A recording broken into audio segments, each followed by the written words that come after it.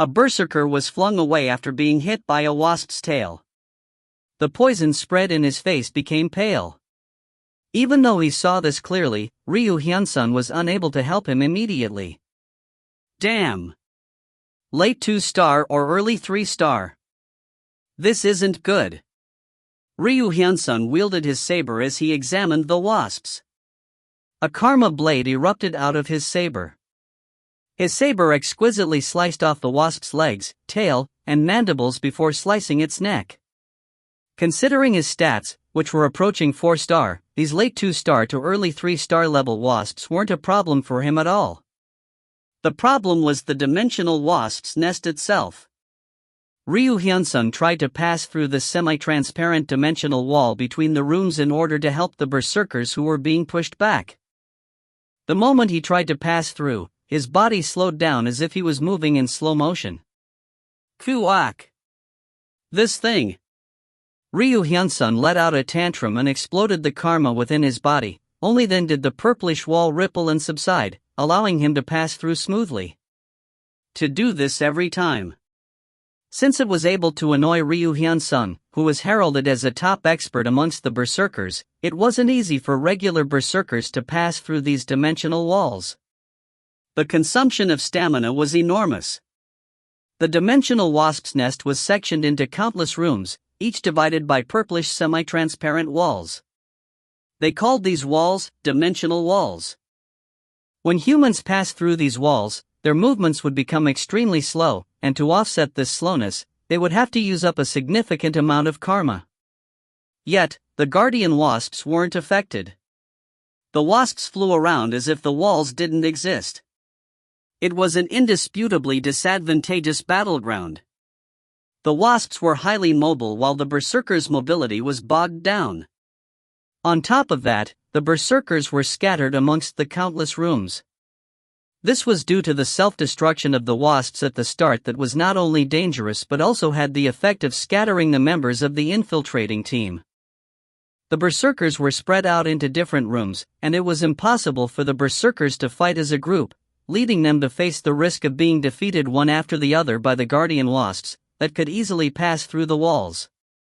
What made the situation even worse was that each guardian wasp was at the level of veteran colonizers, and if they compared their stats, they would either be equal or above normal berserkers. The berserkers were forced to fight these enemies by themselves, unable to support each other. Still, they weren't intimidated. When the guardian wasps flapped their wings, rattled their black exoskeletons and opened their mouths, which split into 10 sections, the berserkers actually became even more vigorous. Come at me, asshole, ... In a pinch, they sacrificed their arms and struck the wasps' necks. Even in moments where they were unable to defend, when their necks were cut, or when they were dying from poison, the berserkers still took down a wasp with them. The berserkers, who had been tempered through countless fights, took at least 3 wasps with them on their road to hell. On their last breath, they would deal one final sharp strike. Quack! Ki-ia!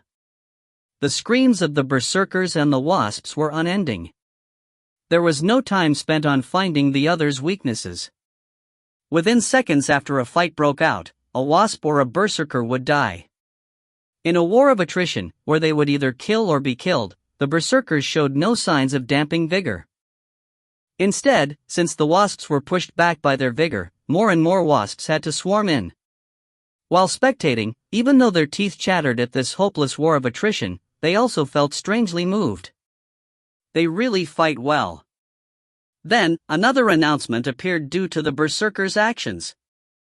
The enemy's defensive line has fallen into a state of confusion.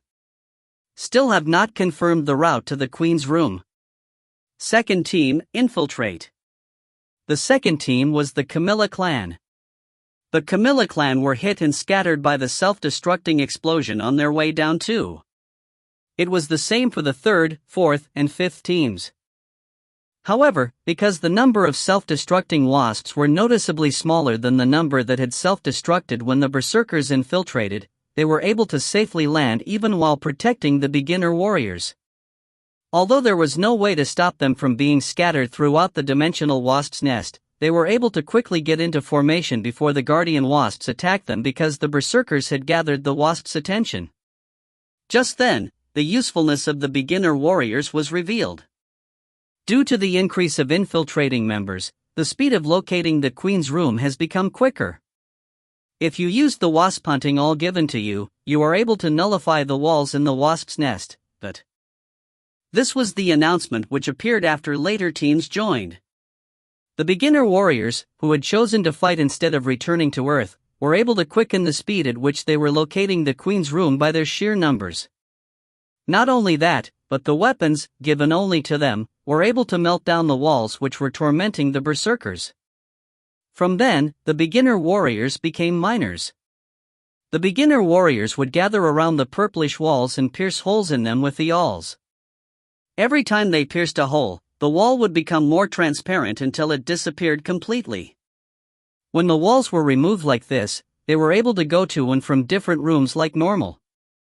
Although it took 20 beginner warriors a minute to remove a wall, it was an essential task for the group battle. By the time the guardian wasps, that were busy with the berserkers, found out about this, the later teams had already gained space and gotten into formation.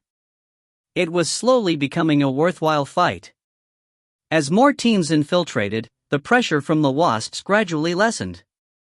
However, it was still an even fight. It didn't look easy to completely push or annihilate the wasps. When the dimensional wasps were at a disadvantage, they would move the fight to regions where dimensional walls still stood. Although they tried their best to push forward and remove the dimensional walls, the fight couldn't help but be dragged out. However, even during these moments, they were constantly deducing the location of the queen's room, and at some point, the location of the queen's room was announced. They learned this information as if they had suddenly remembered something they had forgotten. They suddenly knew where they had to go. The warriors, who had become tired due to the long drawn-out fight, were instantly fired up. Good. Attack. Let's go. In order to create a path to the queen's room, each sovereign placed their veteran warriors in the lead to push the wasps back before sending in the beginner warriors to melt the dimensional walls. PSSHSH. Quack. Gawk. Of course, to resist them, the guardian wasps' attacks became fiercer, increasing the number of casualties. The berserk sovereign, Choi Hyuk, who had been quietly fighting until now, started to make his move. From the start, his objective was the queen, which was why he felt reluctant to use his skills when he was unsure of the queen's location. Even though he saw the deaths of berserkers, he only fought dimensional wasps at a suitable pace, only lending a hand at critical moments. He had not used all his strength. However, now was the time for him to use his full strength. Choi Hyuk suddenly showed off one of the strongest skills he possessed. It was a skill that could melt the dimensional walls without the wasp hunting awls. Instant void annihilation. His sword cut through the air and ripped open a dimensional wall. Let's go. Every time he swung his sword, he would rip open a dimensional wall which obstructed his path. The berserkers, who were feeling greater exhaustion because they had to pass through the walls without the help of beginner warriors, shouted, "Whoa!"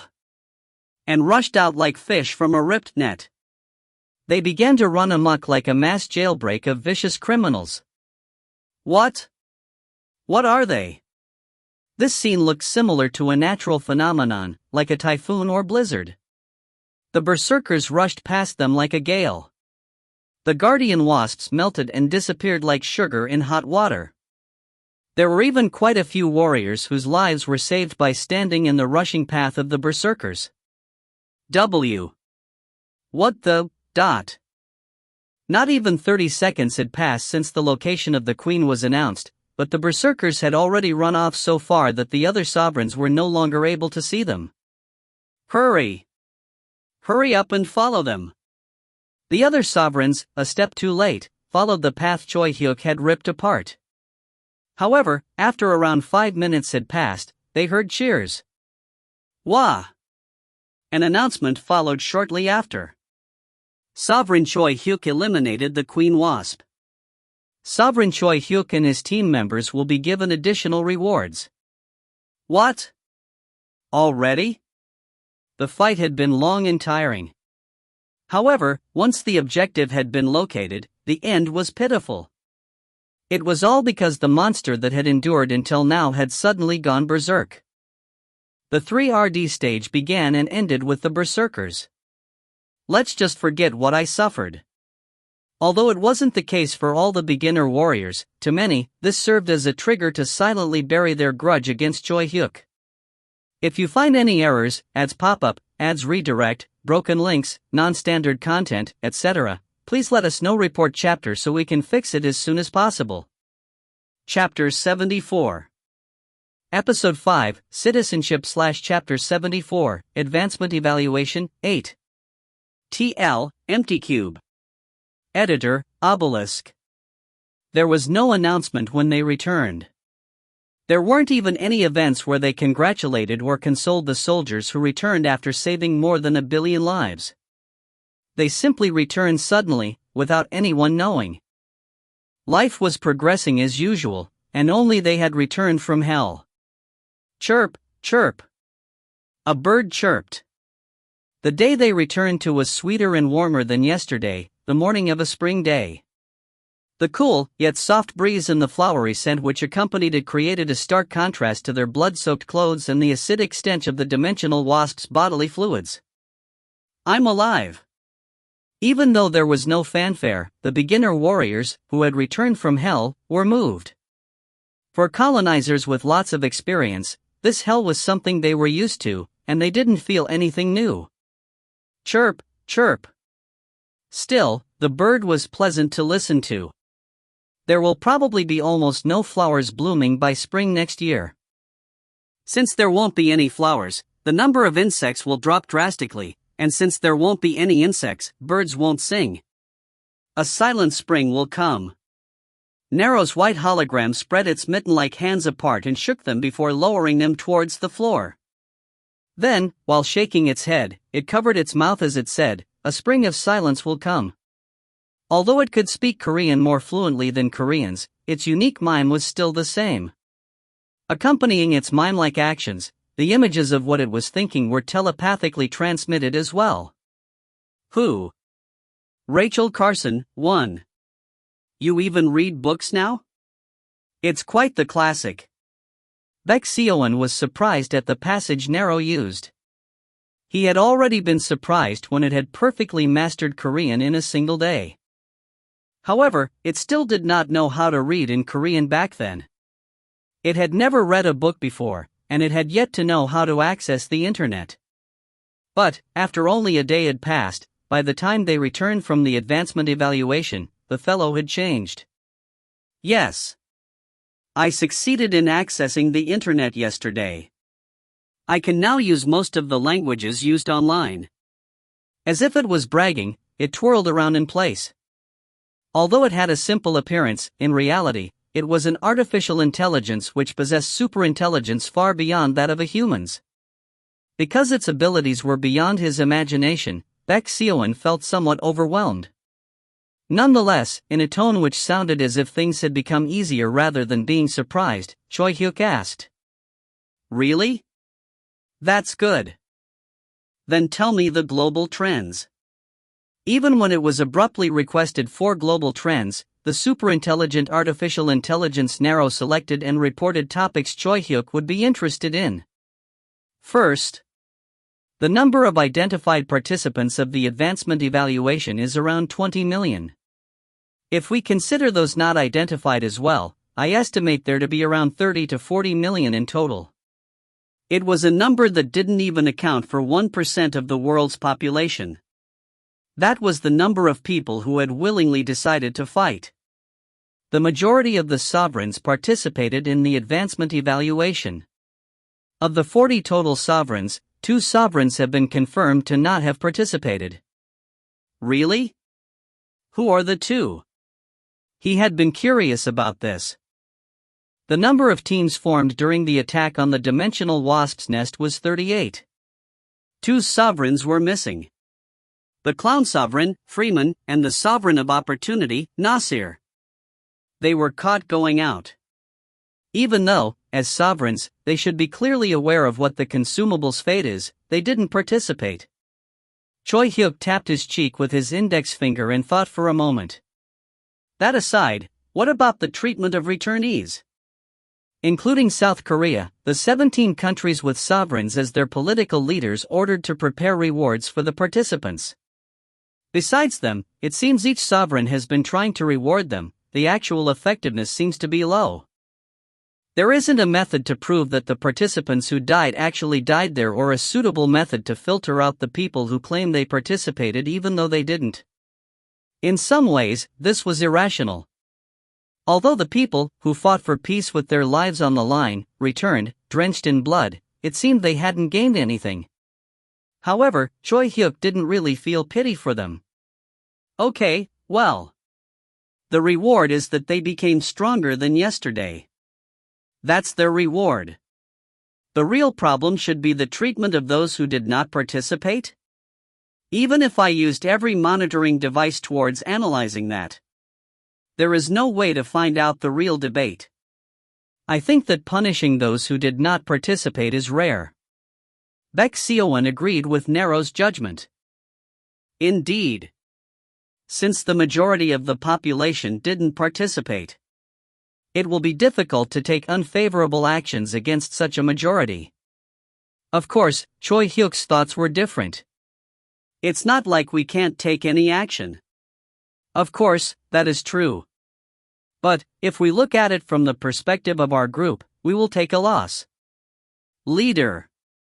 You said that you acted harshly against the beginner warriors already. We are already a small force. If we keep this up, we'll be isolated. Baek Seo-won sounded like he was complaining. Choi Hyuk was silent for a moment before asking Nero. Advancement evaluation. This isn't all, is it? Nero replied. Of course, this won't be all. If I analyze the tests and mission patterns up until now, it isn't. Since the condition this time was the extinction of 1/5 of the non-awakenees, it seems the same test will be repeated 4 more times. Of course, it could end earlier. 4 more times. If we don't set up right laws, then the further along we go, the fewer people will participate. When Choi Hyuk protested to Baek Seo-won shrugged. Or, the veterans, who had already gone once, might be more active. Choi Hyuk thought for a while. The isolation of the berserkers wasn't what Choi Hyuk wanted. From the fight against the eyeless observers not too long ago to the dimensional wasp's nest attack this time, the damages to the berserkers were too large. There were 2,000 casualties. The most and second most losses the berserkers faced until now had actually occurred one after another. The number of berserkers, which approached 20,000 in total, had now been reduced to 14,000. This wasn't the only problem. If we start to crack down on those who did not participate, we will have to start by cracking down on berserkers. It's not like 100% of the berserkers participated. It seems around 40% hadn't participated. It was as he said. There was no way that, just because they were berserkers, they all participated in the advancement evaluation that less than 1% of the world's population participated in. Still, since around 60% of the total members participated, it was a great participation rate, but the fact that 40% didn't participate was true as well. If they blamed them, then there was the danger that the already reduced berserkers would be reduced even further. Baek Seo-won's worry made sense. Choi Hyuk slowly nodded his head. Then, I'll think about this problem a little more. In the end, he pushed back his decision and looked at Nero before asking his last question. But if we pass the advancement evaluation, can we stop the collapse of Earth? Nero slowly shook its head. That's not it. It has already passed the point of stopping. Like I said before, there won't be a spring starting next year. Even if Earthlings succeed in advancing, Earth will collapse. Over the past 2 months, Choi Hyuk grew at a dazzling rate. Important fights continued without rest. The fight against the L tribe, the fight against the Ground Devourer, the fight against the Sovereign of Dark Secrets, Lao Ban, the capture battle for occupying Lao Ban cities, the fight against the eyeless observers, the dogfight between colonizers right afterwards, and the dimensional wasp's nest attack. The combat addict fate had activated without rest, and he had also obtained additional rewards. Because of this, his stats, which had stagnated, were able to increase by 51 points. Choi Hyuk invested these points into his control and stamina. Besides that, his retribution had also been increased for free as a reward for killing the Queen Wasp and establishing trade between colonized lands, among others. Stamina, 359, 3-04. Control, 453, 4-463, 4. Retribution, 400, 4-421, 4. He raised his stamina, which had been stuck at 3-star, up to 4-star and invested the remaining points into control. Choi Hyuk was now aiming for 5-star stats. Once he reached 5-star stats, he would thoroughly straighten out his 3 skills: Instant Void Annihilation, Flaming Wing Dance and Heart Injection. They were skills that were so difficult to comprehend that he had to rely on automatic activation to use them. However, if he could figure out the fundamentals of the skills after gaining stronger control and a higher retribution rank, he felt expectant at the thought of activating the skills with his own abilities and even possibly improving them. How strong would his skills be then? To endure that power, he raised his stamina to a 4-star stat in advance. With just this, Choi Hyuk felt that he had become much stronger than before. 4-star stamina and an almost 5-star control allowed him to use Flaming Wing Dance and Instant Void Annihilation, which consumed a lot of karma, with more ease. Perhaps if he were to face the fight that broke out in Haiwa District again, he would now be able to dominate the battlefield much more easily. A period of rapid growth that followed after stagnation. Yet, Choi Hyuk was unsatisfied. I have to get stronger. Although this was a desire which was carved into his instincts, it was also a characteristic which allowed him to be sovereign Choi Hyuk as well. The mistreatment of beginner warriors this time, the slaughter of the other forces colonizers last time, and even when he killed the Sovereign of Dark Secrets, the reason why he was able to remain as a sovereign was because he never lost. It was because he was stronger than the rest and had always won. If Choi Hyuk showed even the slightest opening, those who held a grudge against him would swarm to him like bees. Because of this, Choi Hyuk had to be stronger than anyone else. Of course, he himself didn't calculate all this. Due to Baek Seoin's dissuasion, he decided to think about officially punishing non-participants a little longer. However, the more he swung his sword, the more his mind became set. Who? Steam rose from his body. He tried to control the Flaming Wing Dance skill, but he failed today as well. However, while he was training, his mind became more simplistic. I can't leave those who don't fight alone. Various side effects? What if there were? If a problem comes up, I just need to get that much stronger. Although Choi Hyuk always trusted Baek Seoin's judgment, he needed to uphold the identity of the organization he led. This wasn't a problem others could decide, but a decision he alone had to make as the sovereign. Choi Hyuk, who had finished training in the training area arranged inside Nero's spaceship, had hardened his mind. The moment he stepped out of the training area, Nero appeared in front of him. Leader. The second advancement evaluation has started. The reason why he was surprised was, what? What about me?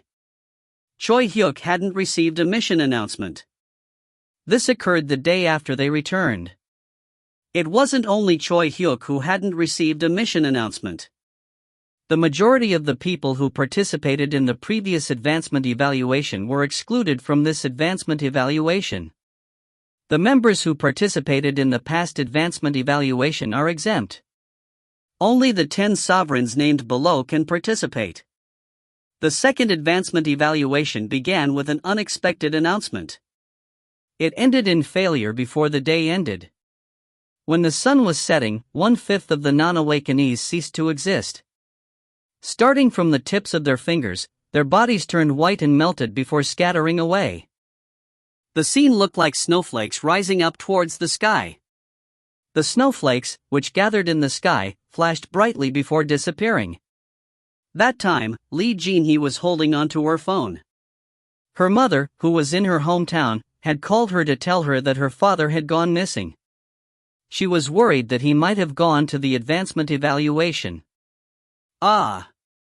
Really, you Lees need to fix your tempers. You and that man, why do you guys always lose your tempers and go out? Even if we don't do it, others will take of it on their own.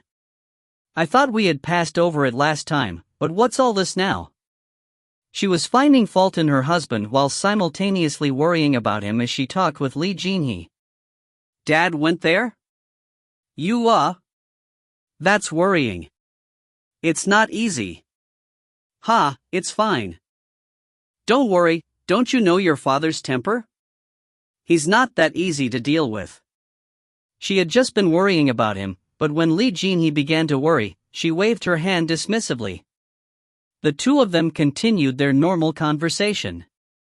However, not long after, Lee Jin-hee's mother saw her fingertips turn white as they melted and scattered like snowflakes. What's this? Why is my hand? What? Mom? What's going on? Why does your voice sound like that? Lee Jin-hee asked when she felt something was wrong in her mother's voice. At the same time, a telepathic message sent by Nero entered her mind. It looks like they failed the second advancement evaluation. There is a phenomenon where people are evaporating throughout the world. Images of people's bodies fading away like snowflakes appeared from the message Nero sent. They were videos taken by surveillance cameras in the streets, subways, and elevators. Lee Jin-hee became astonished. Mom! It's not you, right? Mom! However, Lee Jin-hee soon heard a strangely resigned voice. It seems my time has come. I never thought this would happen to me. Daughter, are you alright? Jin-hee, you're alright, right? I'm fine. Mom! Where are you? I'll go right now. It's a relief you're okay. I'm only worried about that man. Whether he's alive or not. That was the last phone call Lee Jin-hee shared with her mother. Lee Jin-hee lost both her parents that day. Although she learned that her father died on the battlefield a few days later. Lee Jin-hee's body trembled in rage. Perhaps failing the second advancement evaluation was inevitable from the start. The ones who willingly chose to fight had already gone. On top of that, only 10 sovereigns, who could organize and lead the people, could participate. The test devised by the Exalted Wings was cruel. The soldiers, who fought for a cause, couldn't take part multiple times, and it wasn't like the soldiers who fought in the first advancement evaluation received any special benefit. Some families, who hadn't fought in both tests, were fine, whilst Lee Jin-hee's parents had passed away even though she had played an active role in the first advancement evaluation. Conditions which supported Choi Hyuk's strong views were being established. At the same time, there would be inevitable friction between colonizers whose non-awakened family members had not participated in the fight and other awakenees. One of the Exalted Wings asked. However, isn't it a loss to annihilate 1/5 of the population to take out only one-dimensional wasp's nest? We never know if there are soldiers with outstanding talent amongst them. Another Exalted Wing replied. We may never know.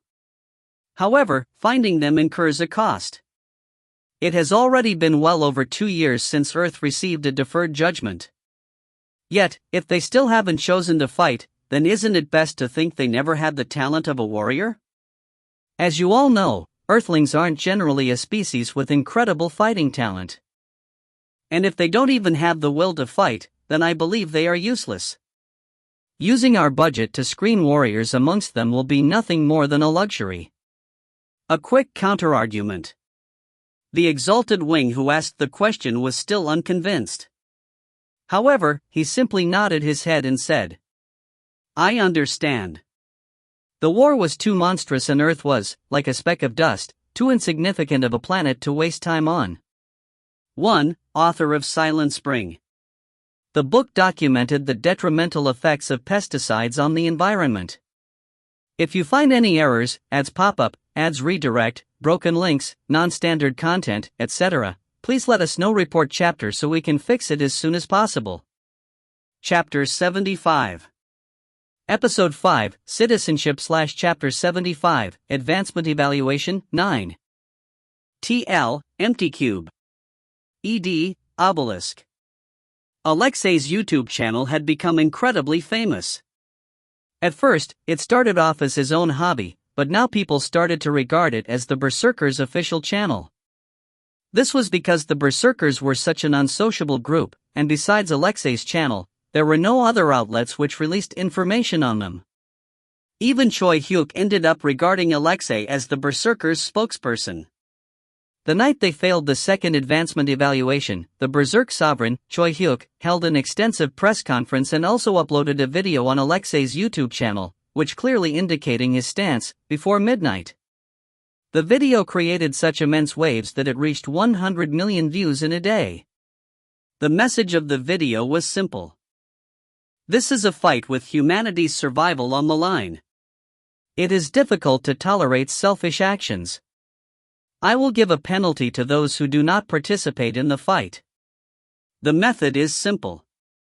All citizens and colonizers of the Berserkers' cities, Baralolian, Spartois Fortress, Grassland Castle, Jiu, Pyongryu, Wanwu, and Yeshur, will assemble at their city square by noon tomorrow starting now. Remain there until all advancement evaluations have ended. We will use a recording medium and mobilize people to identify those who did not participate in the advancement evaluations from now on.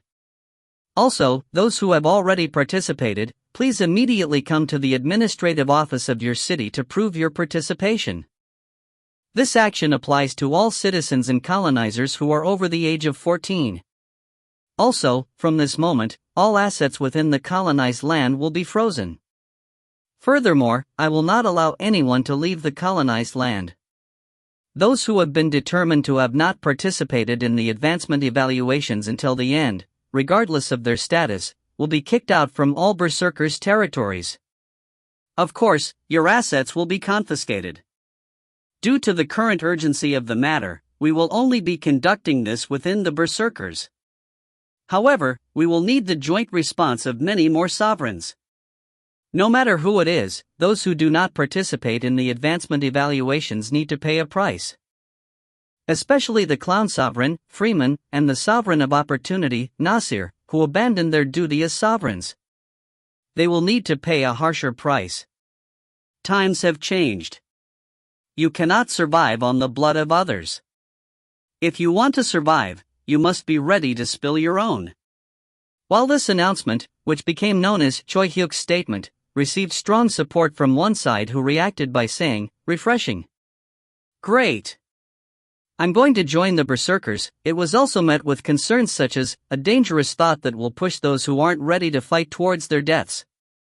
A fierce dispute erupted. Whether it was on Earth or in the colonized lands, whenever people gathered, they would always get into a heated discussion about this issue. The purpose of Choi Hyuk's decision was clear.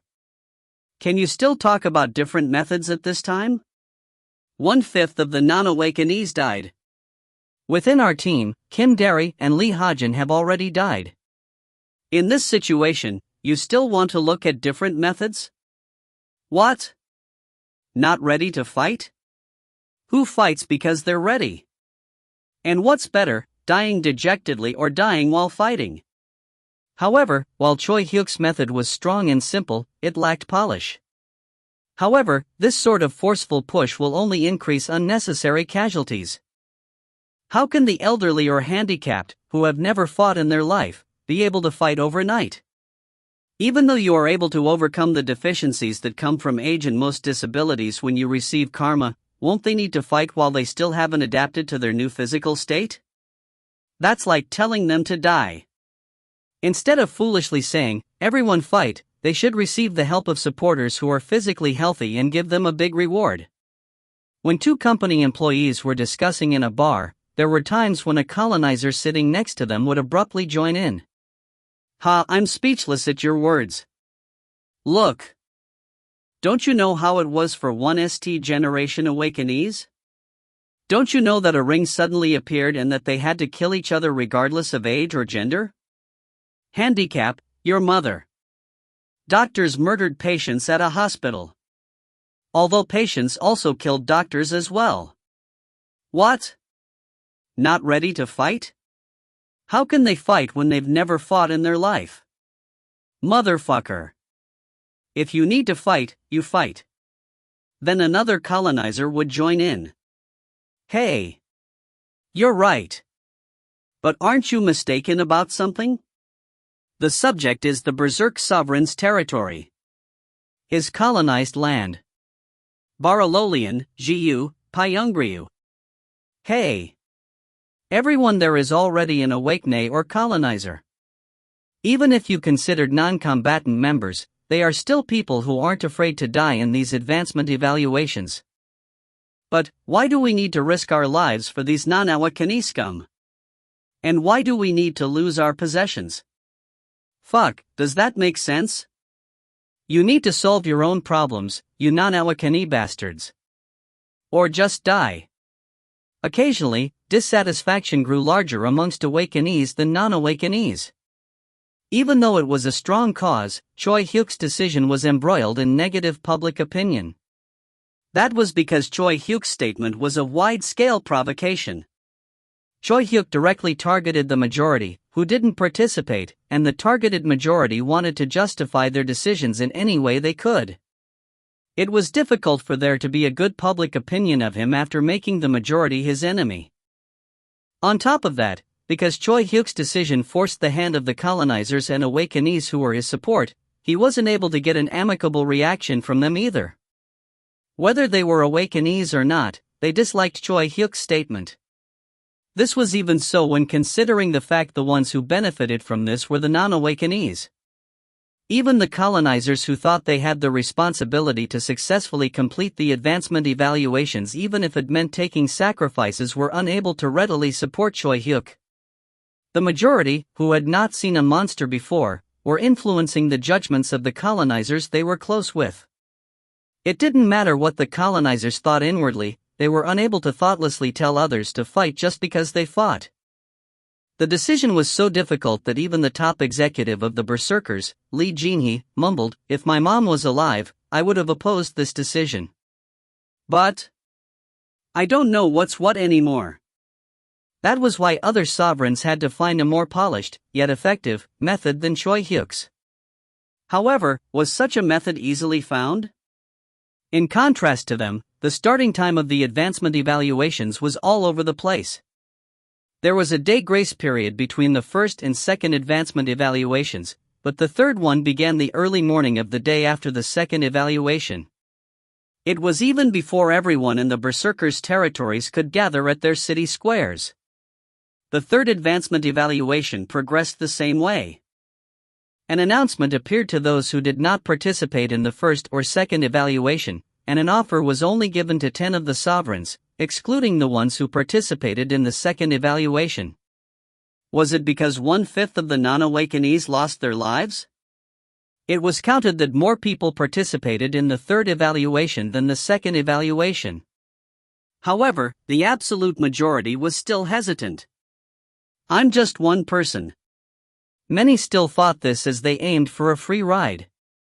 There were even some who held baseless confidence that they would be able to survive this time as they had survived the first 1/5 probability. In the end, that night as well, they failed the advancement evaluation. It was better than the second advancement evaluation. That time, they weren't even able to go beyond the 1st stage, dimensional wasp's nest boundary region before the majority of people decided to return. Because the number of participants was unconditionally small, they failed to deteriorate the growing wasp's nest. This time was much better since they were able to attempt the 2ND stage. However, they were unable to go to the end. With the 3RD stage left, everyone returned. It was because they didn't have sufficient soldiers remaining to aim for the Queen Wasp. The only reason why they were barely able to attack the 1ST and 2ND stages was because the Sovereign of Paradise, Camilla, who had participated twice, and her clan members fought hard and didn't give up until the end. The number of warriors who participated in the evaluations was still too small, but the Camilla clan fought with all they had, and the beginner warriors were influenced by them and fought fiercely as well. It was to the point where each beginner warrior attacked more than 10 times. However, ironically, the desperate fight caused their already small troops to reduce even further, and the attack eventually failed even after taking immense losses. The night sky, containing snowflakes left behind by the non-awakenees who ceased to exist on Earth, was beautiful. Frustrated, Choi Hyuk was about to go out on a walk. Ah! From the hair of a passing person, inside a passing car, and above buildings, white snowflakes flew up like a snowstorm. People disappearing, scattering without a sound. More people died. At least 1.2 billion people. All in an instant. Choi Hyuk was depressed. Life and death. There were scenes he recalled whenever he thought of these words. He didn't know why, but he thought of the last smile young Minji showed him, the Maranya Park incident where he bawled while hugging his mother's gravestone, and the funeral that day which still felt unreal to this moment. At times, he wouldn't feel anything when he killed another person, but at other times, the person's dying figure seemed so sudden and painful. Choi Hyuk held one of the gently rising snowflakes in his hand. The snowflake passed through his hand as if it didn't exist. It was pure karma. It was the purification of karma which had been accumulated over long periods of time by natural beings. Only, it wasn't the life of one being, but his father's father's father, and his mother's mother's mother. The decisions made through the accumulation of billions of years of crying, laughing, deception, and more deception. That was karma. In other words, when a living being died and its karma was scattered away, it didn't simply mean the death of one life. The billions of years it took for that living being to be born, the history of his ancestors which had never been broken since being a single-cell organism. It meant that the genealogy of their evolution was erased. The reason why Earth was dying wasn't simply because the ground was drying up. Earth was burning its history to give humanity the strength to fight against the monsters. Earth would disappear. Forever within the endless loop of cause and effect that is karma, as if it never existed in the first place. Choi Hyuk didn't know all this in his mind, but he could somehow feel it. As his retribution increased, and he could more sensitively sense karma, he instinctively realized that the extinction of the non-awakenees was something more saddening than death. Then, as he was walking absent-mindedly, something small and warm slipped into Choi Hyuk's left hand. "There's no way you're alright, right? When did she appear?" It was Flame Rain. Choi Hyuk didn't grab her hand nor did he shake her off, he just halted, vacantly. Choi Hyuk stood still before abruptly asking. "This is a best 3 out of 5, right?" "Probably?" Choi Hyuk shut his mouth in frustration. It was as Nero predicted. 5 evaluations, 1/5 of the non-awakenees each time. The current score was 1 win and 2 losses. This meant that they absolutely had to win the next one. However, there was a problem. Would Choi Hyuk be given the opportunity to participate in the next evaluation? Also, even if he was given the opportunity, would he be able to pass through the 1ST and 2ND stages? The 1ST and 2ND stages were games they needed an absolute advantage in numbers for. The burden was heavy as that wasn't something he could accomplish with his own power. He was crazy for revenge. Unfortunately, in the end, he was unable to do everything by himself. For it to be this hard to get rid of their consumable's fate, he felt a sense of shame. Why is it that the exalted wings don't distinguish between the families of those who participate and those who don't when ceasing their existence? If it's like this, there isn't a big merit in participating in the fight. Instead, the participants faced the risk of losing their lives in the fight as well as losing their family. Choi Hyuk expressed his frustrated thoughts to Flame Rain. Flame Rain only slightly held his hand before letting go. That's because the test you are taking is a qualification test on becoming a member of the alliance. So, a citizenship. It's not a problem of who's strong or weak, but a qualification test of whether you are existences who can develop alongside the alliance in the long run. The treatment you described just now is more fitting of consumables, not citizens. You fight. Or else I will kill your family. Those who move because of these threats cannot be seen as equals. The alliance wants those who judge for themselves, without the need for threats. A person who says, even though there isn't an immediate benefit, if I judge that I need to fight, I will willingly fight. That is what the alliance is testing right now. Choi Hyuk was silent. Indignation rose up from inside. Why are you the one testing that? With what right? Have you ever proved your qualifications to us? Flame Rain inspected his expression and continued. Is what they say. I don't know much either. I don't like it as well. She turned her gaze towards the sky where the karma snowflakes shine white. Isn't it pretty? Purely refined karma. The history of one species. Remember, they are much more powerful than you think. An incredible power that melted the endlessly growing dimensional wasp's nest within a dimension in an instant. A power that would still have a lot left over after that. Then she turned her gaze towards Choi Hyuk. The flames which covered her face had, at some point, faded away and disappeared. If it's you, you might be able to produce a true flame. Her lips smiled, though her eyes were sad. Blaze. With those words, Flame Rain was engulfed in flames and disappeared. They were familiar flames. It looked similar to the skill Choi Hyuk had endlessly been practicing to control more finely. Flaming Wing. However, it was a true flame, purer and clearer than Choi Hyuk's, writhing with its own living will. If you find any errors, ads pop up, ads redirect, broken links, non-standard content, etc., please let us know. Report chapter so we can fix it as soon as possible. Chapter 76. Episode 5, Citizenship / Chapter 76, Advancement Evaluation, 10. TL, Empty Cube. Editor, Obelisk. The second extinction occurred.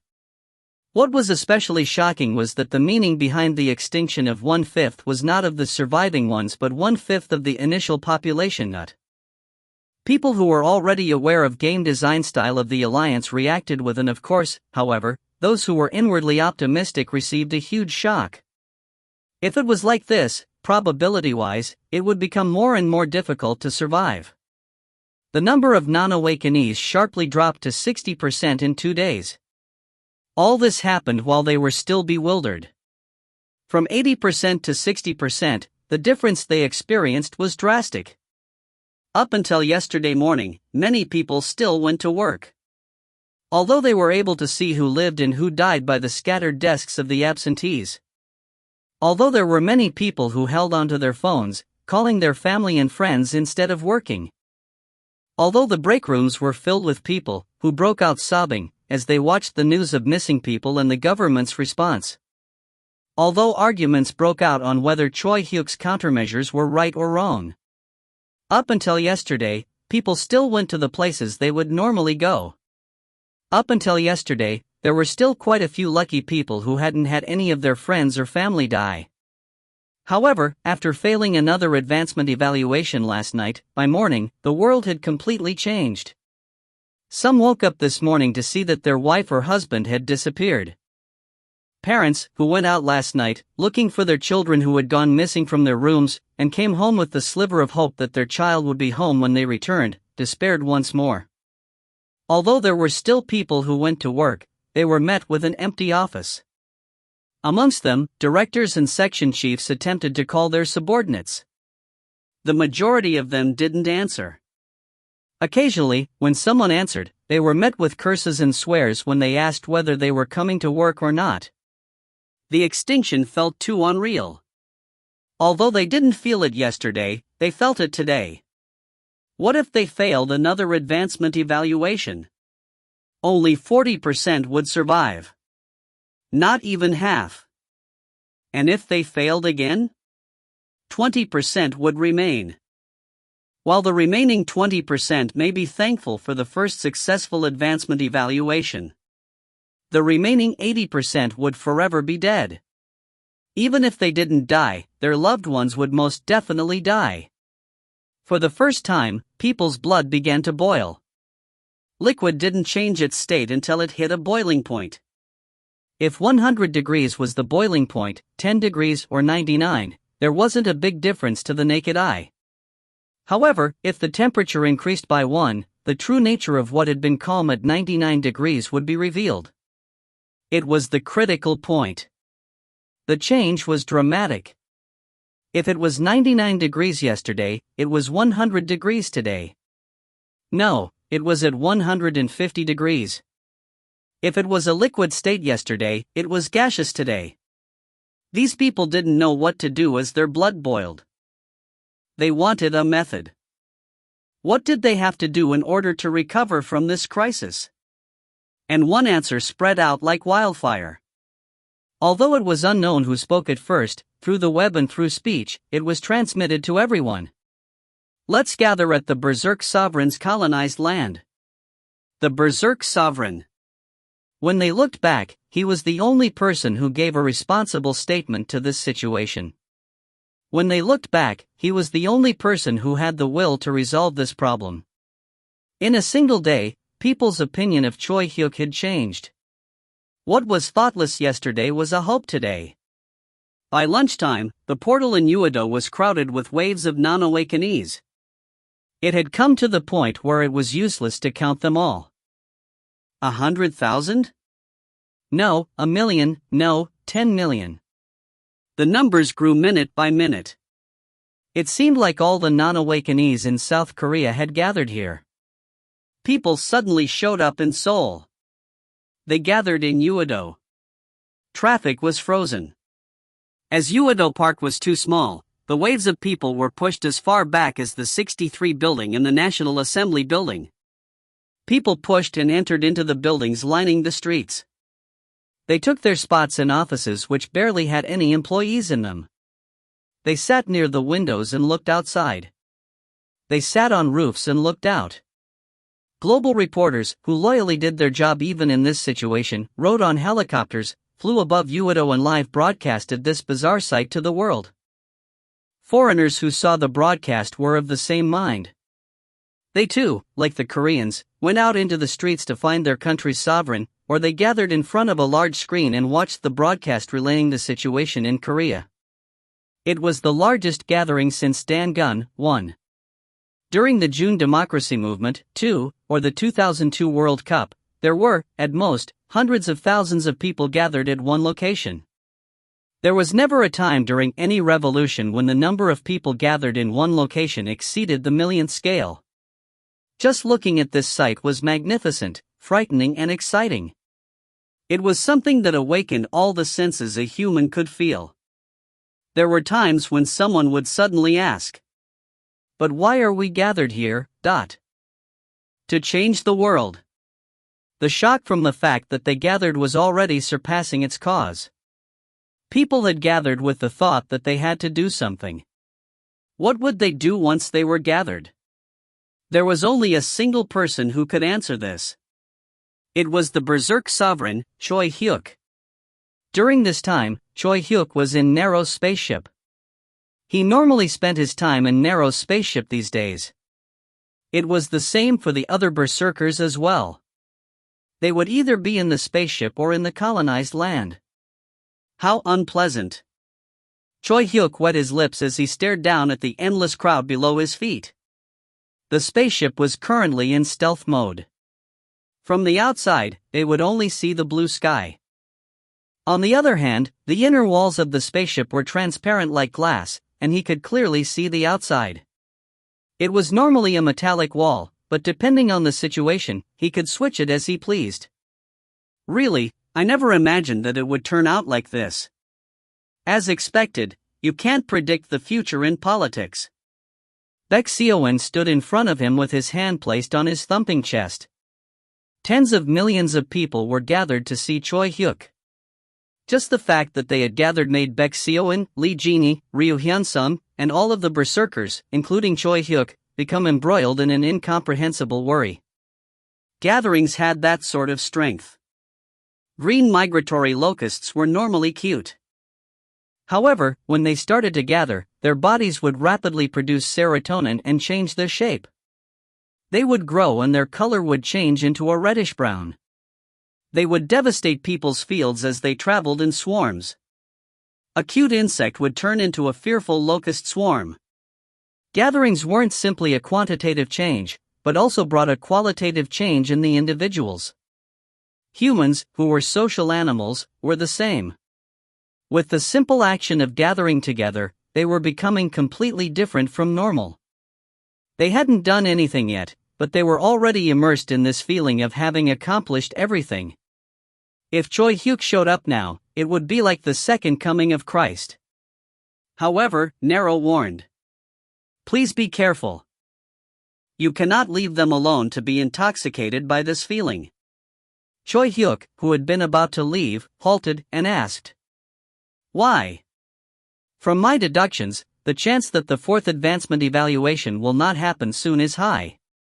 They are going to test the humans. From what I've investigated, humans are outstanding at gathering, but at the same time, have the characteristic of being unable to maintain such a large gathering for a long time. In a short while, the crowd will disperse. Also, the more intoxicated they become from this feeling, the greater the dejectedness would be once they disperse. Ah!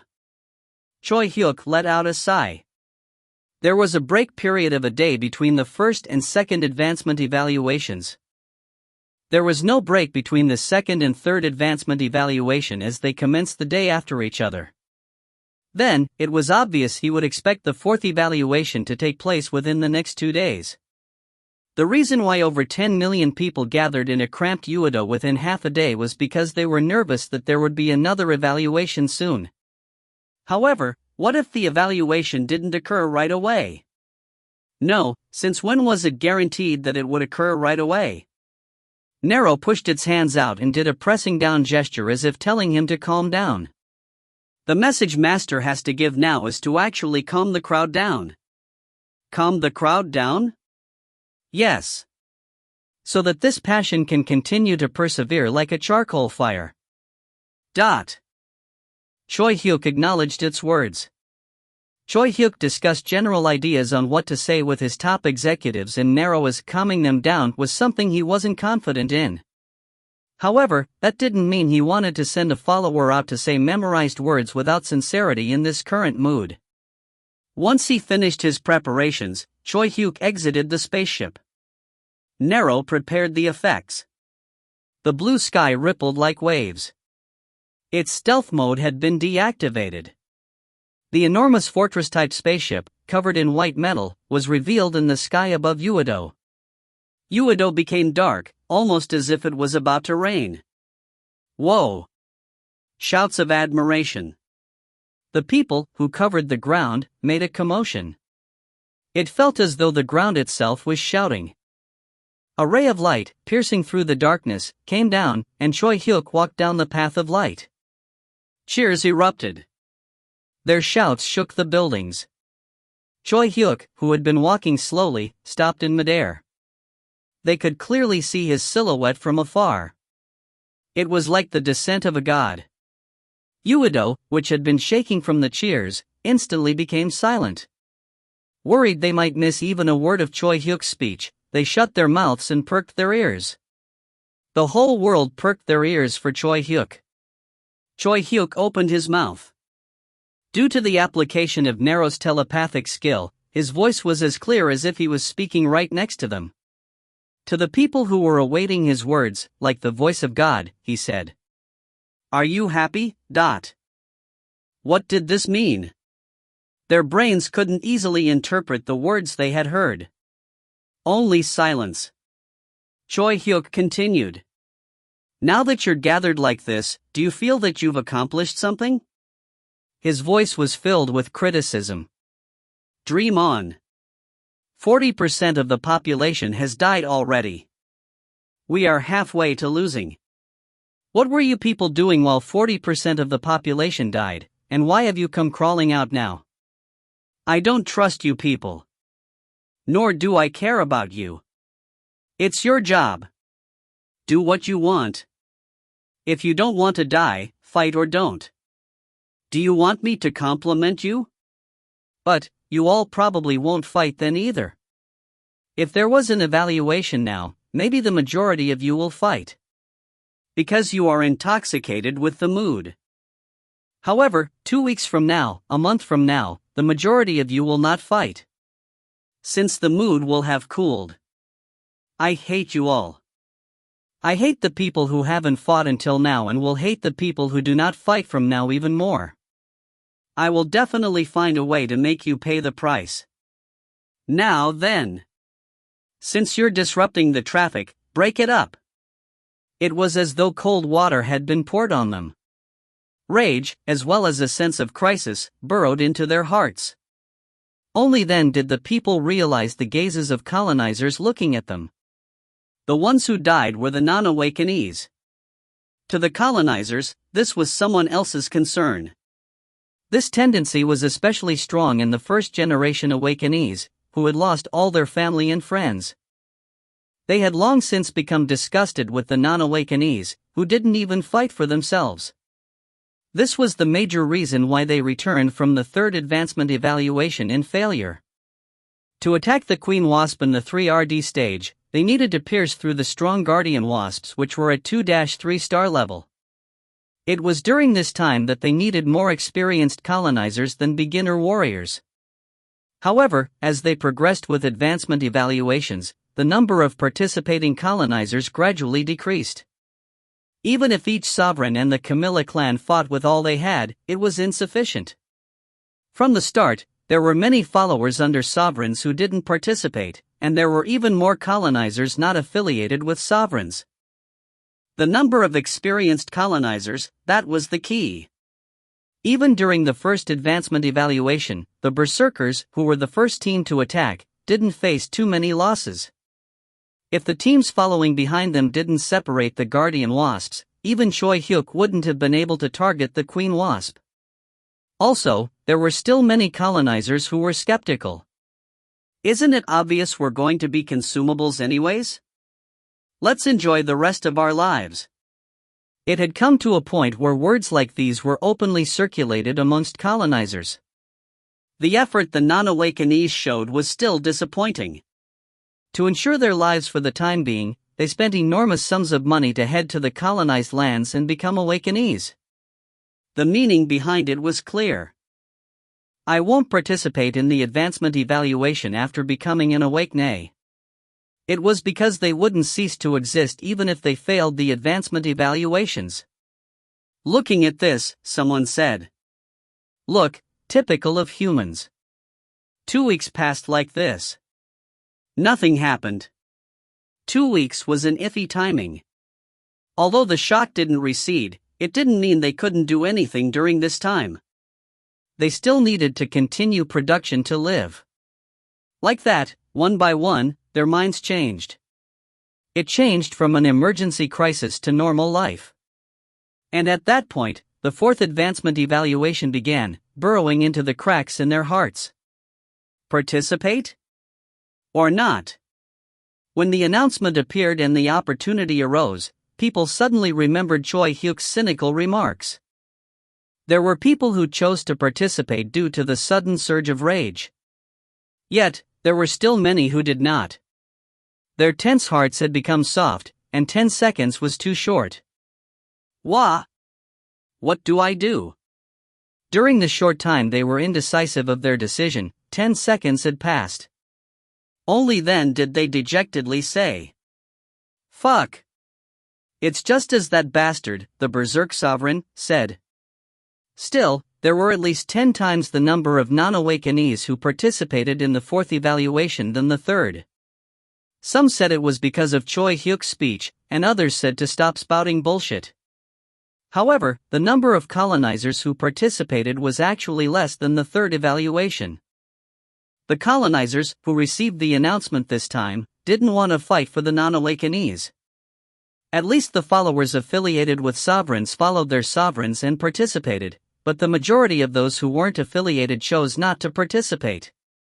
It was more so because the colonizers, who were willing to fight for the non-awakenees, had already fought during the first, second, and third evaluations, and so the ones remaining were those who had consistently chosen to not participate. In the fourth advancement evaluation, the one known as the strongest, Choi Hyuk, participated. Even still, many predicted they would fail. What's the point if there are a lot of non-awakenees? No matter how berserk the Demon King runs around, they won't be able to attack the 3RD stage with that many colonizers. If they attempted the 3RD stage with a noticeably smaller number of colonizers, then well, the beginner warriors will just be annihilated. How can no star awakenees fight 2-3 star monsters? However, that evening, people witnessed a countless number of survivors. Many beginner warriors survived and returned. Also, no one ceased to exist that day. The keywords, Berserk Sovereign, Demon King, Choi Hyuk, Flames, were plastered on portal sites. 2 wins, 2 losses. It was a dramatic draw. 1. Dangun, the legendary founding father of Gojoseon, the first ever Korean kingdom. This is basically saying that it was the largest gathering since the inception of Korea. 2. June Democratic Movement was a nationwide democracy movement in South Korea in 1987. If you find any errors, ads pop up, ads redirect, broken links, non-standard content, etc., please let us know. Report chapter so we can fix it as soon as possible. Chapter 77. Episode 5, Citizenship / Chapter 77, Advancement Evaluation, 11. TL, Empty Cube. ED, Obelisk. During the 2 weeks without an advancement evaluation, Choi Hyuk spent his time thinking about fire. What was fire? Fire symbolized wisdom, it symbolized virtue that could not be hidden when one attempted to. It also symbolized enlightenment, but at certain times, it also stood for humanity itself. At the same time, it meant destruction and annihilation as well. What was fire? The 4 states of matter are known as solid, liquid, gas and plasma. Some say fire is plasma while others say that it isn't. Fire was something so close that it defined humanity, but was difficult to comprehend. If it was instead light rays or a lightning strike, he felt he would be able to describe it somewhat, but when asked what fire was, his mind would become complicated. Just what was fire? Was it matter? Or was it simply only a heap of heat and light? If fire was matter, where would it fall between solid, liquid, gas and plasma?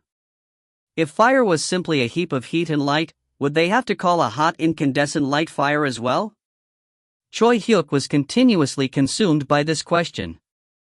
The skill Choi Hyuk was training, flaming wing dance, was something he couldn't control by himself and was a high-level skill that he couldn't comprehend.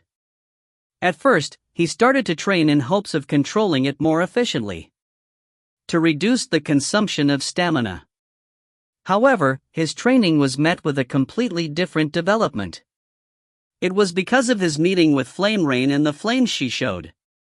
Her flames were purer and clearer, and above all, tenacious. Choi Hyuk was captivated by this new revelation. Why are her flames and mine different? What made the difference in flames? Just what were flames? Choi Hyuk had no choice but to first start with the fire he saw in nature before expanding beyond. The fire Flame Rain and Choi Hyuk used wasn't something that existed by burning matter but rather by burning karma, the retribution of living beings. Then, it became more complicated. What is fire anyways? Then just what is karma burning fire? It was a completely different kind of training. The training Choi Hyuk had done until now was that of looking, sensing, and trying. If he saw it, he could get a sense of what was going on, and depending on the sensation, he could try it out. His entire training regime was centered around constantly practicing until he became used to the skill and improving on it. It was training comprised of his instincts and physical body. However, the training this time demanded contemplation and enlightenment. What is fire? What is karma burning fire? To find the answer, he had asked Nero, Baek Seoan, and Lee Jinhee. It had been his first time asking someone else about his training. Nero restrained from explaining karma. I'm not sure. Karma isn't something that falls within the logic of science. It is hard for an artificial intelligence like me to explain, since it is subjectively similar to a feeling. Instead, try asking humans, who can generate and control karma, what they think fire is. Only, the entire population will probably describe the natural phenomenon they call fire. What is fire? The reason why the true nature of fire is so confusing is, the phenomenon known as fire is actually an accumulation of various different essences rather than of a single one. An accumulation? Yes, it's like a guitar performance. Guitars are made up of their body and strings, correct?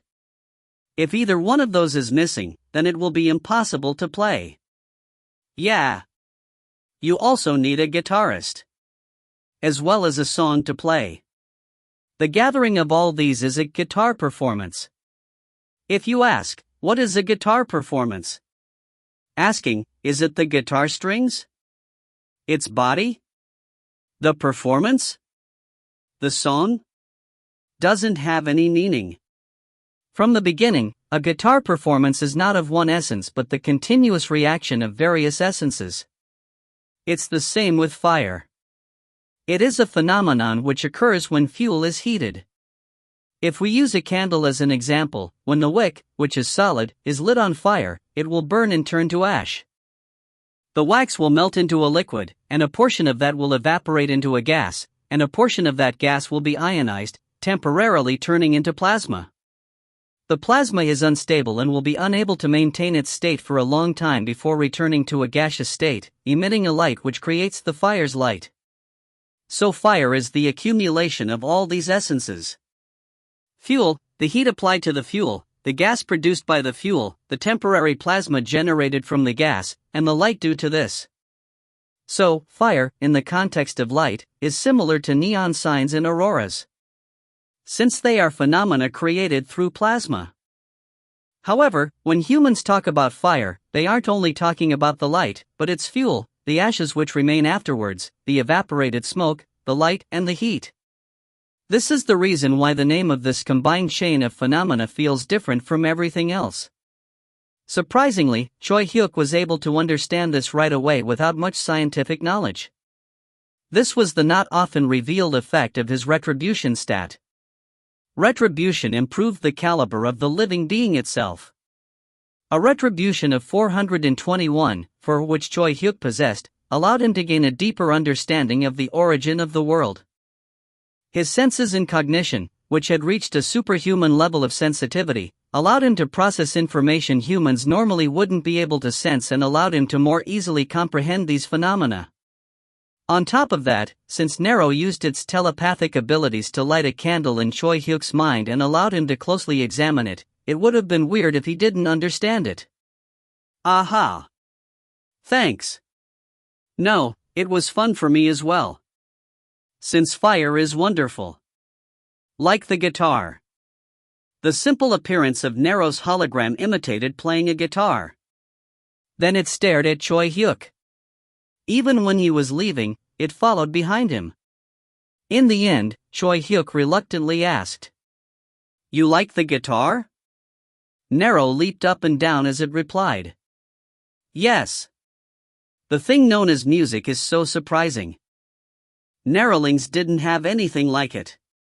Since they didn't communicate through sound. Perhaps they may not have felt anything even if they heard music. But, for some reason, I, the artificial intelligence which they created, can appreciate it. So I know that music is a marvelous culture of the Earthlings. I like all instruments. However, at this moment, I like the guitar the most." Then, it stared at Choi Hyuk again. Feeling a strange pressure, Choi Hyuk asked, "Don't tell me, you want one?" Nero leaped up and down. As expected, it wanted one. Choi Hyuk was taken aback. "You can just make one instead." Nero's spaceship was the last heritage of a highly advanced civilization. Of course, it had the ability to create any object which existed on Earth. However, as if it found Choi Hyuk's words absurd, it exaggeratedly shook its head and arms before saying, "Ha! How can it compare to a handcrafted instrument made with the heart and soul of a master craftsman?" This was the reply of a certain artificial intelligence that loved analog items. Choi Hyuk, who had promised to buy Nero a guitar, went to find Baek Seoin and Lee Jin-hee this time. What they thought about fire was a level simpler. "Are you talking about fire? Isn't it something that spreads as it burns?" "Fire? It's incredible. It's bright, and when you approach it, it's hot. When you touch it, it hurts like stinging needles and gives off a scent. But leader, the advancement evaluation is really taking a long time to start. Don't tell me no one participated again? Ha! I really don't like it." These replies didn't directly help Choi Hyuk. But it became a chance for Choi Hyuk to look back on it himself. What do I think fire is? To him, fire was destruction. Something that burned everything. Killed everything. Brought pain. Perhaps it was because of this, but the flames he burned felt somewhat heavy. Instead of burning, it felt like he was smashing things with fire. On the other hand, the fire flame rain showed him was light, yet strong. It possessed the power to penetrate through any strong material and lightly burn it. After long contemplation, Choi Hyuk was finally able to realize what fire was. Choi Hyuk had thought that fire was simply heat until now. So he could melt his opponents with this heat. Because of this, his fire didn't comply with his will. This was because the true essence of fire wasn't heat. Nero's words were right. Fire was a series of processes. It was a continuous reaction which changed the state of materials. This meant that fire didn't stop and was continuously changing. Light and heat as well as their byproducts, the result of which was fire. Its essence was the simultaneous coexistences and changes of states itself. The more states it included and the more dramatic its change was, the more destructive the result would be. If I want to manipulate fire, I need to focus on the effects and changes of these essences instead of its destructive power. But like how he needed to grab his collar instead of his shirt to take it off, and how he needed to grab the handle of a fan and shake it open rather than opening each and every fold. When he realized this, Choi Hyuk's flames evolved. These flames first made their appearance during the 3RD stage, Wasp's Nest Inner Region of the 4th Advancement Evaluation. The 4th Advancement Evaluation. When they were about to start the 3RD stage, the atmosphere felt hopeless. There were simply too few experienced colonizers remaining. During the 3RD stage, the beginner warriors played a supportive role. No matter how many there were, it was useless with only them. Many sovereigns felt that it was better to retreat rather than causing needless sacrifices. Will a billion people die again? Are humans consumables as expected? Although they hated it, their strength was insufficient. They despaired. The speeches began within this heavy silence. Choi Hyuk was the first to start speaking. Like always, he didn't have retreating on his mind this time as well. He simply issued the order in which they would infiltrate. The first to infiltrate will be me. Next will be the berserkers. After that, do what you want. Then he really jumped down towards the dimensional wasp's nest by himself. As if he didn't care whether they followed behind him or not. Everyone thought he was crazy. PSSSSH. Voom. The dimensional wasps densely gathered towards the falling Choi Hyuk. Each one was a monster at the level of a veteran colonizer.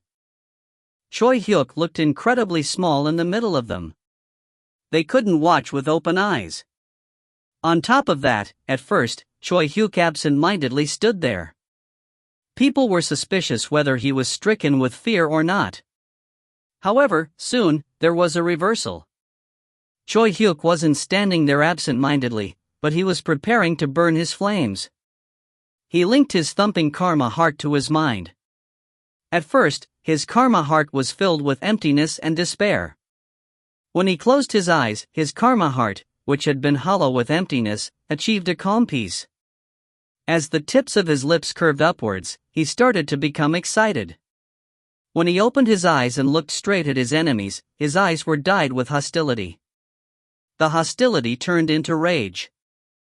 The rage then turned into madness, and the madness left behind ashes, returning back into emptiness and despair. It was a sequential change, but at the same time, it was a simultaneous change. His karma heart simultaneously went through emptiness, despair, peace, joy, hatred, hostility, rage, and madness as it changed into each one in succession. Karma boiled. No, it burned. Flaming wing dance, Choi Hyuk style. His flames, which started in one corner of the dimensional wasp's nest, spread endlessly. It was different from Flame Rain's clear flames. His distinctive scarlet flames, which looked like gushing blood, burned the wasp's nest as well as the dimensional wasps. The dimensional walls, which divided the dimensional wasp's rooms, melted down. They shriveled up. The nest itself let out a scream. This wasn't the flaming wing dance which had been deteriorated to the 4-star level. It was a true flaming wing dance which Choi Hyuk, who had become enlightened in what fire was, created. The purification of the essence of karma flames. You have attained a deep understanding of karma on your own. Retribution increased by 30, free karma points increased by 40. Ki-ia. The wasps let out a scream the onlookers had never heard before as they died. Victory was decided that moment. As expected, the Berserk Sovereign did one for us. When Richard, who had been inwardly anxious, heard that they won the 4th advancement evaluation, he clenched his fists. It was the moment where, if they weren't careful, all his preparations would have been for naught. Now, if it's a best 3 out of 5. It will start soon? Richard thought. If it was a best 3 out of 5, then there was one more evaluation left. If they were in the middle of testing humanity, then when would humans reveal their weakest point? In Richard's mind, that was now. The moment they were drunk with victory. It hadn't even been 2 hours since the 4th advancement evaluation ended when the always insincere announcement woke those who were asleep up and awakened those who were drunk with alcohol. Advancement evaluation. Same as before. Participate? Or not? Richard smiled. I knew it. It had already been a long while since he had finished his preparations. The moment he had a hunch they would lose the 2nd and 3rd advancement evaluation, Richard put everything on the final evaluation. He used both carrot and stick methods. He gathered experienced colonizers and promised them benefits within his colonized land. He persuaded the sovereigns who had yet to participate and rallied the non-awakenees within their groups before promising them suitable benefits if they cooperated. On the other hand, he quietly purged those who did nothing but speak negatively and had a lukewarm response to participating. Also, he requested to all the cooperators, excluding the sovereigns. You will not participate in any of the evaluations. We will risk it all on the final evaluation.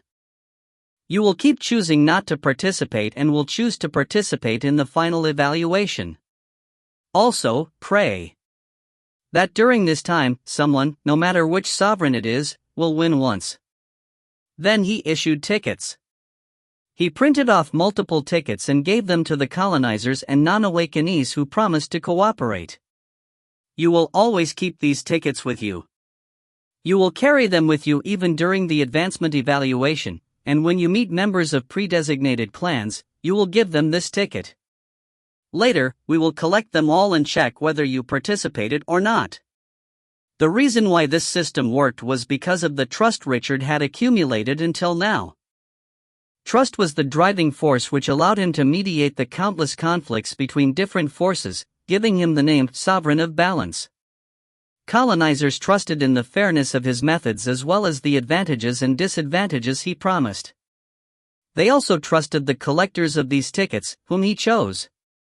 Although it was completely different from Choi Hyuk's method, the method Richard used to gather strength may perhaps have been the most ideal and natural method for humans.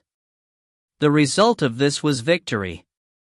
Choi Hyuk, who had returned from the 4th advancement evaluation, heard the news of the 5th advancement evaluation victory after he woke up.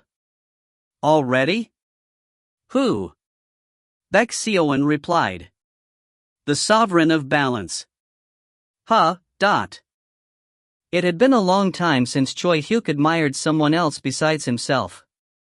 The place where enormous stone slabs gathered, the brain of the Flame Wing Alliance. The exalted wings were discussing new information. The humans have passed the advancement evaluation. We have to grant them citizenship. However, if you look at the process, it is hard to say they were united. In reality, wasn't it a success created by the strength, coercion, or conciliation of individual sovereigns? That is correct. The result was a victory, but there is a problem with the process. Although there were individuals who showed power beyond our expectations, we cannot grant them citizenship because of this. Amongst 5-star experts, so many species are still consumables. You say strange things. If we decided to go with the advancement evaluation from the start, then it is only right we accept the result of the advancement evaluation. I worry that the standard for granting citizenship is getting more difficult as days go on. If we don't respect other species as karmelings like us and use them as tools, how are we different from monsters? I am not saying we shouldn't grant them citizenship. I am only suggesting to limit their rights. Earthlings are a species that will not be able to function properly without an outstanding sovereign. Also, we observed that they cannot unite if there are too many sovereigns. Following this, I request we limit the number of sovereigns who can represent the Earthlings. We need to only acknowledge 3 sovereigns to have the political rights and right of passage as members of the alliance. Sovereigns besides them. Even if, in reality, they possess an occupation as a sovereign, we cannot acknowledge them as representatives of Earth as per the alliance's principle. 3 is too few. It's not like the number of Earthlings is small, we cannot reflect their will with only 3 people. It makes no sense to restrict a species' potential for our own convenience. Then let's go with 7 people. The decision of the exalted wings was normally very quick.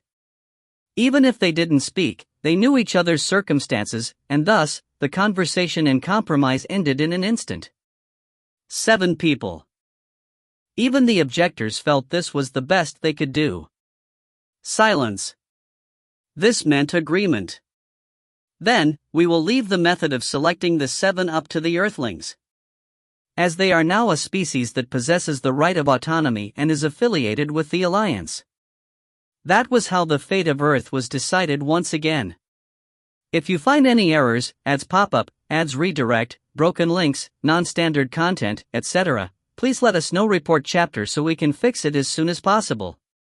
Chapter 78. Episode 5, Citizenship / Chapter 78, Musical Chairs, 1. TL, Empty Cube. ED, Obelisk. That day, the sun had momentarily lost its light. As if a light switch had been flipped, the sun suddenly turned off. Instead, an aurora was cast over the entire Earth. It was as if the clothes of God or the dance of spirits had been cast on the sky. It was as if spirits were showering. The aurora, which was Latin for dawn, swayed and shone above the heads of people who were celebrating the 5th advancement evaluation victory. I never thought there would be a day where I'd see an aurora in Seoul. The aurora, which started off green, shortly changed its color. It gradually became redder, and from red, it changed to pink before turning yellow at its ends. The morning aurora changed into the color of a sunset, and the 63 building in Han River shined alongside it. This ridiculous combination in the sky made even those who shut themselves at home come out and look up at the sky. Even people in windowless study rooms were pulled by an unknown premonition and stood below the aurora-splashed sky. The aurora swayed as it slowly began to form letters. Letters which didn't exist on Earth. However, for some reason, even children, who had yet to learn to read, were able to read the letters. We sincerely welcome you on joining the Flame Wing Alliance. Let us fight together until the day of eternal victory. We hope that peace and prosperity will cover the entire universe. A notice from the Alliance's 103 RD Bard Spiral Galaxy Administration Bureau. Release of information. Currently, Earth is in the process of extinction. That is to say, this was an inevitable decision so Earthlings could carry out the Alliance's monster-fighting missions, and using your obtainment of Alliance membership as an opportunity to look back, this will not be repeated. The karma extracted from Earth will be prioritized for the awakening of Earthlings and the dimensional teleportations used to carry out missions. The rest will be used as necessary resources to investigate other Karmalings and to have them take part in this sacred war. There are 1,197 days until the complete extinction of Earth, and due to the fact that after 900 days Earth will become a land uninhabitable by living beings, we hope that you will hasten your colonization and migration to the planet Dragonic. However, if the migration is taking longer than expected, you can file a claim to the Alliance, asking for the postponement of Earth's extinction. As Alliance members, all Earthlings have the right to be respected and protected according to Alliance law. However, following the decision of the top legislative organization of the Alliance, the Brain, the Earthlings' exercisable rights will be limited. All rights of Earthlings will be entrusted to 7 sovereigns. Those who do not have the approval of the selected sovereigns will not be able to, among others, exercise their rights of using the supply store, entering other planets, picking missions, establishment and suggestion of tactics. Because Earthlings need to choose the 7 sovereigns whom they will entrust their rights to by themselves, this will be done through a self-application process. Any Earthling, who possesses an occupation as a sovereign, will be able to apply to be one of the 7 sovereigns. The list of applicants and their current locations will be revealed and constantly updated. Anyone will be able to read the current list of applicants simply by thinking of it in their minds. In the case there are more than 7 sovereigns, no sovereign applications will be accepted. Also, as it is expected that there will be many applicants during this first time, we hope that you understand we will only record the 7 chosen sovereigns once a 24-hour period has passed without any additional applicants. Hostile actions between Alliance members are absolutely forbidden. In fact, as the laws that apply to you are now different from when you were outside the law as consumables, from now on, we hope that you will pay special attention so that there are no clashes between other Alliance members. However, the Alliance will not interfere in conflicts between Earthlings as we consider them internal affairs. That was what was written. People absent-mindedly looked up at the sky which contained the shining aurora. Soon, the aurora disappeared, and the sky returned to its normal hue. However, as if those sentences had been engraved in their minds, they didn't forget them. The advancement evaluation, which had snatched away almost half the total population, caution spread between the joy of surviving through this ordeal. I think I can smell the stench of blood already? Alexei sniffed his nose. Don't say such unlucky things. Criticized Li Jinhee as she jumped over a gap between 2 tall buildings. But, this is no joke. I really think that tons of people are going to die this time.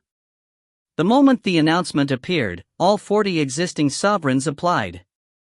Although some came to an agreement nicely amongst themselves. From the start, the announcement stated, "We will not interfere in disputes between Earthlings." Then there will undoubtedly be sovereigns who fight with their all. Also, our leader will definitely be on the side of fighting with his all. Yeah, you go ahead and kill a lot. Ah. That.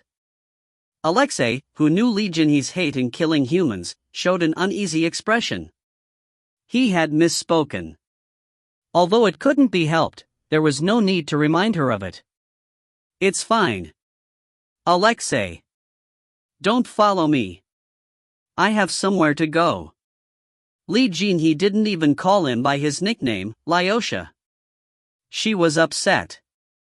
Then dash. Thump. She stomped on the roof banisters as she began to jump over 3 to 4 buildings at a time. This wasn't a speed Alexei could follow. "You ack! I'm sorry!" he shouted as he tried to catch up, but Li Jinhe didn't turn back as she went further away. Alexei mumbled, "Ah! Damn it!" However, he didn't stop running, since he already knew where she was going and dash. "I need to help her as best as I can today." Since he knew better than anyone that she didn't have a harsh personality. A fast pace. It felt good as the wind brushed past his ear. Then, at some point, the stench of blood permeated in the wind. The moment he thought he heard the screams of patients, who had been sliced and ripped apart, they filled his vision. The number of casualties after every advancement evaluation was incredible. The survival rate hung at 1/3 each time. The third advancement evaluation the Camilla clan participated in was known to be especially fierce, and the rate of beginner warriors who returned alive was only 10%.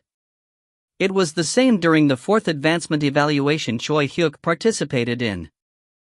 The reason why they said that the survival rate was high for that evaluation was not because the survival rate was actually high, but because they had expected for them to all have died, yet a lot more than expected had actually returned alive. Even if they had wasp hunting items, there were still many casualties, and the majority of survivors were wounded because civilians, who have never fought a monster in their lives before, suddenly had to fight 1-star monsters and above. This had all taken place in only 17 days. It was a very short time. However, over 2 billion people had ceased to exist due to their losses. That number easily overcame the number of deaths accumulated by the bubonic plague, measles, and other infectious diseases over a long period of time. Tens of millions of the people, who chose to participate in fight, had either died or were wounded. A number comparable to the world wars had either been killed or wounded in half a month. Still, although people began to return to their daily lives, it had become difficult for society to maintain its various functions. This was especially the case in what was currently the biggest issue, medical treatment.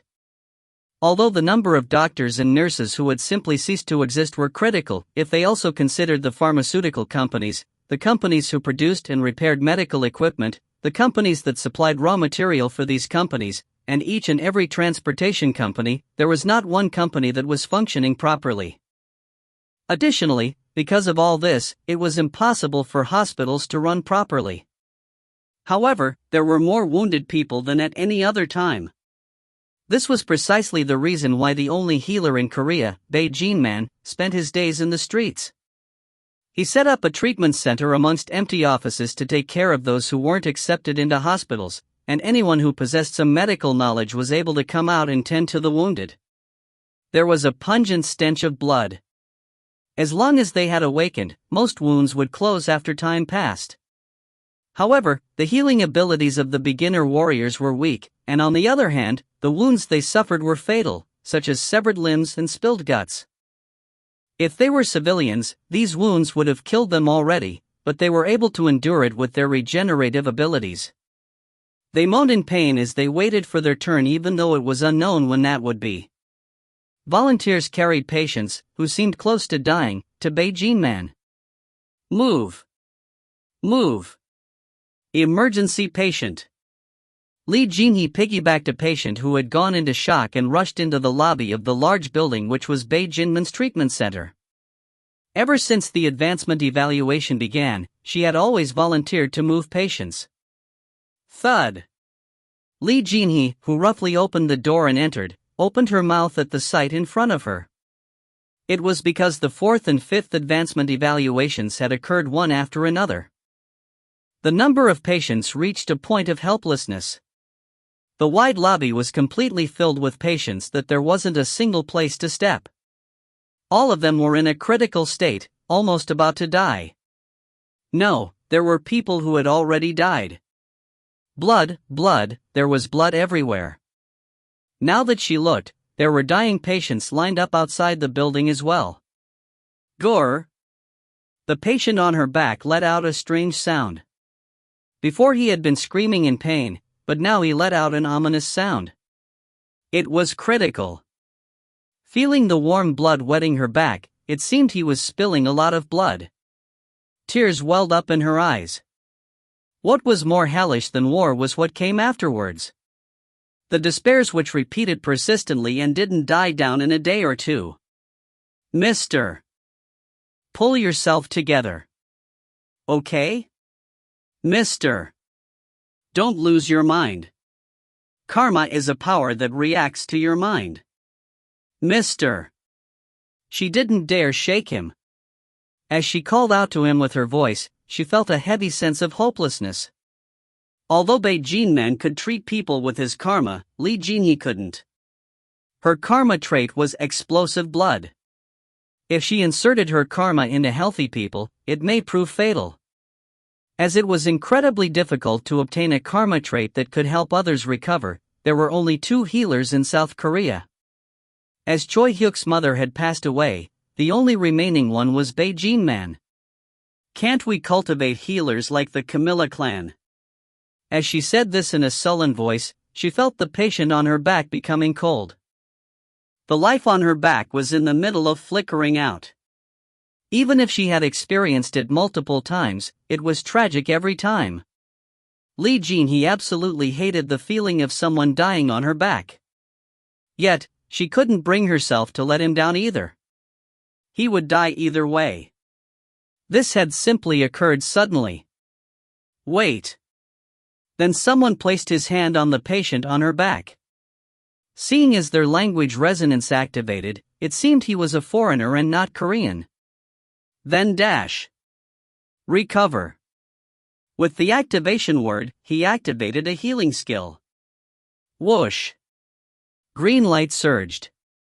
Li Jinhee thought the light was similar to the aurora she had seen not long before. Gore. E-e-u-u-u. Ah. Hu, ha. As the light gradually died down, the patient, who had been screaming strangely, regained strength in his voice. He breathed comfortably. The man that healed the patient asked. Phew, that was lucky. Is this the treatment center guardian Beijing man resides? He was a middle-aged man with green eyes. He grew a graying beard on his chin. Ah, yes. And you are? I am a healer from the Camilla clan, Le Guin. I have been sent here as a show of respect to the Berserk sovereign, who took part in the 4th advancement evaluation. He? The leader? Ah, are you a berserker? Anyways, I was surprised. When I met with the Berserk sovereign, he suddenly told me to go find Mr. Beijing man. For South Korea's only healer to be under the command of the Berserk sovereign. If you don't mind me saying, there was a bit of an image gap. Ha ha. Le Guin said this in a friendly manner. Then, it looks like there's a lot of work. Let's meet again. And went inside the building. Now that she looked around, she saw figures with the Camilla clan's leaf emblem here and there. They appeared suddenly before mixing with the patients without any hesitation. They skillfully stanched bleeding wounds, and although it was unknown where they procured it, they administered antibiotics and painkillers. Whoa! How wonderful! Li Jinhee's heart, which had become depressed due to the endless fighting and killing of people recently, slightly relaxed from the heartwarming feeling.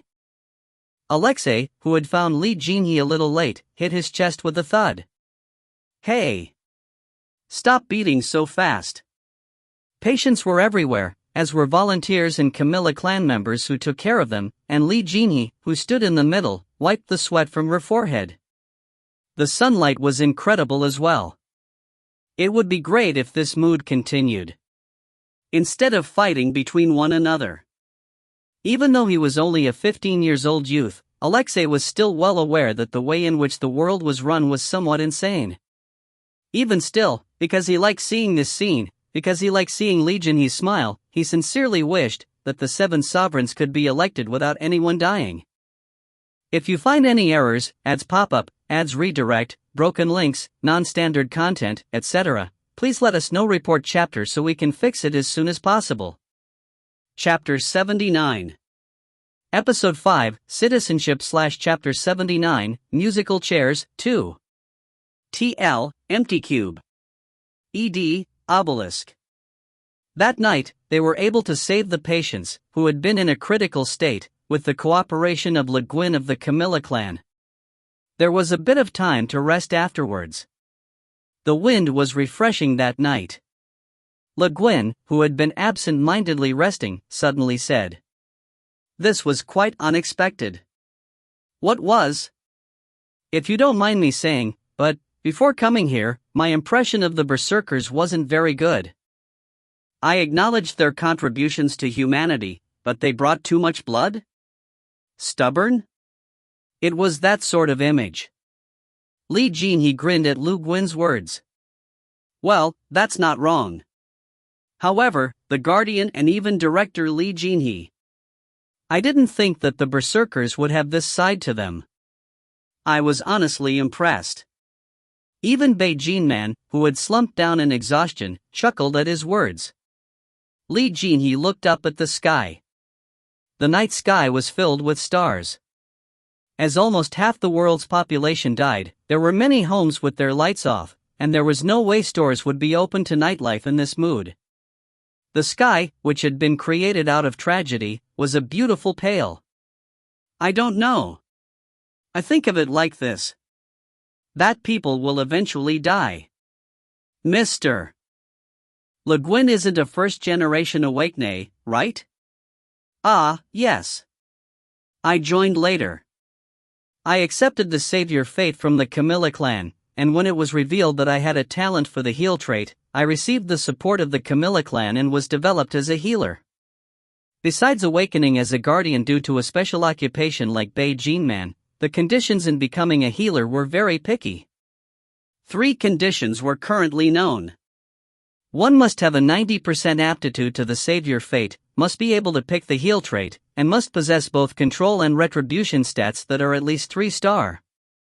That wasn't easy. Even if they possessed the first 2 conditions, there was still a problem.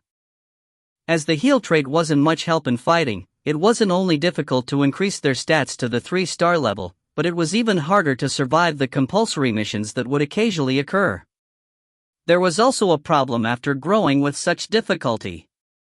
Their physical states as well as their buffs and recovery skills, in all aspects, were much weaker than guardians like Beijing Man. To develop a single healer, the clan had to consistently support them. The benefits they would earn was comparatively small. This was especially the case because, when awakenees reached the 2-star level, most wounds would regenerate by themselves. As long as their arms or legs didn't get cut off, they didn't desperately need the help of a healer. That was why only clans like the Camilla clan, who pursued justice and benevolence, would professionally train healers. The majority of clans simply equipped themselves with 1 or 2 healers and that was it. Also, Li Jinhe knew another reason why healers weren't popular. I knew it. The people of the first generation who endured that hell all know that, in the end, they can either kill or be killed. What they need first in order to live is military power. If they don't have it, they'll die. Also, to save more people, what is necessary is military power. If they don't have that, then they will have to watch their loved ones being violated by devilish people. Although you are both healers, Guardian Beijing Man and Mr. Le Guin give off different vibes. Le Guin was silent. That is probably why Mr. Le Guin doesn't feel we are very berserkerish. Although we are currently saving people here, we are a little different from Mr. Le Guin at a fundamental level. Because we can kill a person at any time. At the very least, we aren't just. No, we are closer to being evil. Li Jinhe's voice sounded somewhat bitter. The actions of the berserkers aren't righteous. However, at the very least, I believe in one thing, and that is the direction our leader has set. His direction hasn't wavered. To take revenge on those who started this whole tragedy. To stop anyone from playing with human lives. I agree with his cause. And if it is for that cause, I can commit gruesome murder anytime. Only. Li Jinhe paused momentarily. The wind blew. Only, I don't want to become numb from killing people. That is why I lost my temper with Lyosha this morning. Alexei, who had been slowly falling asleep, crouched in a corner visible to Li Jinhe, perked his ears and raised his head when he heard Li Jinhe say his nickname. Go sleep, kid. Alexei smiled at Li Jinhe's words and tried to sleep again. He looked like a small animal. Le Guin, looking at the two, said in a passing tone. Really? How was it that we were born in this damn world? Cook. Tell me about it. Hoo. Yeah. As if they felt the expression, damn world, was fitting, Li Jinhe and Beijing Man laughed bitterly. All rights of Earthlings will be entrusted to 7 sovereigns. This was troublesome beyond imagination. As soon as they became a member of the alliance, a network took position inside their heads. If they followed the feeling which tickled the insides of their heads, as if they had suddenly remembered after forgetting for a long time, Earthlings could learn of their new right. Mission selection. Missions within range. Defend Depina, reward, base mission points 5,000, limited to those with retribution 0, 5, or above. Recapture Leger, reward, base mission points 800, limited to those with retribution 200, 3, or above. Attack the 5532 in D-Dimensional Gate, reward, base mission points 3000. Limited to those with retribution 400, 4, or above. The long list of missions excited Choi Hyuk's heart. The selection of missions had been small up until now.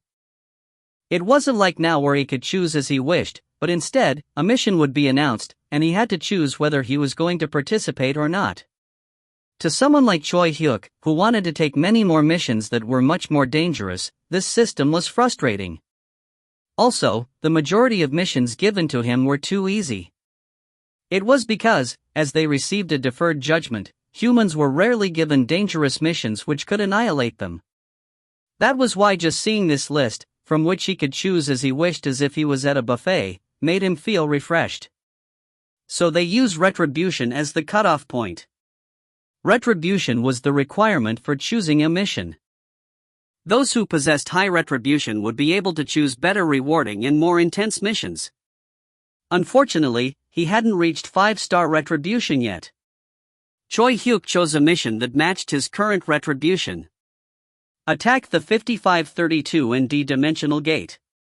Even though he expected this, he felt good the moment he said those words. And, as he expected. As you have not received the approval of the 7 overseers, you are unable to choose a mission. He received an excitement-dampening reply. Choi Hyuk thought for a long while. What actions did he have to take? Was there even a way to choose 7 people in this current situation without spilling blood? After completing his thoughts, he called for a meeting. We can't let this absurd situation continue for much longer, but... Choi Hyuk had a bit of an agitated tone. Even though we finally got rid of our consumables fate, there isn't much of a difference. The meeting room was so large that his voice echoed. The place they were in was the King Castle in the Berserkers' capital city, Baralolian. The King Castle was a facility that buffed allies and debuffed monsters, and at the same time, it also observed all trades within the territory and automatically set the tax as well as other administrative functions. It could be said that it was a higher-ranked facility than the Territory Pyramid, which was the most basic territory facility. Currently, all the Berserkers' top executives were gathered in the King Castle. Even Beijing Man and Li Jinhe, who had been treating the patients, had been called here. But it's not like we can kill all the other sovereigns either. Li Jinhe said in a helpless voice. It was true. Only 7 could remain out of the 40. 33 people had to give up. However, there currently wasn't anyone who had come out and said they would give up. But choosing to kill them all looked almost physically impossible, and the mental repulsion was great as well. It was different from when they were attacking Lao Ban since he had a clear cause back then. Well, if we really needed to, we could kill all 33 of them. Lee Jin-hee and Bae Jin-man showed ugly expressions at the words Choi Hyuk mumbled. If he chose to do that, they would undoubtedly oppose it. Still, Choi Hyuk's thoughts were that he would only do it if it was necessary. Even if we don't kill all 33 of them, there's a need to firmly push forward. Choi Hyuk said.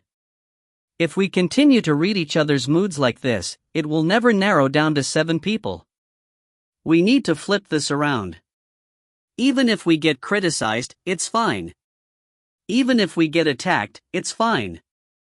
If sovereigns unite to face us, even that is fine in its own way, since it will be easier to elect the 7 representatives if they form groups. When Choi Hyuk said these words, Chu Young-jin recalled the throne game which had taken place in the school gymnasium in the past. Even then, Choi Hyuk had been the first to act. He created chaos, which brought on a free-for-all, and as a result, the throne game concluded much quicker. Choi Hyuk continued. First, there is a definite starting point.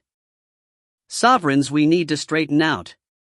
He briefly looked around at the people present before saying. The clown sovereign Freeman and the sovereign of opportunity Nasir. Even as they murmured to themselves, they all nodded their heads. Those 2 didn't participate in the advancement evaluation. And they had the nerve to apply as one of the 7 sovereigns. I can't tolerate this. As Choi Hyuk said, the clown sovereign Freeman and the sovereign of opportunity Nasir did not participate in the advancement evaluation even until the very end. Instead, there were rumors that they gained quite a profit by providing medical service at an exorbitant price to those who returned after participating in the evaluations. These 2 don't have the right to call themselves sovereigns. We will clearly inform people of this rule. That those who do not fight when they have to will face greater consequences. Choi Hyuk's voice was resolute. In the very least, he would not compromise about attacking these 2. Everyone had already realized that he had come to the decision to face them as their sovereign. Which was why they were worried. So are we taking the bullet again? Baek Seowon said in a weary voice. The current situation was similar to the Mafia game, 1. They had to eliminate 33 people but were currently unsure of how to start. What would happen if someone came out and accused, let's kill a first? There's no doubt he's the Mafia. At a time like this?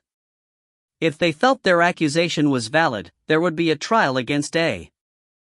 From this trial, A could be killed, or he may not be. Either way, what was certain was that the next person to go on trial would be the one who accused A. Being the first always came with a risk. If we took the lead, isn't there a chance we'll become the next target? The artillery captain, Han-ki, expressed his concern in a low voice.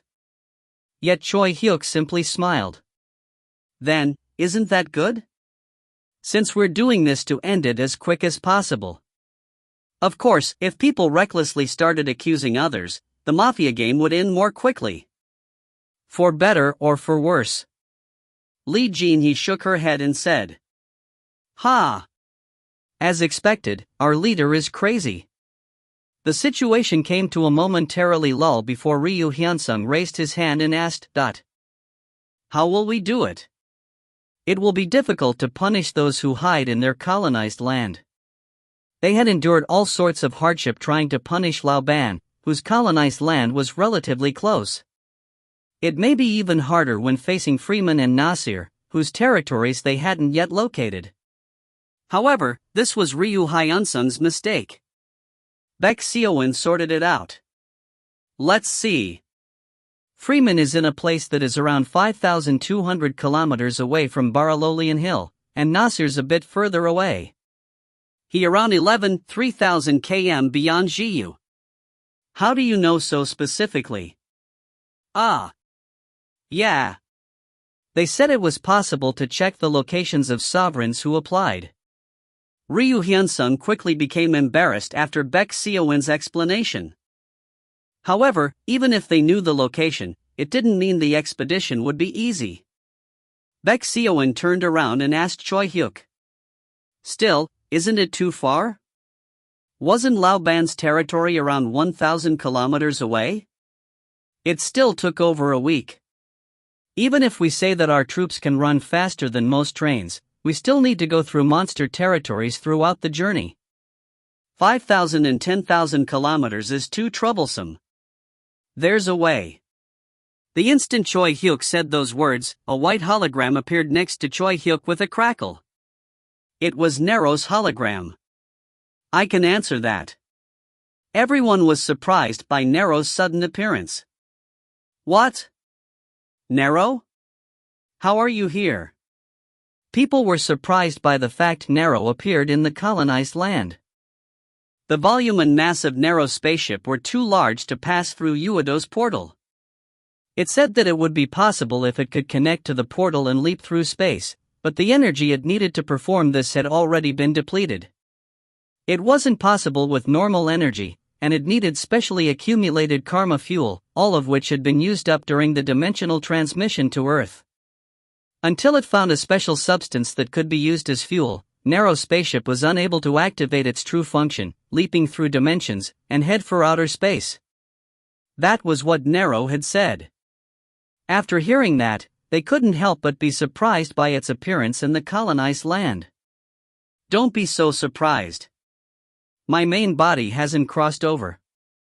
I am in the middle of using the portal to transmit information. Crackle, crackle. Like its words about how it was transmitting information, slight static hung on Nero's body. Still, Nero gestured exaggeratedly as it continued. I have been very busy creating a network between dimensions up until now. But, my efforts paid off. I am able to create a hologram within the colonized land and have investigated nearby topography and distribution of monsters by sending out radar through each sovereign's portal. I also developed a means of transportation that is suitable for traveling in Dragonic. Whether it's 5,000 or 10,000 kilometers, I will guide you through it all. To sum it up, it was saying that they possessed the foundations to attack Freeman and Nasir with Nero's help. Really? I smell blood. Lee Jean, he said as she shook her head. 1. Mafia game, https://n.wikipedia.org/wiki/mafia_party_game. If you find any errors, ads pop up, ads redirect, broken links, non-standard content, etc., please let us know. Report chapter so we can fix it as soon as possible. Chapter 80. Episode 5, Citizenship/Chapter 80, Musical Chairs, 3. TL, Empty Cube. ED, Obelisk. Nothing went the way you planned or the way you wanted. No, in fact, anything that occurred would always be a mess, a cesspool of filth. You only desperately wished to accomplish your original goal, perhaps fishing out the ring you had dropped, even if it meant dirtying your body with that stench and dampness. The berserker's mobility was astonishing. Nero was extremely proud as it revealed the shoes it called Karma Characteristic Changing Mobilization Device type A. It had a friendly design which clearly reflected the traits of bipedalism, converted karma into force, was rechargeable and easy to use, all while being effective. It used energy fields located on the soles of the shoes to accelerate instantly and could maintain its speed with zero friction. Because it used charged energy, they could maintain a 300 km/h speed without consuming much energy. Not only that, but because they moved with Nero's preliminary exploration as their guide, they could concentrate on advancing without worrying about getting lost and could keep encounters with monsters to a minimum. The berserkers dubbed these shoes the Shoes of Hermes. The berserkers' procession drew a line below Dragonic's milk-white sky. The berserkers' first target was the clown sovereign Freeman. Freeman was 5,200 kilometers away from Barololian Hill. He was an American and was known to be one of the strongest sovereigns. He was also one of the 4 sovereigns who defeated the final boss of the Survive and Escape mission, such as the Wyvern of Destruction or the Flaming Devil. The 4 were Choi Hyuk, Richard, Camilla, and Freeman. He was a black man with white hair. He possessed outstanding insight and was skilled in crafting his own playing field by always being a step ahead of his opponents. I never knew we would get through the advancement evaluations. I suffered a huge loss. Since I never knew the Berserk Sovereign would do so much.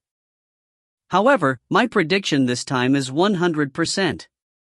The Berserk Sovereign will invade in 3 days. I will bet on that. He said, wearing a comfortable t-shirt and jeans. But, since his military power is beyond prediction, I will suffer a loss if we fight. To block a bigger loss, I need to endure a smaller one. With a leisurely smile, he assured. Watch. I am going to survive and the Berserk Sovereign will become everyone's enemy. I will bet on that. His fate was the gambler. It was a trait that increased his karma whenever he accomplished difficult goals or he succeeded in predicting the future. On the other hand, if he was wrong, he would lose karma. Freeman was certain he would be able to earn a significant amount of karma this time. That was why. The Berserkers were met with an absurd situation after reaching Freeman's colonized land in a day. The U.S. Army. The ones guarding Freeman's colonized land were not his own clan members but a troop of awakenees under the United States of America. Oh my God. Did he make some sort of deal with President Frank? Beck Siowen's mouth was agape. The clown sovereign Freeman's actions were lightning quick. The moment he realized that the Berserk Sovereign was targeting him, he had made a deal with President Frank. The clown sovereign Freeman transferred 50% of his stake in his colonized land to Frank, who was the President of the United States as well as a sovereign. Freeman's colonized land has been incorporated into the United States of America as a special self-governing state and receives the U.S.'s protection. The Berserkers were fast, but the actions of the United States were faster. Freeman's clan members had retreated to the back and the U.S. Army blocked their path at the front. There was no way to attack Freeman without passing through the U.S. Army. This place is U.S. territory. If you approach any closer, we will treat it as a declaration of war. When the Berserkers had slowed down and approached the border, they received a warning from the U.S. Army. Although tension flowed throughout the U.S. Army as they faced the famous Berserkers, on the other hand, they showed a certain confidence. They won't attack us, right? It was a rational confidence. The Berserkers murmured amongst themselves. They had rushed here to attack the clown sovereign Freeman, but the ones who were waiting for them was the U.S. Army. Weren't they like dogs chasing a chicken? 1. Even the Berserkers, who had experienced all sorts of situations, were quite perplexed. Did they have to return like this without any results? They, the Berserkers? Everyone examined Choi Hyuk's expression. However, there wasn't much of a change. In Choi Hyuk's perspective, they looked like a group of baby chicks. That was it. The way others viewed the world was fundamentally different from Choi Hyuk. The U.S. Army, which looked confident, while actually being nervous, and the Berserkers, who got into a fit but were hesitant when seeing the U.S. Army, were both groups of people who weren't free from the stereotypical mold they had formed throughout their lives. To them, the U.S. was the U.S., the strongest country in the world. The most important diplomatic partner. Becoming at odds with them was the same as fighting the world, and creating conflict with them would result in a situation where countries would start fighting against each other. Even Berserkers who weren't in their right mind couldn't help but hit the brakes. However, Choi Hyuk wasn't like them. He didn't feel any intimidation from the U.S. Army blocking his path.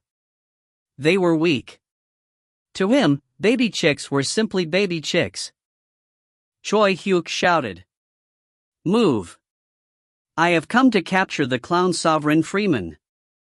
If you do not move out of the way in 5 minutes, I will regard it as though you are taking Freeman's side. At Choi Hyuk's words, the Berserkers made a loud commotion. Wow, really?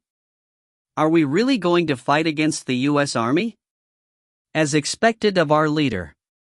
Is this really okay? What's there to think about? Just go berserk like always and the higher-ups will deal with it. There were various reactions. While there was a sense of awkwardness and confusion, there was no fear. Ah, damn. Baek Hyung. Will we be alright like this? Lee Jin-hee was anxious. To fight with the US Army? Then they might have to kill much more than they initially expected. She hated that. Baek Seoin shook his head. I don't know. But Baek Seoin's eyes shined in a cold light. The ones who first colluded politically was them. I don't know what they received from Freeman, but we can't allow them to protect a criminal who discarded 40% of the population. Then he said bitterly. Still, if it was me, I would have looked for a more moderate method, but the leader probably won't. First, let's see how the US Army reacts. The commanding officer of the US Army was surprised at Choi Hyuk's strong response. He came out to talk with Choi Hyuk. Sovereign Choi Hyuk. I acknowledge that the clown Sovereign Freeman must pay some sort of price. However, the US will make him pay a price our own way. He has already forfeited half his colonized land, and his colonized land is now under the jurisdiction of the US. However, this may not be the end. If you go back and wait, you will see Freeman pay the appropriate price. He had packaged the negotiations between Freeman and President Frank as if it was a penalty the US had enacted. However, even if that was a penalty, it was too inferior for Choi Hyuk's standards. Not all, but half? On top of that, he is not just a clan leader but someone who possesses the occupation of a sovereign, a representative of humanity. Then his punishment must be that much harsher. I want his life. Please bring Freeman's head in front of me right now or move. To bring Freeman's head. This was an impossible request for the US, as they had made a contract with Freeman. That is an excessive request. Even if it's not that method, we will make him pay the appropriate price. The commanding officer continuously requested Choi Hyuk to yield, but Choi Hyuk cut him off. But how is it that Sovereign Freeman, who has paid a price, is still applying to be one of the 7 overseers? No, from the start, is this even paying a price? Isn't this just the US gaining something from Freeman? All of humanity suffered from Freeman's actions, yet the US is campaigning that they made him pay a price after taking whatever Freeman coughed up for themselves? Choi Hyuk's words had at some point changed to informal speech, and the respect he had for them had disappeared. What made him especially angry was the fact that Freeman still had not withdrawn his application. In the US's perspective, it was best to have more than one American sovereign be part of the 7 overseers. This was especially ideal if, because of this incident, the one who came under President Frank's command was Freeman. This was why the US did not request Freeman to withdraw his application. This made Choi Hyuk retch. For a sovereign who did not participate in the advancement evaluations to be one of the 7 overseers? Choi Hyuk's tone became harsher. The commanding officer became angry. Such an insult. Whatever. 5 minutes have passed. I warned you. Flames erupted from Choi Hyuk's body. This was the start of a gruesome war in which he would lose his nickname as the Berserk Sovereign and only his nickname Demon King would remain. Death. And death again. The US exaggerated the clash between the US Army and the Berserkers at the border of Freeman's colonized land before reporting it. Instead of reporting specific numbers, they recited provocative remarks such as annihilation, overwhelming defeat, there may be even more casualties. No. Perhaps the number of casualties wasn't important from the start. In any case, the Berserkers were a foreign group, and the ones who were sacrificed were US citizens. The US became enraged. No matter how messed up the world had become, the once formed national identity would not easily disappear. The US awakenees united. Vows to drive out the invading foreign power were declared one after another. Even though Freeman had gone through the portal to Earth and fled to the US the moment he heard the news of Choi Hyuk's advance, Choi Hyuk did not retreat. They annihilated the US defense troops and occupied the colonized land that Freeman's clan members had fled from. In this situation, no one thought that they would chase Freeman to Earth. Yet, Choi Hyuk decided to advance to Earth, to the US. We can't retreat now. We return after killing the clown sovereign Freeman. The one who opposed his decision the most was Lee Jin-hee. But too many unrelated people will die. The losses the berserkers will face will be large as well. Still, Choi Hyuk did not change his mind. He, instead, raised his voice so everyone could hear. Unrelated? They became related the moment they protected Freeman. The US came out and made a power play ahead of the selection of the 7 overseers. However, they chose the wrong opponent. But Choi Hyuk cut her off. In his mind, he didn't think this problem was one to debate over. Jin-hee Nuna. What do you think is the power that maintains the berserkers? In reality, the group known as berserkers made no sense.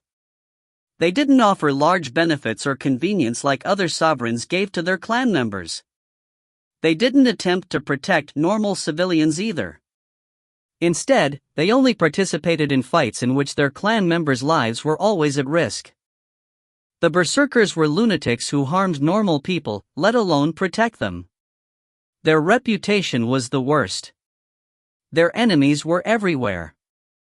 Even still, the berserkers could maintain their group. Even still, the berserkers were influential and had an endless stream of new recruits. What was the reason? It is because we do not lose. Choi Hyuk said. I cannot give my followers wealth and honor. I cannot make rational deals like other sovereigns. I cannot protect the vast number of non-clan members well. The reason why people follow me despite all this is because I do not lose. I can only give them one thing. Endless victory.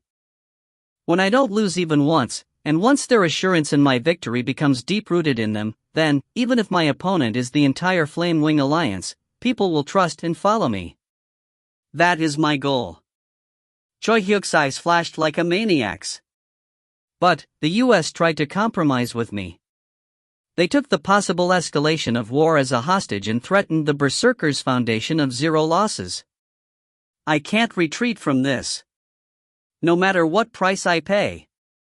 Now, Choi Hyuk looked around at everyone and said, we will win this time. We will be so overwhelming that casualties will be low. As always. Lee Jin-hee's eyes, which looked at Choi Hyuk, trembled. Choi Hyuk looked at her and said in a quiet voice. You were already aware of this. This was why Lee Jin-hee, who was comparatively in her right mind, couldn't leave Choi Hyuk. Lee Jin-hee. She was more considerate than anyone else, but on the other hand, she also possessed an ambition to improve herself that approached madness. Lee Jin-hee read Choi Hyuk's eyes. She read his will and assurance that he would not lose even if he fought the entire universe. In front of this immense scale, there was nothing she could do. Since you're my Hyung, I will follow you to hell. She called Choi Hyuk Hyung for a change. Choi Hyuk simply smiled. The berserkers went through the portal and advanced to the US. 1. The full idiom is something like, the dog chasing the chicken only looks at the roof. The English equivalent is, so much for our plans, or it was all for naught. If you find any errors, ads pop up, ads redirect, broken links, non-standard content, etc., please let us know. Report chapter so we can fix it as soon as possible. Chapter 81. Episode 5, Citizenship/Chapter 81, Musical Chairs, 4. TL, Empty Cube. ED, Obelisk. Sponsor, Tom 555J. Freeman's colonized land was connected to a portal in the middle of New York's Central Park. The U.S. blocked off and surrounded the entire Central Park area. Tens of thousands of soldiers from the Infantry Regiment, Artillery Regiment, Mechanized Infantry Brigade, Special Forces Brigade, as well as others, gathered here. At the same time, they were also awakenees. Although the soldiers were approximately at the 1-star level, and although they may not possess the ability to threaten people at the 3-star level, their equipment surely possessed enough firepower to threaten those with 2 stars. Even though they were on full alert as they assumed an all-out war against the Berserkers, the leaders didn't believe that the Berserkers would make such a crazy move like passing through the portal. This was simply a state of alertness just in case. Because of this, when someone came through the portal which had been idle until now, the US Army thought that he was an ally who had escaped late. However, the tall man with black hair and a resilient figure was strikingly similar to someone who had become incredibly famous recently. Their confusion was short-lived. The commanding officers recognized that the most dangerous person in the world had passed through the portal. Fire! The command to fire was given before even 3 seconds had passed since Choi Hyuk had come through. It was a response following the rules of engagement issued beforehand. However, 3 seconds was too late. No, whether it was 0.3 or 3 seconds, from the start, this didn't make much difference to Choi Hyuk. The barrage of bullets, shells, and even the long-distance attacks by the so-called magicians all dash. Flaming wing dance. Turned to ash along with Choi Hyuk's words. Scarlet flames vividly licked their surroundings. Even if this description was a bit comical, it was well suited. The first line of the encirclement turned into ash where they stood. A slaughter without the slightest mercy. The blood-red flames fluttered like feathers of an angel. They burned in the air and devoured the soldiers' fear-stricken pupils, open mouths, and their blackened throats were revealed within. Depressing fireworks. Kiririk, clang. The predator's blade's body distorted as it came out of its sheath. Choi Hyuk blinked his eyes once before running in a certain direction. He clearly recalled the location of the clown sovereign Freeman in his head. Block him. The first line had fallen, but there were still the second and third. Yet. How can we block that? The scarlet flames devoured everything. The infantry regiment fell into a state of confusion. The artillery regiment was powerless. The armored brigade collapsed. The special forces brigade was annihilated. The awe-inspiring encirclement became desolate. The berserkers went through the portal following closely behind Choi Hyuk. There was more confusion.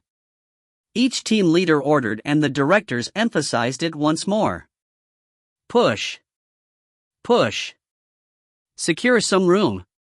Completely fuck them up. Make a solid retreat route. Don't go easy and kill them. The US Army, which had focused on Choi Hyuk, was easily wiped out by the berserkers' charge. The US Army's tactics were to use quick one-star awakenees to target their enemies with powerful firearms from afar. That was why the moment they let the berserkers rush in close without suffering any damage, they couldn't help but collapse hopelessly. Before one could even shudder from flesh-boiling heat, wet blood spilled and seeped into the ground. The berserkers weren't merciful in the slightest. Their mercy was, on the contrary, inflicting them with the greatest possible fear. Watch and shiver. Flee in fear. If you don't flee, you'll most definitely die. They clearly engraved this certainty into their hearts. They made it so that they would flee to the ends of the earth, unable to raise their swords again. That was their mercy. They were torn apart. When they thought a soldier was being taken out, a squad had been torn apart. Platoons, no, companies were massacred. Regiments defeated. The U.S. was routed. The berserkers were like a wedge splitting a rock. They drove into the cracks of the U.S. Army and split them into small pieces. Choi Hyuk left Central Park. Following his steps, the park, which used to be the resting area for New Yorkers, was erased. The grass turned into ash and the lakes evaporated. Choi Hyuk was simply taking the shortest distance to reach his target, the clown sovereign Freeman. He didn't care about what was happening behind him. It was because he had the berserkers. He didn't conserve any karma. Freeman was currently in the underground bunker of the White House and was attending a national security conference. Choi Hyuk didn't plan on giving him the opportunity to escape. By the time he received a report about how Choi Hyuk was terrorizing the White House and that he should escape, Choi Hyuk would already be there. Zing. The karma characteristic changing mobilization device type, also known as the Shoes of Hermes, which Nero had shown off, were burning red due to the excessive amount of karma being injected into them. There was around 360 kilometers between New York and the White House, yet Choi Hyuk was planning on covering that distance in 30 minutes. Choi Hyuk passed through while the berserkers cleaned up after him. Secure a retreat route from New York to Washington. Guardian, Artillery Captain, and Hyun-sun, stay here. Chu Young-jin and Lee Jeannie, follow me. Ordered Baek Seoan. Approximately 8,000 out of the over 10,000 berserkers remained in New York to completely crush the U.S. Army. The remaining 2,000 elites charged towards Washington, following behind Choi Hyuk. No matter how strong Choi Hyuk was, because there was a limit to his stamina, the existence of the berserkers, who cleared a safe retreat route, was indispensable. The clown sovereign Freeman was someone who made very quick decisions. However, even he would make mistakes. Like how he didn't immediately flee the moment he heard the news that Choi Hyuk had pierced through the encirclement in Central Park and was on his way to Washington. Of course, he was quite busy at the time. Sorry, Mr. President. Kua. The President of the United States, Frank, was dying in the security meeting room, which was meant for his safety, in the underground bunker of the White House.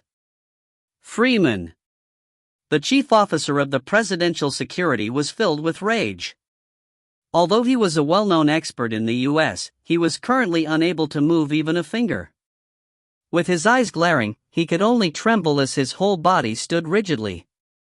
You traitor worse than a dog. You. Stop there.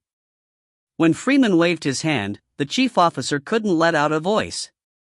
Krr. Hick. He tried so hard to speak that the veins on his face were bulging, yet like a person who was being choked, he couldn't let out a proper sound. Still, as the chief officer of the president, do you have one stat at the 4-star level? Quite bothersome. Freeman leisurely leaned against the sofa and waved his hand a few times. Then the security guards and government cabinet members, who had been won over by Freeman, stabbed their swords into the chief officer's body. Carrick. As he had a high endurance stat, the chief officer's body let out metallic sounds. However, he was unable to block the attacks covered with karma blades. His arms fell, then his legs. His body fell in pieces and dirted the floor of the security meeting room. Like that, corpses and puddles of blood littered the floor like garbage. This was treason. As if the meeting room, which was filled with the stench of blood, had become his own, he sat comfortably with a dull smile. When I thought about it, it was too much of a waste to give you 50%. Only after that commotion had passed did Freeman recall the report that Choi Hyuk was charging towards Washington. He laughed like a child. That berserk sovereign. So bad, how could he kill the President of the United States? Freeman believed that he would live and that the berserk sovereign would become humanity's enemy. He believed in the troops guarding Washington, his clan members who were second to none, and the volunteer troops who had come from various places enraged that their mainland, the U.S., had been invaded. Freeman thought that, even if half the rumors about the berserk sovereign were true, he would be able to push towards the White House. However, that was it. He would have simply fled to the back by then. If anything, he needed him to push towards the White House so that he could accuse the berserk sovereign of assassinating the president. Work hard, so you don't disappoint me. That was when an urgent message was sent to Freeman, who had been sitting comfortably. The berserk sovereign pierced through Washington's border. Even until then, Freeman was relaxed. Already? He's faster than I thought. However, urgent messages followed one after another, almost simultaneously. The berserk sovereign entered Washington. He will soon enter the White House. He's too fast. "Sovereign, you need to escape." Freeman was taken aback as he said, "WH? What?" Then, blaze. Just when Freeman was about to leave, sunlight entered the underground bunker. Whoosh! Ashes fell. Even the metal didn't melt but instead burned, turning into ash and smoke. This was something that wouldn't happen in the bunker even if a nuclear bomb had been dropped. Yet, in front of the ability of karma, which approached a superhuman level, material protection was of no use. Thud. A man fell, accompanying the pouring sunlight. "Found you," said the man. The events of that day were an unparalleled humiliation in U.S. history. A one-sided defeat.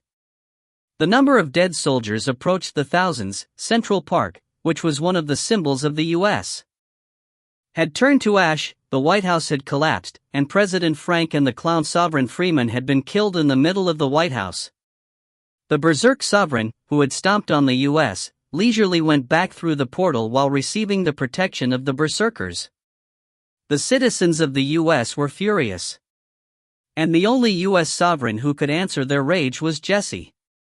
The sovereign who had uploaded lectures on fighting techniques on YouTube and had gained great popularity.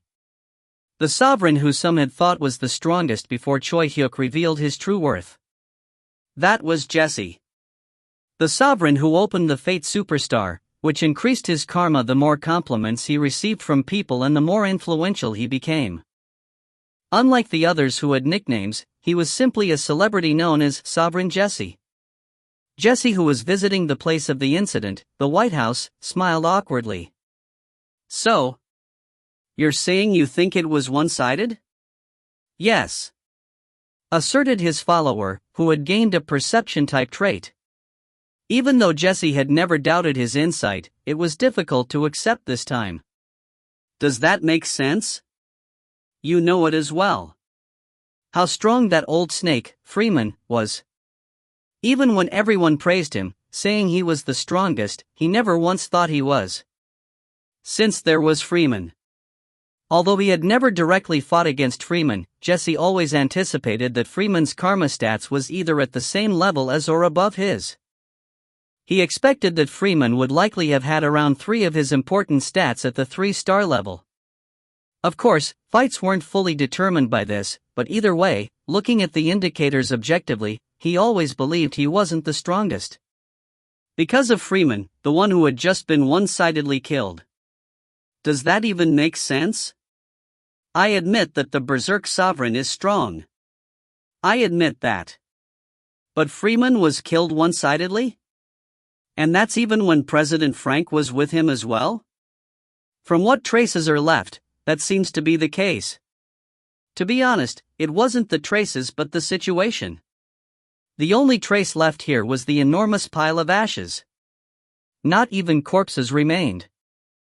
Only, the fact that Freeman and Frank were killed was definite, and the problem was that the time Choi Hyuk took to rush into the White House and leave wasn't even 10 minutes.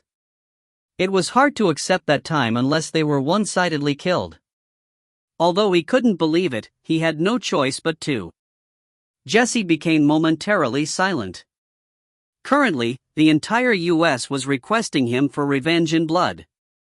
Against the berserkers who invaded their mainland and against the berserk sovereign who made soldiers and innocent civilians lose their lives. As their last remaining U.S. sovereign, they called for him to take revenge. Because the compliments of others and their influence were important to the Jesse clan, who had the Fate Superstar, this request was hard to refuse. However, the enemy they would have to face may be much stronger than they thought.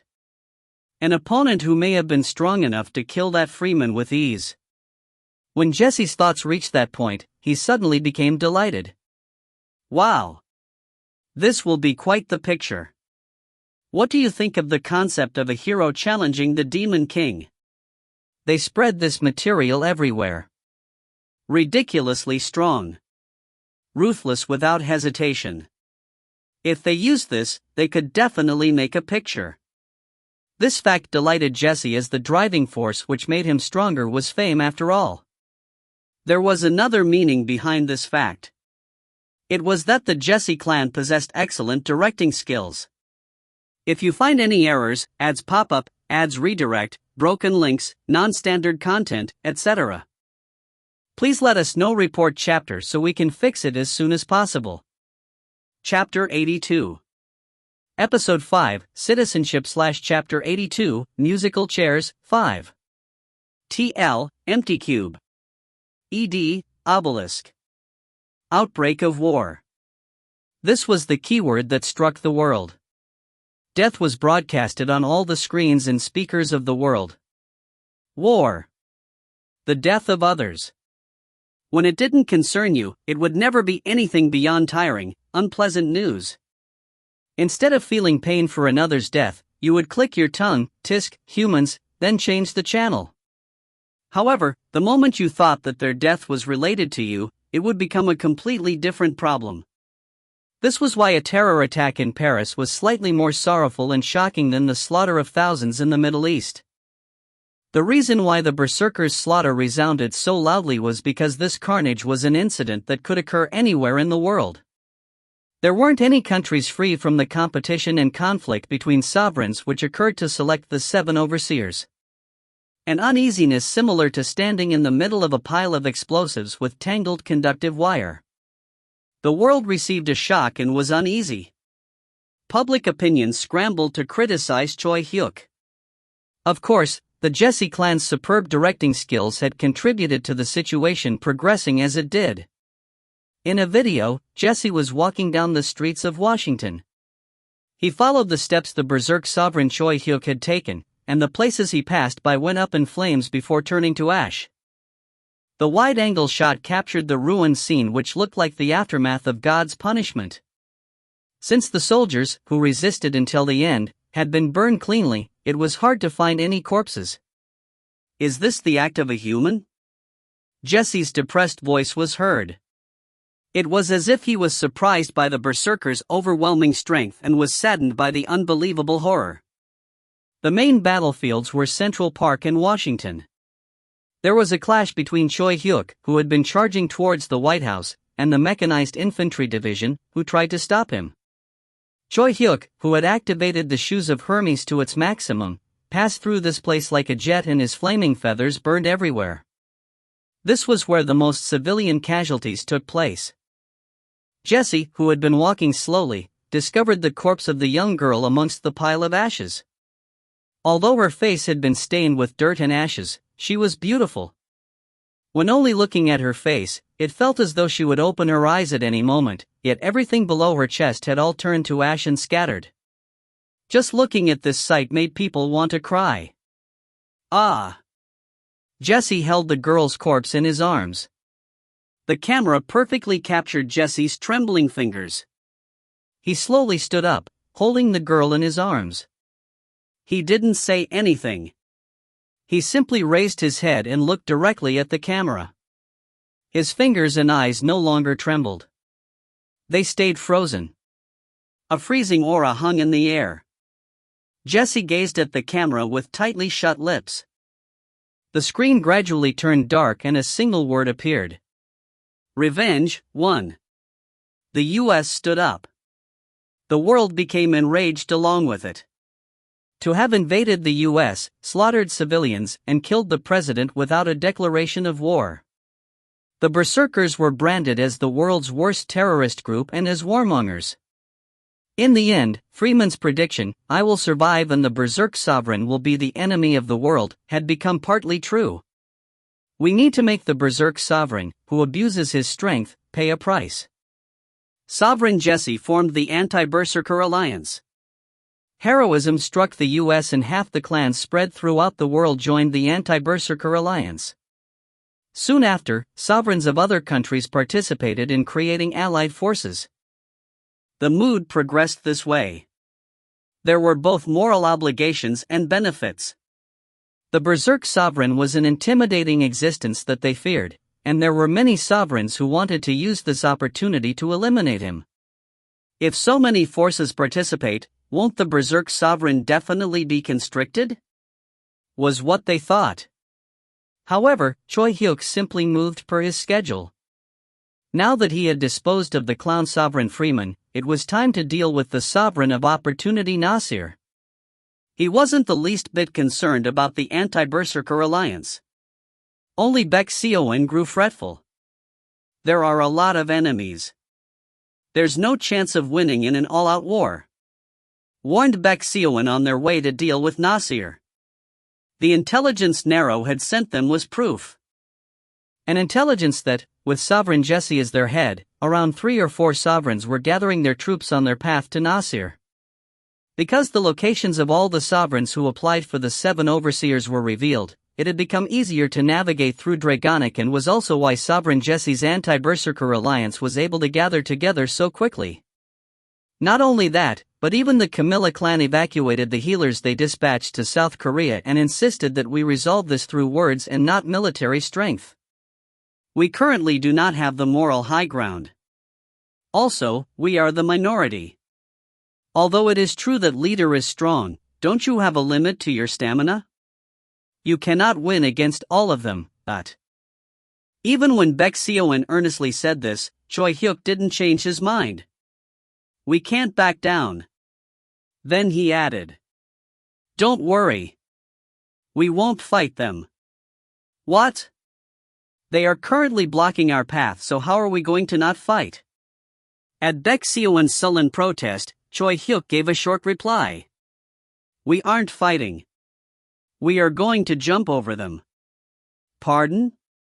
The monsters that attacked tirelessly throughout their advance gradually died down and suddenly hid their whereabouts. The reason was clear. The anti-berserker alliance filled the plain they saw on the horizon.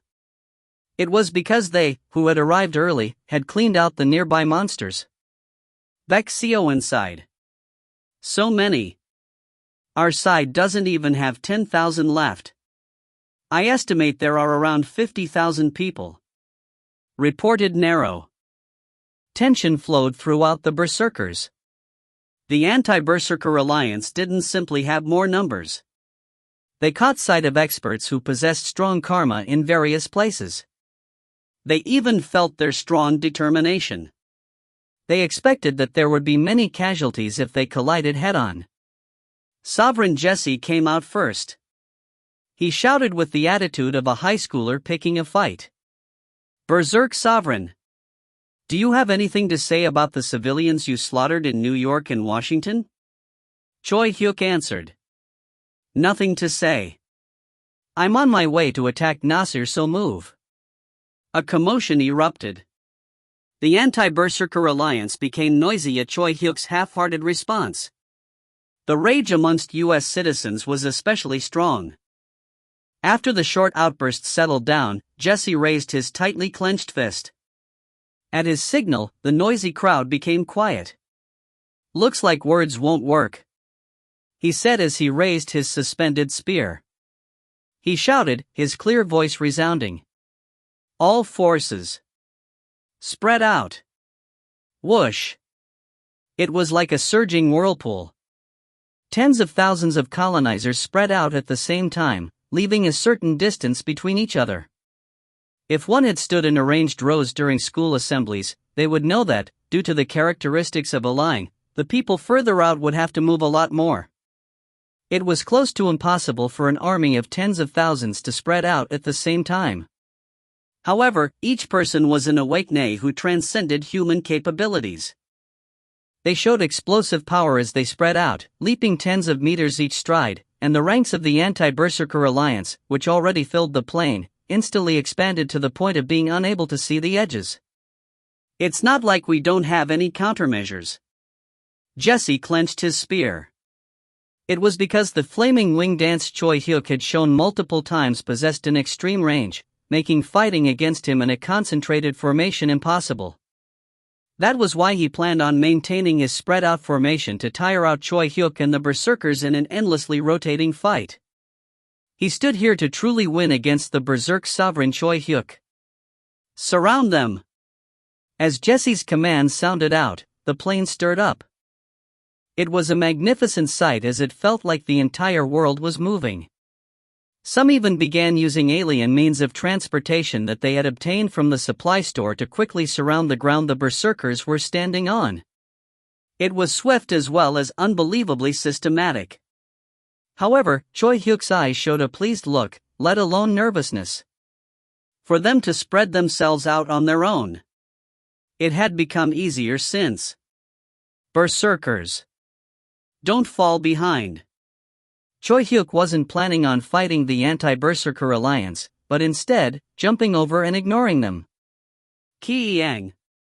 The berserkers' shoes of Hermes let out a deafening noise simultaneously. A deafening noise they didn't hear when they ran on land. Bang! Choi Hyuk ran forward. The berserkers followed after him. It's no use! Shouted Jesse, yet dash. Ha! The shoes of Hermes, which were emitting a deafening noise, created repulsive forces in midair, and with a bang, the berserkers stepped on air and flew above the anti-berserker alliance. What? What the? Block them! Since they could only obtain alien objects through direct transactions at the supply store, the numbers, and their capabilities, were limited. Unlike the berserkers, who could freely step on air and fly due to Nero's abilities, there weren't many amongst the anti-berserker alliance who could partake in an aerial battle. There were only experts who jumped extremely high by relying on their own abilities and the minority of colonizers who possessed flying-type tools. Although they quickly flew up dash. Screw off. Crash. Bang, dot. They were beaten up by the team leaders and directors of the berserkers and sent plummeting to the ground. There was nothing they could do. If, instead, they were in a tight formation, they could have all jumped up at once and attacked, or shot from afar to somehow damage the berserkers. Since they were in a spread-out formation, they didn't have any suitable way to block the berserkers. Zuo. Berserk Sovereign. Enraged, Jesse stepped on air and jumped up. He didn't borrow the power of any tool, instead, this was a movement technique which required precise control over karma. He blocked Choi Hyuk's path, who had been running faster than anyone else. He used this moment to stab his spear. Kiririk. The predator's blade deflected Jesse's spear to the side as it passed by. It let out a metallic screech. Choi Hyuk smiled. Not bad. Bang. Then he just passed Jesse. Berserk Sovereign. Jesse, who had been left behind, shouted, but Choi Hyuk didn't face him, and Lee Jinhee, who had been following behind him, smacked down at Jesse's back. Shut up! Who are you? Ka Kang. Jesse easily blocked Lee Jinhee's attack by flipping his body, but that was it. Now screw off. He couldn't endure Chu Youngjin's attack as he followed up behind her as well. Rumble. His downward strike was accompanied by the sound of thunder. Although Jesse had blocked it, he was pushed back from its strength and fell to the ground. The resistance of the anti-berserker alliance ended with that. The berserkers passed over the anti-berserker alliance without much loss. The alliance felt hopeless, like a dog chasing a chicken. Wee ha ha. Did you see their faces? Lee Jinhee's voice was filled with excitement. She repeatedly imitated Sovereign Jesse's dazed expression while bursting into laughter. To her, it was a fun battle for a change. Not a lot of blood was spilled either. Puh ha ha. Did they think we would face each and every one of them? Cut hee hee. Us berserkers don't stop for nothing. Lee Jinhee shouted like a drunken middle-aged man. It wasn't only her, but overall, the berserkers were in a good mood. As they toyed with enemies multiple times their number, there was no way they didn't feel good. It was while they were advancing in a good mood. Ha, dot. Choi Hyuk, who had been running, suddenly let out a sound of surprise. Ha! Baek Seoin, who was following behind him, was surprised as well. What? What is it? Ha! Curious, even Lee Jinhee was surprised. It was because the information on Nasir's location, which had been clearly indicated just now, had suddenly disappeared. Choi Hyuk turned towards Baek Seoin with confused eyes. Baek Seoin said with a dazed expression. Leader. It looks like Nasir withdrew from the application for the 7 overseers? Why? Choi Hyuk asked as he didn't understand. Baek Seoin told him his assumption. Although it was a bit disappointing. That's because leader is chasing him? Because I'm chasing him? Yes. To hide. Nasir had not participated in the advancement evaluations even once.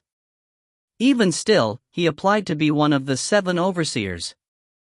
The Nasir who had met Choi Hyuk's criticisms with a "what did I do wrong?"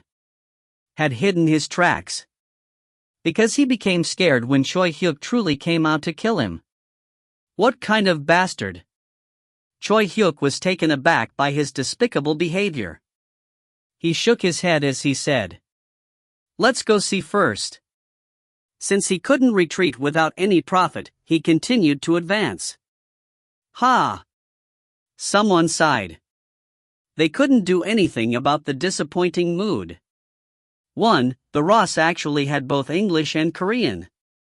If you find any errors, ads pop up, ads redirect, broken links, non-standard content, etc., please let us know. Report chapter so we can fix it as soon as possible. Chapter 83. Episode 5, Citizenship / Chapter 83, Musical Chairs, 6. TL, Empty Cube / ED, Obelisk. A fierce wind blew as it kicked up desolate sand. In this desolate desert, rain trees, known to spread their roots up to 100 meters below the ground, were spread out here and there as a drizzle poured down between their leaves. They drew water from deep underground up through their roots and drizzled light rain from their gypsophila-like leaves. It was a desolate area, but, at least near the rain trees, it was green like an oasis. The rain trees filled their roots with water, and moss, grass, and small flowers grew around it. The wind swept through as it shook the rain trees. The drizzle the rain trees shook off fluttered like a fog. The rolling sky of Dragonic, which was thick and white like milk, formed abnormally fast whirlpools and blew fierce winds. The capital city of the Sovereign of Opportunity Nasir was called Nazari. Although it looked desolate from outside, because there was an enormous reservoir of underground water deep down, Nazari was actually a beautiful city which built springs and fountains from this water. It was even known as the Jewel of the Desert. This beautiful city was currently noisier than usual. Hooray for the berserkers! Hooray! Hooray! Welcome! With Choi Hyuk as the lead, the berserkers entered Nazari without a fight. Everywhere they went, they were met with a loud welcoming ceremony, let alone a fight. The Sovereign of Opportunity Nasir took his followers and fled, but the non-combatant colonizers as well as small and medium-sized clans, who were active in this city, were unable to leave the city, which was the foundation of their lives. Their actions of welcoming the occupying forces were, in their own way, their survival method. The gathered people flicked colored water. The colored water that was created by squeezing oil from the rain trees was fragrant and light but also easily washed off with normal water. The colored water, which was being flicked from every direction, dyed the berserkers in natural colors. Whoosh! A gust of wind swept up the colored water and surged towards the sky. Even the whirlwinds looked like they were blooming with flowers. Ka! This is good. The artillery captain Hanki shouted in a good mood. When had they ever received such cheers? It felt like they were being rewarded after the hollowness they felt for losing the Sovereign of Opportunity Nasir. It's worrying since it's so good. Is this really alright? Ryu Hyun-sun looked back at Baek Seoin with an uneasy expression. Baek Seoin nodded his head as he replied. My intuition is fine. I only feel good. While receiving endless cheers, the berserkers advanced towards the center of Nazari, where the portal was located. Until then, the people didn't scatter and followed the berserkers, cheering them on. Just then, they arrived at the center of the city. Choi Hyuk stood in front of the pulsating portal and raised his hand. The portal was the source of a sovereign's authority. It didn't only make passage between Earth and the colonized lands possible but also allowed them to tax those who entered and deport those who entered through their portals as they wished. Choi Hyuk had just placed his hand on the authority sovereign Nasir left behind when he fled. The surroundings became silent. Everyone held their breaths as they watched. What will happen?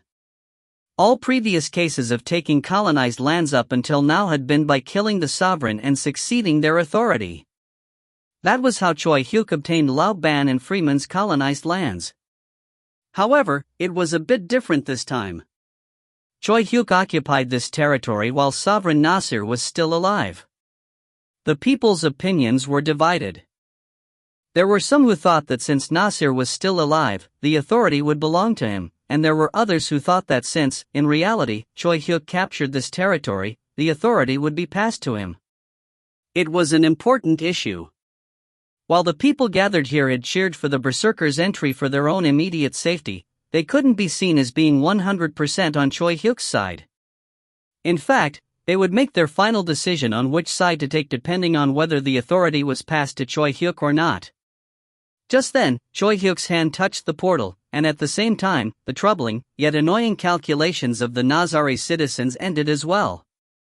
Sovereign Choi Hyuk has captured Sovereign Nasir's portal. If Sovereign Nasir does not retake the portal within 24 hours, the authority of the portal will be passed over to Sovereign Choi Hyuk, announced a pleasant voice.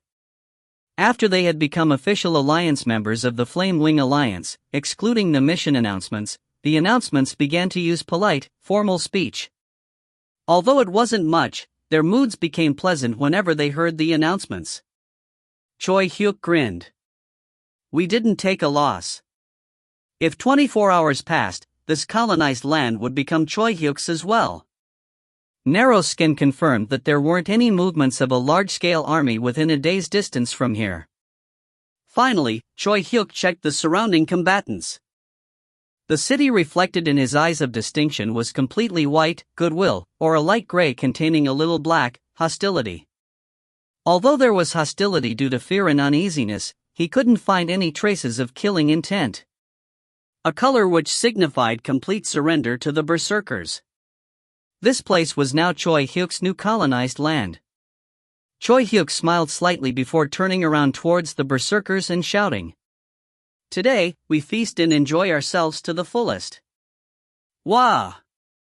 A thunder-like shout erupted from the berserkers, and soon after. Please come this way. We will take care of you. Prominent figures in Nazari stepped forward. To leave an impression on Choi Hyuk and his executives, they began to provide the berserkers with the best food and residence. An excited atmosphere boomed. Although they killed Freeman, they couldn't kill Sovereign Nasir. Still, they obtained 3 colonized lands from this expedition. A victory was a victory. There wasn't a specific banquet. All stores opened their doors wide and provided room. Each street had a banner. An inexhaustible amount of food and drinks were provided to the berserkers free of charge. Due to Nazari citizens' endless attention, the berserkers didn't have a chance to be bored. The berserkers would become the ruling party of this place.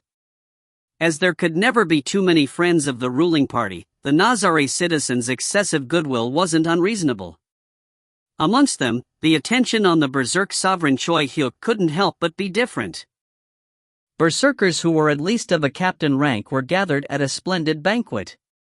Prominent figures of Nazari were gathered here as well. They all wanted to leave an impression on Choi Hyuk.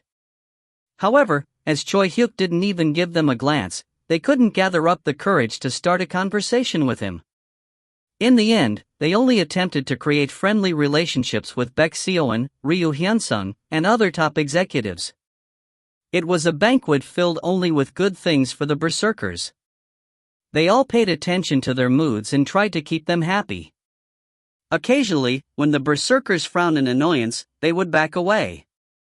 To the prominent figures of Nazari, this banquet was like a nerve-wracking battlefield. Due to their efforts in wanting to create strong ties with the berserkers were able to spend their time more happily. A man and woman pair entered this noisy banquet. A handsome, gray-haired middle-aged man and his beautiful aide. Choi Hyuk, who sat comfortably as he ate quietly, naturally turned his gaze towards the newly arrived pair. Slowly, Choi Hyuk's waist stood up. Choi Hyuk's gaze was fixed on the gray-haired man. On one hand, it was because his face seemed familiar, but the effect from reading the other's karma was greater. He's strong? The gray-haired man. The karma emitted from him was unbelievably strong. He was constraining his karma with his outstanding control abilities, but Choi Hyuk was able to see through it. That was why he was surprised. At least one of his stats is at the 5-star level. Choi Hyuk himself had only recently been able to raise his control to the 5-star level. He had been able to reach the 5-star level with the free karma points he obtained through the attack on the dimensional wasp's nest, where he unleashed true flames instead of the heated flames of the flaming wing dance. Only after experiencing fierce battles one after another was he able to barely reach this stage. He didn't know there was someone else who had reached this stage as well. Comparison of stats. Choi Hyuk. Power, 365, plus 213, 4 is speed, 371, plus 201, 4, control, 8, 5. Endurance, 100, 3 stamina, 0, 4 recovery, 371, 3. Retribution, 0, 5. Richard. Power, 278, 2 speed, 0, 5 control, 411, plus 400, 4. Endurance, 137, 2 stamina, 340, 3 recovery, 237, plus 57, 4. Retribution, 321, 4. Of course, strictly speaking, Richard wasn't a 5-star level expert. Even though his speed was 5-star, his retribution hadn't reached the 5-star level. Retribution indicated the difference between existences, like a CPU for a computer. No matter how great your graphics card was, if your CPU couldn't keep up, it was useless. In the case where retribution was lower than their stats, it would be difficult to display 10% of their power. Their cognitive abilities would stutter, unable to keep up with their 5-star stats, and they would be unable to use 5-star skills. Even if they invested their free karma, the amount their stats would increase by would be drastically reduced. People needed to gather 500 points to reach 5-star, and to Richard, who had only now reached 321, for it was a critically negative factor. Not only that, but because he had focused on raising his speed and control, his endurance and power were only at the 2-star level. Even still, Choi Hyuk had never seen anyone with karma as powerful as this besides himself. To be honest, he was a bit amazed. Only then did he remember his face. When he wondered where he had seen him before, he realized he had seen him during the attack on the dimensional wasp's nest. The most famous sovereign in the world. Sovereign Richard. At Choi Hyuk's mumble, everyone's gaze focused on Richard and his aide, Leah. Silence fell on the noisy banquet. Only looking at their expressions, the berserkers' faces seemed to indicate why is Sovereign Richard here. While the prominent figures of Nazari showed compliant expressions, so he came. From this, they could tell that Richard had already arrived at Nazari before the berserkers. Richard walked towards Choi Hyuk with sure-footed steps. He maintained an appropriate distance before stopping and said, "Can we talk for a bit?" Instead of replying, Choi Hyuk got up from his seat and walked outside. Richard didn't seem taken aback and followed behind him leisurely. His aide, Leah, gulped her saliva with an extremely tense expression and simply followed behind. Choi Hyuk walked out of the city. Whoosh! The whirlpools in the sky were still moving faster than normal, and the wind kept sweeping in various directions. Dirt and dust kicked up. Occasionally, the drizzle from a rain tree touched his cheek. After leaving a suitable distance from the city, Richard immediately went straight to the point as he began to talk, facing Choi Hyuk's back. 7 need to remain. But who among them will remain? That's your worry, right? Choi Hyuk halted abruptly. However, he didn't reply. Richard didn't seem bothered as he continued with a friendly tone as if speaking to a longtime friend. You didn't kill Jesse on your way here. Yeah, if it's him, he possesses the qualifications to make humanity stronger as one of the 7 overseers. Jesse, you, me. Even if we count this way, there are still 4 spots left. Who will survive? Who will be of use in this fight? It won't be easy deciding. Choi Hyuk slowly turned his shoulders and looked directly at Richard. Richard came closer little by little as he continued to speak. However, I bet you already know this. That the longer we spend locked in a battle of wits, the greater our loss. We need to exercise our full rights as soon as possible, and we also need to improve this damn situation surrounding us a little. Every word resonated with Choi Hyuk. However, as he was unaware of Richard's intentions, his eyes gradually deepened, turning black. Richard stopped at an appropriate distance. Then, he lifted one finger and said, 1 month. The wind blew between them. I will end this fight in 1 month. What? Choi Hyuk was taken aback. A month was extremely short. Dragonic was estimated to be much larger than Earth. How was it that he was going to make the sovereigns, who were spread throughout the lands, submit in a month? Visiting each of them once would take over a month, let alone capturing them. Nonetheless, Richard was carefree as if it would obviously progress that way. He made a proposal. But, let's negotiate on who will be the 7 overseers ahead of time. Choi Hyuk frowned. To be honest, Choi Hyuk didn't know many sovereigns. Richard, Jesse, Camilla was all. Although he did know Nasir, he was trash he would take out anyways. So, his suggestion of deciding the 7 overseers ahead of time seemed frank. Negotiate ahead of time? Who are you thinking of? First, Camilla? At his reply, Choi Hyuk nodded. Richard followed by nodding his head as well. Although he didn't know her well, Choi Hyuk felt that if it was Camilla, she had the qualifications to be one of the 7 overseers. Richard smiled. Yeah. The majority are understandable. But, there is someone we absolutely need to discuss. Richard hesitated momentarily. It was different from before when he had continued to talk without hesitation. By the time doubt started to condense in Choi Hyuk's eyes, Richard suddenly spat out a name. The Sovereign of Opportunity Nasir. Choi Hyuk's face stiffened. Who? The Sovereign of Opportunity Nasir. Let's add him as one of the 7 overseers. Then I will make this fight end in a month, said Richard calmly while looking at Choi Hyuk's chilling expression. Choi Hyuk's lips twisted. Don't tell me. Nasir's choice to flee was something that came out of your head? Richard faced Choi Hyuk directly and said. That's right. Their gazes clashed fiercely. A wind continued to blow from somewhere.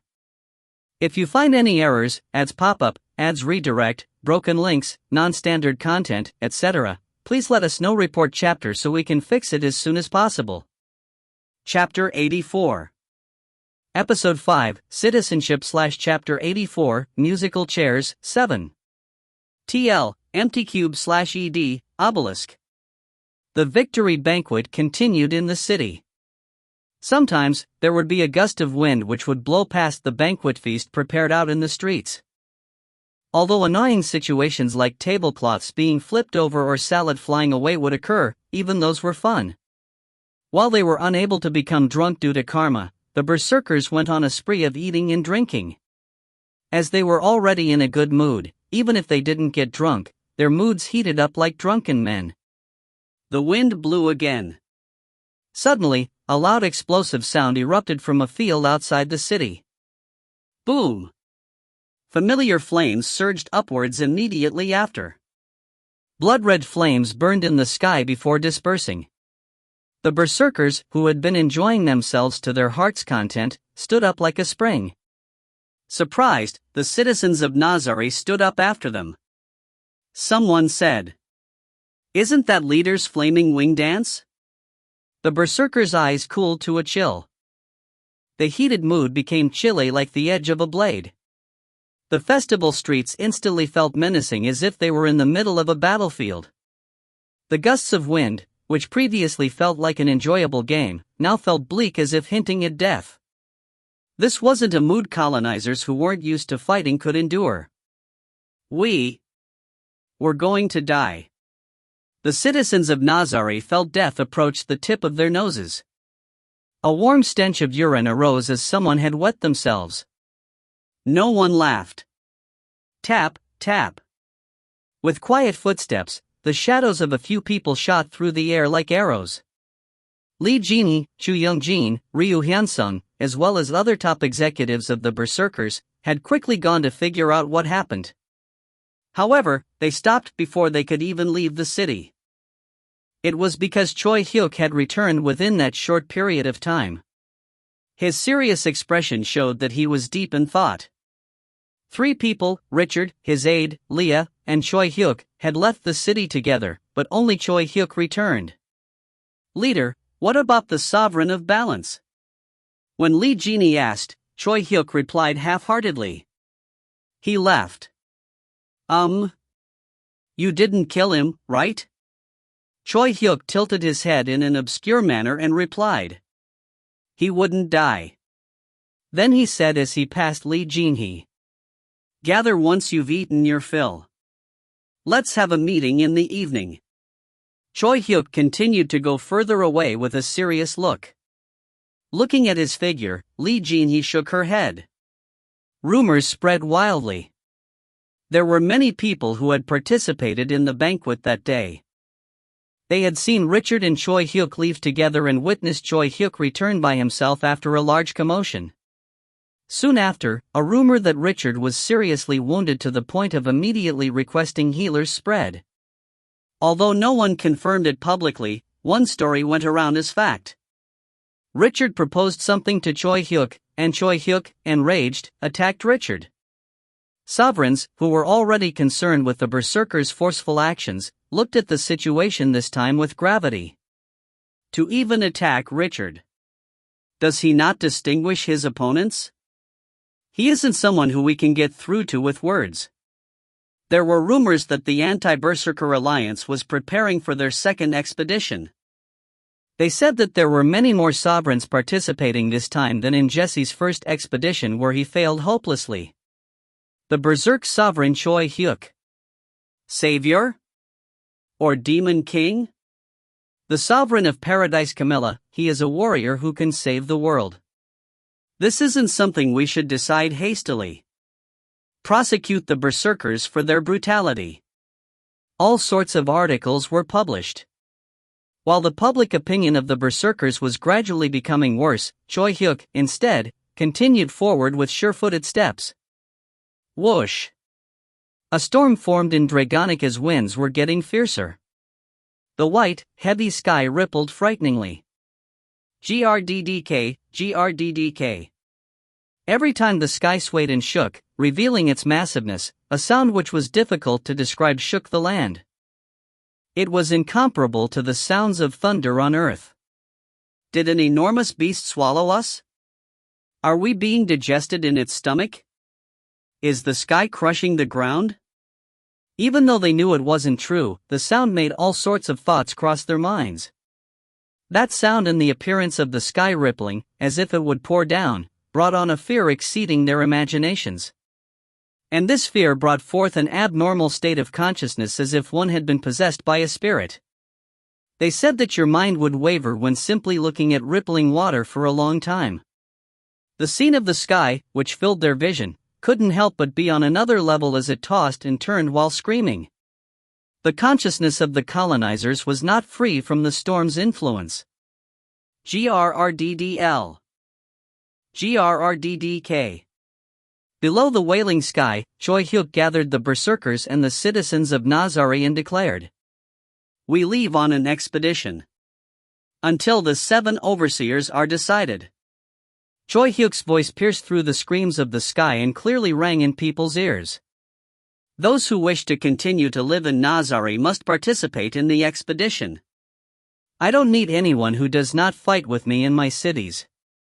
At first, the citizens of Nazari whispered to each other with perplexed expressions. Soon after, once they realized Choi Hyuk's meaning, if you don't participate, you will be deported from the city, their faces turned deathly pale. They looked towards the berserkers, whom they had formed friendly relationships over the past few days, and asked what was going on, inquiring whether he would really do that, through their gazes, but the berserkers showed a so what? Expression. Endless battles. This was their daily life. In the berserkers' perspective, they were actually taken aback when the ones who hated fighting were taken aback. Some may say this is crazy and swear at us, but don't worry. Isn't this the case? This is a world where 2 to 3 billion people die within half a month. There's no way rational thoughts will work in this world that is already as crazy as it gets. Let's become crazy. Instead, let's become even crazier. The rising wind drove into Choi Hyuk's voice and created a bigger, bleaker echo. Choi Hyuk continued on with a voice similar to that of a god's.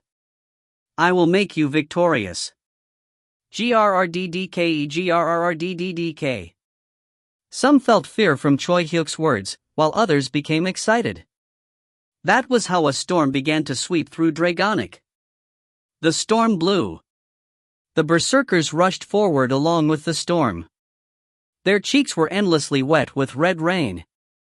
Slice. Ju. The corpse, which had his head sliced by Ryu Hyunsung's sword, was swept up by the storm and disappeared. The crowded, heated ground flung corpses that had lost their karma up towards the sky. Ryu Hyunsung and the teams following him were technicians, who represented the berserkers. They used the trade mind's eye as a foundation and released precise sword strikes at their opponents' weak points. Even if it felt like there was an even battle, once a few swords suddenly flashed, their enemies would break like scarecrows and be blown away. Even their blood drew beautiful arcs. Rumble. Rumble. Shu Youngjin and the teams following him were incarnations of destruction. With a single strike created by exploding their karma like an internal combustion engine, they turned their enemies into blood geysers and missed. As their fighting method wasted a lot of their strength and because they would lose out if they missed even a single time, Shu Youngjin's team members undoubtedly pushed forward and killed their enemies with a single strike even if it meant getting wounded themselves. A bloody charge.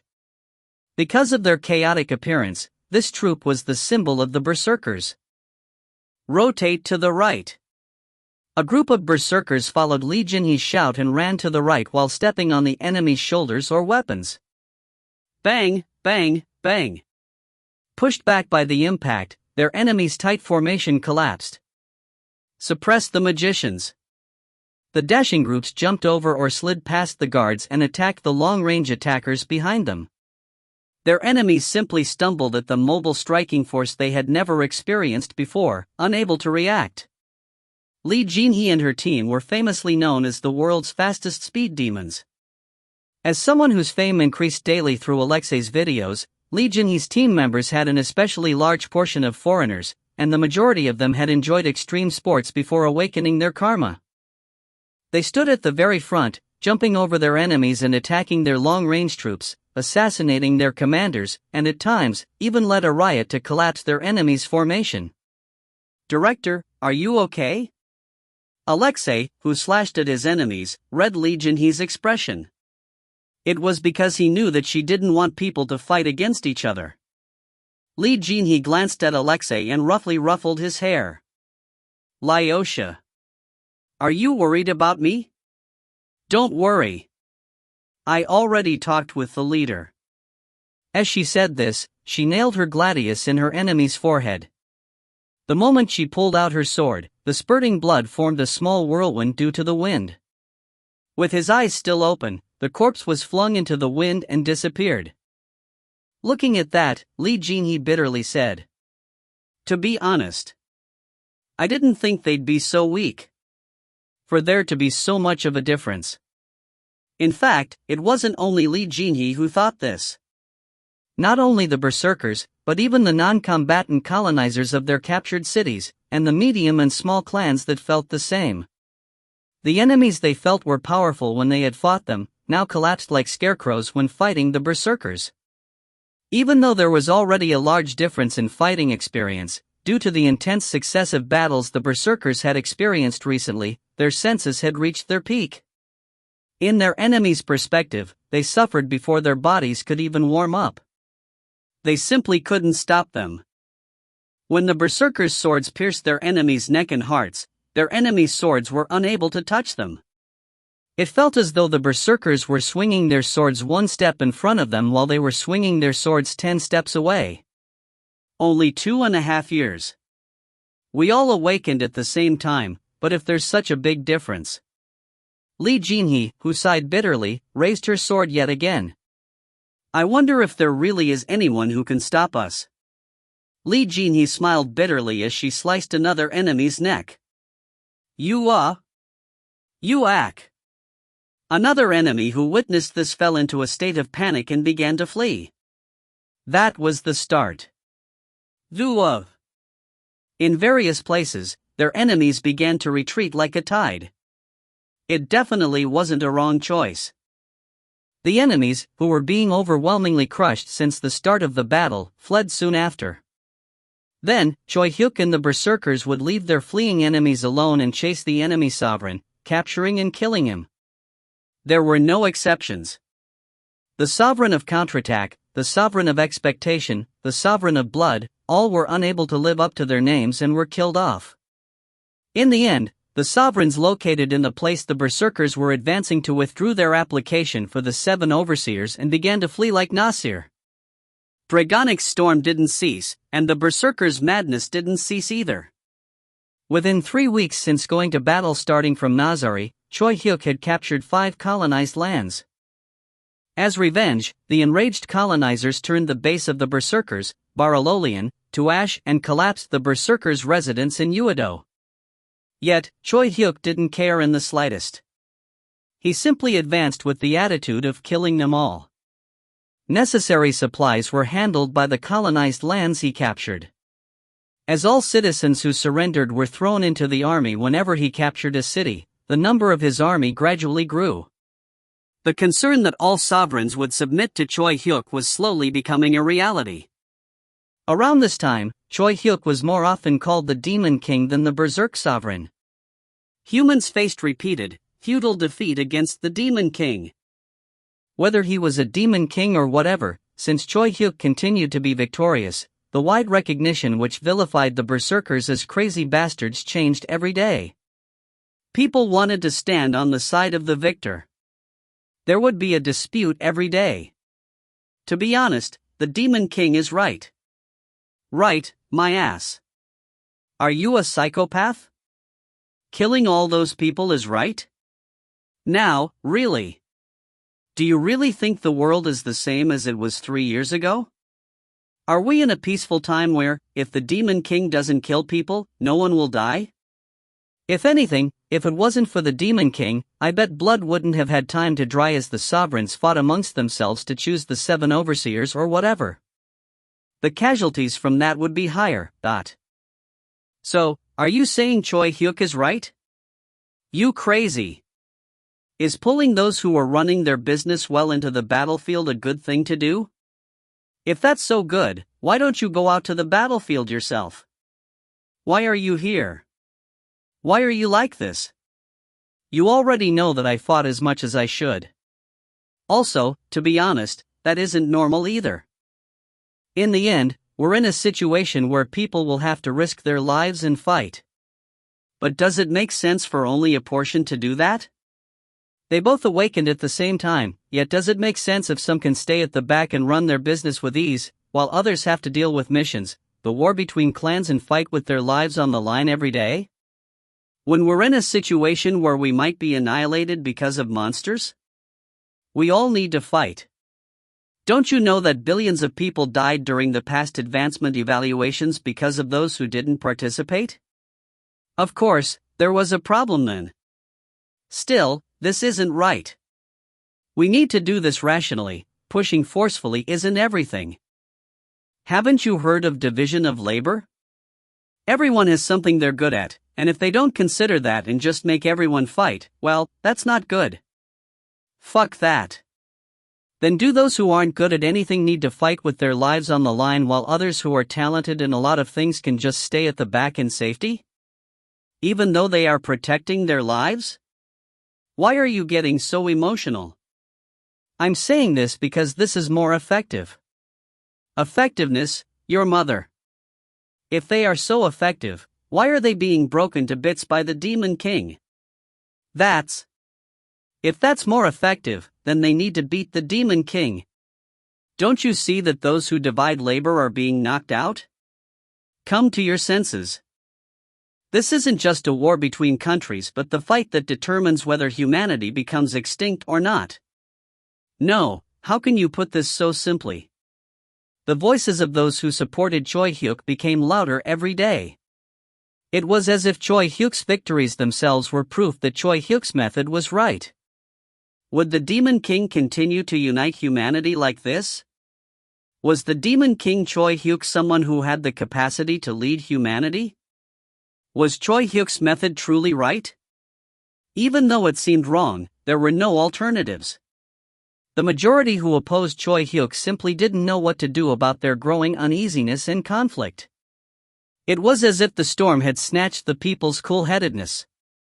That was why Richard's joint agreement created a sensation.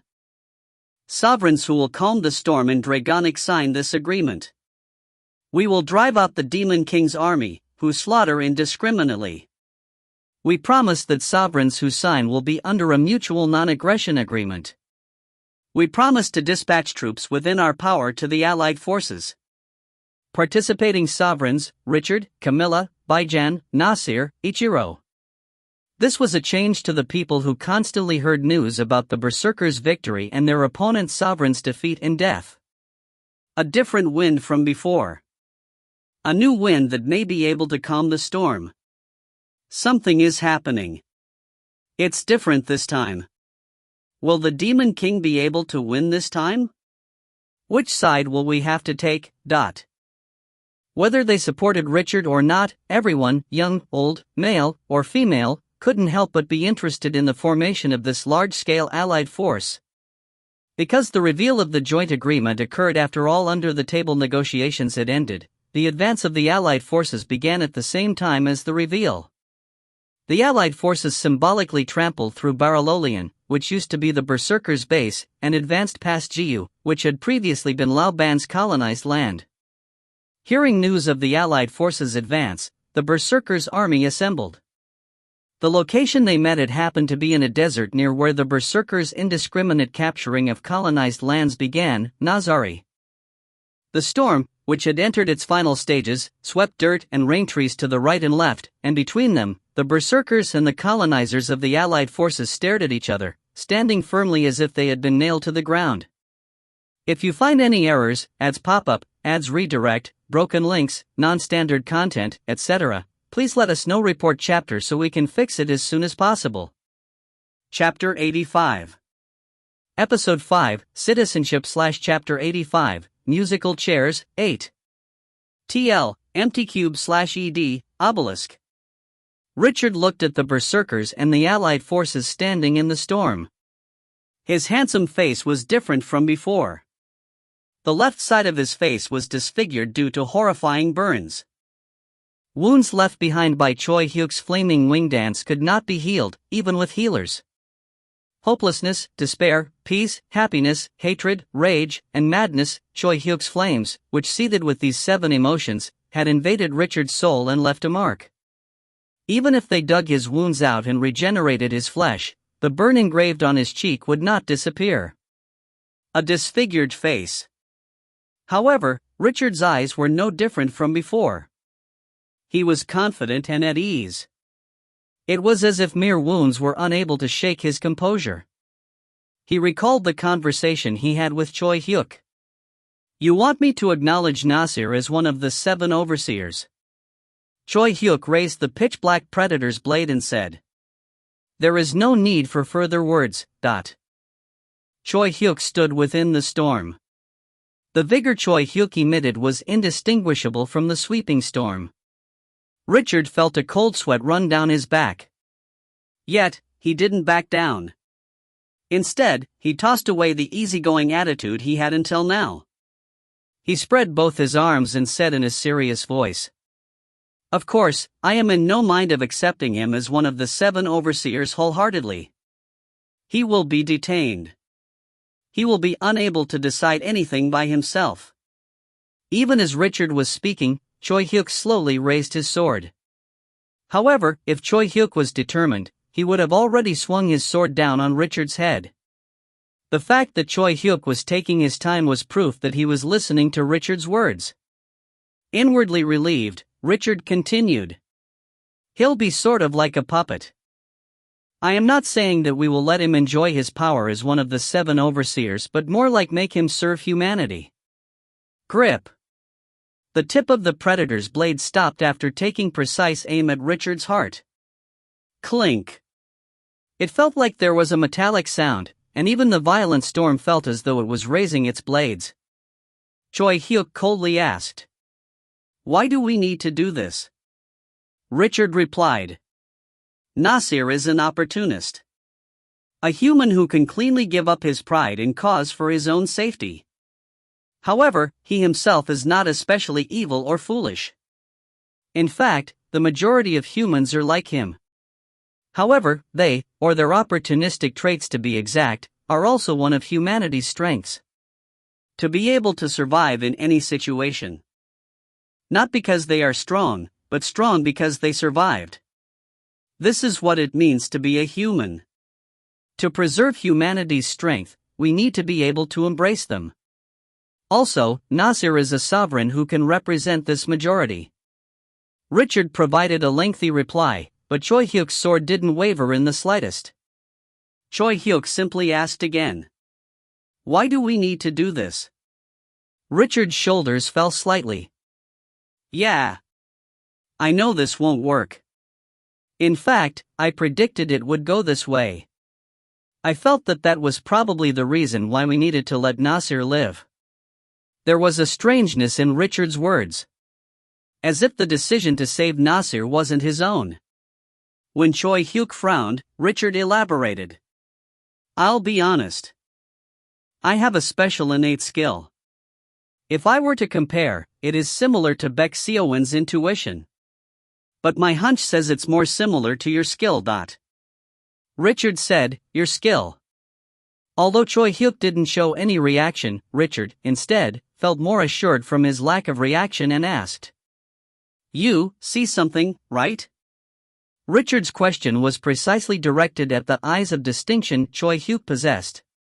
A skill that even those closest to Choi Hyuk didn't know about. Although he didn't show it, Choi Hyuk was inwardly shocked. Richard continued, "I'm the same. I see things as well. I possess an innate skill known as the eyes of the judge. If I set a goal, I can distinguish who I need to kill and who to keep alive to reach my goal. But I was truly surprised when I saw you for the first time. It kept changing for you. Sometimes as someone I needed to kill, others as someone I needed to keep alive. Even though it may change depending on the situation, it was the first time it kept changing back and forth like that. So, I thought that there was something special about you. Perhaps, you have a similar skill as me and that it may have been our skills conflicting with each other." Choi Hyuk motionlessly stared at Richard. He activated his eyes of distinction. At first glance, the light Richard emitted was white, goodwill, but when he looked closer, all sorts of colors were added in like static. Colors he had never seen before, like blue or green, were like a rainbow in a mist as they incoherently distracted Choi Hyuk's vision. Richard seemed as though he saw something as he examined Choi Hyuk before shaking his head and saying, "It's a very difficult problem. Who to kill and who to keep alive. If you don't have that standard, you won't be able to accomplish anything no matter how strong you are. But, you sometimes acted like you would kill everyone while, at other times, would coolly gloss things over. This is proof that you are making judgments every moment unlike the image the world has made for you. And your judgment was incredibly quick. You especially filtered out those who would become your enemy with extreme precision. This was obvious as Choi Hyuk could grasp his opponent's motives. Perhaps Richard had paid attention to Choi Hyuk when he easily figured out Lee Kijin's betrayal and the sudden attack of Lao Ban's remnants. Richard said in a voice now filled with confidence, "I have a similar skill as you. That skill tells me that we need to keep Nasir alive. So, I think that if we are going to keep him alive anyways, we should use him properly. So that we can use Nasir and unify humanity's power." Choi Hyuk was momentarily at loss for words. He felt quite a bit of trust to the skill he possessed, the eyes of distinction. At least, he thought that it had never failed him until now. Then, did that mean he had to trust the eyes of the judge that Richard claimed he possessed? He shook his head. There was still a reply he had yet to hear to do that. A skill that could distinguish who to kill and who to keep alive once he set a goal. If he took that as a fact, then what goal did Richard strive for? Grip. Choi Hyuk tightly clenched his sword handle. Then asked, "Why do we need to do this?" Richard immediately replied, "So that we can take revenge." Grip. Revenge. At that single word, the handle Choi Hyuk held creaked as though it would shatter. Against who? Those who started this game. Richard's voice was serious and clear to no end. The predator's blade, which had been tautly aimed at his heart, fell slightly. Choi Hyuk felt Richard's reply was quite unexpected. Richard, he was famous for being a sovereign who could see the big picture. That was why he was known as the Sovereign of Balance. However, Choi Hyuk had never imagined that the picture he was drawing was beyond the power struggle between sovereigns and that it even reached the Flame Wing Alliance. Is he telling the truth? Still suspicious, Choi Hyuk slowly opened his mouth. Why are you trying to get revenge? Even Choi Hyuk felt this question was unreasonable. Why did he want to get revenge? If someone asked him this question, he would be at loss for words. Yet, he still asked. When he did, Richard revealed a dumbfounded expression. It was an expression Choi Hyuk would have shown if he was in that situation. Richard slowly answered. Why? Why? Good, then first, let's think about it in reverse. What reasons are there not to take revenge? They aren't an opponent we can face with our strength. It is more important for humanity to survive this war against the monsters. You can't change what happened even if you take revenge. Something like that? But... Richard paused for a moment. His spirit was completely different from before. He changed as if he had taken off his mask.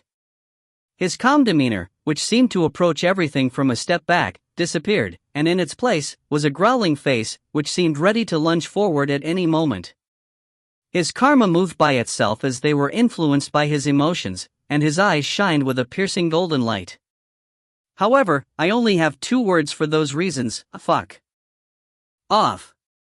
Strictly speaking, Richard's reply wasn't an answer to Choi Hyuk's question, as he didn't give any reason for enacting revenge. However, precisely because it was like this, he was able to touch Choi Hyuk's heart. What do you mean, why do you want to take revenge?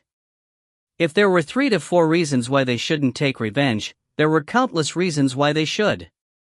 Earth was becoming extinct. Billions of people had already ceased to exist. The majority of the combatant colonizers had experienced murder.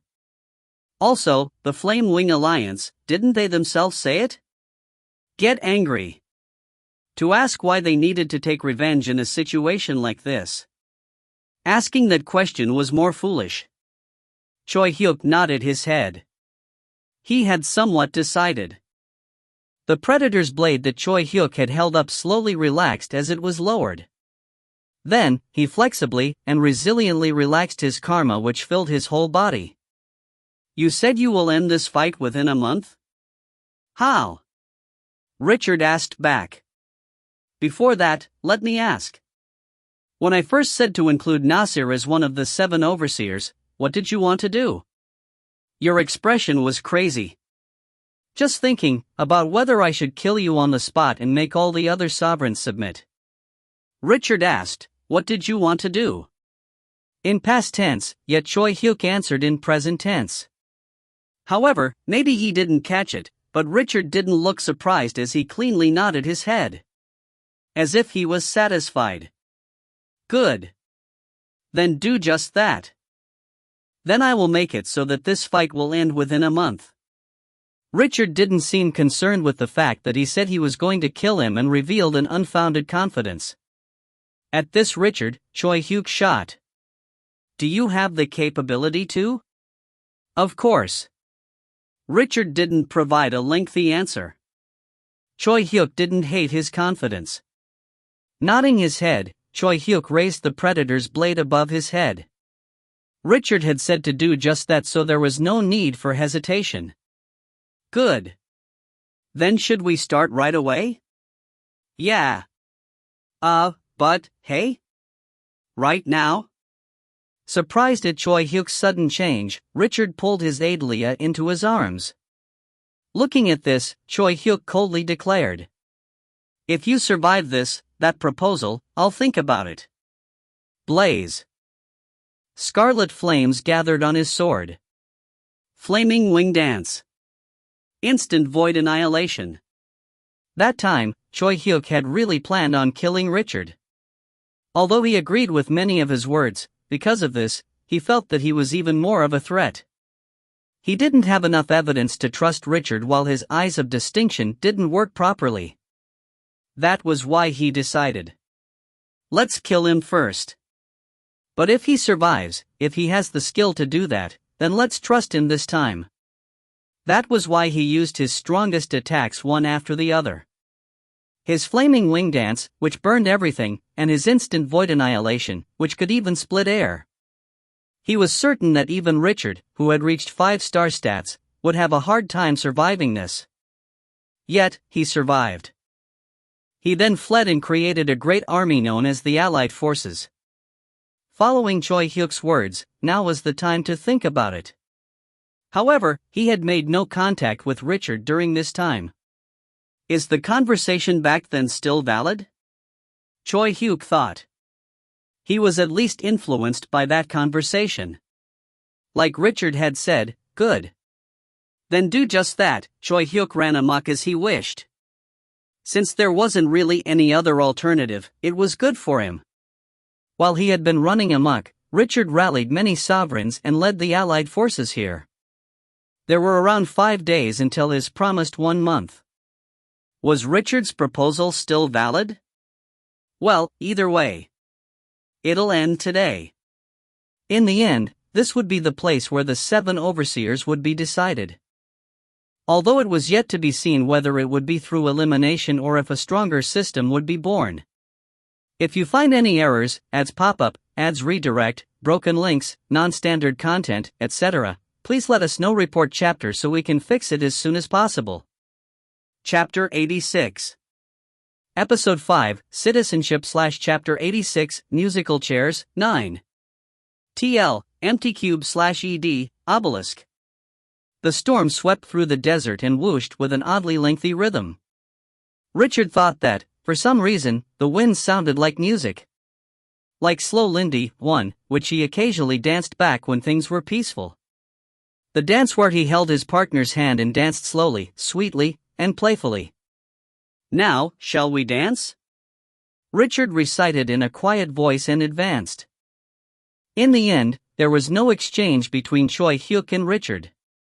There wasn't even the process commonly seen in movies where the leaders of both sides came out, scolding each other and justifying their causes. The berserkers and the Allied forces only shortened the distance between each other within the storm, and then at some point, they rushed forward without even a shout. Blood splattered like always. Corpses flew up in the air. As it had now become such a common occurrence, it didn't seem out of place. Choi Hyuk momentarily became immersed in his thoughts. Is this the right way?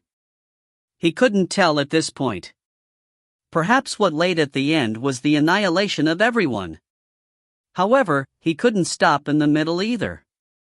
Richard's thoughts? What did he care? Choi Hyuk only thought of one thing. Finish this fight as fast as possible. He needed to take down his opponent before the casualties became too large. Like always. Flaming Wing Dance. Accompanied by Choi Hyuk's mumble, scarlet flames erupted, even burning the storm. Gwa! Would hell be like this?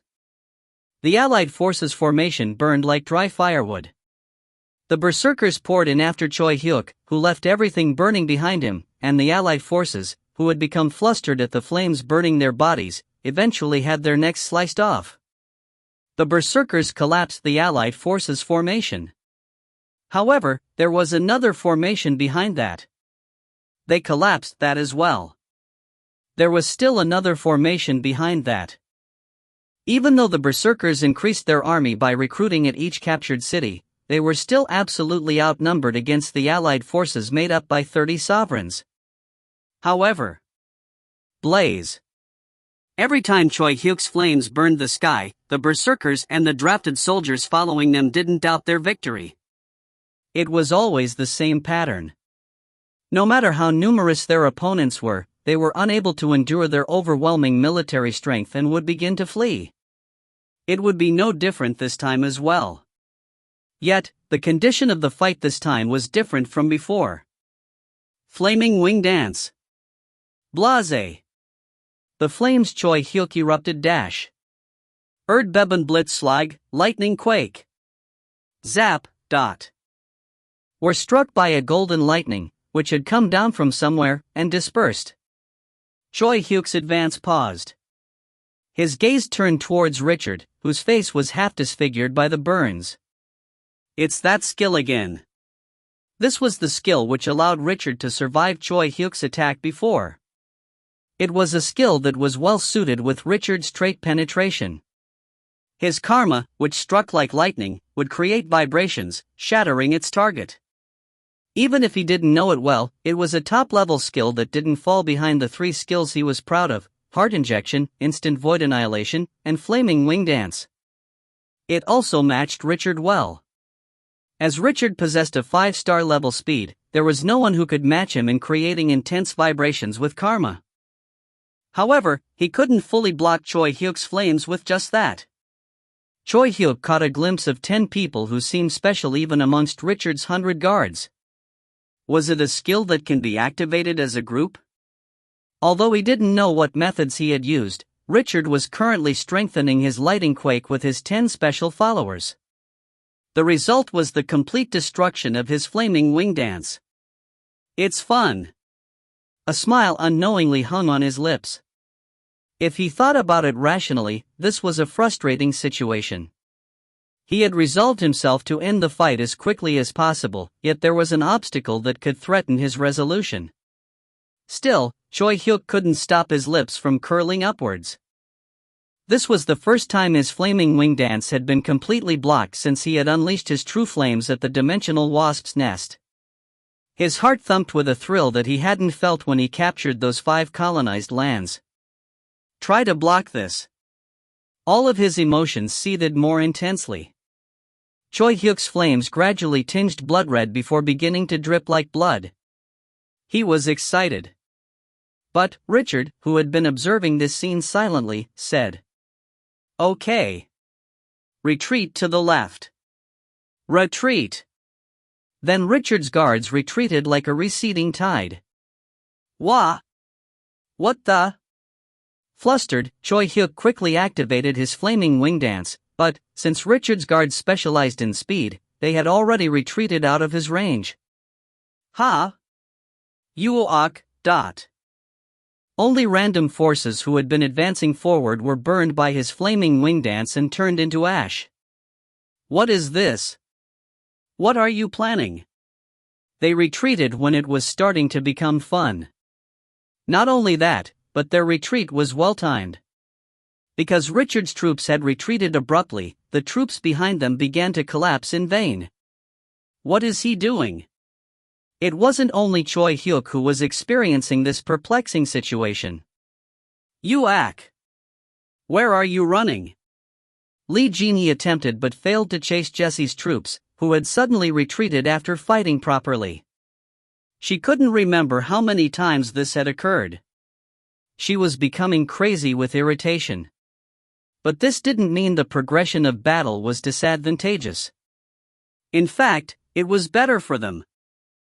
I mean, why is he doing that? When their side dies if they retreat in this situation? The Jesse clan was as skilled as they were famous. They were skilled enough to completely block Lee Jin-hee's troop, which had been able to go in and out of their enemy territory like it was their own home. Obviously, Lee Jin-hee's fighting spirit couldn't help but surge, and they began to fight a battle staking everything.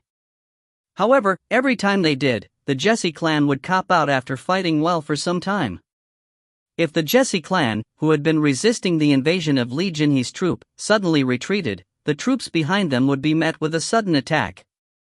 Because of this, Lee Jin-hee's troop was able to run even wilder. That was good, but Lee Jin-hee grew irritated since Jesse didn't face her. This weird phenomenon occurred everywhere. The elites of the Allied forces would defend properly before, without any warning, repeatedly acting in a fashion that hurt their formation. Because of this, even though the Berserkers' advance kept getting blocked, a strange scene, where they still continued to inflict heavy losses on the Allied forces, occurred. After around 30 minutes had passed since the start of the battle, the other sovereigns of the Allied forces, who had been focused on fighting, felt that something was strange. Sovereign of balance. What is this? Don't you know my clan members will all die if you retreat from there, protested the Herculean strength sovereign Zaken when Richard suddenly retreated after blocking Choi Hyuk once again. Richard simply clicked his tongue at Zaken's cold protest. Darn, we were discovered already. What? Richard's eyes tinged gold. Richard's fighting style was using long-distance attacks, leveraging his outstanding karma control and speed. His golden karma, which shot forward like a lightning bolt, infiltrated the Herculean strength sovereign's body and turned his insides into a paste. Clench. GRRK. You. Wah. What? Perhaps it was because of his high recovery stat, but the Herculean strength sovereign didn't die, and instead, endured as he recovered from the internal wounds. His eyes were bloodshot with anger. Slice. However, with a silver streak, the Herculean strength sovereign had his neck sliced through while his eyes were still open. The one who appeared like a ghost and cut his neck was Richard's aide, Leah. What do you mean what? It means it's time to clean up. The Herculean strength sovereign's guards, who saw the scene with blank expressions, became surprised and prepared for combat. Betrayal. Erg. No, to be precise, they attempted to prepare for combat. They died before they could. The Herculean strength sovereign's guards had their heads dropped to the floor before they could properly express their rage. It was the price they paid for having come deep within Richard's guards without being alert. The corpses, who had died hopelessly due to the sudden attack, flew up with the wind and disappeared without a trace. After watching this with cold eyes, Richard spoke into a dimensional slate. Team 7, solidify your defenses and slowly retreat to your 6 o'clock direction. Team 7 was the president of South Korea, Shin Woo-jin. He followed Richard's secret command and slowly retreated his troops towards his 6 o'clock direction. Blaze. Even from this distance, Shin Woo-jin could feel the heat from Choi Hyuk's flames on his cheeks. President Shin Woo-jin recalled what Richard had said. I'm sorry, Mr. President. However, let's think about this logically. No country can have 2 overseers. The others won't sit idly. Sovereign Jesse is the only one from the US. And I'm the only one from Germany. At most, there will be 1 or 2 from a single continent. If, in this situation, Korea comes out and says they want 2 overseers, there's no way the people will accept that. Then, who is the overseer Korea should dispatch? Mr. President, you need to think about this logically. Are you confident in winning against the Demon King Choi Hyuk? Shin Woo-jin shook his head. Even other sovereigns didn't look easy to beat, let alone Choi Hyuk. Richard nodded his head and said, "Please pass the seat of the overseer to Choi Hyuk. Instead, I will let you exercise your voting rights through the Sovereign of Opportunity Nasir." Shin Woo-jin had no choice but to accept Richard's proposal. At the same time, Shin Woo-jin felt fear towards Richard. Even though he had been inflicted with a burn which disfigured half his face, he wasn't hostile towards Choi Hyuk. No, it felt as though he was aggressively using his burn. Who could have predicted this? That someone who had been inflicted with such a wound wasn't hostile to the one who inflicted that wound. Everyone believed in the anti-berserker banner Richard put out, and because they did, they would die. Currently, there were 14 sovereigns here who knew of Richard's secret intentions, including himself. Amongst them, there were 5 who were promised a position as one of the 7 overseers, and the remaining 9 were promised the next available seats in return for giving up their positions now. These 14 sovereigns moved strangely within the formation as they killed those who were to be killed and kept those who were to survive alive. They followed the hit list Richard had created beforehand. The war against the berserkers was in fact a purge disguised as a war. The battle was fierce. Even as they endured tremendous losses, the Allied forces didn't retreat. The berserkers began to tire as it became difficult to move their bodies properly from continuously slashing at the Allied forces. The desert became muddy as it was mixed with corpses and blood. However, Choi Hyuk and the berserkers' directors, Baek Seoin, Shu Young-jin, Lee Jin-hee, Bae Jin-man and others, still stood at the front, alive and well. The Allied forces were the same. While they were being squashed like a well-ripened, soft peach, at some point, as if its hard seed was revealed from within, troops, which were on a different level from before, made their appearance in good condition. These troops were those who, instead of aggressively taking the lead, had repeatedly attacked and retreated throughout the battle. The 14 sovereigns. Only they remained and appeared on the front lines. Only then were Choi Hyuk and Richard able to face each other from a close distance. There was a short lull. "I don't know what you're up to." Choi Hyuk looked at Richard and said, "We need to end this now." Richard laughed at Choi Hyuk's words. 4 sovereigns walked up beside him. Sovereign Jesse, Sovereign of Paradise Camilla, the Queen of England Diana, and the Ethiopian Sovereign Johann. Richard looked at them and came forward with steady steps. Then, he suddenly gave a proposal. In a voice only Choi Hyuk could hear. "Now, how about we call a truce now? If we count Nasir, there are exactly 7 people." "Ah." Choi Hyuk simply opened his mouth. He was sincerely in admiration in this moment. Did he really plan all this? If this was true, then it was truly an outstanding tactic. The fact that he had gathered 30 sovereigns in one place was amazing. It was also amazing that he was able to persuade 13 of them and control the formation during the battle to skillfully purge the remaining 16. Richard did everything he could. He survived from Choi Hyuk's hands and laid the groundwork for choosing the 7 overseers within a month. Amazing. I know, right? Now it's your turn. Did you think about it? Like Richard said, it was now time for Choi Hyuk to decide. Would he accept? Or would he flip the situation on its head? However, at this point, he no longer had the heart to flip it all over. He felt this way in all aspects. He had admiration and goodwill towards Richard's abilities, and he also had a practical reason. If both sides were to clash, there was a higher chance it would result in the destruction of either side rather than a safe conclusion. Since the elites of the Allied forces were strong enough to hold back Choi Hyuk's army. Did he do this on purpose as well? To show that they aren't weak, If he did this on purpose, then it was quite successful. Choi Hyuk's mind leaned towards a truce. It was a choice that was akin to killing 2 birds with 1 stone, as they would be able to decide on the overseers earlier than he expected and preserve their forces. Only, there was something tugging at his mind. What about Nasir? Nasir is already detained. Nasir will be the puppet of the 9 sovereigns behind me. He will be unable to act on his own intentions and will move according to the decisions these 9 people come to. This was the future system Richard had prepared. There were 6 overseers and the remaining seat would be shared between the 9 sovereigns through Nasir. Anyone who might have become an obstacle to his plan had already been killed in battle. Choi Hyuk's tense heart slowly relaxed. Is it a truce?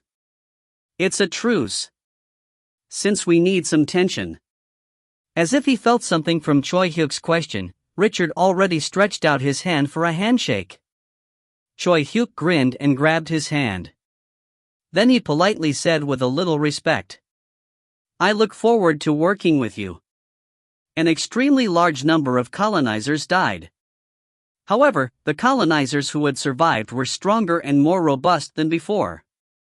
After the Great Nazari War and the truce between the Berserkers and the Allied forces, the entire world was reorganized under a new order. At the same time, the storm in Dragonic died down.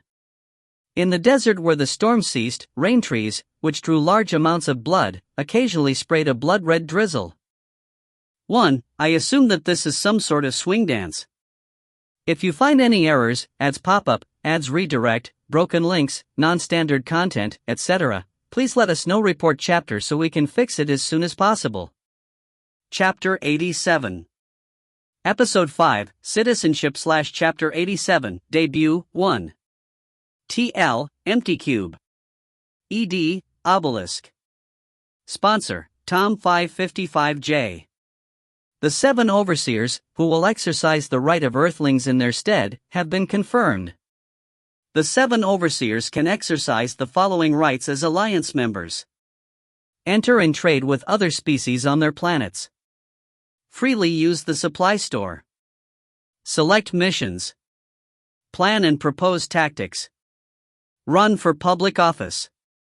View information. Overseers can permit other Earthlings the above rights. The 7 overseers had been decided.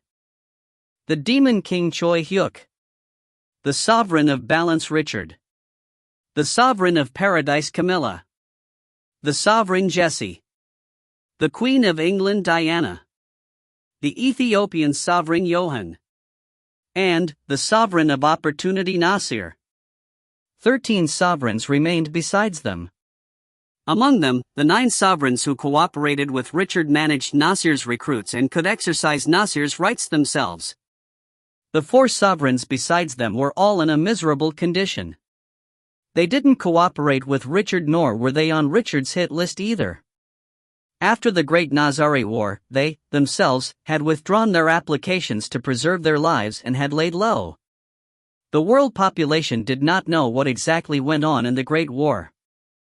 They only heard that the Berserkers and the Allied forces came to a truce after a fierce battle. All they heard was the announcement that 10 sovereigns had died in combat on the Allied side and that the sovereigns, who had been chosen to be overseers from the Allied side, were to protect their colonized lands which were now in a state of anarchy. Conspiracies were rampant. There were even rumors that this was all self-fabricated. The people were suspicious, and they were enraged that they had lost their country's sovereign, but what could they do? Things had already taken place. It was now a time where it was difficult to survive if you didn't curry favor with the surviving sovereigns. Whether they were happy or not, they had no choice but to gather under the mantle of the sovereigns, who were in command of the colonized lands, as Earth was gradually getting drier every passing day and there was no harvest even when fall came. More and more people began to migrate to Dragonic. The colonization of Dragonic became more active, and Earth was becoming empty. Still, Choi Hyuk spent most of his time on Earth. Although his previous residence had turned into ash, it didn't matter since he had Nero's spaceship. Choi Hyuk would conduct all sorts of training, but when night fell, he would make the spaceship walls transparent and blankly watch the sunset. As the rotation of the collapsing Earth slowed, days were slowly becoming longer as did the sunset. Nana. Nero waved his mitten-like hands as it played its guitar. Even though its hands were like that, it skillfully strummed and plucked the guitar with precision in a cheerful manner. It always improvised its songs, yet they were all pleasant to listen to. Training in handling duties regarding his colonized lands during the day and watching the sunset while listening to Nero's performance at night was Choi Hyuk's daily life. While he blankly looked out at the sky, reminiscing his memories, the shrinking sunset slowly became hazy like a candle that would go out at any moment, and twilight set in the sky. As people left the city, only one house would be lit across another. Even the red light district, which had been bustling with nightlife, was now deserted.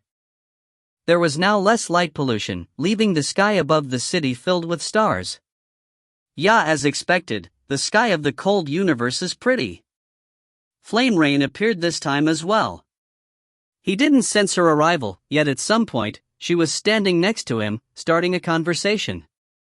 Still, Choi Hyuk wasn't taken aback. He was now familiar with this, and he had also predicted it as well. Since the advancement evaluations had ended and they had chosen the 7 overseers, it was about time for her to make her appearance. Instead, it was Nero who became taken aback.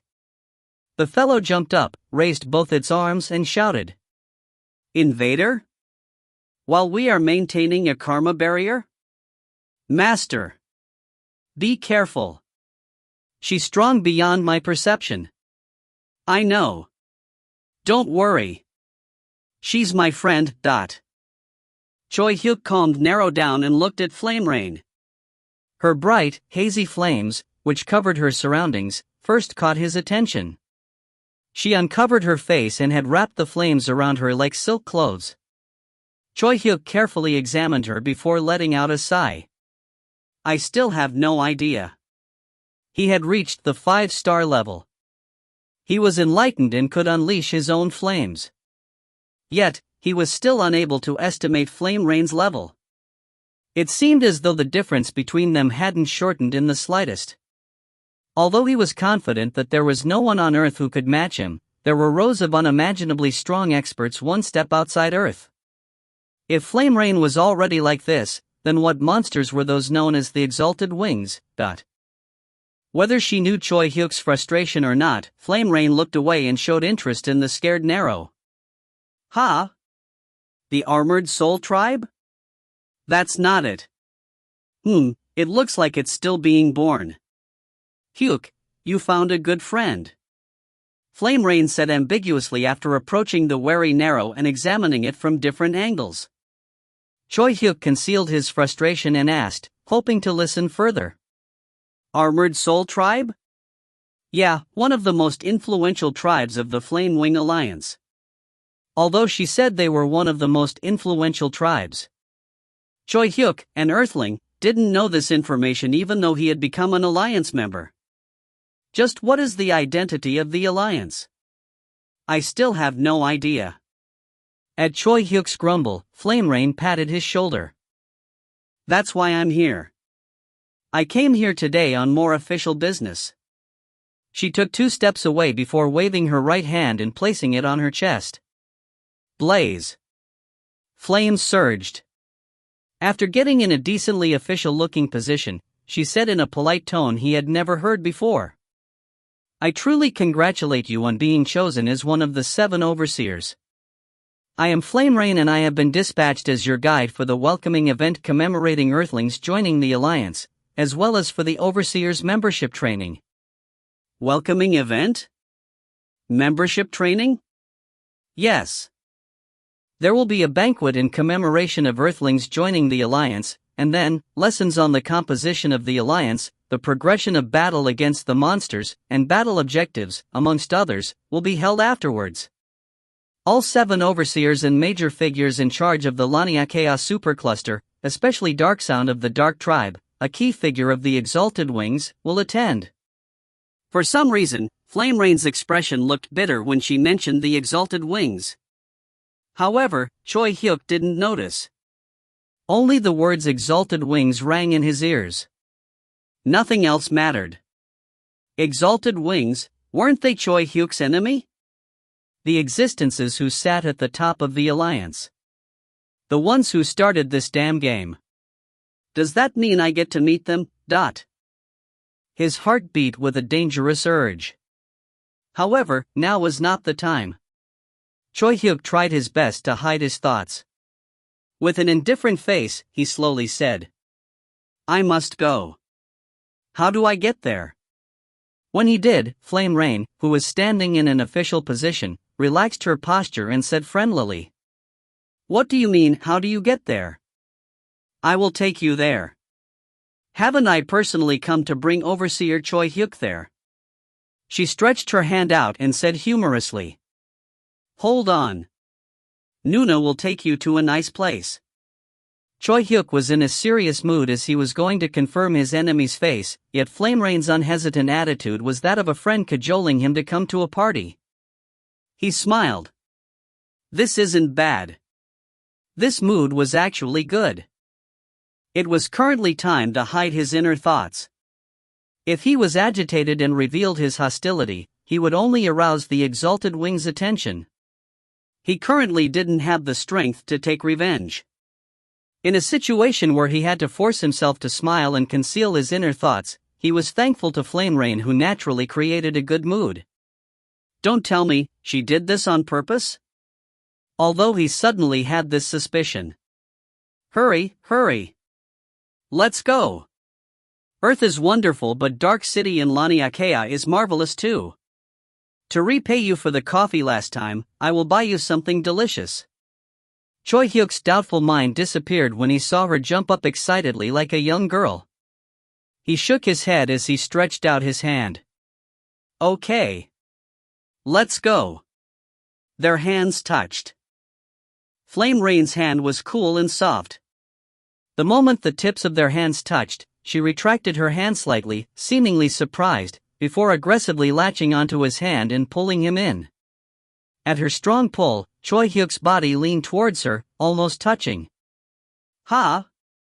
Choi Hyuk became surprised, but Flame Rain shouted, Let's go! Blaze! Before Choi Hyuk's body could touch hers, surging flames swallowed the two of them. Whoosh! The extreme heat melted the space around them. The two of them, wrapped in flames, traversed through dimensions like a comet. Wow! To be able to pass through the extremely distant dimensional passage with her own body. In the place Choi Hyuk and Flame Rain left, Nero analyzed the remnants as it fell into a trance. As karma developed, it would slowly transcend existing matter and approach pure karma. Because of this, Choi Hyuk could stare directly at the sun without blinding his eyes when he was at the 2-star level. However, Flame Rain's flames were currently so bright that he couldn't open his eyes. He could still see the bright light even through his closed eyes. He kept his eyes closed until darkness pushed its way back into his eyelids. When he opened his eyes, he was in a place which seemed to be from a dream. It definitely wasn't Earth. Could dimensional travel be so comfortable? Choi Hyuk said in slight admiration. To Earthlings, dimensional travel was uncomfortable, always accompanied by the urge to vomit, as their bodies felt like it was being flipped inside out. A discomfort that they could never get used to. However, it was comfortable this time, as if he had just woken up from a nap. Of course, because I'm the driver, boasted Flame Rain. Choi Hyuk somehow didn't want to acknowledge it, so he changed the topic. Where are we? Earthlings call this place the Great Attractor? In your terms, you can consider it the center of the Laniakea supercluster. Although Flame Rain used names from Earth in her explanation so he could understand, Choi Hyuk was still unable to. What's that? When he asked, Flame Rain said in an overly boastful manner. She was the type to mess with people the closer they got. Ha! You don't know that? Can't you even memorize your own address? This Nuna will teach you just once, so listen carefully. They say that Laniakea means immense heaven in Hawaiian. Earth is a part of the Milky Way galaxy, what we call the 103 RD-barred spiral galaxy. And the Milky Way galaxy is part of the local group along with the Andromeda galaxy, Triangulum Galaxy, and others, and the local group is also a part of the Virgo supercluster along with countless other groups. And this Virgo supercluster, along with the Hydra Centaurus supercluster and others, is part of the Llania Chaos supercluster. Of course, the Llania Chaos supercluster is also part of a bigger supercluster, but let's stop here. Anyways, this place, in the scope of the entire alliance, is equivalent to a capital city of a small country. How about it? How do you feel coming to a city for the first time? Earth-Milky Way Galaxy-Local Group-Virgo Supercluster-Llania Chaos Supercluster.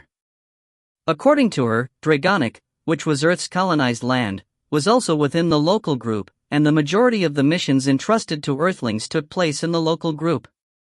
She said that very rarely did Earthlings take part in a mission somewhere within the Virgo supercluster. As she explained, Nero sent him telepathic messages to help him understand. Because of this, Choi Hyuk could understand the vast scale of the universe. The universe was too enormous. To the point where Earth was too small to even call it a speck of dust. Amazing. Forgetting to scold Flame Rain, who had been extremely boastful, Choi Hyuk blankly looked around at his surroundings. Dark City of Llania Chaos.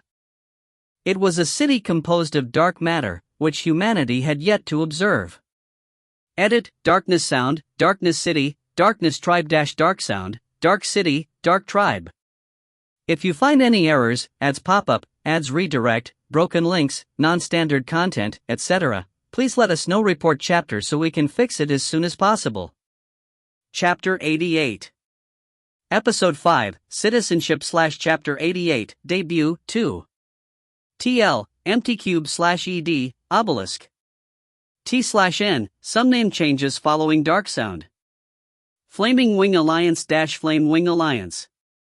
Flaming Wing Tribe-Flame Wing Tribe. Flare Rain-Flame Rain. Scientists discovered that the galaxy was much heavier than they initially thought. The galaxy rotated at a much faster velocity than what was calculated through Newton's law of gravity, and stars would be pulled into what they observed to be empty space.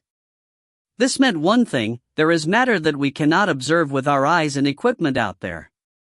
That was how humanity anticipated the existence of dark matter.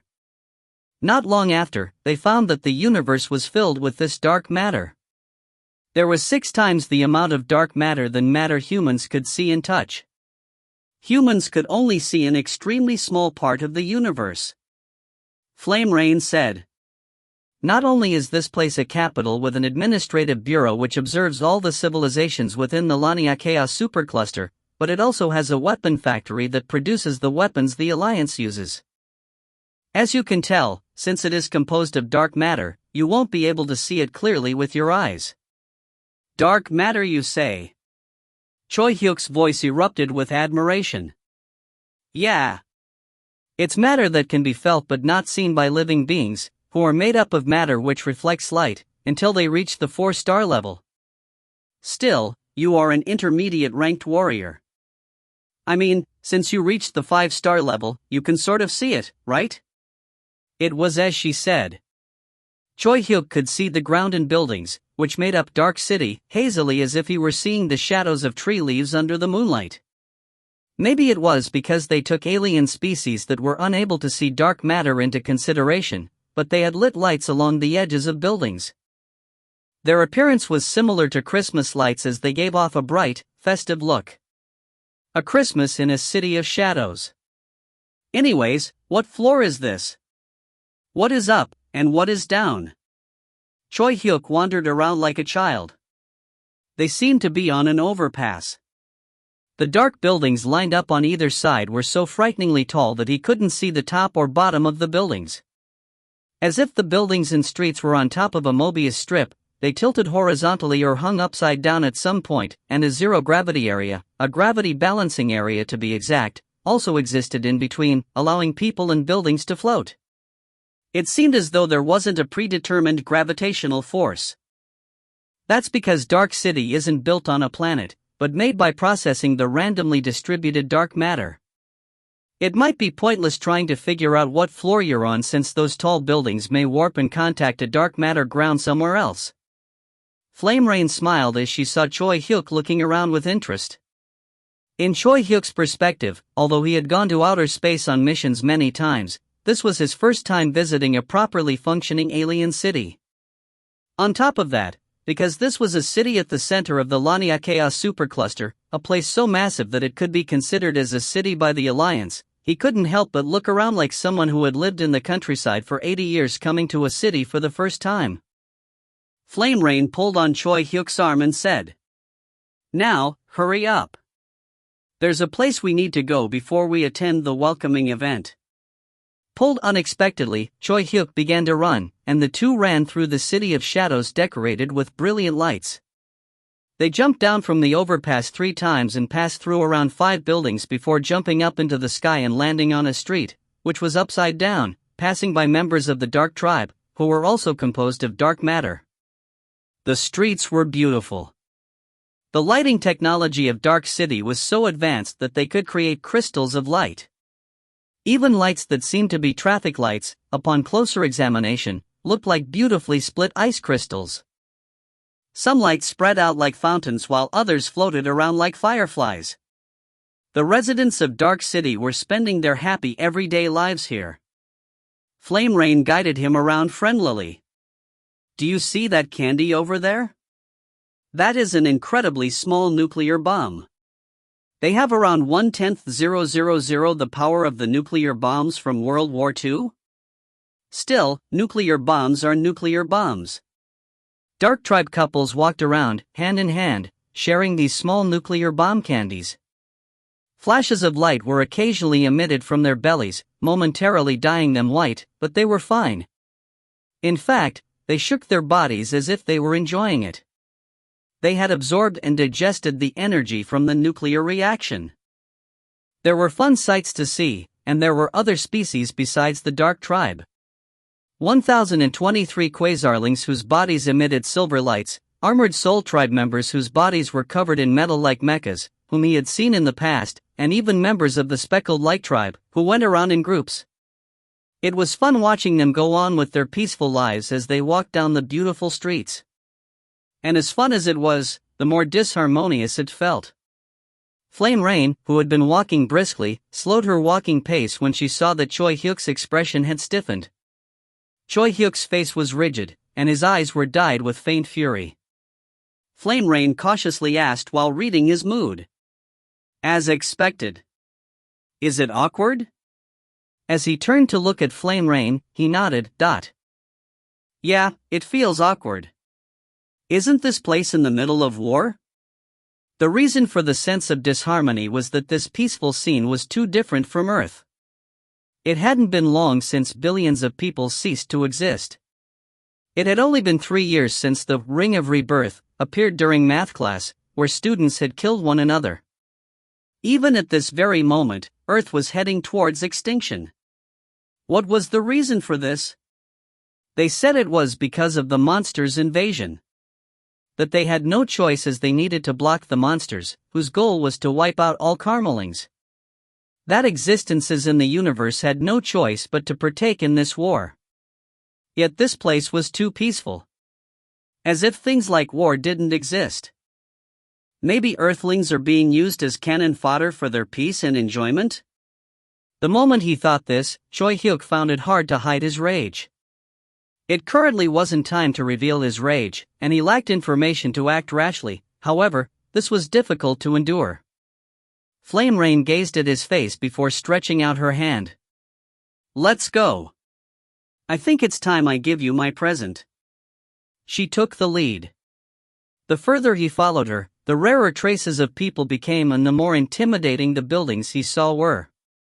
The walls made of dark matter weren't simply walls but had been condensed with aggressive karma, revealing a menacing aura. No matter how he looked at it, this place wasn't an area open to civilians. He even saw guard posts and defense facilities.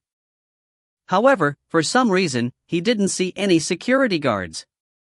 "This is..." Flame Rain simply smiled mysteriously at his questions and didn't reply. Doors, which looked as solid as those on a safe, stood, layered in front of each other, yet none of them were locked. They would open automatically when Flame Rain placed her hand on them. As there was no one in the enormous, menacing buildings, it even felt as if they had come to steal something. However, Flame Rain passed through the passage and gateways with familiarity and without hesitation. Then, when they got on an elevator and went up, an ocean appeared. Stumble. Choi Hyuk stumbled without knowing. It was hard to stay standing as the gravitational force in his surroundings was swaying in every direction. His surroundings were vast, boundless like the universe. It was filled with special dark matter that rippled. Every time the dark matter, which possessed strong gravitational force, rippled, it would change the direction of the gravitational force, shaking Choi Hyuk's body. Although it was fine if he put his strength into it, Choi Hyuk, who had reached the 5-star level, still felt the ripples in gravity very strongly. This is the forge, place that will let your worn sword be reborn. Flame Rain said as she spread her arms. Then she pointed her finger at the predator's blade on Choi Hyuk's waist. You used that sword for a while, right? It has been with me since around the time I awakened. That's perfect. Nodding, Flame Rain took out a radiant jewel from her bosom. It was a jewel which possessed karma hot enough to heat his cheeks. We are going to re-smelt that sword now. By borrowing the strength of this essence of fire and the dark ocean, that is. Once the smelting is done, that sword will break through its limits and be reborn. This the present I've prepared for you. Flame Rain's gaze, as she looked at Choi Hyuk, was clear and upright. The white light, goodwill, she emitted put Choi Hyuk at ease like it always did. Feeling somewhat awkward, Choi Hyuk turned his gaze away and asked. Why a present all of a sudden? Just, there are things I'm sorry about. Flame Rain, who dragged out her words in an obscure manner, shook her head and said in a cheerful voice. Either way, just accept it since I'm giving it to you. First, hold your sword properly with both your hands. Choi Hyuk couldn't deny her words for some reason. Although he wanted to ask her a lot of things, his mouth wouldn't open. He simply did as he was told and held his sword properly with his hands. Ho! After letting out a deep breath, Flame Rain brought the essence of fire close to the predator's blade. Then, she stared at Choi Hyuk's eyes and said, Bring your emotions to their peak. Like when you unleash your flames. Choi Hyuk's emotions always started with rage. He also felt rage not too long ago. The clear difference between the lives of Earthlings and the residents of Dark City. Rage towards this injustice. This rage was vivid whenever he recalled it, no matter how much time had passed. Blaze. Flames surged naturally from his body. However, Flame Rain shook her head. Don't create fire. Bring your emotions to their peak, but don't unleash your flames. Keep that balance. That wasn't easy. His body was swaying due to the endlessly changing gravitational force of the dark ocean, while his mind was swaying due to his emotions which surged in his mind on their own. However, Flame Rain didn't move, only watching with her hand holding the essence of fire as she waited for Choi Hyuk to achieve balance on his own. Clench. Choi Hyuk bit his lip. He was angry. Although he didn't know exactly what it was, there was no doubt that the present Flame Rain wanted to give him was extraordinary. However, he himself was too unskilled to receive her present. Choi Hyuk, who had resolved to make the Flame Wing Alliance and the Exalted Wings kneel someday, was unable to even overcome himself. How am I going to take revenge like this? Clench. Massive rage rose up like a hail and covered Choi Hyuk's emotions. Clench. Choi Hyuk's body, which shook imperceptibly, locked in place as if it was nailed in. Choi Hyuk's mind, which was engulfed by extreme rage, instead calmed to a chill. Like a sword forged tens of thousands of times, his mind became cold, sharp, yet serene. A chilling rage. Flame Rain smiled.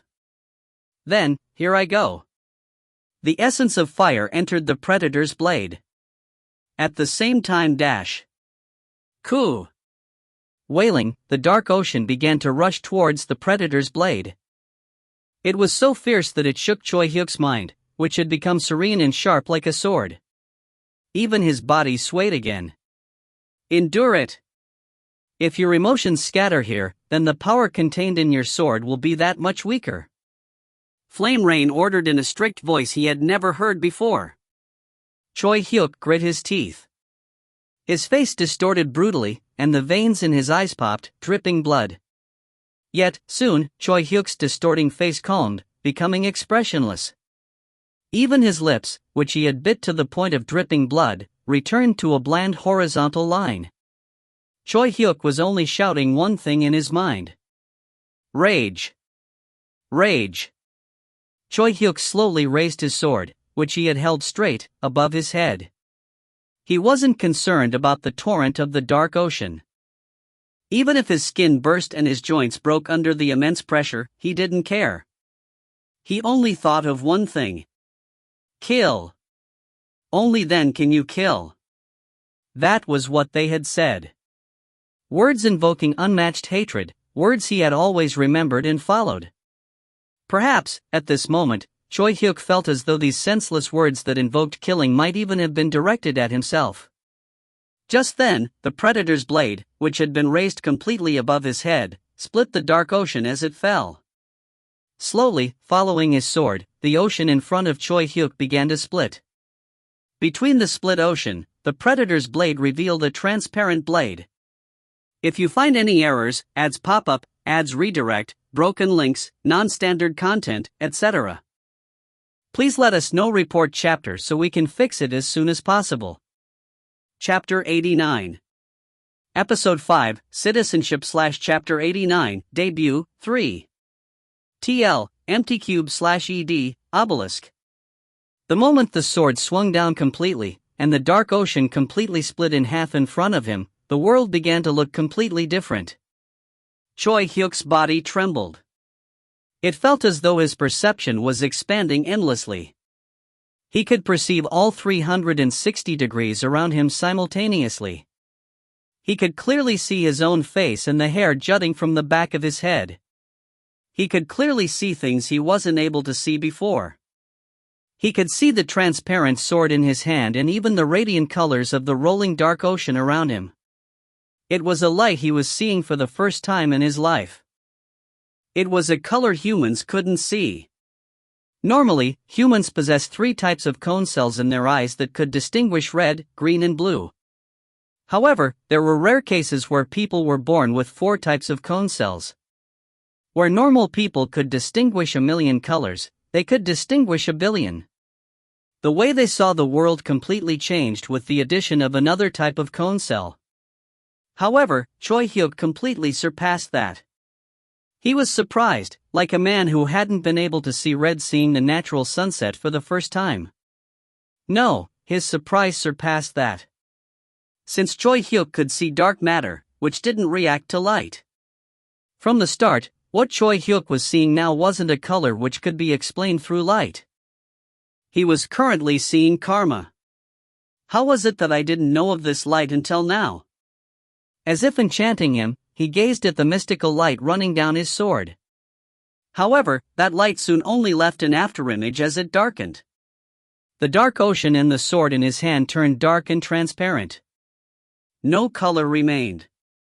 His vision, which could clearly see 360 degrees around him and his own face, gradually narrowed. Although he still felt his surroundings, it felt frustrating as if he was in a fog. Oh my God!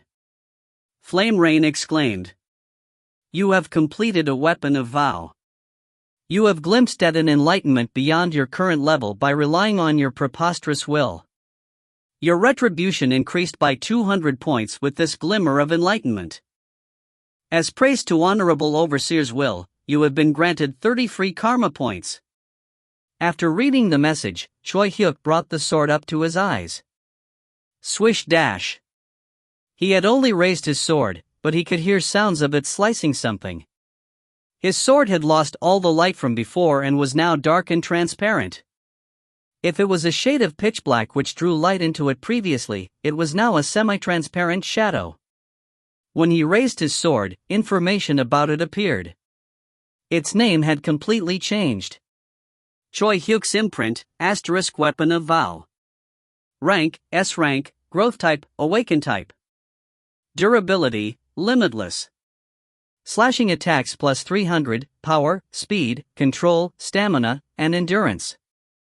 A sword imprinted with the deadly will through Earth's overseer Choi Hyuk's own soul and retribution. Imprinted with his will, it will not break or dull. Weapon of Vow is rare even in the universe.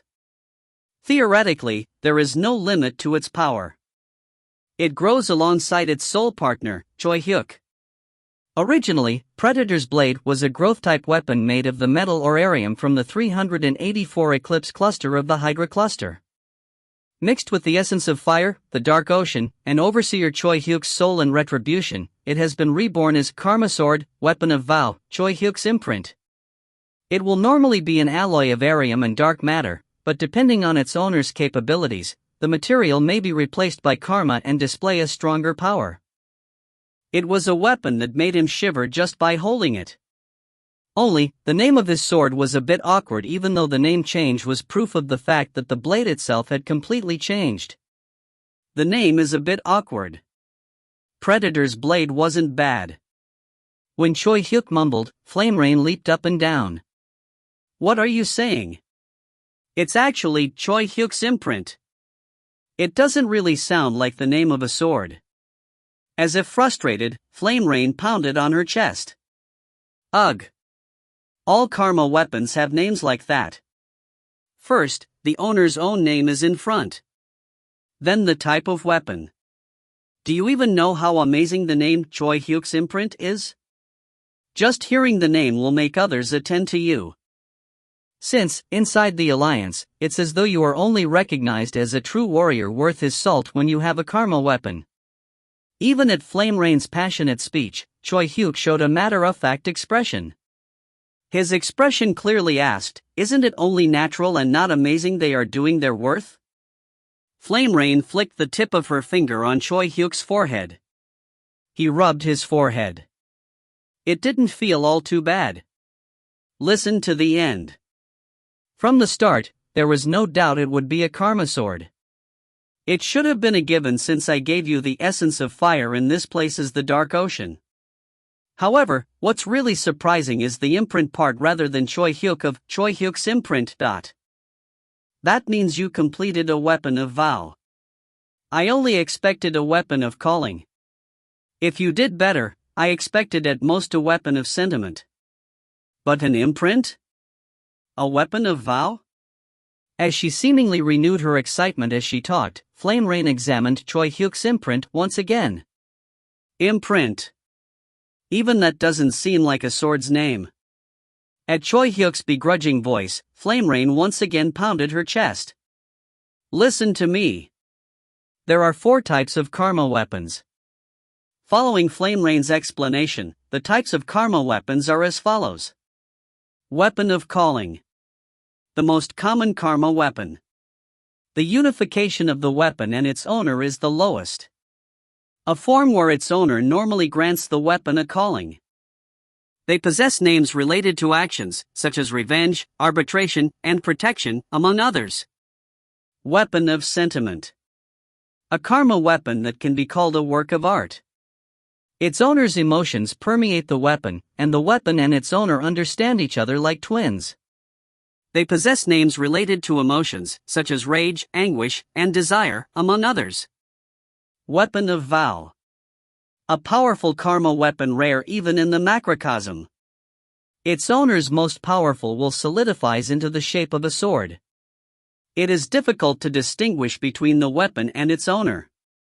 They possess names related to pledges and hopes, such as pledge, imprint, and prayer, among others. Weapon of conclusion. An exalted weapon that can be counted on fingers in the macrocosm. The weapon itself is granted with the same fate as its owner. They possess names related to the conclusion of one's fate, such as glory, hell, and salvation, among others. So Choi Hyuk's imprint is a rare weapon of vow even in the universe. What does that mean? You just completed a weapon that should be impossible at your level. You, who is only a middle-ranked warrior, 5-star, just created a weapon that can only be attempted once you are at least a high-ranked warrior. Flame Rain's voice was close to shouting. Choi Hyuk simply thought, so I guess it really is amazing.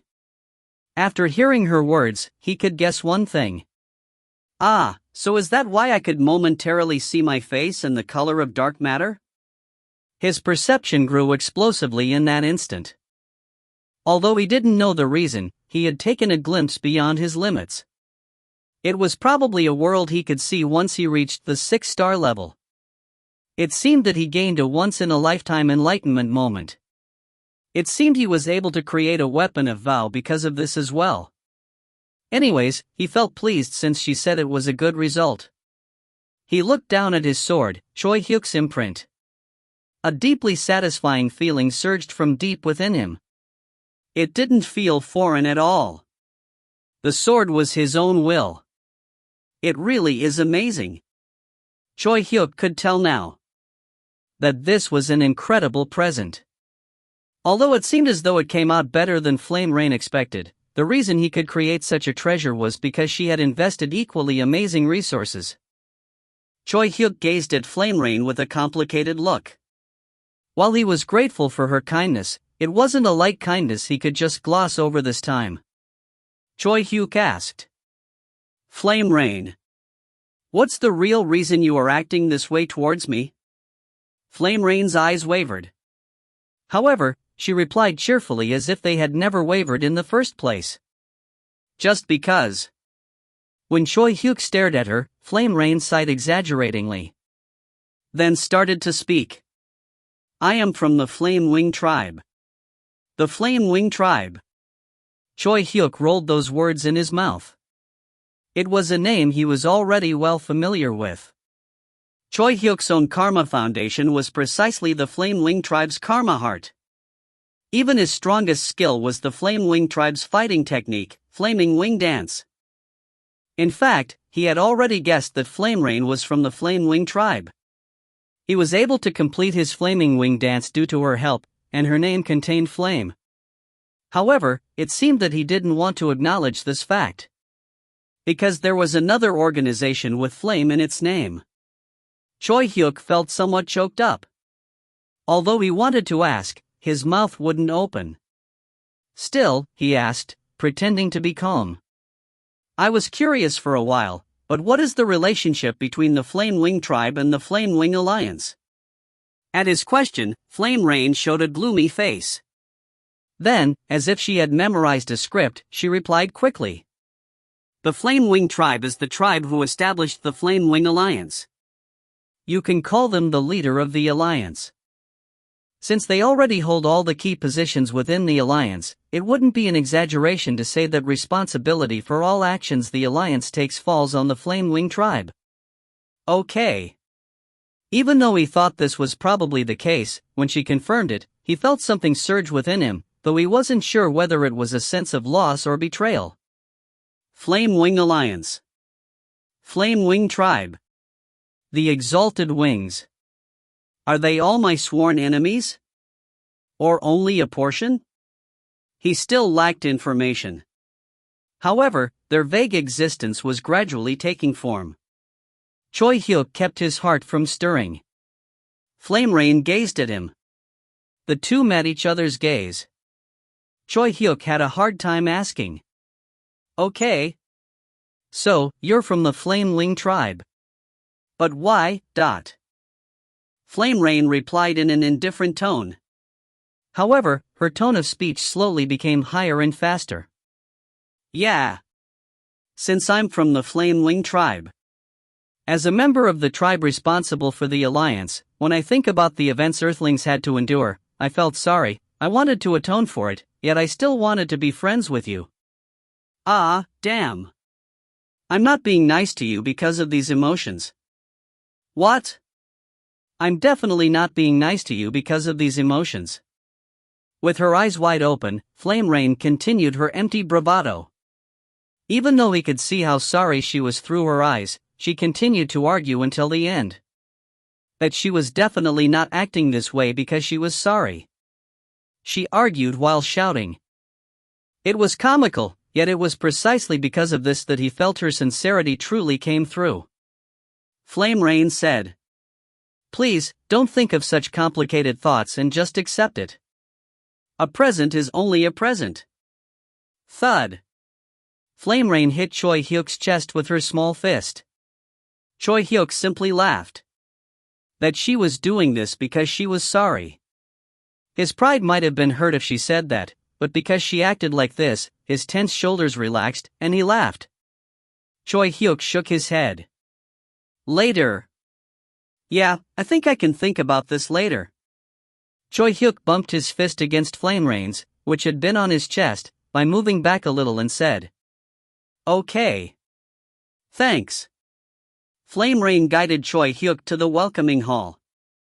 Although he had learned of this later, compared to the others, Flame Rain's guide had quite a bit of extra service.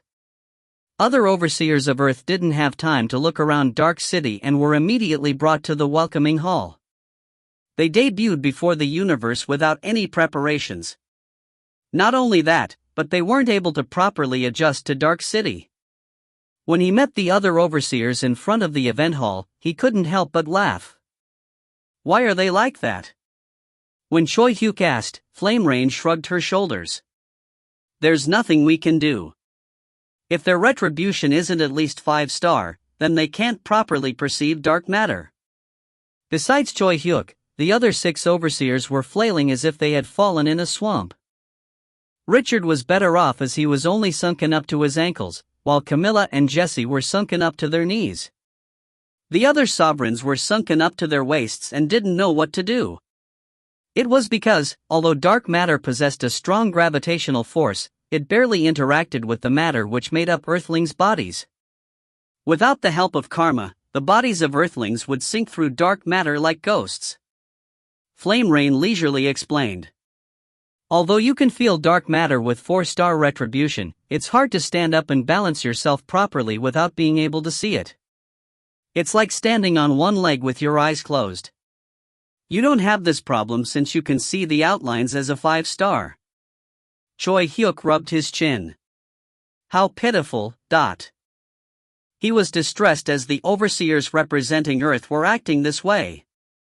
However, soon, something which made him more distressed occurred. Yeah, those kids over there are the Earthlings who newly joined the Alliance? 4 aliens appeared noisily. Unlike Flame Rain, who could speak Korean fluently, they appeared while speaking in an alien language. Although there wasn't a communication problem because of language resonance, their attitude and tone mixed together and seemed even more ill-mannered. Hey! Your seniors are passing by and you don't salute? Kids these days are so rude. Why are you like this? They haven't even been commissioned yet, so we don't know whether they will be under our command or not. They say their population is quite big, and if they are overseers, don't you think they'll be assigned as independent troops? They can't even stand on their own feet. What do you mean independent troops? They approached the overseers representing Earth, who were flailing on the floor, while mocking them to their heart's content. Then a 3-meter-tall robot alien kicked the Queen of England Diana with its enormous foot. She was the only child of Elizabeth and had lived her entire life as a princess. The young, beautiful overseer Diana, who had been flailing with her body sunken up to her waist, was kicked down and was now sunk up to her shoulders. When your seniors come, you need to salute. How dare you lie down? Ah, that was her lying down? Key kick. What an idiot. Ha. Choi Hyuk's eyes ignited with fury. His hand naturally headed towards Imprint. He even felt that this was a good chance. He was curious about his new weapon's power. An S-rank weapon that could slice into a high-ranked warrior, a 6-star enemy. He also wanted to test the different indication of stats now that it had received the name Imprint. Only, there was something that held him back. Listening to how they talk, it seems that they are our seniors. Will it be a problem? He asked with his hand on his sword. Looking at how they are acting, it seems they are commanding officers of the Virgo cluster you are a part of. They are experts in their own right, and if you guys are officially commissioned, then they really might be your superiors. Since the Alliance is one big military organization, command and discipline are quite rigorous. Choi Hyuk frowned at her words. So, there will be a problem? As it wasn't time to oppose the Alliance, Choi Hyuk was approaching this carefully. Flame Rain shrugged her shoulders. Although you are protected by the Alliance law when you join the Alliance. Rights are like this. Rather than a set amount, your rights grow in accordance to your demands and accomplishments. Although Earthlings have been formally granted citizenship, it is still unknown how respected your rights will be. That's why they are trying to get the drop on you. As she said this, Flame Rain lightly took Choi Hyuk's hand off his sword. Only, you can't use your weapon. As if he felt unsatisfied, he clenched the air once. He heard that the abilities of weapons of Vow would differ depending on the type.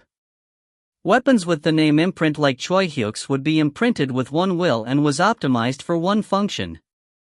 In Choi Hyuk's case, it was optimized for slashing attacks, perhaps because of his deadly will. The slashing attacks plus 300, power, speed, control, stamina, and endurance, written in the description meant that over 300 points of karma would be distributed amongst those 5 stats, which were utilized when he slashed, in the most ideal manner. Since the weapon was an S rank on top of that, he could theoretically unleash a power close to that of someone at the 6-star level the moment he slashed his target. However, it was useless if he couldn't unsheath his weapon. He heard that prayer and pledge types of weapons of Vow could increase one's karma normally, yet Choi Hyuk's imprint would only display its might when wielded it with his own hands. It seemed that he would have to test his weapon later. Nothing I can do. Instead, Choi Hyuk clenched his fists. There were 4 enemies. Looking at their vigor, they all seemed to be 5-star level warriors. Even if it was Choi Hyuk, he couldn't look down on them. Choi Hyuk coldly and heavily shrouded his spirit and waited for an opportunity. Just then Erdbeben Blitzschlag, lightning quake. He heard Richard's clear shout. Bang! The metallic alien, who kicked Diana, was blasted away. Acting all cocky. The platinum-haired, middle-aged Richard looked down on the aliens and stood up with his hair tangled. With his entire body covered in golden karma, he seemed to have become used to Dark City as he could stand firmly on the ground. He used his specialty, speed, and rushed towards the detestable aliens. There was a storm of karma. Good. Looking at this scene, Choi Hyuk smiled. Richard created a great opportunity for him. Flaming wing dance. Blaze. Flames erupted, and Choi Hyuk's fist bang! Smashed into the chest of a 1023 Quasarling, whose body was shining with a silver light. You bastards! The alien from the Dark Tribe, who was preparing to counterattack, was restrained by Camilla and Jesse, who suddenly got up. A brawl broke out as they tangled together. Although Earth's overseers were usually the ones who flew out and vomited blood, they didn't lose out in malice. The combination with Choi Hyuk as the lead and Richard as support even fought quite well. Wow! Good fight. Flame Rain sat down and watched. The welcoming event in commemoration of Earthlings joining the Alliance opened with a group fight between the Overseers of Earth and the existing members of the Alliance. It was a splendid debut. If you find any errors, ads pop-up, ads redirect, broken links, non-standard content, etc., please let us know. Report chapter so we can fix it as soon as possible. Chapter 90. Episode 6, Mafia Game / Chapter 90, Independent Troops, 1. TL, Empty Cube / ED, Obelisk. The sudden group fight ended with the appearance of Commander Mac of the Virgo cluster. She looked like a human and was beautiful. She had sapphire blue hair and a pair of golden horns that grew in a diagonal line near the back of her head. At a glance, however, they didn't seem like horns but rather an elegant hairstyle. Ha! When she held her forehead inside, the aliens dropped to their knees with a thud. Cough. What's this? Cough. Camilla, who had been hit by the aliens and knocked out, slowly got up and looked around. She caught sight of the blue-haired Commander Mac. Commander Mac, who floated slightly in the air, was slowly sliding down towards the middle of the group fight. Pathetic fools. Her voice was chillingly cold. As if the 4 aliens in the group were pressed down by something, they couldn't get up easily. Commander Mac, who was a high-ranked warrior, 6-star, possessed an excellent ability that allowed her to invade and change other people's karma. Alliance members called it laying down fate when she used her power. The fate the aliens were currently receiving was the fate of Atlas, who held up the sky. Commander Mac changed their karma and made their arms and legs rigid and heavy. To those experiencing it, it felt as though an enormous weight was weighing down on them. As those who are attending the welcoming event, you pick a fight with the main stars of the event? You who call yourselves warrior leaders of the Virgo cluster. The 4 aliens, who fought against the overseers of Earth, were the warrior leaders of the Virgo cluster division troops. For life and freedom. Tanka of the Armored Soul tribe, who was the leader of the 4, stood on its trembling legs and saluted. It looked as though the 3-meter-tall, steel robot was lifting the earth as steam was emitted from its entire body. All it was doing, however, was barely straightening its legs and standing up. It displayed a karma light when it saluted, but it seemed even that was difficult as its shiny, metallic karma light swayed in different directions. Kick! The Queen of England Diana, who had been hit by Tanka, laughed cutely, seemingly pleased at its current figure. Commander Mac didn't accept its salute. That's enough. You guys are going to lift the sky for the whole day. If any one of you frowns or if your legs tremble during the welcoming event because it's too difficult, prepare yourselves. Mac said in a chilling voice. Boo but Commander. The new recruits committed mutiny. Tanka showed a dejected face as it protested. Thud. Its knees touched the ground once again. The burden pressing down on its body had increased. Looks like you have the strength to talk? You get double. Cook. Tanka couldn't speak anymore and kept its mouth shut. Mac clicked her tongue while looking at it. Pathetic, who's a new recruit? They haven't even been commissioned yet. Strictly speaking, what you committed was an abuse of authority and an assault on citizens. You're lucky that you aren't going on military trial. At the mention of a military trial, the 4, including Tanka, became pale. Only then did Mac turn her gaze towards the overseers of Earth. How gruesome. That was the first thing Mac thought. The arms and legs of Earth's overseers were broken, and their insides were injured, resulting in blood dripping from their mouths. This was because of the big difference in levels even though they had the numerical advantage of 7 against 4.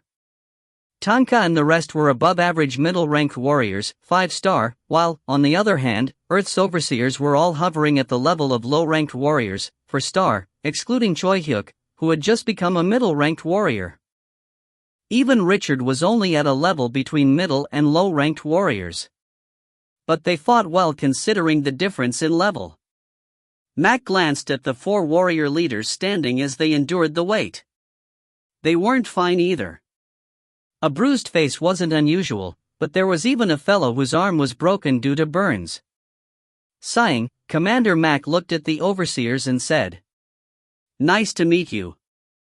I am Commander Mac of the Virgo cluster. Since Earth is part of the Virgo cluster, if you get commissioned, you will be under my command. And you will occasionally see dimwits like them. Mac glanced at the warrior leaders again and then said to the overseers. You came here for the welcoming event, but you had a hard time from the start. Still, it was impressive at dot. Grinning, she turned around and headed towards the event hall. Now, let's head to the event hall.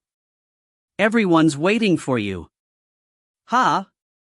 Do we just go like this? What about our wounds? When the Queen of England Diana asked, Mac didn't even turn around as she replied. Wounds at that level will heal by themselves. Don't worry about it. Everyone attending the welcoming event is a warrior. If you have a few wounds, there will be something to talk about, so it'll be fine. Even though a civilization was newly joining the alliance, there wasn't a particular ceremony or order to the welcoming event. When they arrived at the event hall, it was bustling with aliens from various places throughout the Lania Chaos supercluster.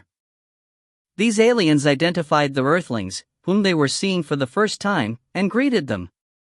Going around, greeting others and eating was all there was to the welcoming event, and it wasn't all too bad. Like Commander Max said, the attendees showed interest in Earth's overseers' injuries. Each and every one of them wanted to gather around and listen to the story of the group fight between Earth's overseers and the Virgo cluster's warrior leaders. They crowded around and greeted them to the point Choi Hyuk's eyes felt dizzy. And Choi Hyuk was surprised at the fact he memorized all their names. As his karma grew, the limit of living beings gradually became non-existent. There weren't only warriors who attended the event. They were surrounded by the Seo tribe, who weren't skilled in combat but could make incredible weapons, the Thumb tribe, who were responsible for gathering and analyzing information, as well as other various tribes. Cough. Choi Hyuk, who was surrounded by all types of aliens, was conversing with them with a mixture of bewilderment and joy, occasionally coughing up a bit of blood. He had been hit in the chest by Tanka of the Armored Soul tribe, and it seemed as though it was taking a while to heal since it was an internal injury. Looking at this, the alien warriors made a fuss. Oh, Earthling's blood is red too? Of course, blood has to be red to be genuine. What are you saying? Warriors without blood are true warriors. Like me. Unsure whether they were always like this or because they could finally let loose after a long time, but the aliens joked non-stop amongst themselves and laughed as they floated around. The event hall was a zero-gravity area made with a specially produced dark matter. It was dark and transparent all around them, but they could occasionally see a bright comet rotating around the event hall. The comet had a set rotation and, like a replaying video, continuous circled around, and when one saw it, they would become hazy as if hypnotized. Of course, blood has to be red to be genuine. Huh? Didn't I say this already? You did. You did. Pooh ha ha. You were caught by the time gap. Deja vus didn't cease throughout the event. Ah, is this the first time in a time-repeating zone for Earthlings? Since we are in the middle of a war, we don't have enough time. That's why they set up this time-repeating zone when we need to gather like this. Inside, time continuously repeats, so if we play all the time, time doesn't pass. Only, the side effect is that you constantly say the same thing. Meaning there are a lot of deja vus. It was good anyways. Choi Hyuk swallowed the karma pop drink floating next to him. The moment he swallowed the drink, the karma within his body bubbled like soda and gave him an exhilarating feeling. Cool. When Choi Hyuk's body shivered, an alien warrior laughed. This guy here knows how to drink some karma pop, doesn't he? However, nuclear bomb candies are the best at giving an exhilarating feeling. Let your dark tribe eat those.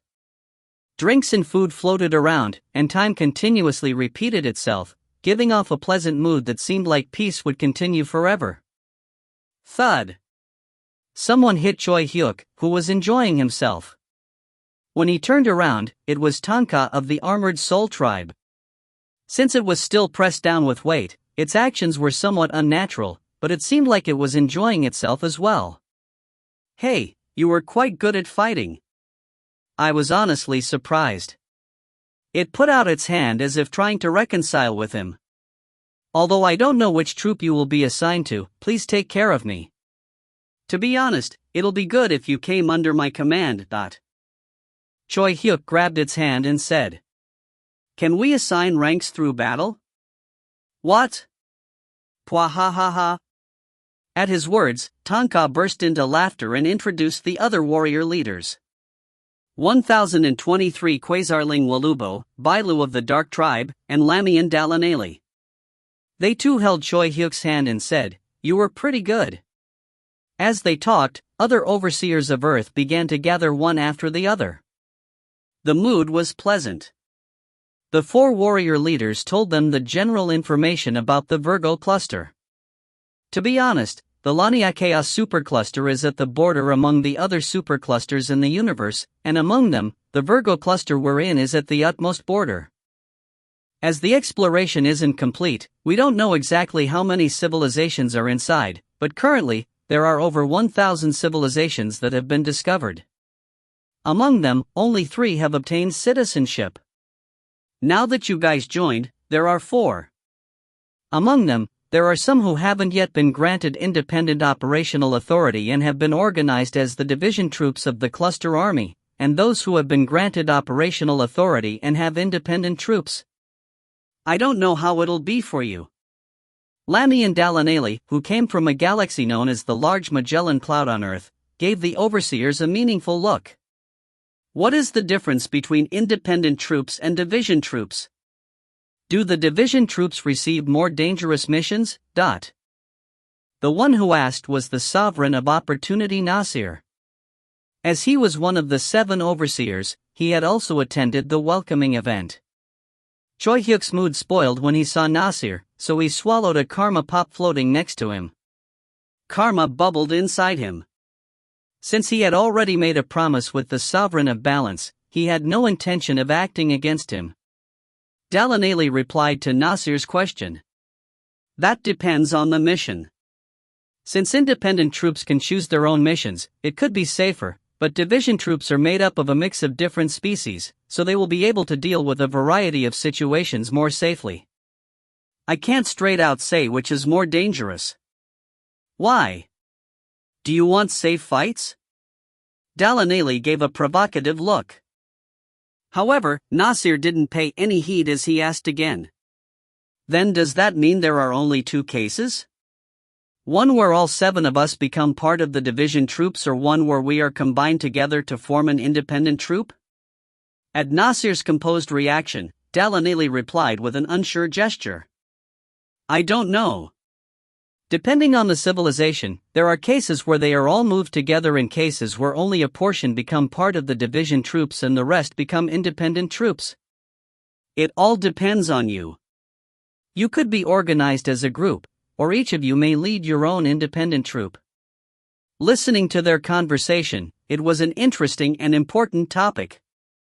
This time, the Sovereign of Balance Richard joined the conversation and asked, "How do we decide?" It's obviously based on your test results. Once the welcoming event ends soon, you will be commissioned under the supervision of the Exalted Wing Darksound.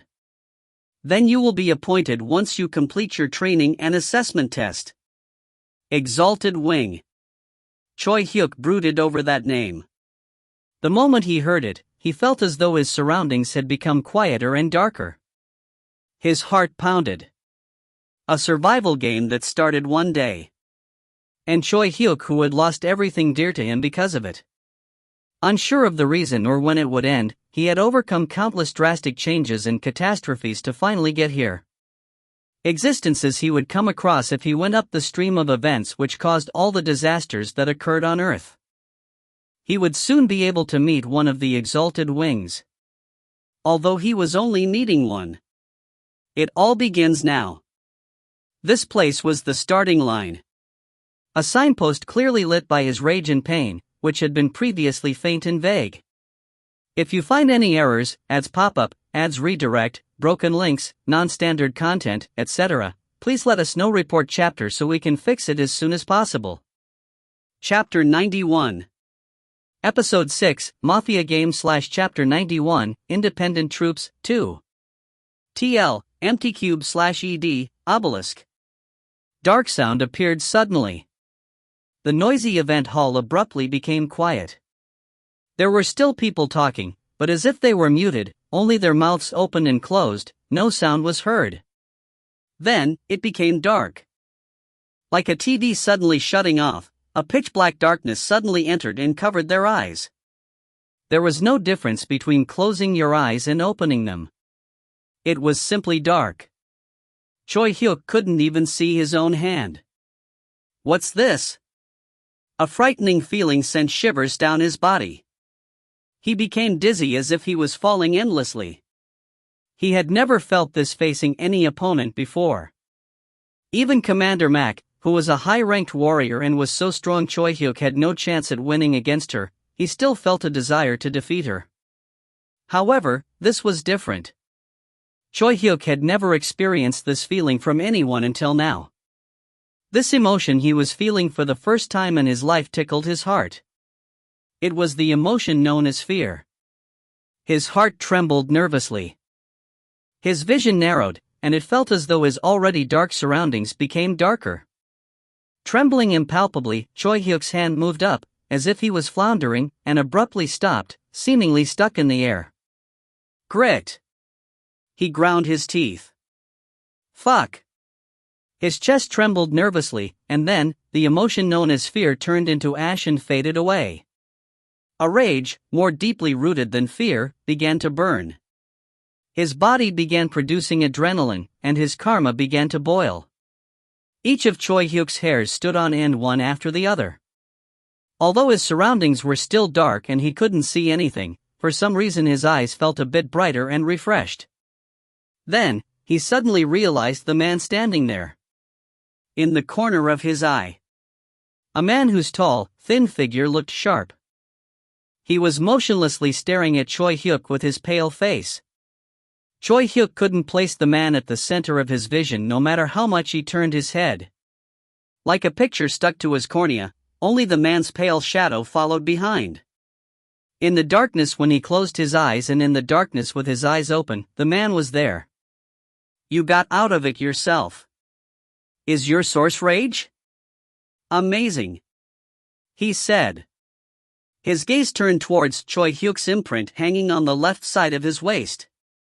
On top of that, a sword of vow. Someone already made you a karma sword? Ah, is it her? Are you Dark Sound? Yes. At the same time as his answer, the world brightened. In front of him was Tonka with its mouth agape. The Queen of England Diana looked around as if she had just woken from a nightmare. However, there continued to be no sound. Suddenly, he heard a faint, echo-like voice in his ears.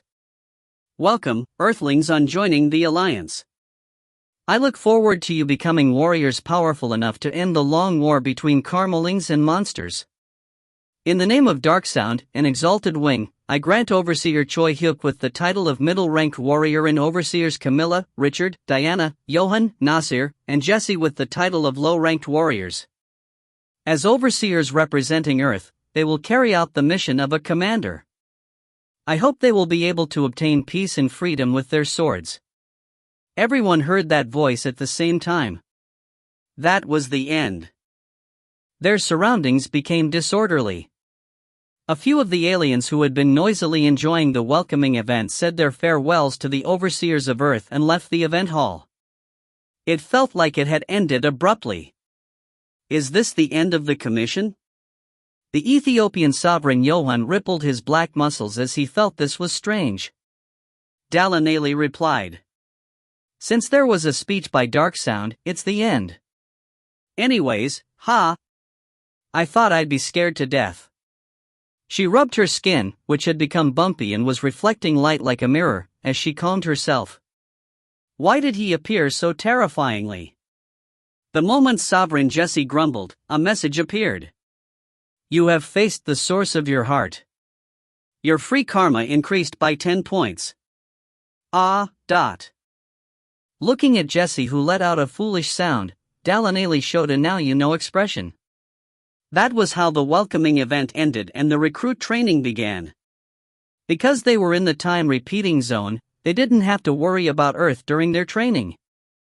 They turned the event hall into a new recruit training area and used it. They said they specially made it familiar to Earthlings, but it felt weird since they set it up to look like a school. It looked like a combination of different schools on Earth, and the chairs and desks seemed familiar. When they sat there and looked at the blackboard, an alien instructor would go on with the class, and holograms would appear on blackboards and around the classroom, clearly displaying images. It was strange, as if it were a dream. The training started by explaining the system which began the awakenings on Earth. An instructor from the Thumb tribe, who was as small as a thumb, stood on the podium and began her lecture. Your karma development is on the quicker side. You should have especially experienced rapid growth up until the 3-star level. According to her, it was all achieved through the artificial intervention of the Alliance. Although Earthlings have been assessed as having high combat skills, in reality, the karma Earthlings are innately born with isn't anything special. This is because your species hasn't accumulated a lot of retribution. It is said that it would take 1,000 more years until there would be a naturally self-awakened person. But, how were they able to dispatch a middle-ranked warrior, so a 5-star warrior, within 3 years? Simply put, it is because of the Alliance's new recruit fostering system. And, as everyone already knew, it wasn't all good. The karma you awakened for the first time, the karma you obtained by killing your species, the karma received when you unlocked an achievement, and the karma given after you completed a mission. Where did it all come from? It is all karma obtained by burning your homeland, Earth. We unsparingly released the karma that had accumulated in the last 6 billion years, a period where the Earth was formed, and on it, life was born and continuous reproduction occurred, leaving behind descendants. Although, as a result, Earth will cease to exist. But you should all know this. She said these horrible words in an unconcerned tone. As if this sort of tragedy was common throughout the universe. Earth's overseers weren't shaken up when they heard this. They already knew all this. There was no one who would express themselves about something like this, as their rage had already cooled and solidified, taking root deep within their hearts. After the explanation of the system concluded, an introduction on the composition of forces in the Alliance began. 4 species existed within the Alliance who were strong enough to be called the top 4. Among them, the Flame-Wing tribe was first.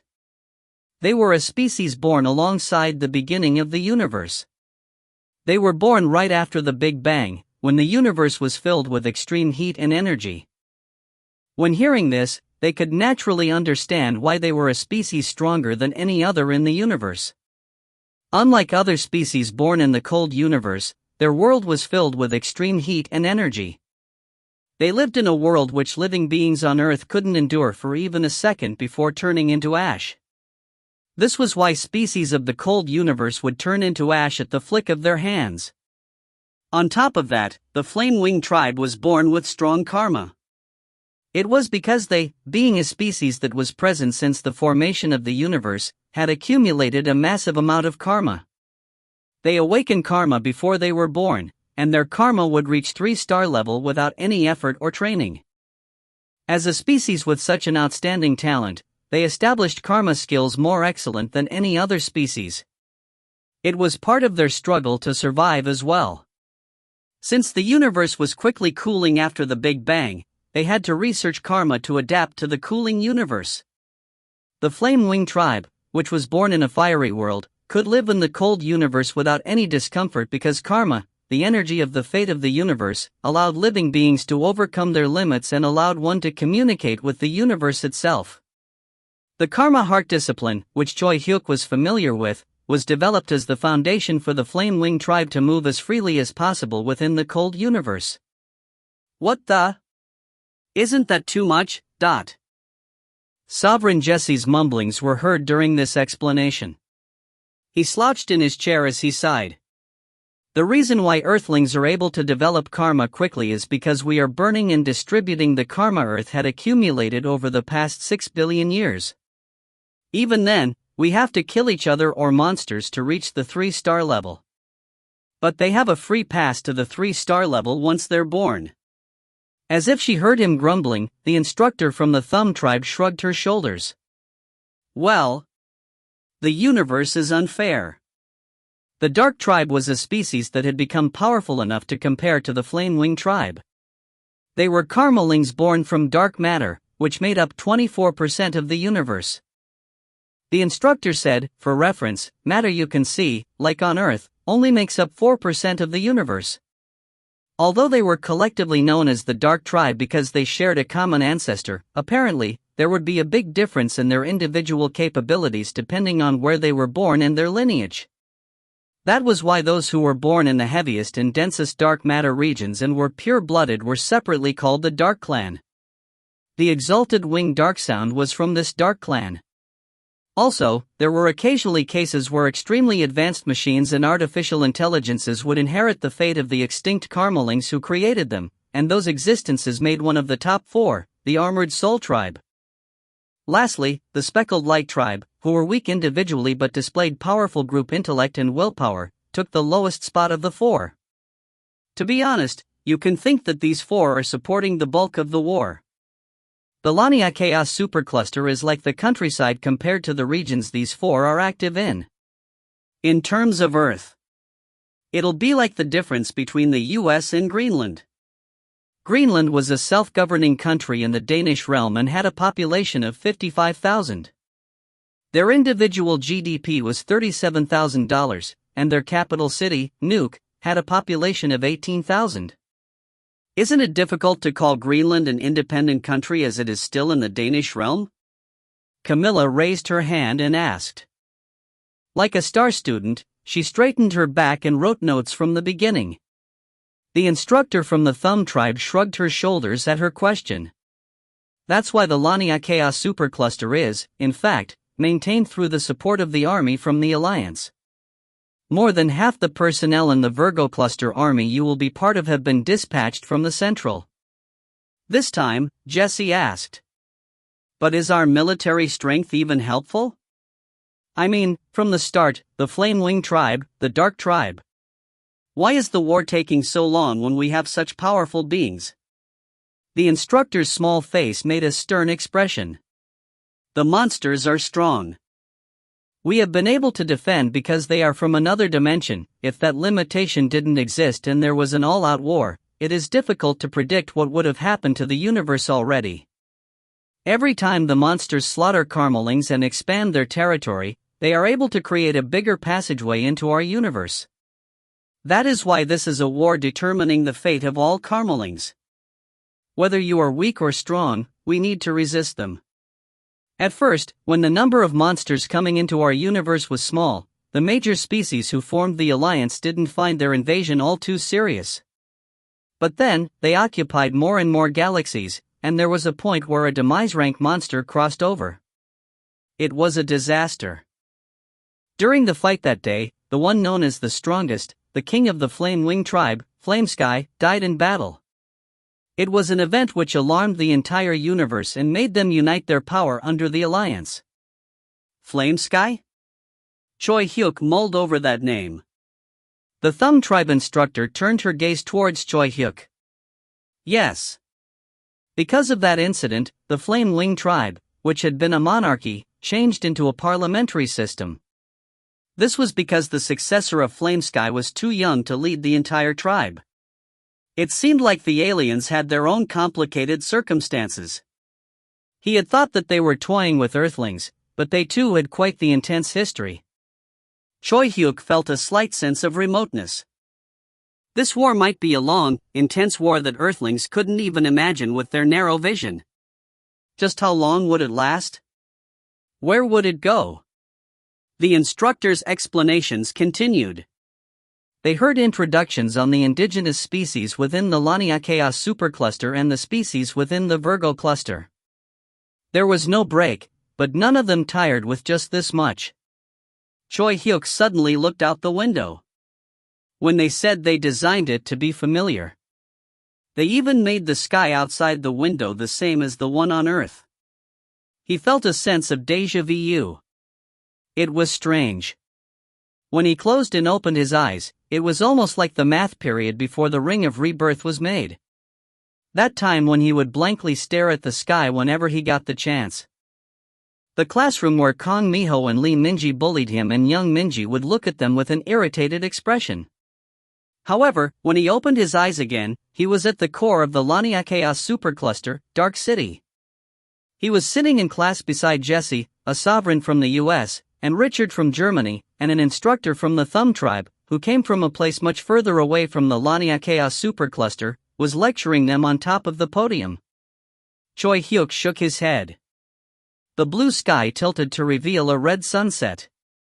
If you find any errors, ads pop up, ads redirect, broken links, non-standard content, etc., please let us know. Report chapter so we can fix it as soon as possible.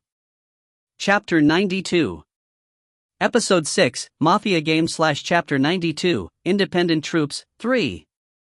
TL, Empty Cube / ED, Obelisk. The instructor said. Forget the monsters you fought until now. From now on, you will begin fighting real monsters, not those dumb, low-ranked monsters. This means that the monsters aren't simply strong. They will infiltrate your weak points. Let's see. You said Earthlings have fought with dimensional wasps and eyeless observers before? Remember the lessons you learned then, that monsters don't fight us purely through strength. They learned about monsters through actual battle. They were personally fighting against various types of monsters that were active throughout the universe. Kaka Kang. The monster, a Jaxum, was a giant with an outrageous amount of endurance.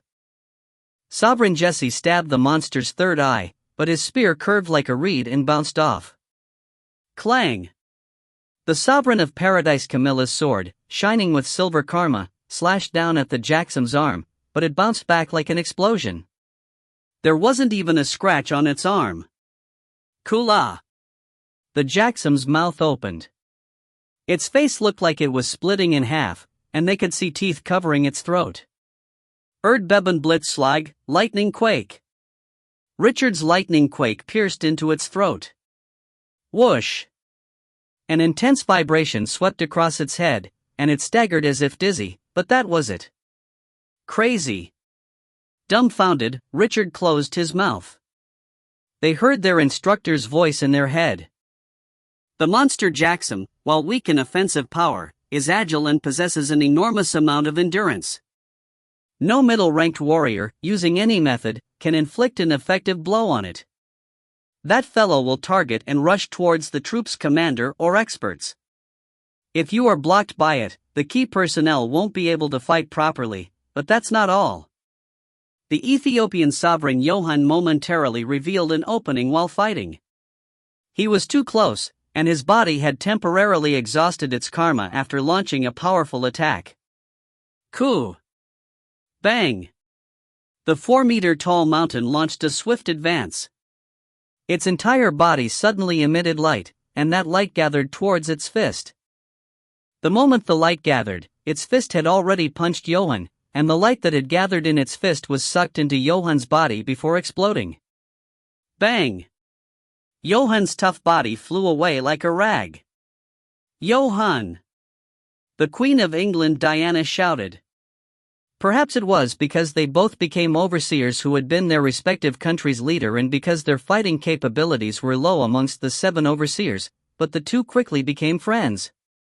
Johann staggered as he stood up within a cloud of dirt. Seeing this, Diana let out a sigh of relief. That light scatters karma, cough. As if he had been inflicted with an internal injury, Johann's lips were pale, and blood dripped from the corner of his lips. Even though he was weak compared to the other overseers, he was still one of the 7 overseers. A top warrior of humanity. Someone like him had sustained a significant injury with a single punch. The Jaxum sticks to its opponents and launches a deadly attack when it sees an opportunity like that. The attack itself contains a lot of destructive power, but it's even more difficult as it momentarily scatters the target's karma. To receive its attack, a warrior with outstanding endurance must block it after properly preparing himself so his karma doesn't scatter. After 3 attacks, its body will be unable to keep up the defensive strength it once had. If you attack then, you can kill it. Do we have to receive them? Can't we avoid them? Grumbled Jesse. It was immediately followed by the instructor's remark. The Jaxum is careful. It won't punch unless it knows it will definitely hit.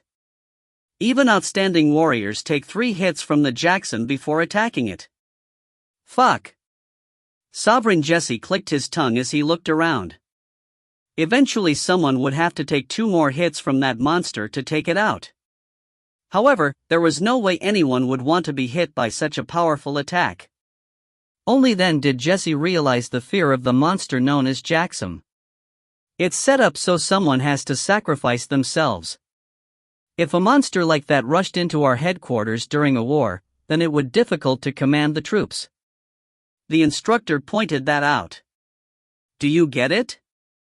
A fight with a monster can't be settled with only power. Monsters will endlessly drive into our selfishness and try to disassemble our unity. When everyone nodded their heads with heavy expressions at the instructor's words, Choi Hyuk stepped out by himself. Kiriri Kang. He unsheathed imprint from his waist. Ho! A karma sword? He already got one? Is it a weapon of calling? The instructor showed interest. The other sovereigns reacted with a "what's that?" However, Choi Hyuk was simply curious. I finally get to use this sword. At least 300 points of karma would be distributed to his stats related to slashing attacks, power, speed, endurance, control, and stamina. Ideally, it would supplement his weaker stats and enhance the stronger ones. Depending on Choi Hyuk's capability, the distributed amount of karma could be 600 or 900 points instead of 300. A sword that theoretically didn't possess a limit. A sword awakened with Choi Hyuk's deadly will. GRRRP. He gripped his sword as if he were trying to shatter it. His wrist became firmly fixed. His joints, such as his elbow and shoulder, became reinforced with karma. It was imprints supplementing his weaknesses. The lowest stat Choi Hyuk possessed was Endurance, 103. Although he was making up for it with his superb control stat, the low endurance of his joints, which had to endure the impact of his attacks, was an important reason for why his attack power lowered. From the sensation of his firmly fixed wrist, his confidence surged as if he could even slash apart a star. Choi Hyuk's arm easily rose above his head. Like a breech block fixing into place with a click, the karma pathway connected to his karma heart added resilience to his arm. Choi Hyuk could feel the power from his raised arm. In that moment, he surpassed his power, which was at the 4-star level, and his speed, which was at the 5-star level. He was brimming with power. Choi Hyuk's sword swung down like a ray of light.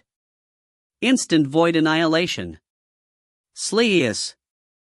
At the frightening sound, which seemed to rip the world apart, the shoulders of the 6 sovereigns, excluding Choi Hyuk, shivered.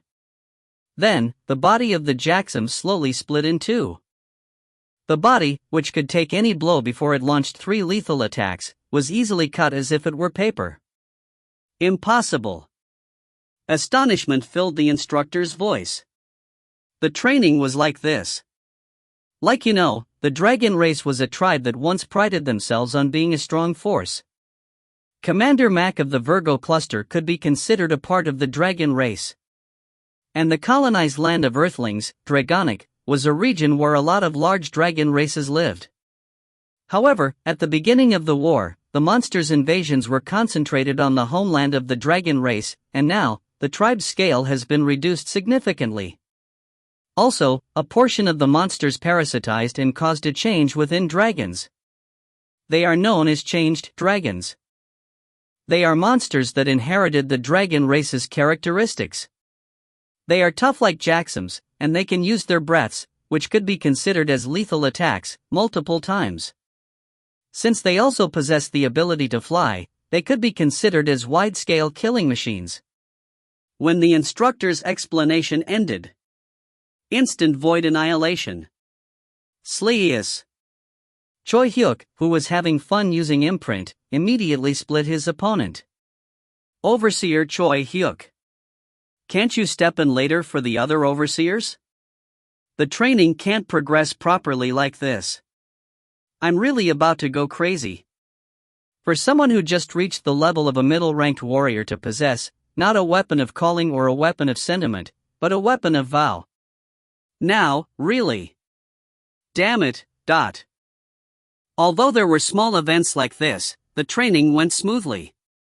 The time for the placement evaluation approached while he was having fun learning about and fighting middle-ranked monsters he hadn't faced until now. The placement evaluation took place in virtual reality. Leader, I'm going in first. In the virtual reality, there was Lee Jin-hee. Do we charge in? And Chu Young-jin. There are a lot of monsters we're seeing for the first time, leader. Do you know anything? And, of course, there was Baek Seo-in as well. They had transferred key figures' abilities and mentality using the data they obtained from observing Earth as a base. We are in the middle of our first mission, right? Choi Hyuk, who had been absent-minded, was barely able to answer.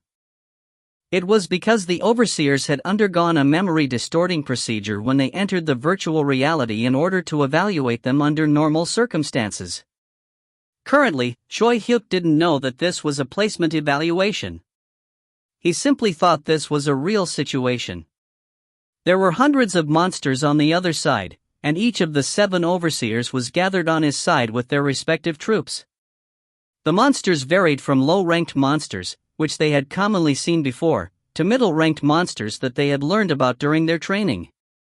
As the overseers' memories had been fabricated, they simply thought that what they learned during the training would be helpful. Choi Hyuk began immediately. First, Baek Seo-in's troops Team 1 and 2 are special teams.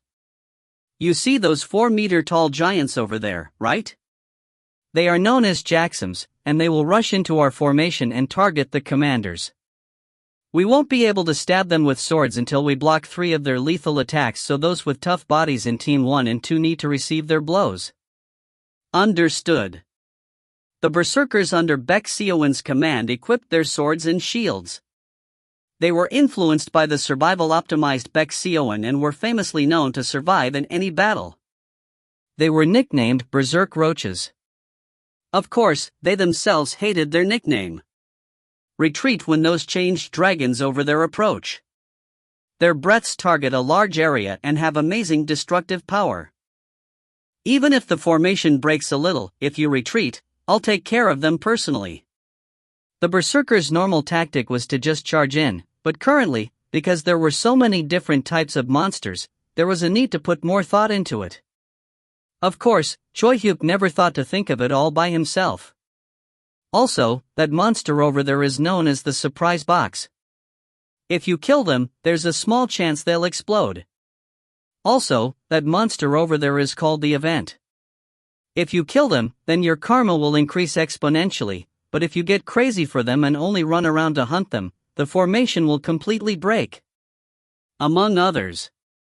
Choi Hyuk tried to explain the various monsters' characteristics to Baek Seo-in as briefly as possible.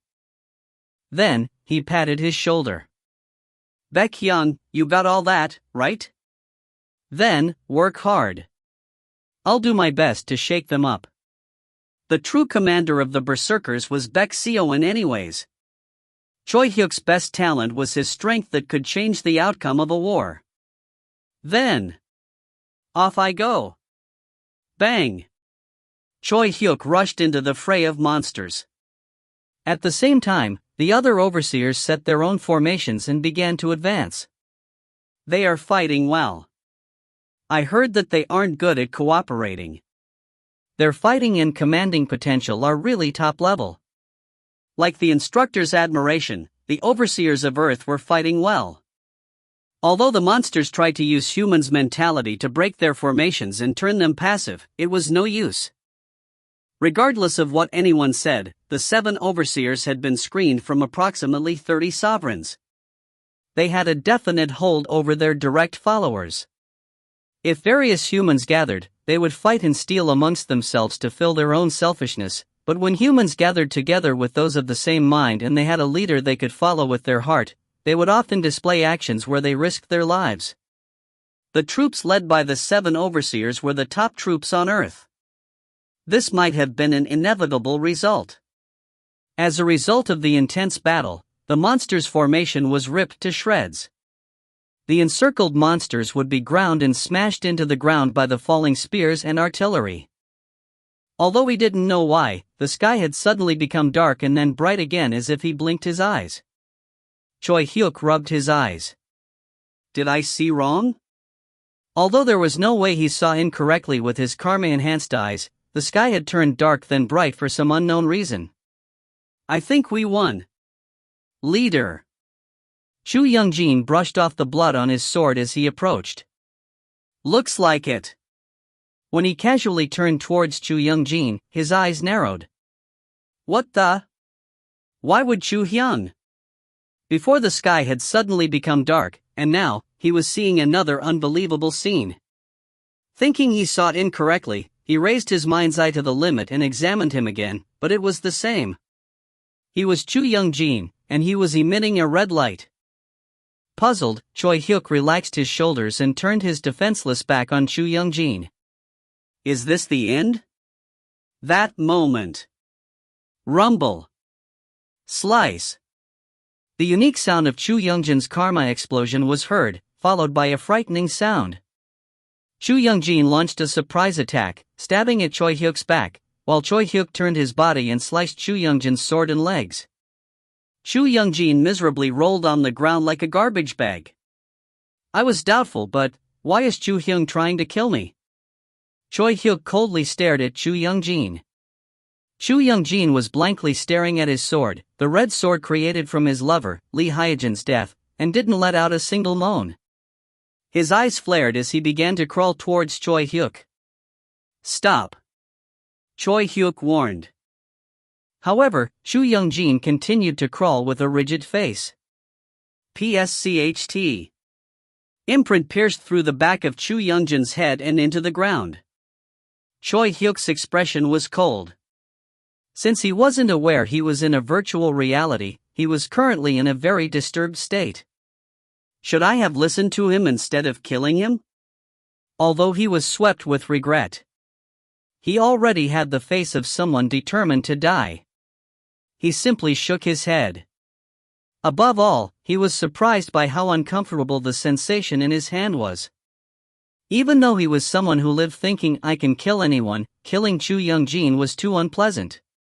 It was to the point where he thought, if I have to kill him again, would I be able to?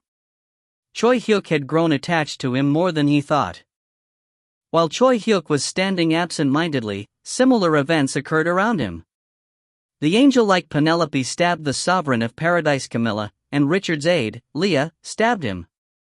5 overseers were simultaneously logged out due to the betrayal of those close to them. The ones who survived were Choi Hyuk, who killed Chu Young-jin, and Richard, who was injured but managed to kill Leah.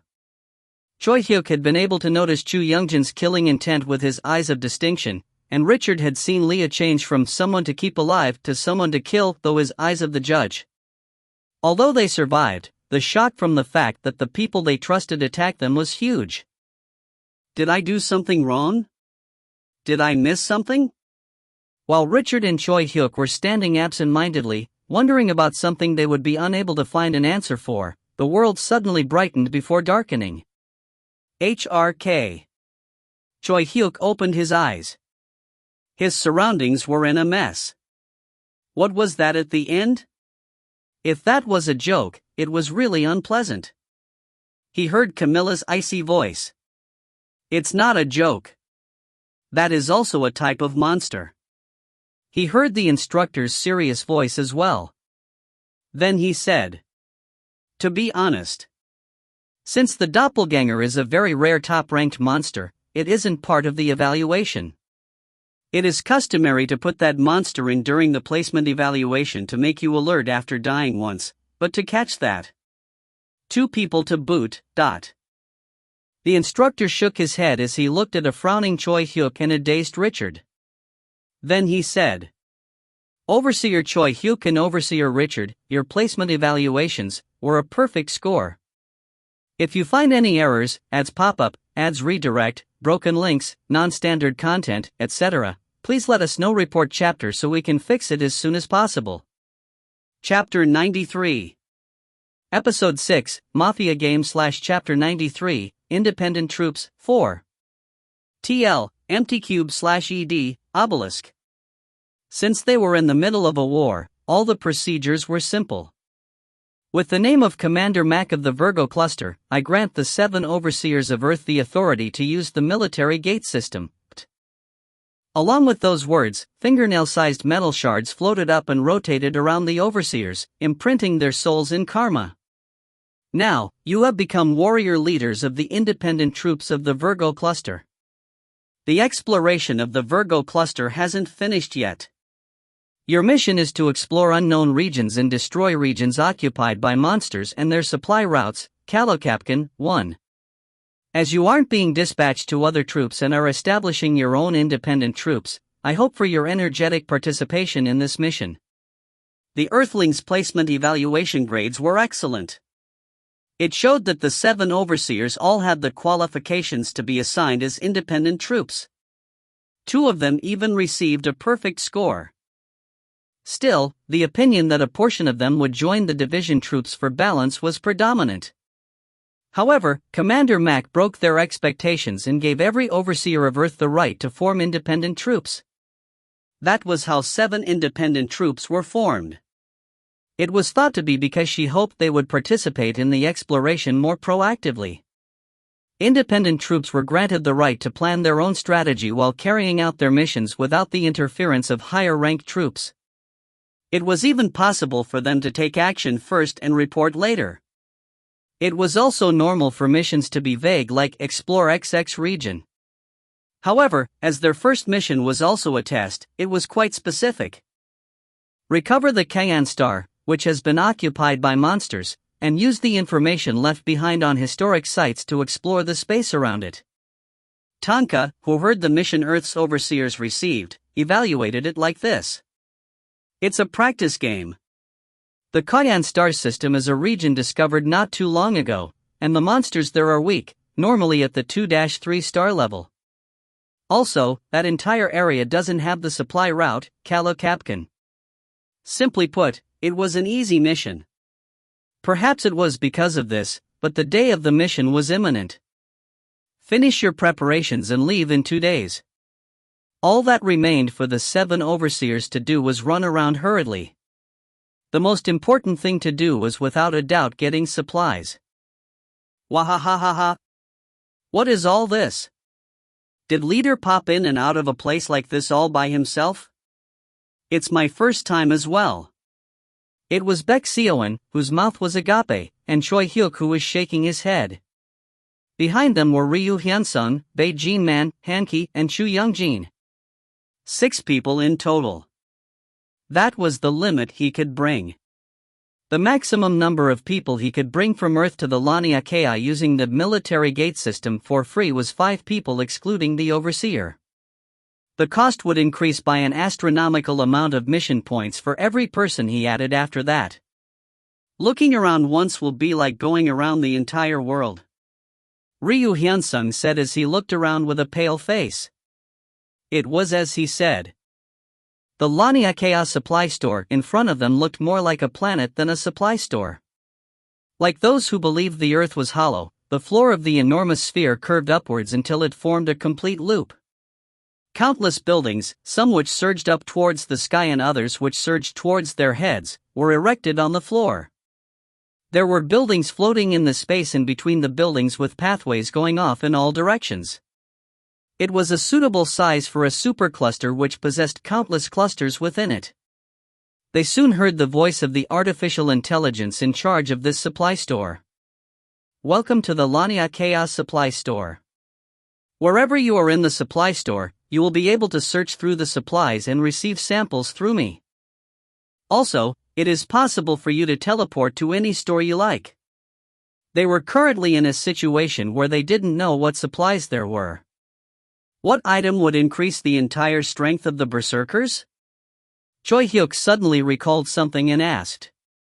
Do you have a store that sells karma weapons? We do. 6 people. It will cost 1,000 points to teleport there. Will you teleport? Is there a cost even though we're teleporting within the supply store? Yes. You need to be at least the rank of a commander of a cluster to teleport for free. We'll teleport. Warriors who could fight better would be able to obtain more mission points. If they didn't have any mission points, they wouldn't be able to receive any service. Although he was uncertain whether this was a ploy to train better warriors through competition or not, but the Flame Wing Alliance persistently fleeced its warriors' currency, mission points, off them. Whoosh! The moment they felt their bodies float up, they had arrived at their destination. The store which sold karma weapons. There was a black pond in the middle of the room. A red carpet surrounded the pond, and the walls were built out of old-fashioned timber. An elderly alien was sitting in a jelly chair with his ears drooped downwards. When he saw Choi Hyuk's group appear, he mumbled, "Earthlings? HMMPF. It's good that they aren't from the damn top 4 tribes." By the top 4 tribes, he meant the Flame Wing, Dark, Armored Soul and Speckled Light tribes. The elderly alien bluntly asked, "This is your first time, right? How much did you pay to teleport here?" Unsure whether he was asking or picking a fight, and while everyone showed awkward expressions at the elderly alien's blunt behavior, Baek Seowon alone answered right away. 1,000 points. Damn. Although that's not much. Did you know those from the top 4 tribes don't have to pay that?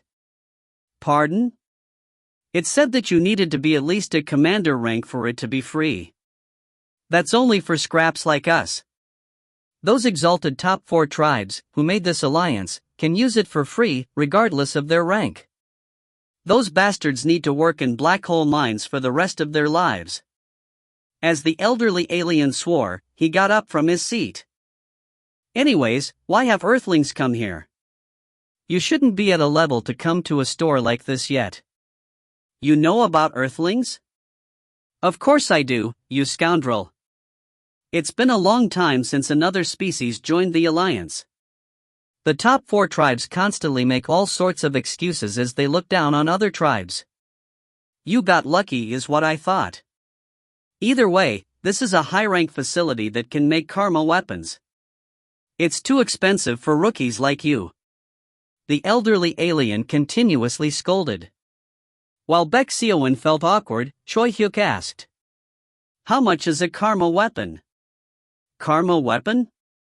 Ha! It's the most expensive. You need at least 1 billion mission points to create a weapon of calling. 1 billion points. Everyone's jaws dropped at that unreal sum. As consumables, they only earned 100 points after completing their first mission. Even until recently, they could earn thousands of points per mission, which took a few days to complete. They couldn't earn 10,000 points per mission just yet. Until then, they didn't think that they were only earning thousands of points. As a sovereign, Choi Hyuk earned at most 1 million points a day through passage and trade taxes. 1 billion points was an exorbitant sum, which Choi Hyuk, who was one of the richest people on Earth, would have to save every day for 3 years to collect. It's expensive, isn't it? The elderly alien giggled and said. But do you know what's funnier? The elderly alien paused for a moment before breathing raggedly, as if he was mad, and said, The top 4 tribes get them for free. If they want a karma weapon, the Alliance just hands them the points to make one. Those monster asshole-licking bastards. They receive not 1,000 points but 1 billion points for free? Shocked, Baek Seowon asked. Why do they do that? To other species, they are saying that if you don't even have the ability to collect 1 billion points, don't even think about attempting to get a weapon of calling. That they'll fail to complete one anyways. However, since their species are so great and because they will always succeed, they don't even need to earn 1 billion points. Damn bastards. Do you know how many I've seen fail? Listening to him, even Baek Seowon became furious. I thought that if we became alliance members, we'd all be equals in formality at least, but I guess not. For discrimination to exist in space, how disgusting. Still, for 1 billion points to be free. I'm jealous. All kinds of thoughts crossed his mind. However, since the elderly alien was already raging with ragged breaths, Baek Seowon felt odd to rage together with him. All he did was sigh in exasperation. HAAA. Now, really? Then, Choi Hyuk, who had been silent, suddenly asked. Then how much does a weapon of sentiment cost? Choi Hyuk wasn't really interested in the unfairness. He simply wanted to use this opportunity to figure out the value of the weapon of vow he received. The elderly alien replied. So you heard something, eh? But why are you looking for a weapon of sentiment here? At most, you can make a weapon of calling at the supply store. If you want to make anything beyond a weapon of calling, you need to go to the forge in the center of Laniakea, where the Dark Ocean is. Of course, that place can only be accessed by acknowledged warriors. The forge in the center of Laniakea. Choi Hyuk remembered it. As expected, the item Flame Rain gave him as a present wasn't normal. Which meant her identity wouldn't be normal either. After confirming it, Choi Hyuk asked nonchalantly. I see. Then, Elder, can we see equipment and enchants for 4 to 5 star warriors? The lowest ranked supply store they had used until now was meant for lowest ranked warriors, so 4-star equipment and skills were rare. Eventually, everyone was fitted with equipment unsuitable for their level. They wanted to use this opportunity to change out their equipment and skills and planned on using the remaining mission points to purchase items that would increase the strength of normal members. The elder tilted his chin and answered crookedly. There are, but it looks like you're a middle-ranked warrior. It'll be incredibly expensive to buy equipment for middle-ranked warriors and engrave them. Will you be fine? Of course, it won't be much if you think of it as a graduation expense. Graduation expense? Yeah. The moment you become a high-ranked warrior, it is impossible to increase your karma artificially. There's no use for equipment or enchants. From that point, you can only increase your karma through your own effort and karma weapon. You didn't even know that? Karma weapons aren't expensive without reason. Then the elder began to explain various items while mumbling. Like the elder said, the equipment was really expensive. It cost over 200 million mission points to buy equipment and skills for Choi Hyuk and 6 of his top executives. With that, they used up all the mission points Choi Hyuk and his top executives had saved up. The elderly alien scolded them, saying, "You only have that much?" And looked like he was going to give them a discount, but it seemed as though he had to sell items at the set price. He only showed his regret by swearing, "Those damn top 4 tribes. They take whatever they want without paying a cent. Those bastards should be ripped up by the Big Bang." While paying, Beck Sioen worried. "But leader, if it's like this, then we can't change the equipment of the other members." Choi Hyuk said. "Nothing we can do since we never knew 4-5-star equipment would be so expensive. Since our members are at around the 3-star level on average, the equipment we bought from the lowest ranked supply store should still be usable. And we need to wait for the good news from Director Lee Jinhee." While Choi Hyuk and his top executives were busy going back and forth between the elderly alien store and other stores, where they were suggested to buy their equipment and skills from, Chu Youngjin stopped in front of an item. The elderly alien explained. "Ah, you sort of know what it is, right? It is a reinforcing stone. It's called the Essence of Blood." The Essence of Blood repeatedly became soft, as if it would drip any moment, and then taut like jelly. It also looked similar to a beating heart. Normally, it's better to get a new sword than reinforcing your old one. But it looks like you reinforced that sword multiple times as you used it in fights? Is there a story behind it? Either way, if you are planning on reinforcing it this time as well, then it's a good choice. It looks like the Essence of Blood suits your temperament.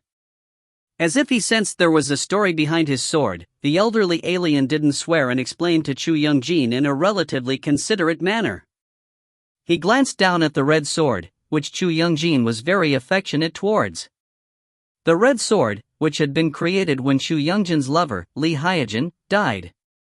Chu Youngjin couldn't give up on this sword.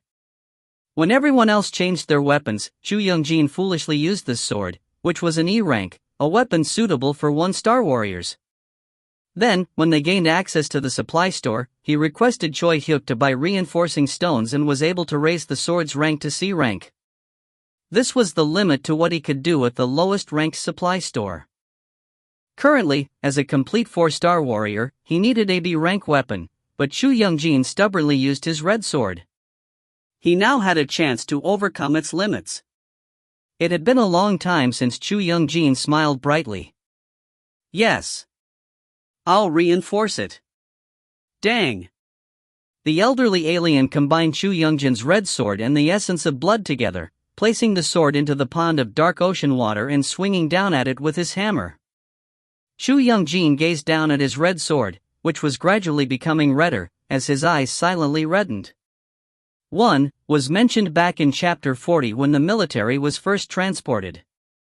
From what I can tell, Kalokapkan are supply routes for monsters. If you find any errors, ads pop up, ads redirect, broken links, non-standard content, etc., please let us know. Report chapter so we can fix it as soon as possible. Chapter 94. Episode 6, Mafia Game / Chapter 94, Independent Troops, 5. TL, Empty Cube / ED, Obelisk. Chu Youngjin's Protection, * Weapon of Calling. Rank, B+ rank. Endurance, 1 million / 1 million. Combat endurance ability plus 100, stamina, endurance, and recovery. Earthling Chu Youngjin's soul and retribution permeated this sword. Although he doesn't have someone to protect, his heart, which longs to protect, permeated the sword, and it will not break or dull even if it supports a mountain. It is a weapon of calling, the most common type of karma weapon. As the level of its owner, Chu Youngjin, is low and the materials are slightly lacking to create a karma weapon, its performance is low in comparison to other weapons of calling. It can be strengthened later with more reinforcing. It was originally an insignificant weapon made with steel, commonly found on Earth, and karma left behind by Lee Hyojin. Due to Earthling Chu Youngjin's devoted reinforcing, it has been reborn as a karma sword, a weapon of calling. What is this? The elderly alien blinked his eyes. All he wanted to do was create the best weapon a low-ranked warrior could use. The materials used and the amount of effort he put in were only for that purpose. However, for it to result in a karma sword used by those above low-ranked warriors, it seems there's an extraordinary story behind it, mumbled the elderly alien as he took the sword out of the black pond and cleaned it. He handed it to the teary-eyed Chu Youngjin and said, "Congratulations. Although after staying in this industry for so long I knew that occasionally incomprehensible weapons would be born. It's my first time seeing it for myself. If it's already like this, you might be able to complete a weapon of sentiment someday. No, perhaps you might even see a weapon of vow be born." The elderly alien, who had been blunt until now, currently showed a somewhat careful attitude. "My name is Gallahan. Come again." He even introduced himself in the end. Baek Seoin, who had been watching them closely, said, "Leader, don't you have a weapon of vow? Crackle. Flames erupted above Gallahan's head. It seemed this was how his species expressed surprise. What? What did you say just now?" Astonishment filled Gallahan's voice. Choi Hyuk turned towards Baek Seoin as if asking why he brought up something so bothersome. Baek Seoin quietly explained, "Looking at the mood, it seems like he'll treat us better if we say it. Maybe even give us a discount." Thinking Baek Seoin had a point, Choi Hyuk briefly showed his sword to Gallahan before sheathing it. Crackle, crackle. Flames similar to that of fireworks erupted above Gallahan's head. "I am happy that rookies like you joined the alliance. I hope that you will be able to knock those damn top 4 tribes down a peg or two." Due to Gallahan's aggressive discounts and advice, as well as his suggestions of other stores, they were able to successfully finish their shopping. Before Choi Hyuk's group left, Gallahan praised them and left them a strange warning. "Anyways, you're from the Virgo cluster, right?" "Yes." "Be careful. I overheard a few things while working here, and it seems there's something going on over there."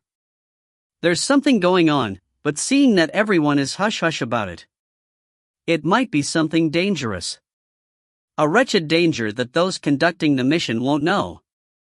After saying their farewells to Gallahan and going out to the streets, they met Tonka from the Armored Soul Tribe. It looked like it had been looking for Choi Hyuk's group as it hurriedly ran towards them. "Ha! So here you were." When Choi Hyuk gave it a questioning look, Tonka opened its chest, and a black, 1 cubic meter cube emerged. "What's that?" Tonka replied as it handed the item to Choi Hyuk. "I don't know much about it either. They said it was some sort of exploration device. We suddenly got an order from the higher-ups to take it on the Cayenne exploration. Here's the order."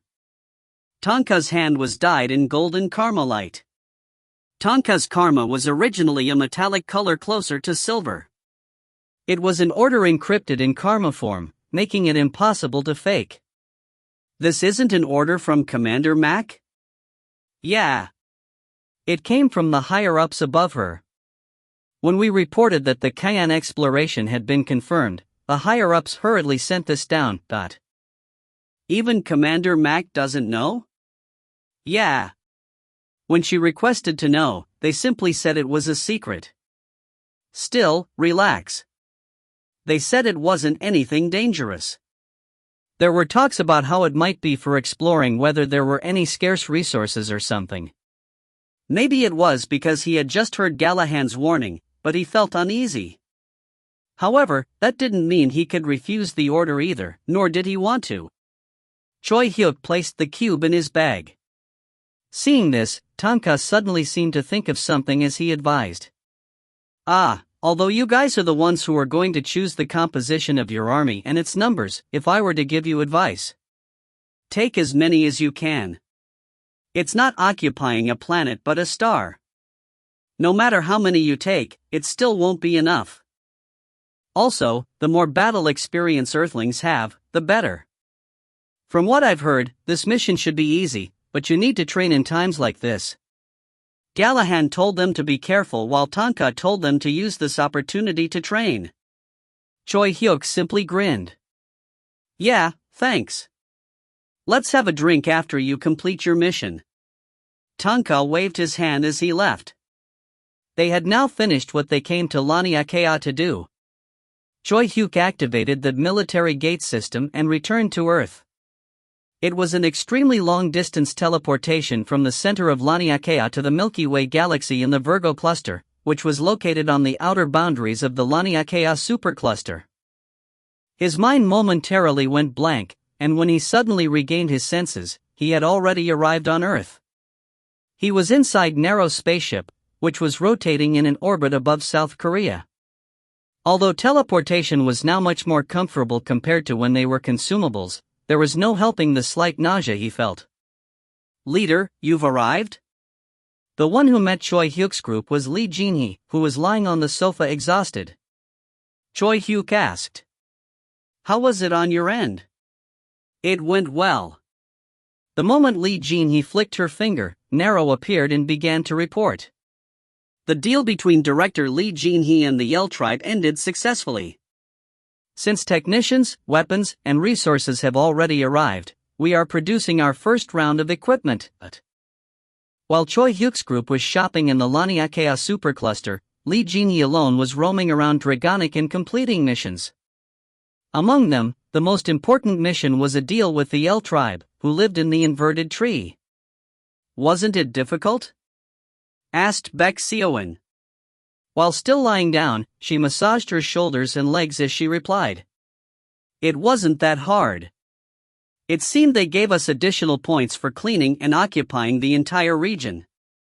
Since, if a strong monster strikes, it'll have to face us first. And they can retreat in a pinch. They were also surprised by our fast growth." Choi Hyuk nodded and asked Narrow, "Good. Then there aren't any problems with supplying basic weapons for the berserkers, right? Yes, no problem. We can create the first round of necessary equipment in a day. Nero's tone, which made it sound like it wasn't difficult to do, was trustworthy. The L tribe's technology was much more advanced than Earth's. Earthlings could produce weapons with physical power as their base, but they still couldn't create weapons containing karma. On the other hand, the L tribe possessed the techniques to mass-produce 3-star weapons consistently and could even produce a 4-star weapon if they put a lot of effort into it. Although Nero possessed knowledge of weapons used by Nerolings were different from Earthlings in various aspects. It was difficult to adjust their weapon systems for humans. In the end, the key point of the deal this time was to receive the support of the L tribe, who were similar to humans, and for them to supply new weapons to the berserkers. Also, the berserkers' side of the deal was to give them a city. They handed Pyongryu, the slave city previously governed by Lao Ban, over to the L tribe. This was also the first step of their promise where they would allow them to come out to the surface. Also, I got the pledges of all the small and medium-sized clans active in our various colonized lands. Now we can dispatch their forces however we want when we go on missions. Li Jinhe's speech sounded a bit boastful. How about it, didn't I work hard? She had the right to. In a single day, she had gone around to all the 5 colonized lands Choi Hyuk governed. It wasn't just going around but also gathering the people in every city, bearing threats, and receiving their pledges. That was why she was constantly massaging her arms and legs. Currently, Choi Hyuk was the sole sovereign who governed 5 colonized lands. Including the Barololian region he had governed over originally, he merged Lao Ban, Freeman, and Nasir's colonized lands as well as Lilo's, who had unluckily been caught up in the war. In reality, the berserkers occupied many more colonized lands during the past war, but as there was a limit to the berserkers' numbers, they couldn't continue to occupy all of them.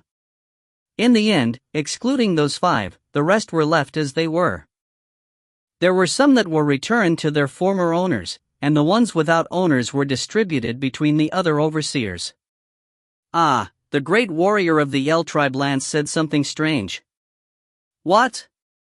About being careful, and that even if the colonization has been going smoothly until now, the monsters aren't easy opponents. It seemed Li Jinhe didn't find Lance's warning important as she told them his warning with a lofty tone. The reason was because the monsters, which felt quite strong when they first started colonizing, were now not much of a threat. This was because humans had been continuously growing stronger through repeated intense battles. Just then, Nero said, "I think there is value in heeding his warning. There are still places in Dragonic that haven't been scanned by my radar.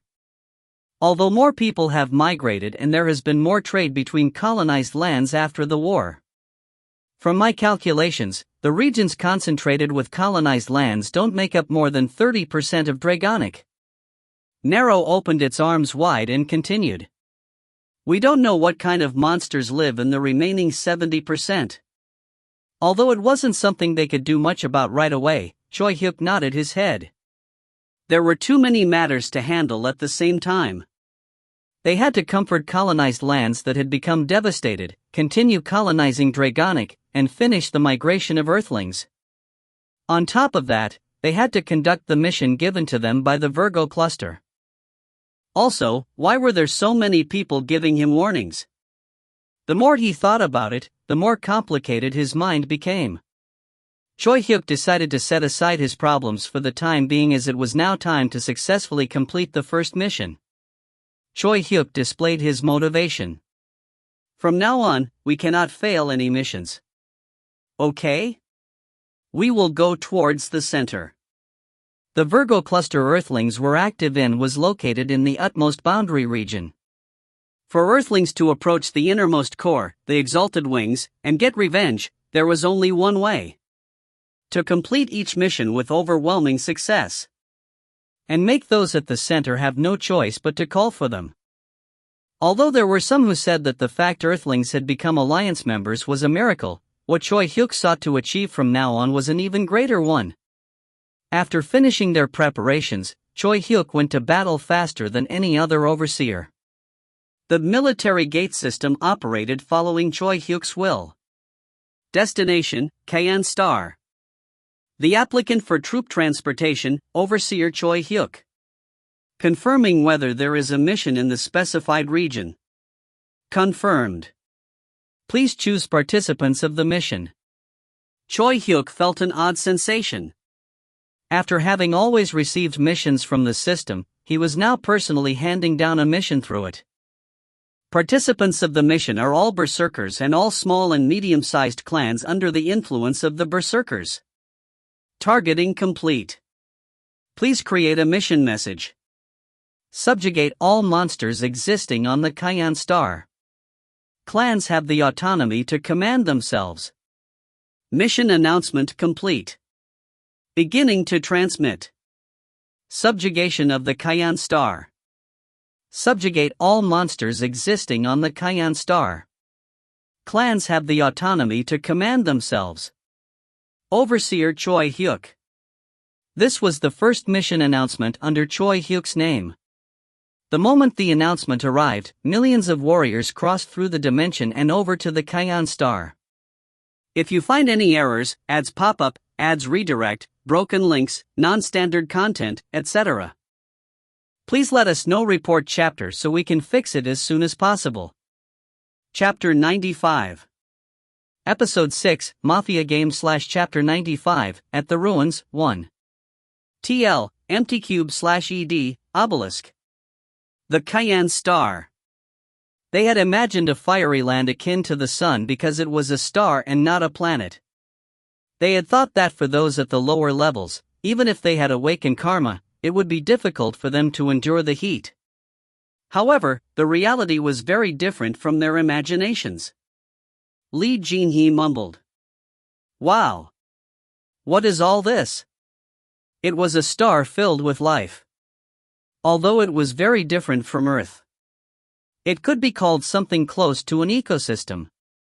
The red and yellow flowers, which bloomed plentifully on the ground, absorbed the star's heat energy and were composed of a mysterious material.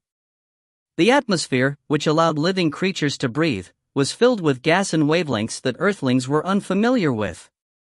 There were also living creatures which consumed the flowers in this environment. The field was red like the sunset and transparent like dawn. The plentiful lights in the star split into countless wavelengths. An aurora with the colors of the rainbow fluttered in midair. If they were to describe the temperature, it was hot enough for water to evaporate instantly. However, even still, there was a flowing river. A material, which had a boiling point of metal on Earth, created beautiful waves as it flowed alongside the field like water. The Earthlings, who had come to the star to go to war with the monsters, were momentarily stunned at the scenery. Earthlings had spent a lot of time looking for life out in space. To find life in space, they had looked for planets with a similar environment as Earth's. A planet with water that orbited a star at an appropriate distance. A planet humans could survive on. However, in reality, alien lifeforms were born in environments unimaginable by humans, like the flame-winged tribe born from the Big Bang and the dark tribe born from dark matter. This place was the same. The fact that plentiful life existed on a star they had thought would be uninhabitable filled them all with emotion. Hanki, the artillery captain, said in a dazed voice. Wasn't this a place invaded by monsters? This place was too beautiful for it to have been invaded by monsters. Even Chu Young-jin, who didn't express his feelings often, stroked his red sword, which had been reborn with a new name, Chu Young-jin's protection, with complicated emotions. His expression looked somewhat bitter. We move, said Choi Hyuk, who was the most emotionless out of the bunch, in an indifferent voice. There was only the goal-shocking mission completion ability in his mind. As if waking from a dream, the berserkers broke out of their daze and began to march at Choi Hyuk's voice. When they ran wearing the shoes of Hermes, it didn't take long for them to discover a city. No, to be precise, it was a ruin that was once a city. Just looking at the traces of the ruin, it looks like it was a civilization more advanced than Earth. Mumbled Ryu Hyunsung. Beijing-man expressed a different opinion. You can't necessarily say that that's the case since it's a star with tens of thousands of more usable green energy than Earth. Being an elderly professor of medical science, Beijing-man's explanation got a nod from Hanke, who graduated with a natural science degree. The ground is overfilled with energy. The flowers blooming in that field and the wavelengths that fill the atmosphere, if you know how to harness these energies, it might not be impossible for us to create a floating city during the industrial age. Of course, it'll be difficult to make an apples-to-apples comparison. That was right. The ruin in front of them seemed to be composed of the remnants of tall buildings, crashed floating city areas, and still floating city areas. At first glance, a high-rise floating city might seem like something from a civilization within the realm of parascience, but if there were tons of material stronger than steel concrete, and if a random stone on the street possessed the energy of tens of liters of petroleum, it might have been much easier achieving this level of civilization than on Earth. They looked around as they entered the city. Baek Seoin said, It looks like they set up a line of defense here. Like he said, at the outer boundaries of the city, there were broken suit-like objects, numerous meter-tall barricades, and weapons similar to artillery. No corpse could be found as if they had all been eaten. When they made their way to the center, they began to see corpses of monsters amongst the wreckage. Crooks, mountain orcs, and bladed ghosts were among the other monsters they were seeing after a long time. They were 1-2-star low-ranked monsters. Perhaps they were plentiful in numbers due to their low rank because they were monsters they had seen frequently. Were they annihilated with just these monsters? Li Jinhe seemed doubtful. Especially since guns were somewhat effective against 1-star monsters, and as they could do significant damage to 2-star monsters with the help of heavy firearms. It seemed comical for a civilization, which had developed with high energy as its foundation, to be annihilated by 1-2-star monsters even if they hadn't awakened karma. Baek Seoin shook his head. Or it might be that the only monsters they could kill were these, He meant that since monsters above the 3-star level were immune to physical damage, they wouldn't die in the first place, leaving no corpses behind. And it's strange. Baek Seoin frowned. Li Jinhe looked back at him. What is? Why was it that there were no monster corpses at the outer boundaries of the city? When they heard that, it was strange. The outer boundaries had tons of wreckage of destroyed weapons, but they didn't see any monster corpses. If only 1-2-star monsters invaded them, then those corpses should have been littered from the outside.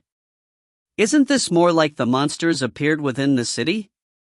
Unless strong monsters destroyed the defensive line, leaving normal monsters to invade afterwards. While expanding on Baek Seoin's opinion, it seemed like Ryu Hyunsung thought of something as he glanced towards Choi Hyuk. Choi Hyuk shakes them up, and the berserkers smash them apart. That was the berserkers' basic tactic. There was no reason that the monsters couldn't use this tactic either. Just then, the world temporarily became dark. It looked like it was becoming darker from afar, and then at some point, it was night. A complete darkness in which they couldn't even see their own hands. Then, as if nothing ever occurred, it became bright again. Well, what was that just now? People all around became confused. Report! Report! Shouting voices erupted everywhere. In less than 3 minutes, green flags were raised amongst the lines of millions of people. All clear. Phew! What was that? Was it a distinct natural phenomenon on the Kion star? While relieved, Baek Seoin didn't lower his guard against the mysterious occurrence. On the other hand, Choi Hyuk felt a sense of déjà vu. He had experienced this occurrence during his training. A monster of night. The monster of night Choi Hyuk remembered was a monster with enormous eyes. It would scan an immense area with its large eyes and then figure out and share the distribution of karmalings and their weak points to other monsters. When it blinked its eyes, a darkness, so dark that it was impossible to see anything, fell on a targeted area, making it useful for sudden monster attacks. Not only that, but it also had the effect of restricting the effectiveness of Karmeling's detecting abilities. What the? My mind's eye suddenly isn't working properly? It's like there's a fog in front of me. Were what the berserkers were saying. It was the monster of night's typical detection obstruction effect. Choi Hyuk was sure that a monster of night had appeared here. At the same time, he knew what was wrong. He had learned that monsters of night were high-ranked monsters along with doppelgangers during the new recruit training.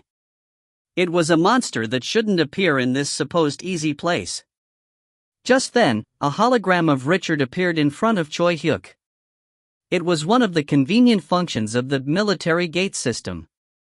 Demon King. Was that a monster of night just now?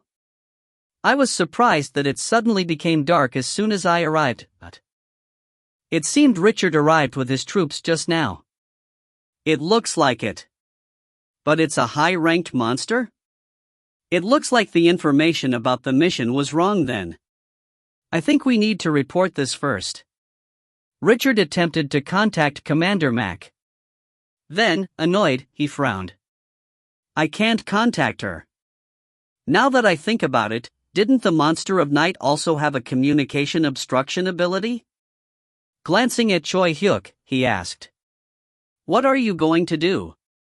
When we aren't sure, retreating is an option. At Richard's question, Choi Hyuk indifferently nodded his head as if this didn't concern him. If you're going to retreat, do it. Meaning he would stay and conduct the mission.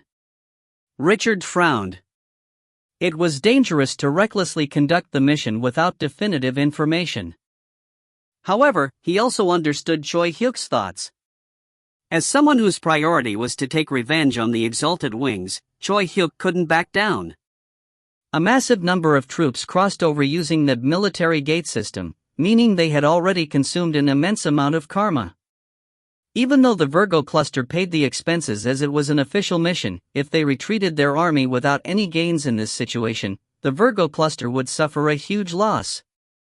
And, after retreating, was he to make a request like we witnessed a monster of night? There might be more high-ranked monsters, so please dispatch additional troops or take us out of here. Although it wasn't like he couldn't do it, it would be impossible to get promoted enough to approach the Exalted Wings side within 1,000 years at that rate. In the end, whether the information was wrong or not, Choi Hyuk was planning on remaining here and completing the mission before returning. Although it could be considered reckless, Choi Hyuk always surpassed the limits of humanity. This might also be an opportunity to gain attention. Richard nodded his head. Okay. I'll cooperate. Only, Richard left open an escape route as well. Ed. Go to the Virgo cluster, report the situation and request for the dispatch of an investigative team before returning. Understood. Richard sent one of his followers to the Virgo cluster. Now. Reporting done. Let's try to raise our performance as much as we can. Unlike the monsters on Dragonic that only wanted to protect their territory, the monsters on Kayan were proactively aggressive. Was it because the monster of night told them their location?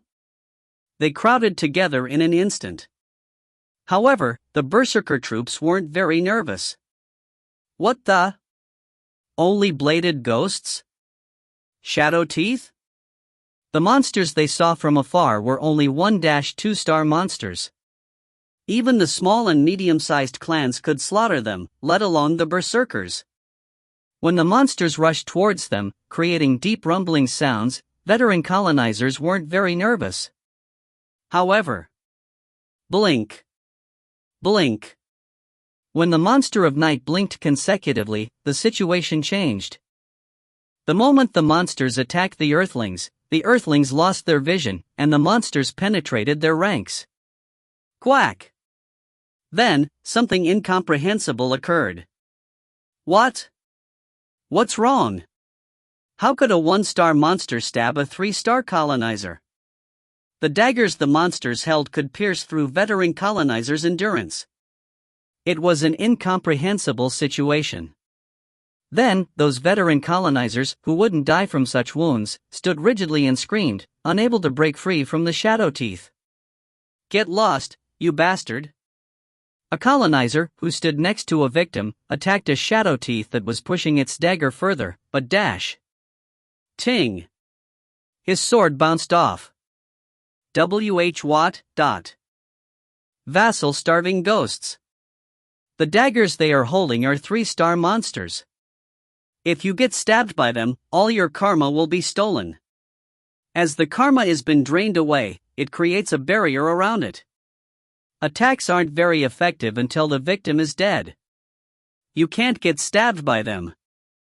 Executives, who had learned about middle-ranked monsters from Baek-seoin beforehand, shouted out loud. Ha! Shadow teeth. This brings back memories. Lee Jinhee, who had been chased out of her group after fighting with the shadow teeth in Kangdong district in the past, was engulfed by a strange emotion. Although she was able to meet Choi Hyuk because she was chased out. As expected, she especially didn't have good feelings towards the shadow teeth. They piss me off whenever I see them, but the shadow teeth were using their characteristically fast movements and stealth abilities to increase the number of victims every time the monster of night blinked its eyes. Of course, the berserkers weren't scrambling about just because they had lost their vision. Spread your karma out. If something enters, swing at it without hesitation. Because of this, Lee Jinhee's advice and support were directed towards the participating small and medium-sized clans and not the berserkers. A flaming karma sword surged from Lee Jinhee's sword. Lee Jinhee's weapon was purchased from the Lania Chaos Supercluster.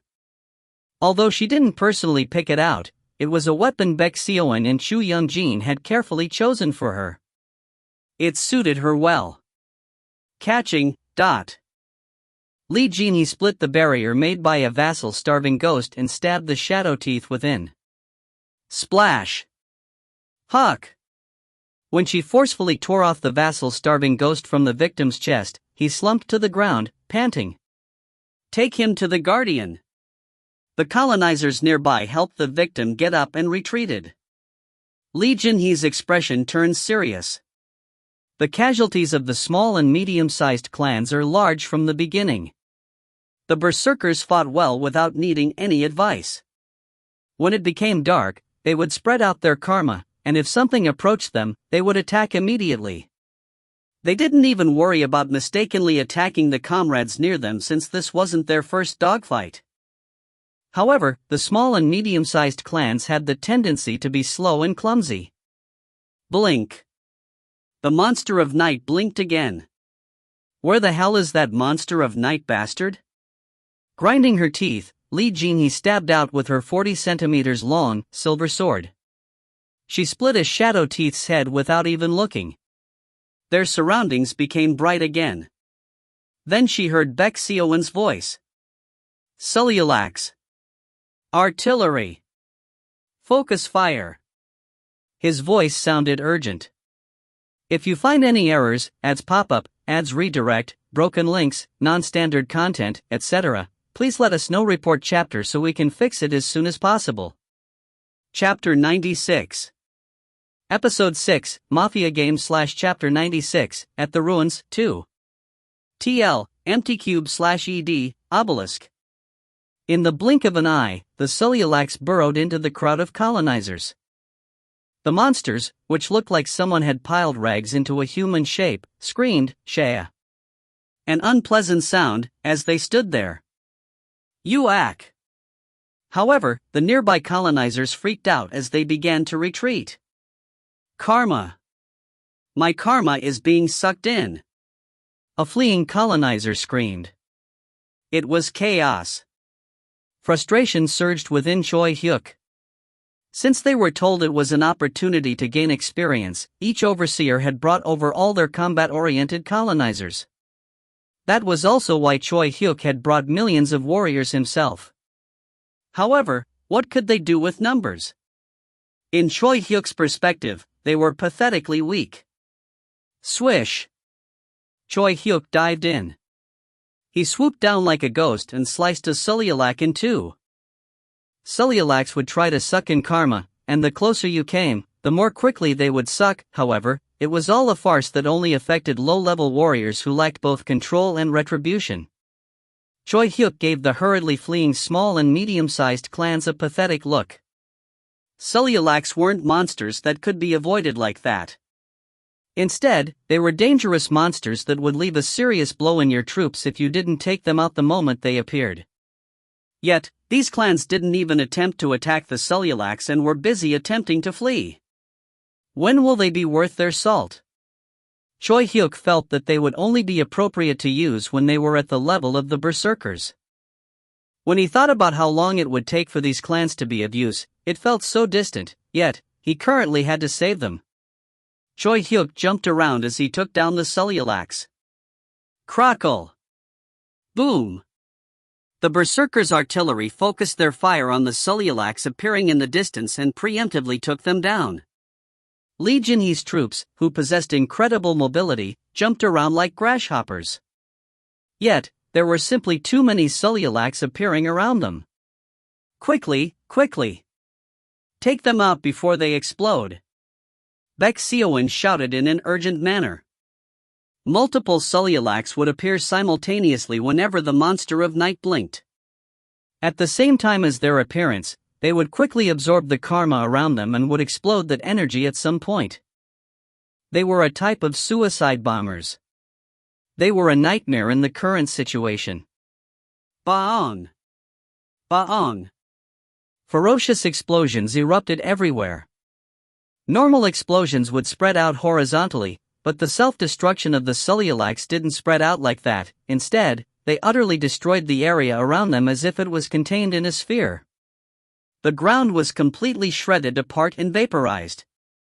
When the special surface of the Cayenne star, which absorbed the star's intense heat, disappeared, the flames emitted by the star surged up like a storm. As the endurance of the colonizers, who were swept up by the flames, was pitiful, not even their bodies remained. Their locations are too good. Choi Hyuk frowned.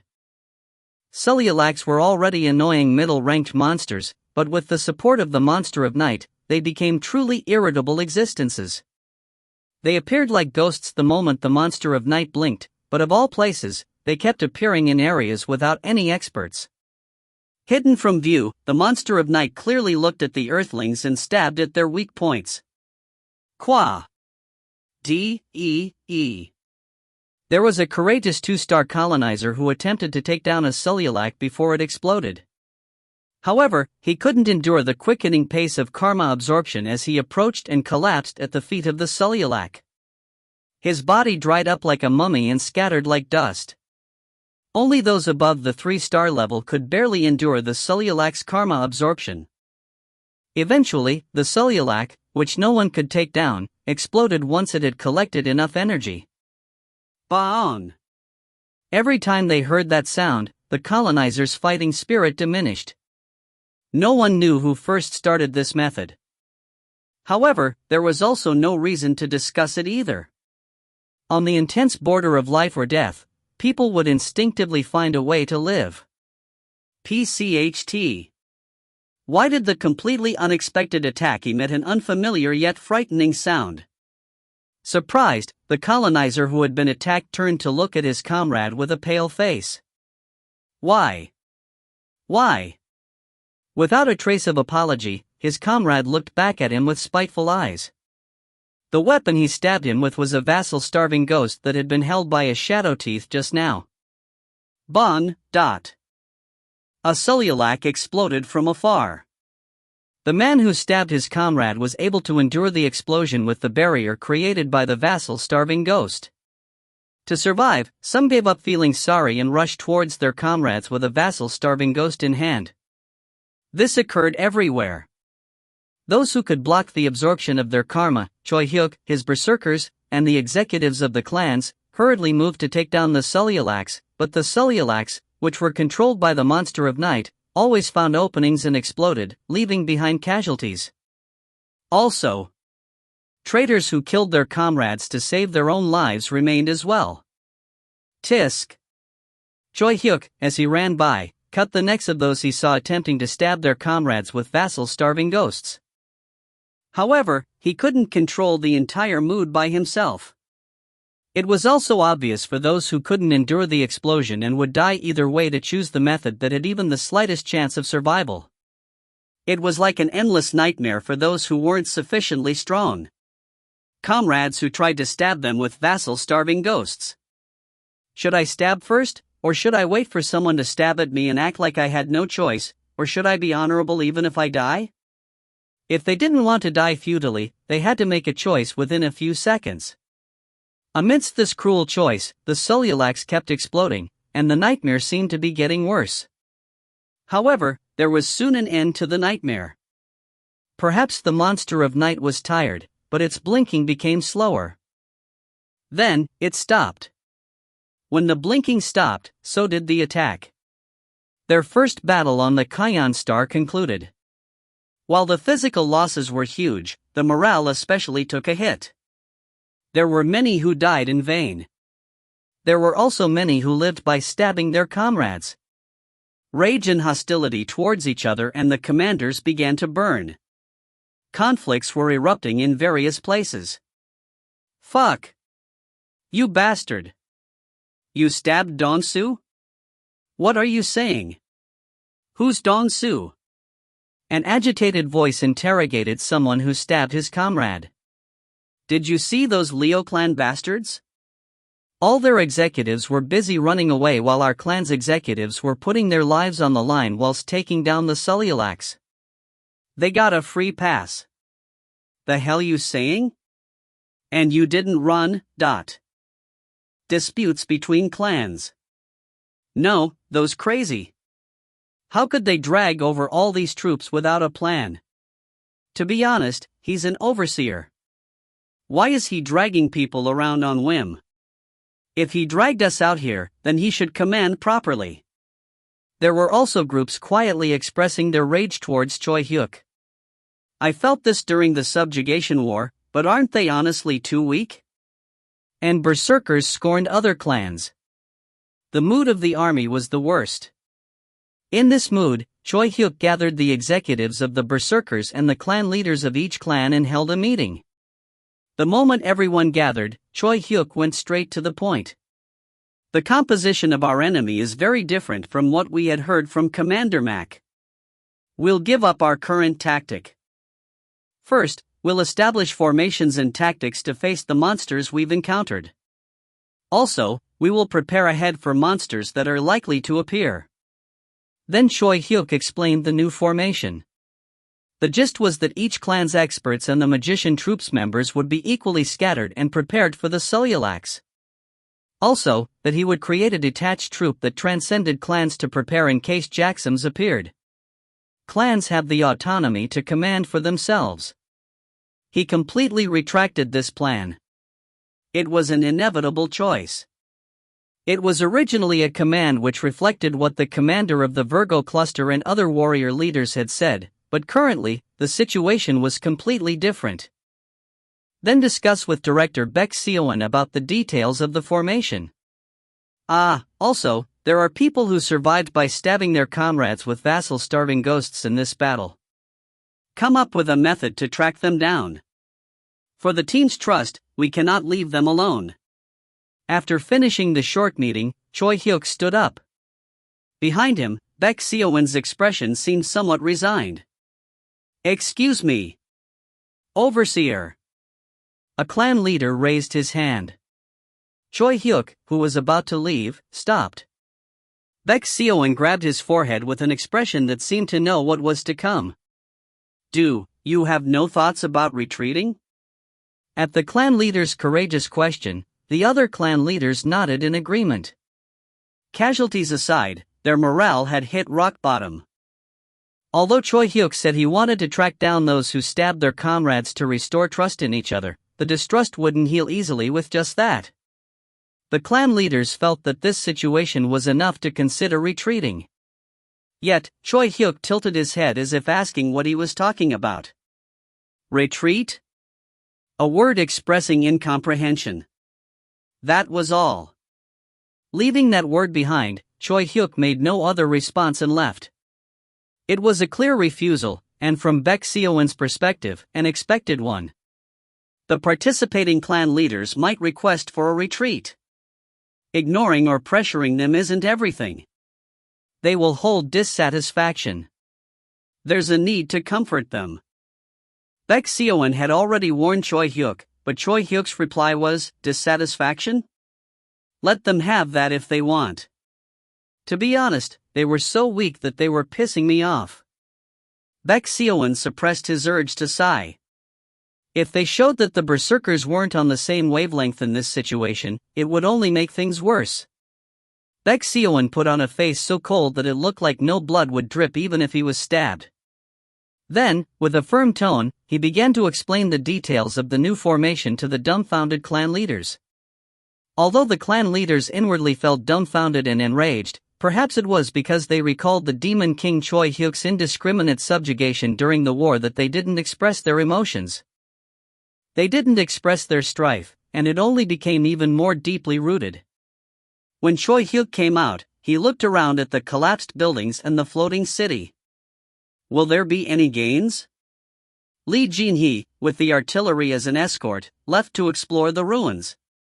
Looking at the wreckage, there were suggestions that it hadn't been long since it was destroyed, and the purpose of this exploration was to find clues within the ruins and gather information about the monsters. It was to prevent another instance of increased casualties due to unexpected monsters.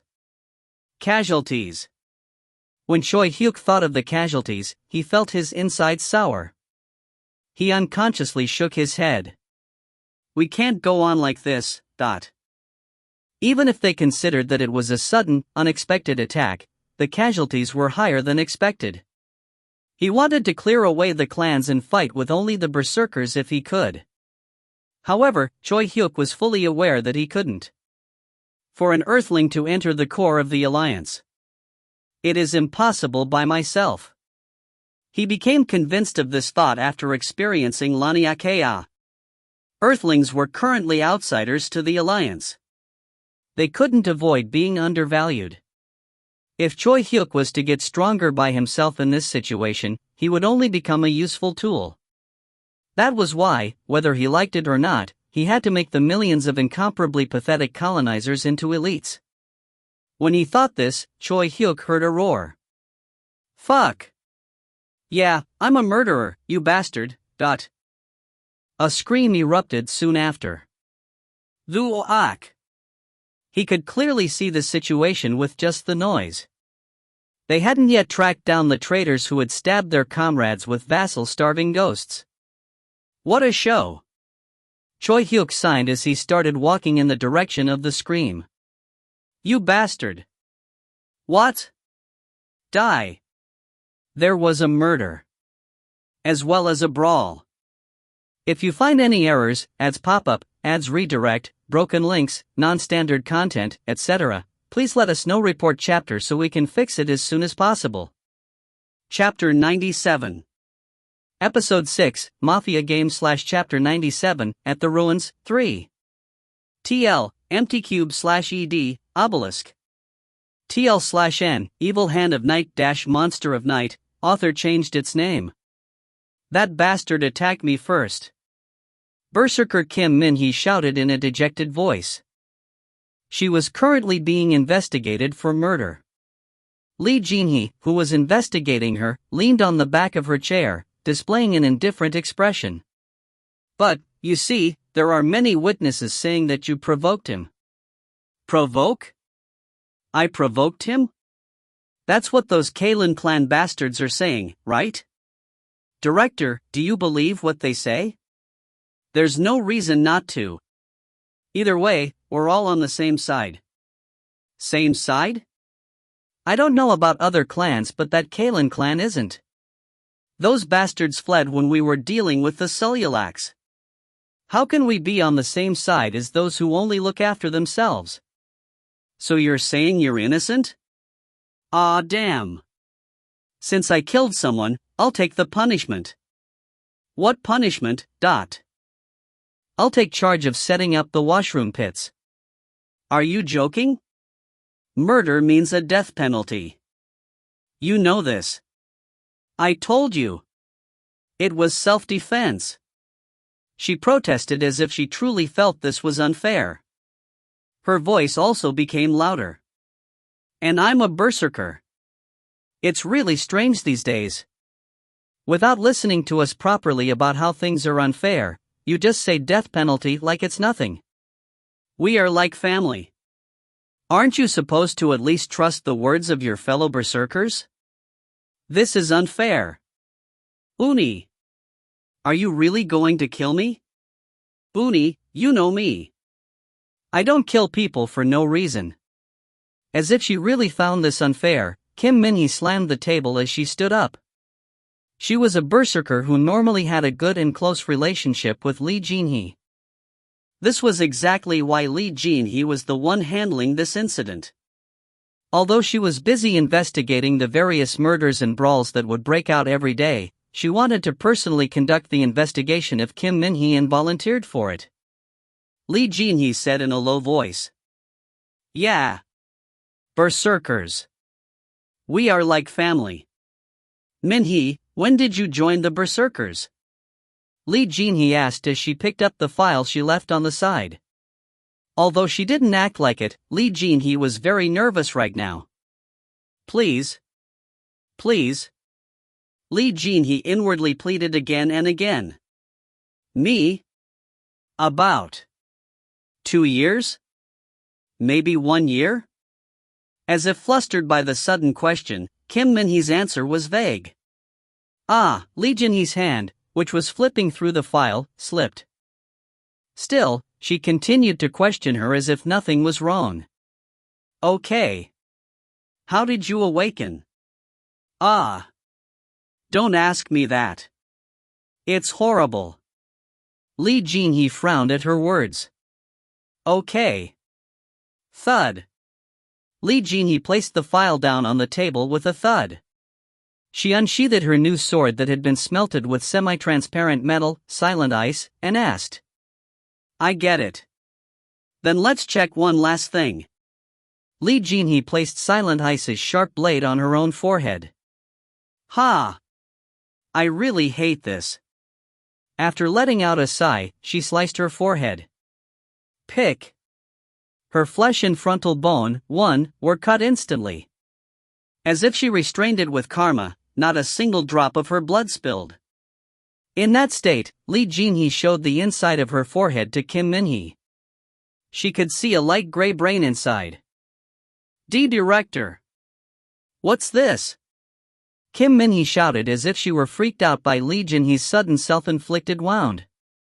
It seemed that Lee Jin-hee found her noisy as she stretched her hand out to restrain her, and then took out 2 glass bottles containing a transparent liquid from her chest. She opened one of the 2 bottles and poured it on her wound. The moment the transparent liquid made contact with her brain, it emitted a golden light as it protected her open forehead and began to seal her wound. This is a liquid made by Guardian Beijing Man. It won't leave a scar. Without showing any sign that it hurt, Lee Jin-hee calmly conducted this terrifying process.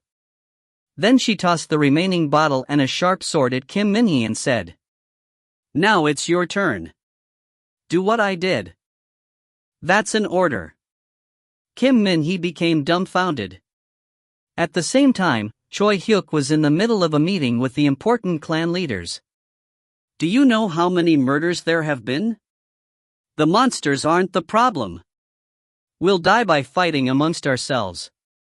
Resolutely remarked Lu Min, a popular clan leader. His words were also a direct attack on Choi Hyuk's commanding abilities. It was a dangerous remark. Yet, it wasn't like his words were wrong. Choi Hyuk's army was currently swept with severe distrust and conflict. People killed each other. This didn't change even if they made the punishment more severe. Every few hours, another brawl would break out and someone would die. Whether there was a punishment or not, murders and fights didn't cease. They killed each without thinking of the consequences. They hated those next to them more than the monsters. Even still, Choi Hyuk couldn't provide a clear countermeasure. It seemed he only wanted to quickly complete the mission as he only quickened his advance. However, the monsters didn't directly clash with Choi Hyuk's army. They simply avoided them and fled. If they kept subjugating and pushing the monsters into a corner, then they might eventually be able to take them out. But it would take too long to reach that point. The conflicts between the colonizers and clans had inflated to the point where war could break out at any moment. Yet, there was no solution. So what are we going to do? Clan leader Jiro asked in an annoyed tone. He glanced at Choi Hyuk and Baek Seoin and said, "Don't you already know? We can't return to Earth now. It's already been 3 days since we've been shut out of the military gate system. So what do you want to do?" That was so. At first, they couldn't retreat because of Choi Hyuk's opposition, but now, that wasn't the case. Everyone became aware of this fact with Richard's message. The messenger I sent to the Virgo Cluster headquarters returned. He said our mission changed. To find what is going on in this place. Until we do, the military gate system will be closed. Damn, I can't tell what they are thinking. The closure of the gate meant the closure of their escape route. To the clan leaders who desperately wished to retreat, this was like a bolt out of the blue. That's why if we had already retreated. Someone leaked the thought that everyone inwardly thought but couldn't say. At the same time, the mood in the meeting room chilled. At that word, everyone became so nervous their spines stiffened. This was because everyone was afraid of Choi Hyuk. However, clan leader Lumin didn't read the mood and raised his voice. Even if we let bygones be bygones, we can't go on like this. Everyone will die. We can't ignore the conflicts between the clans these days either. A civil war might break out. Just stop it. Even when the clan leaders next to him tried to stop him, Lumin didn't listen. No. I need to say what needs to be said. Overseer Choi Hyuk. I, Lumin, have never held dissatisfaction with the Berserker's actions. I always quietly cooperated. However, not this time. Overseer. When Lumin raised his voice, clan leader Jiro, who was very friendly towards Choi Hyuk, began to criticize Lumin. What are you doing? Don't you know your current actions are bringing about more disorder? Another heated argument broke out in the meeting room. Jiro simply criticized Lumin while Lumin, frustrated, said that they need to take note of the current situation and find a solution. Some clan leaders joined in on the debate, but the majority of the clan leaders maintained an uncomfortable silence. Choi Hyuk raised his hand. Everyone became quiet. Isn't it weird? Those were his first words. No matter how hot-headed colonizers' tempers are. Isn't the current situation too strange? Doesn't it seem like we aren't able to control the situation at all? Yes. That's what I mean. Lumin raised his voice. Be quiet and listen. And Jiro scolded him. However, Choi Hyuk still didn't care. Let me tell you something interesting. He instead began to talk about a story out of context. It's a story about the day of the first murder. So the day Richard told us it was impossible to return to Earth. On the day they suffered heavy casualties with the sudden appearance of the Sulialax and Vassal starving ghosts and the sudden murders and brawls broke out, Choi Hyuk was contacted by Richard. Overseer Choi Hyuk, is there anyone around you? If there is, leave. There's something we need to talk about privately. It just so happened to be during a meeting with the executives of the Berserkers. A frustrating meeting with no conclusion. Good timing. 10-minute break. Everyone go out for a bit and come back. Once everyone left at Choi Hyuk's request, Richard immediately asked. You have the black cube they said was an exploration device you received before the mission, right? I do. Take that out. Right now. With a bit of doubt, Choi Hyuk followed Richard's words and took out the black cube from his bag. It was the item he had suddenly received from Tonka of the Armored Soul Tribe. Ha! Choi Hyuk was surprised. The black cube was no longer black. It was tinged red as it pulsed. After seeing that, Richard held his forehead. As expected, you too. What? What is it? The messenger I sent to the Virgo cluster during the day returned. From what he said, there's no support. They said that they will restrict the right to use the military gate system as well. Meaning we can't choose to retreat anymore. What? Why? He never planned on retreating from the beginning. However, there was a clear difference between not retreating and not being able to retreat. Even Choi Hyuk couldn't help but become sensitive. This black cube. No, should I call it a red cube now? It's an exploration device, but it's not a resource exploration device like we thought. Then what is it? Doppelganger. What, dot? The doppelganger that appeared during the placement evaluation after the training. It's a device for locating them. Choi Hyuk recalled the placement evaluation which allowed him to receive the right to an independent troop.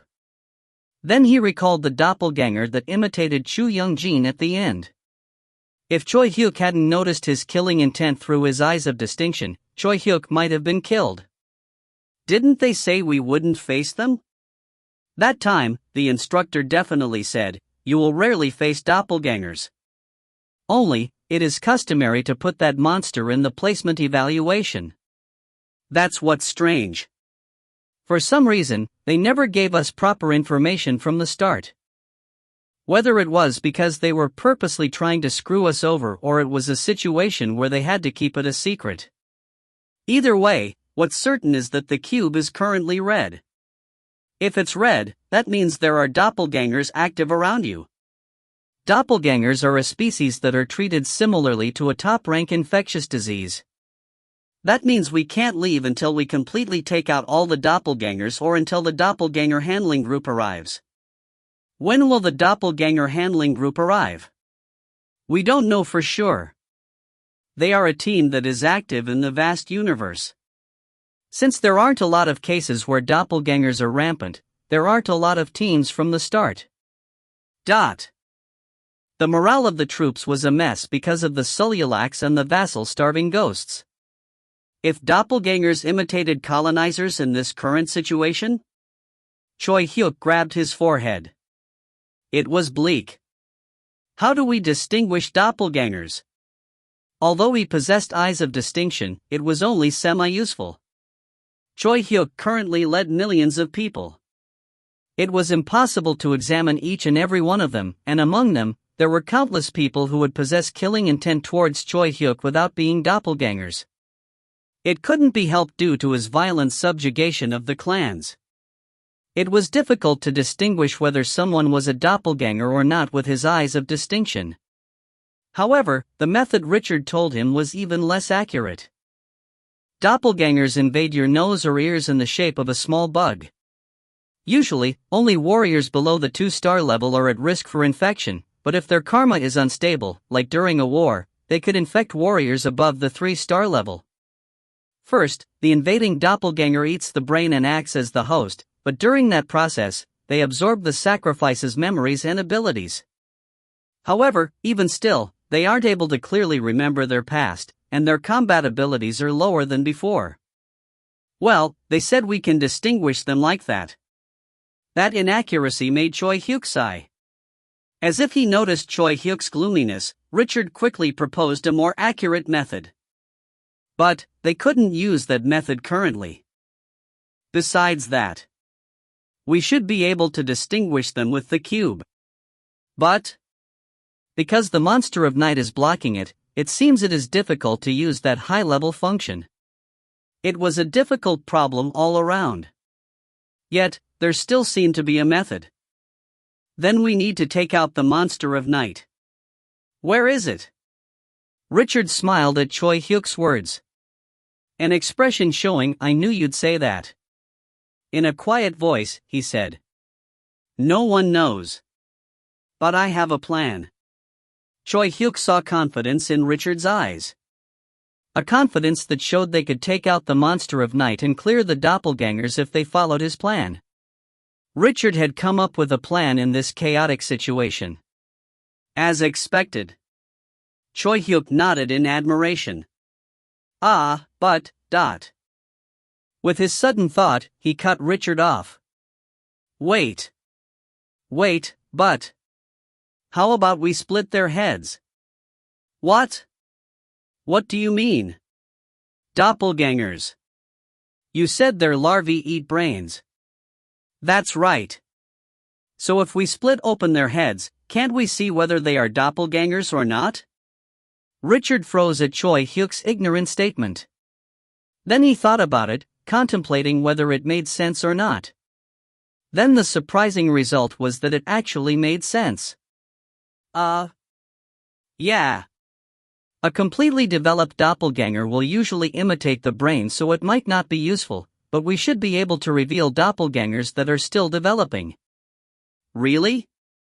Then what happens if we pour a healer's karma into a completely developed doppelganger? Will it receive a similar effect like healing? I don't think so. That was the conversation Choi Hyuk had with Richard that day. So there are doppelgangers among us now? That's why we are fighting more than necessary? Clan leader Jiro nervously gulped his saliva after listening to Choi Hyuk's words. His eyes became sharp as he looked around. Then I suspect Lumine. Isn't he the one interrupting meetings at every step and aggravating disorder? What are you talking about? Am I a doppelganger just because you don't like me? The meeting room became rowdy once again. Not only that, but there was an overabundance of killing intent. When they thought that they didn't simply have different opinions but that there were monsters pretending to be humans, it made their blood freeze. The clan leaders were suspicious of each other and tried their best to prove they weren't doppelgangers. Amidst all of this, Choi Hyuk displayed a dumbfounded expression. Just what were you listening to? As he said that, he unsheathed imprint and placed it on his forehead. Pick. His frontal bone was cut and they could see the gray internals inside. Choi Hyuk poured the liquid containing Bae Jinman's karma in it. Nothing happened. Only his wound was healed. While no one could take their eyes off that scene, the elites of the berserkers moved. Shu Youngjin, Ryu Hyunsung, Baek Seoin, Bae Jinman, Hanki and the other directors, as well as team leaders like Alexei, jumped out and surrounded the meeting room, preventing anyone from leaving. In that state, Choi Hyuk aimed imprint at the clan leaders. Now, stick your heads out. 1. Frontal bone/frontal cranial bone, the part of your skull in the forehead region. If you find any errors, ads pop up, ads redirect, broken links, non-standard content, etc., please let us know. Report chapter so we can fix it as soon as possible. Chapter 98.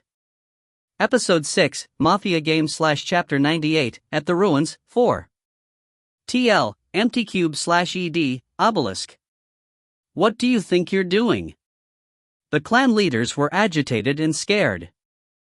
No matter how scary the doppelgangers are, to ask us to split our heads and show him our brains. Entrust our heads to someone's sword? When I'm not even a doppelganger? To split my frontal bone without anesthetics and show him my brain? On top of that, you're going to pour a mysterious liquid on it? Humans would unconsciously close their eyes and stand awkwardly when someone was about to flick their forehead. But to ask them to stick their heads out so that he could cut their frontal bone. I have allergies. That sword. Did you disinfect it? Wait.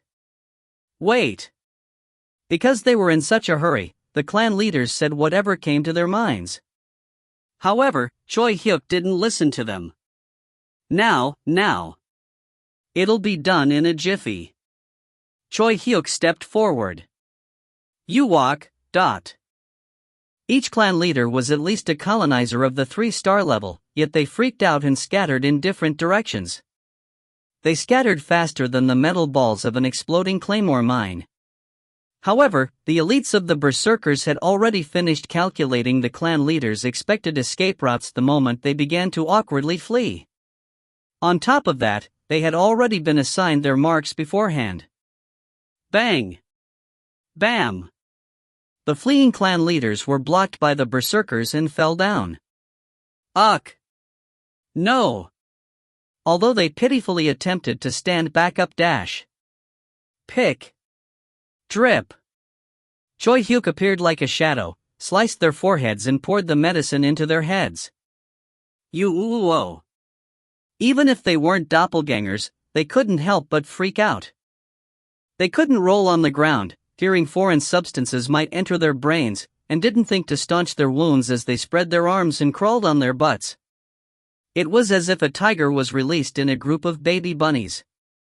Although the clan leaders tried their best to resist, Choi Hyuk skillfully stepped on their resisting arms and legs and cut their foreheads.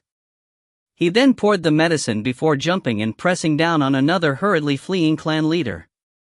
Afterwards, the berserkers standing by would rush forward and drag the treated clan leaders outside the encirclement. They put those who were so panicked that they didn't know what to do at ease. Calm down. Calm down. It's over now. To block an infection, you need to calm your heart and maintain a constant karma barrier. Take deep breaths and quickly make a karma barrier. Ah! You crazy bastards, do you think I can calm down right dash? If you can't maintain your karma barrier, you'll have to be re-examined later. Hyuk. Through this incident, the clan leaders were able to recall what they already knew. As I thought, words don't work on those berserker bastards. Clan leader Lumin touched his forehead. It had, at some point, completely healed without a scar. In fact, his head felt refreshed. However, he wasn't sure whether it was because of Guardian Bei Jinman's karma or because of the explosive amount of adrenaline produced from this terrifying experience. What was clear was that when Choi Hyuk split his forehead, he really thought he would die right then and there. After being dragged out of the encirclement by the berserkers, creating a karma barrier, and forcing himself to take deep breaths, his thumping heart calmed down and he started to take in the scene around him. It was quite a sight. Puh-ha. Leisurely looking at the scene from a distance, it really was worth seeing. Even though those gentlemen who acted refined, saying they were clan leaders, were currently fleeing for their lives, their struggle was so easily restrained, it was almost artistic, and they screamed when their foreheads were split. It couldn't be any funnier. Lumin watched this scene without any tension. Wait. Choi Hyuk.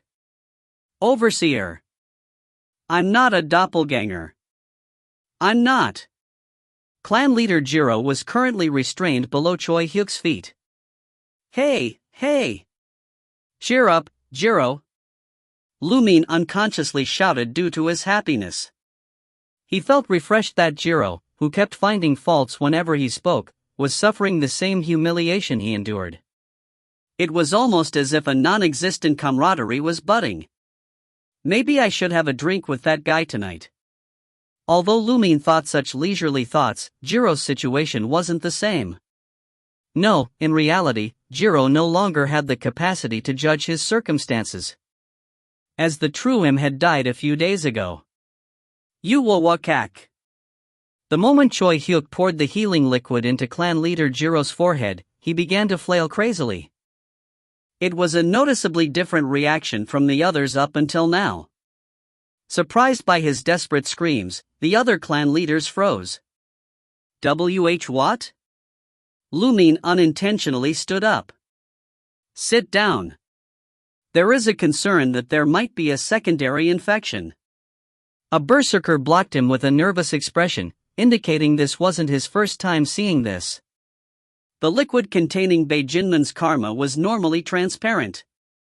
However, once it was poured in people's foreheads, it would turn golden, heal the wound, and protect the brain from various impacts and infections. Yet, the liquid in Jiro's head currently surged with a copper-red light. Jiro's brain began to boil, and the thing that looked exactly like a brain writhed its body as it attempted to flee. Only then did people recall the reason why Choi Hyuk was splitting their foreheads. Although they heard it through their ears, the story that they hadn't felt was real or trustworthy had, at this moment, become a reality, making their hearts freeze. Doppelgangers eat people's brains, take their bodies, and act as the host. Tap. When Choi Hyuk flicked his finger, scarlet flames suddenly swept up the doppelganger that was exiting Jiro's head as well as Jiro's body, causing them to disappear without a trace. Choi Hyuk, who had calmly watched that scene, raised his head and said in a tone which seemed like he was asking them to go have lunch.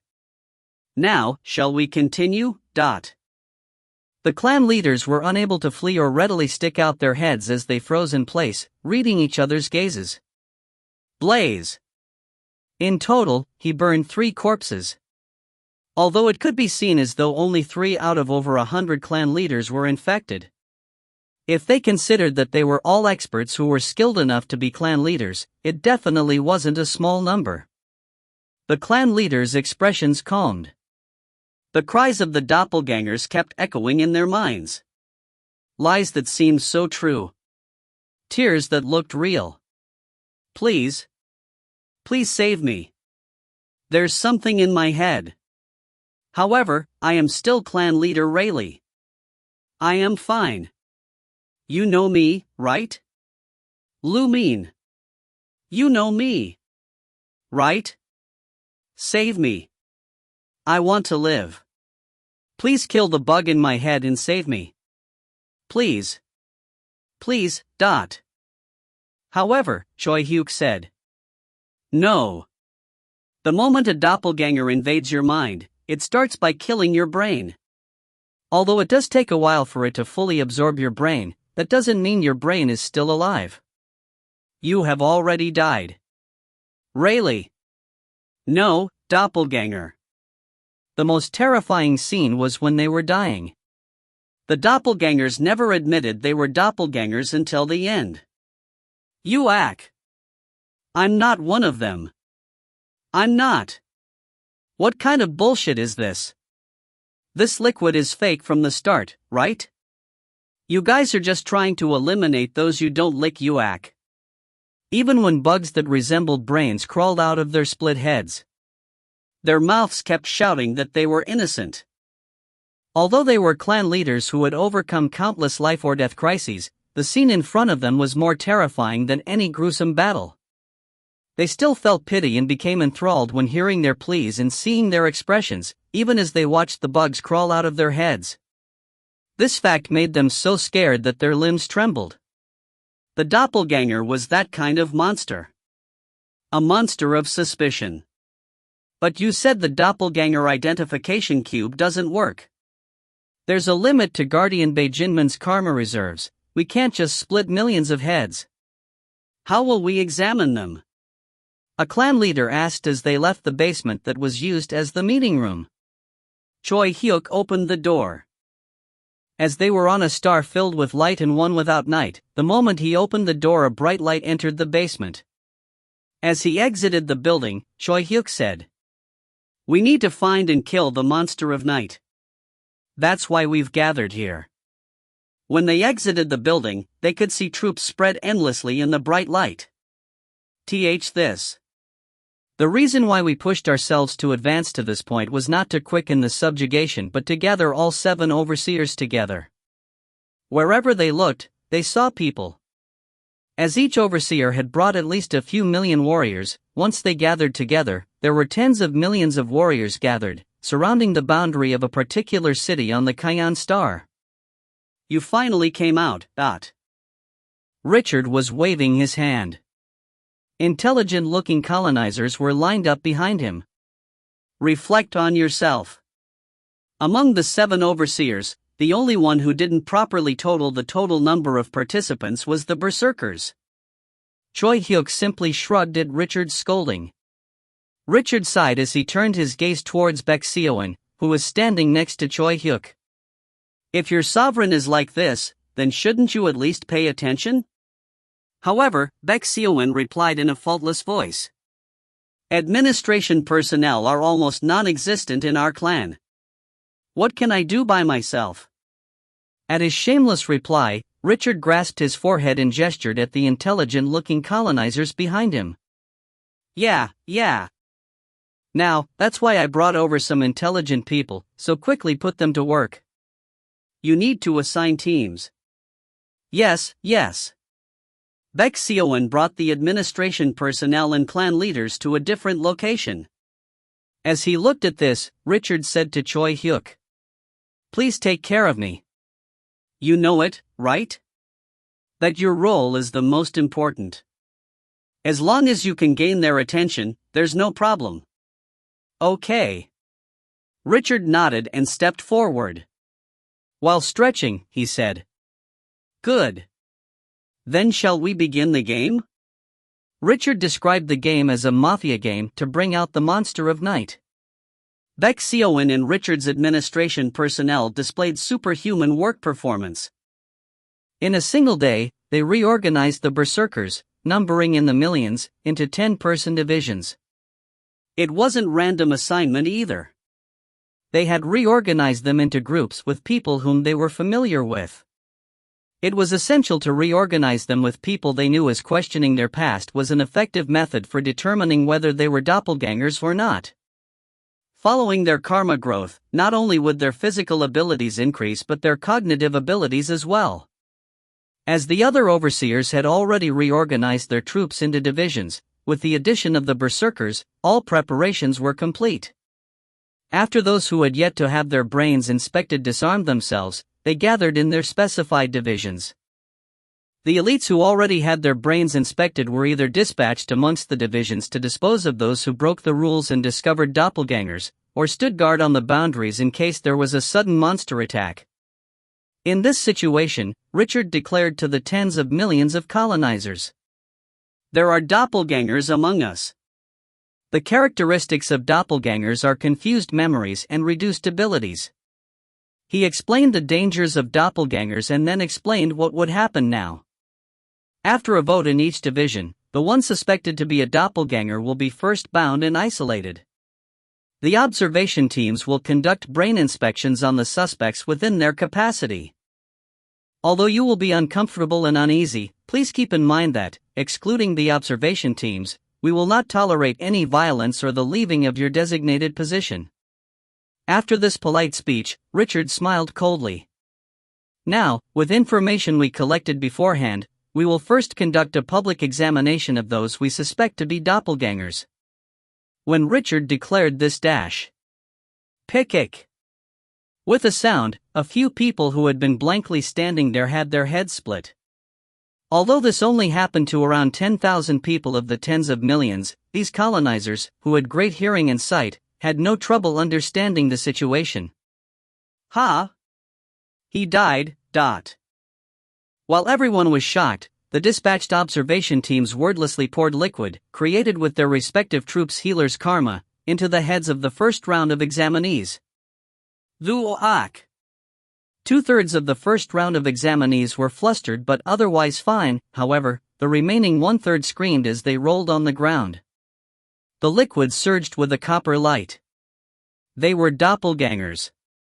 They had been able to expose one-third because they had selected those who possessed the highest probability of being doppelgangers. What? The colonizers, who had been sitting in circles of 10, suddenly stood up in panic. The person next to them had their head split by the observation team, but wasn't there a brain-shaped bug crawling out of their head? A physiological fear overwhelmed them. Now. Don't be nervous. They are doppelgangers. If you don't want to be infected, please calm your minds and create a thick karma barrier. Richard's words were spoken with leisure. However, the observation teams around them maintained an unmatched viciousness. A viciousness that felt like they would kill them even if they moved a finger. Although they were feeling an astonishment close to fear due to the sudden situation, the observation teams were too menacing. The colonizers awkwardly sat down. They rubbed their goosebumps and massaged their trembling legs as they gulped their saliva. Even as he watched this scene, Richard maintained the light attitude of a show host. Although it looked inappropriate at a glance, in reality, this was all calculated. No matter how many die, I will eradicate the doppelgangers. We do not fear sacrificing our people. This was the message he was sending the doppelgangers and the monster of night with his easygoing attitude.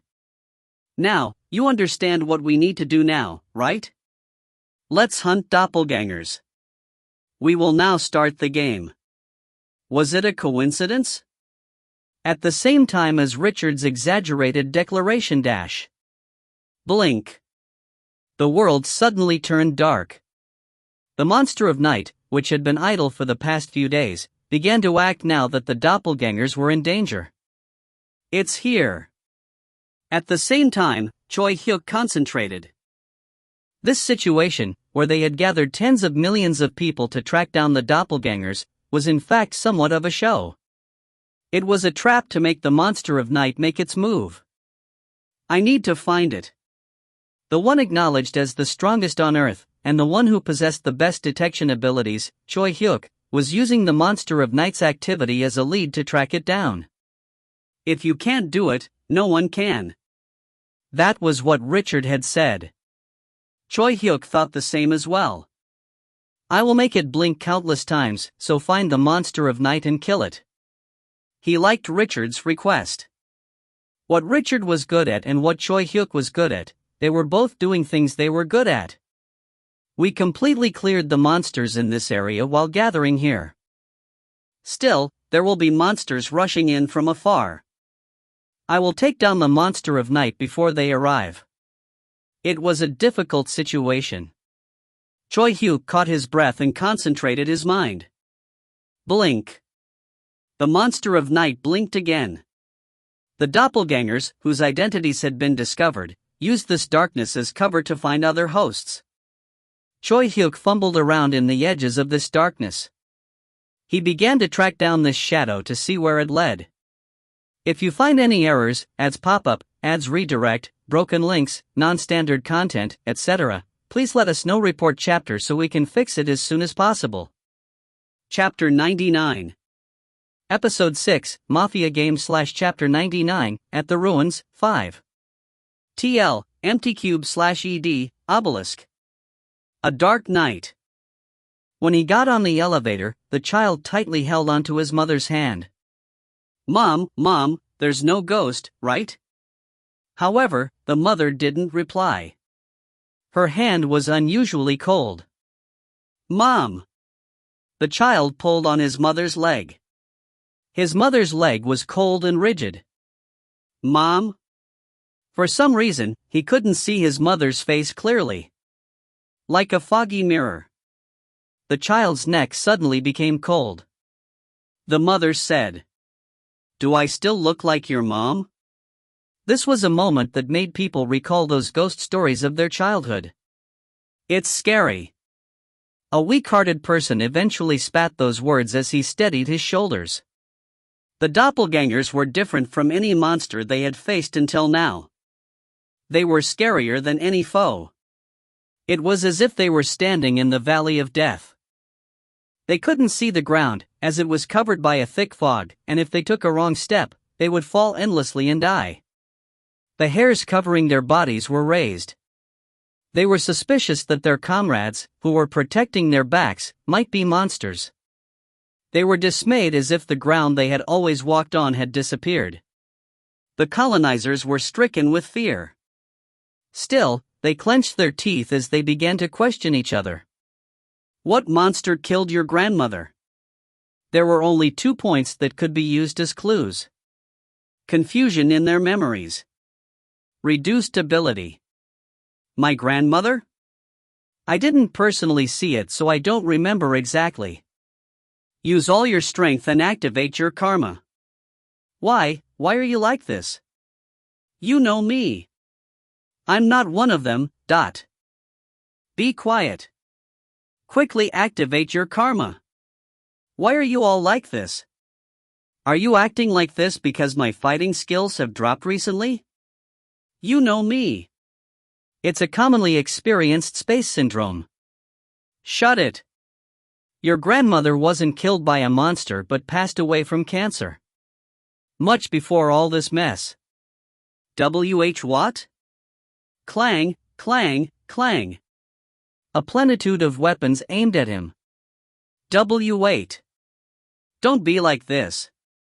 You're the one that's strange. You're just trying to push me to a corner to kill me. I'm not a doppelganger. Panic obstructed one's ability to make rational decisions. Pong. The person who started the questioning activated his karma to his fullest. His karma had become stronger due to the recent battles against monsters. There was no reduction in its capacity. You see it, right? Now it's your turn. Don't joke with me. There's no way you can pick out who's a doppelganger by activating your karma. His words were true. The "your abilities will drop" was only a statistic, a common opinion. When looking at specific cases, there were countless exceptions. There was no way they could confirm whether someone was a doppelganger by only questioning them and making them reveal their karma. If it was that easy, then the Alliance wouldn't fear doppelgangers.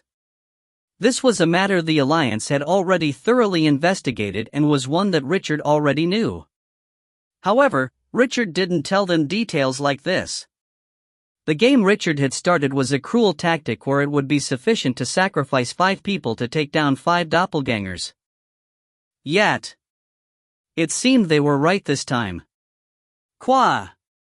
He didn't reveal his karma in the end and slashed his sword at the person next to him. It might have been because of panic, but in this case, it only made the others feel stronger about their suspicion that he was a doppelganger. Pushed. Slash. At the same time, the weapons aimed at him stabbed and slashed at his body, turning his body into tatters. Especially his head, which was where a doppelganger would reside, that was sliced into 3 to 4 times. Brain matter dripped.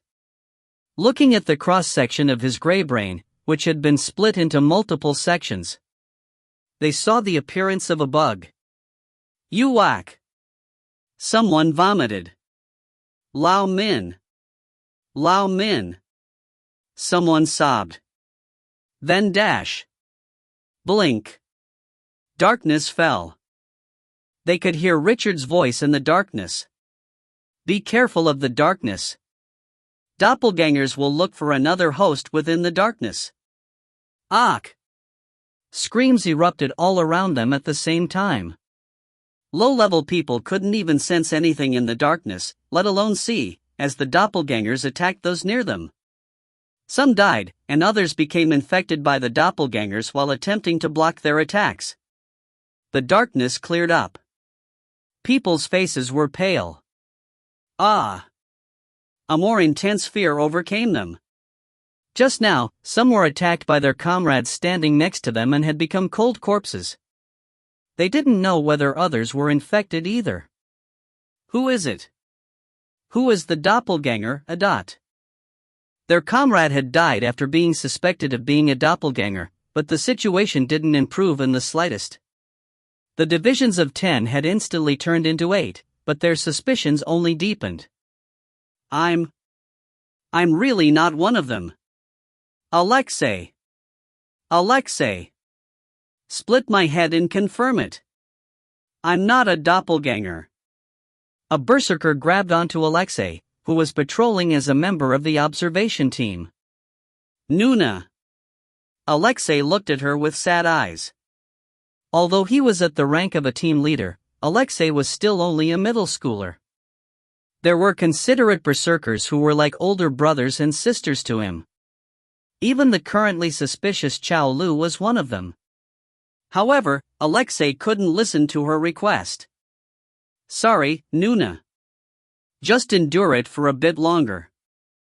There is a limited supply of medicine, so we can only use it during critical moments. It's not like the group vote is in, and they are only suspicious of you. If we kept using it for situations like these, then the medicine would quickly become scarce. I'm really sorry. It's a guideline I received from the higher-ups. He said this to her while tightly holding her hands. However, she shook her head. Do it now, Alexei. Look at everyone. They are becoming distant from me. The indiscriminate attacks of the doppelgangers when the darkness fell had an effect. The colonizers distanced themselves from those who they were suspicious of being doppelgangers and grouped up with members they could trust. If darkness falls again, then I'll only be prey, but... When Xiao Lu said this, Alexei couldn't help it. I'll go get the medicine. In the end, Alexei bit his lips as he ran towards the observation team that possessed the medicine. Just then dash. Blink. Darkness fell. Ah! Once Alexei returned, holding the medicine, and after the darkness passed. Nuna. He knelt next to Xiao Lu's corpse, who had her throat sliced and whose body had rolled onto the ground. Xiao Lu died. Xiao Lu wasn't a doppelganger. Who was the bastard who said she was a doppelganger? WH. Why are you looking at me? You agreed to it as well. Endless suspicion. He seemed like a doppelganger because of this, and she seemed like a doppelganger because of that. Grit. Alexei ground his teeth. Shut up. Shut up. Calm down a bit. Slowly confirm their pasts and don't just blindly accuse people. No matter how much they emphasized rationality, the situation kept becoming extreme. There was a problem even if they caught a doppelganger. If there were two doppelgangers, what would they do if one of the doppelgangers had sacrificed the other to avoid suspicion? Although he doesn't look like he's infected, was that true? Could I entrust my back to him? What if I were to suffer because of it? Actually, dying was better. I would not want to have my brain eaten and become a doppelganger. A game of suspicion with tens of millions of people. While there were many cases where they had successfully eliminated the doppelgangers, the number of innocent sacrifices was no less. They were in hell. Blink. The monster of night continuously blinked its eyes. The darkness continued to eat away at their minds. The blinking seemed like it would make them neurotic. However, Choi Hyuk was precisely waiting for this blinking. Yeah. Keep blinking. Choi Hyuk's eyes were dyed blue with karma. He had activated Mind's Eye to the fullest as he tracked down the monster of night. However, the darkness didn't come from anywhere. It would suddenly appear as if it was always there. No matter how much he tried to look through his mind's eye, he couldn't see it. Even when he concentrated so much that he felt as if he could grab the tail of light, which was the fastest thing in the universe, darkness fell without a trace. The speed at which darkness fell was faster than the speed light spread, as darkness would always be there. Choi Hyuk couldn't look through the darkness. I'm lacking. Choi Hyuk clenched his sword, Choi Hyuk's imprint. However, his sword only provided additional beneficial effects on slashing attacks, and it would not strengthen his mind's eye. Although, if Choi Hyuk's weapon possessed the name pledge instead of imprint, it might have been useful when using mind's eye, however, currently it wasn't of any use. I can't see it. Ho! Choi Hyuk closed his eyes and took a few deep breaths. In this short period of time, many hypotheses and methods for dealing with the monster of night were proposed, compared and rejected in his mind. Although he considered countless solutions, it all took place in an instant. It was an investigation that went on within the boundaries of his instincts rather than logic. I think I know. That was Choi Hyuk's talent. A talent that only strived for victory. He would always find the weakness of any skill, no matter how difficult or complicated it was. If he saw it, he would know how to confront it.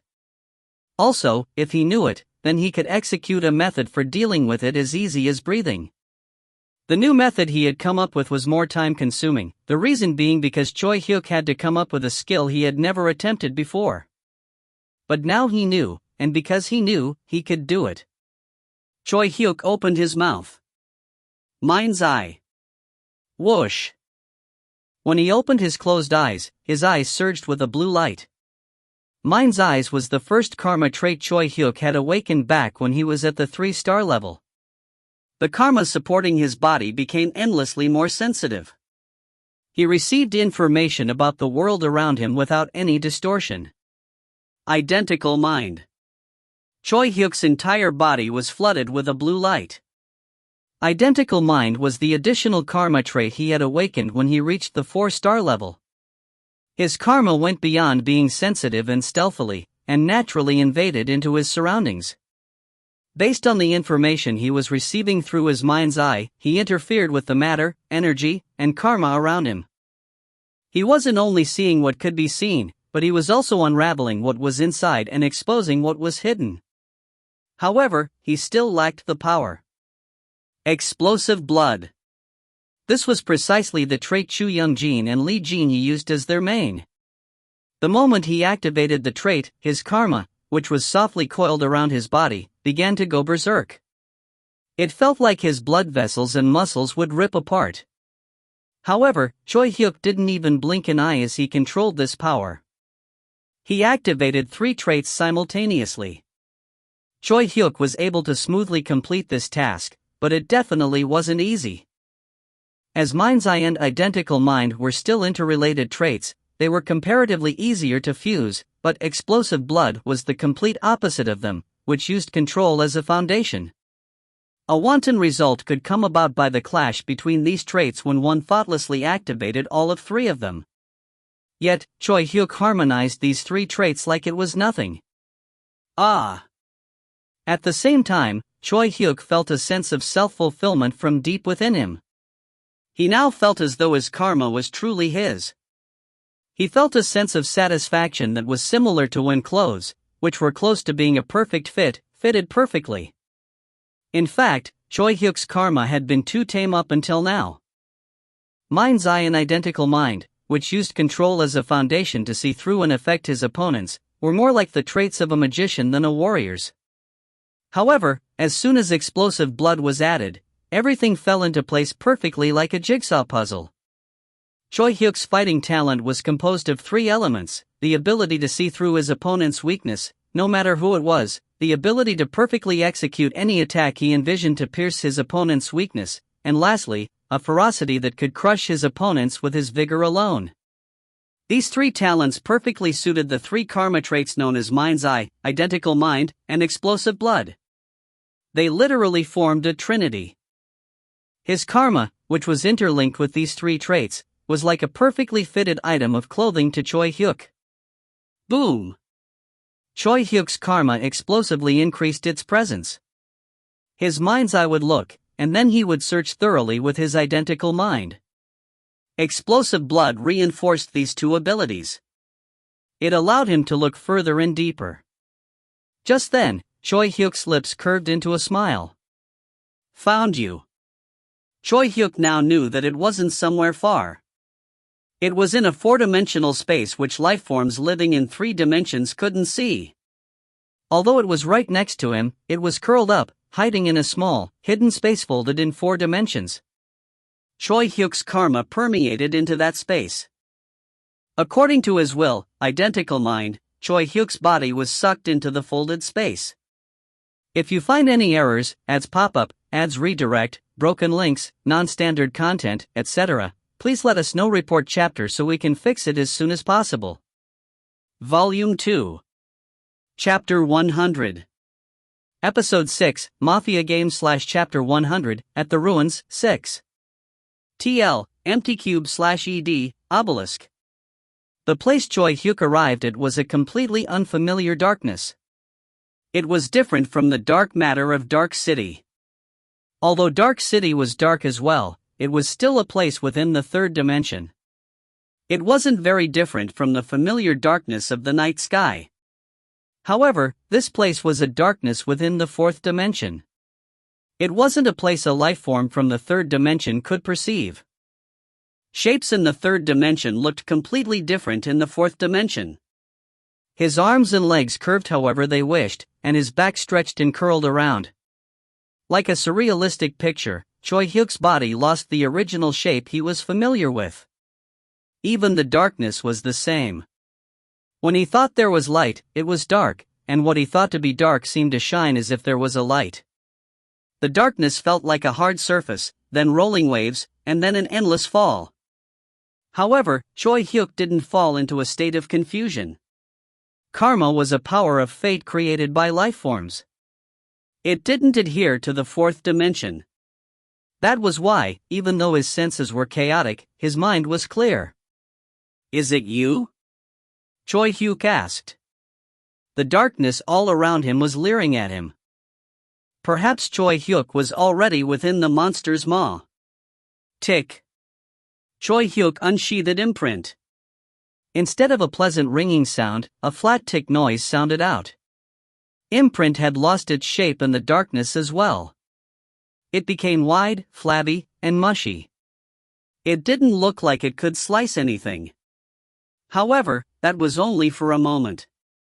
When Choi Hyuk raised imprint above his head in preparation for a slash, the blade of the mushy imprint formed a cold, sharp line. Imprint surged with karma, stood rigidly and displayed its vigor. A weapon of vow could overcome matter and become a weapon of pure karma. This limit, however, depended on its owner. Currently, at this moment, over 80% of Choi Hyuk's imprint was composed of pure karma. The karma, which reflected his will of wanting to deliver a fatal blow with one strike, surged dangerously. Along with it, Choi Hyuk's body, which had been scattered like a mist, had returned to its original form in the darkness. In a darkness where everything was distorted, only Choi Hyuk was clear. Instant void annihilation. Rip. His sword, which could even rip apart space, swung down. The fourth-dimensional darkness was sliced and ripped apart. Like in the moment of creation, darkness retreated for light to fill the surroundings. Hoo-oo. He could hear the monster of night scream from somewhere. It had been wounded. However, it wasn't a fatal blow. Choi Hyuk's strike missed its core. SCU. Darkness, once again, clouded the momentarily bright surroundings.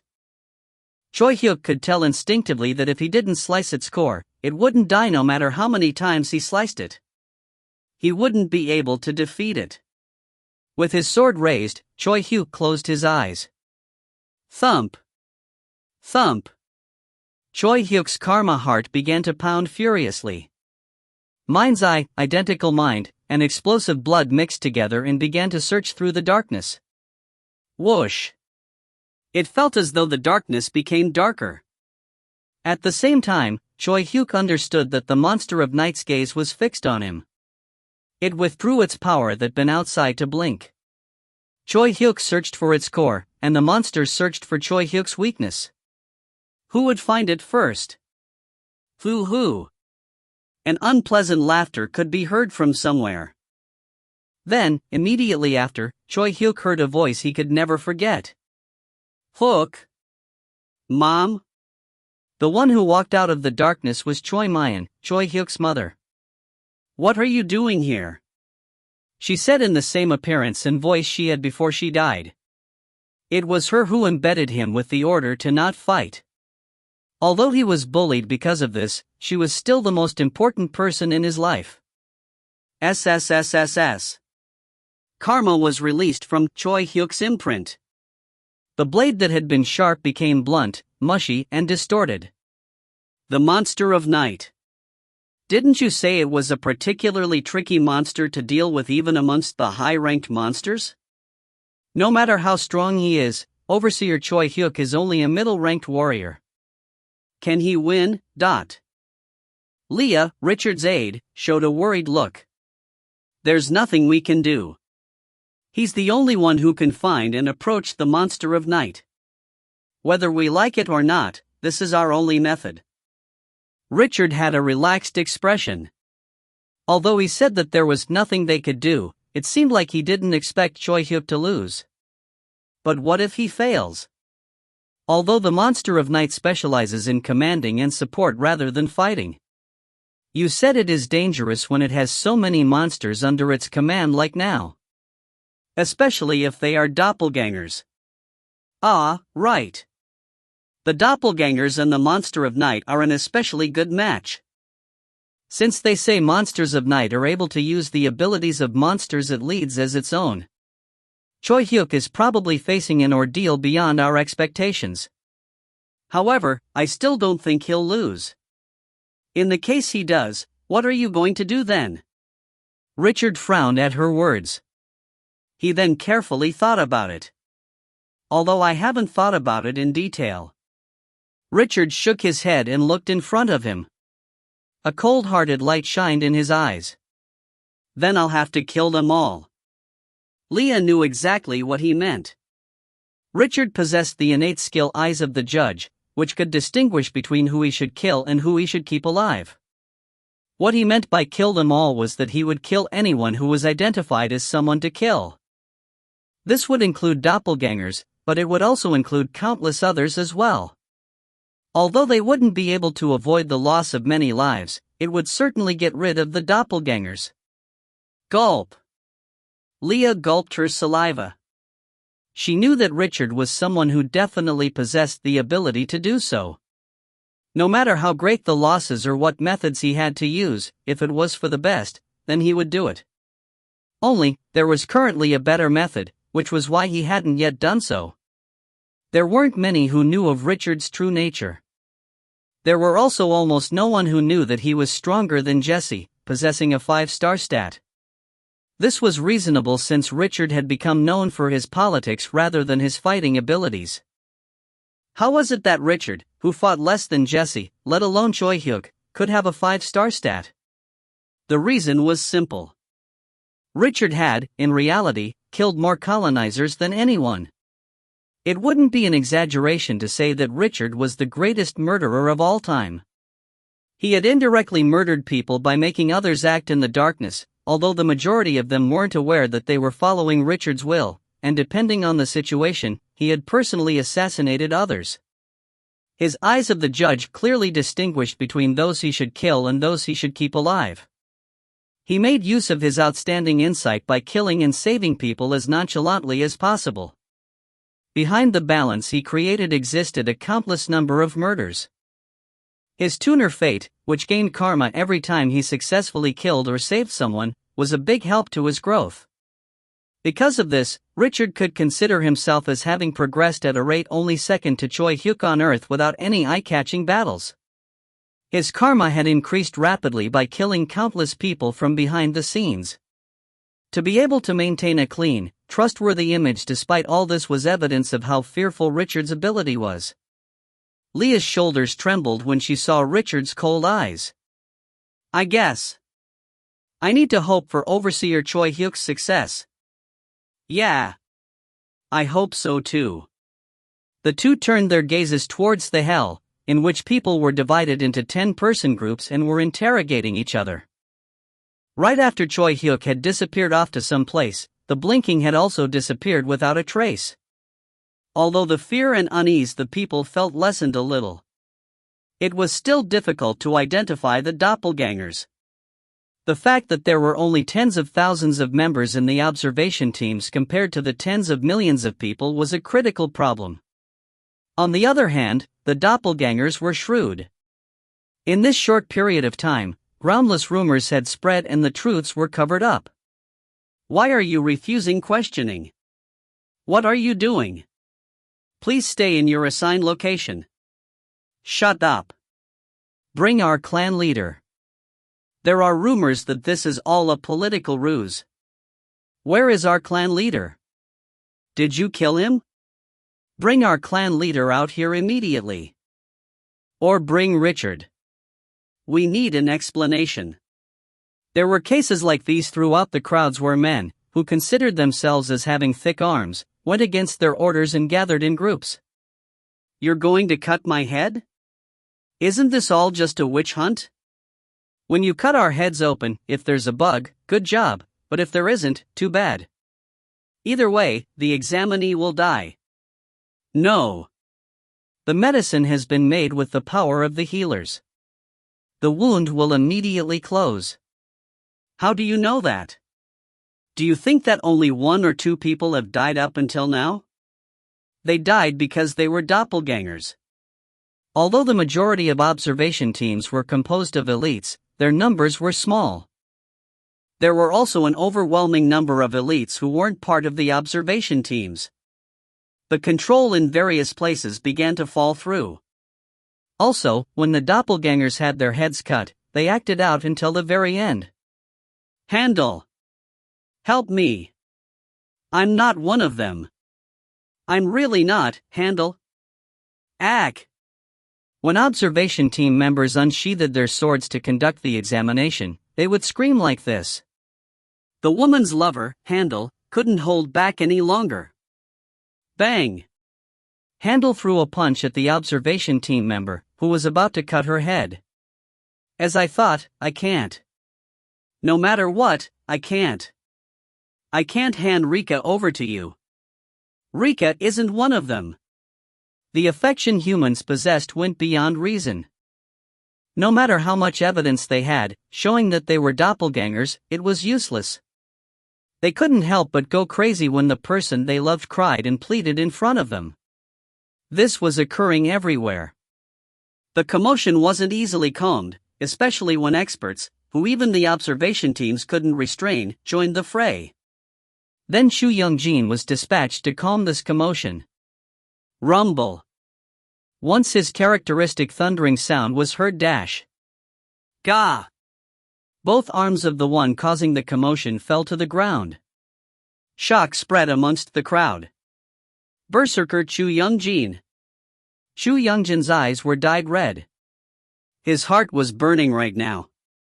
When he saw those who blocked the observation teams to protect their lovers, Choi Hyuk would especially experience a deep pain. He recalled his lover, Lee Hyuk. Perhaps this was why Choi Hyuk was becoming crazier. Choi Hyuk silently took care of those who were causing a commotion with a heart that felt as though someone had put salt on his wounds and then picked at the scabs. No one could take even a single sword strike from him.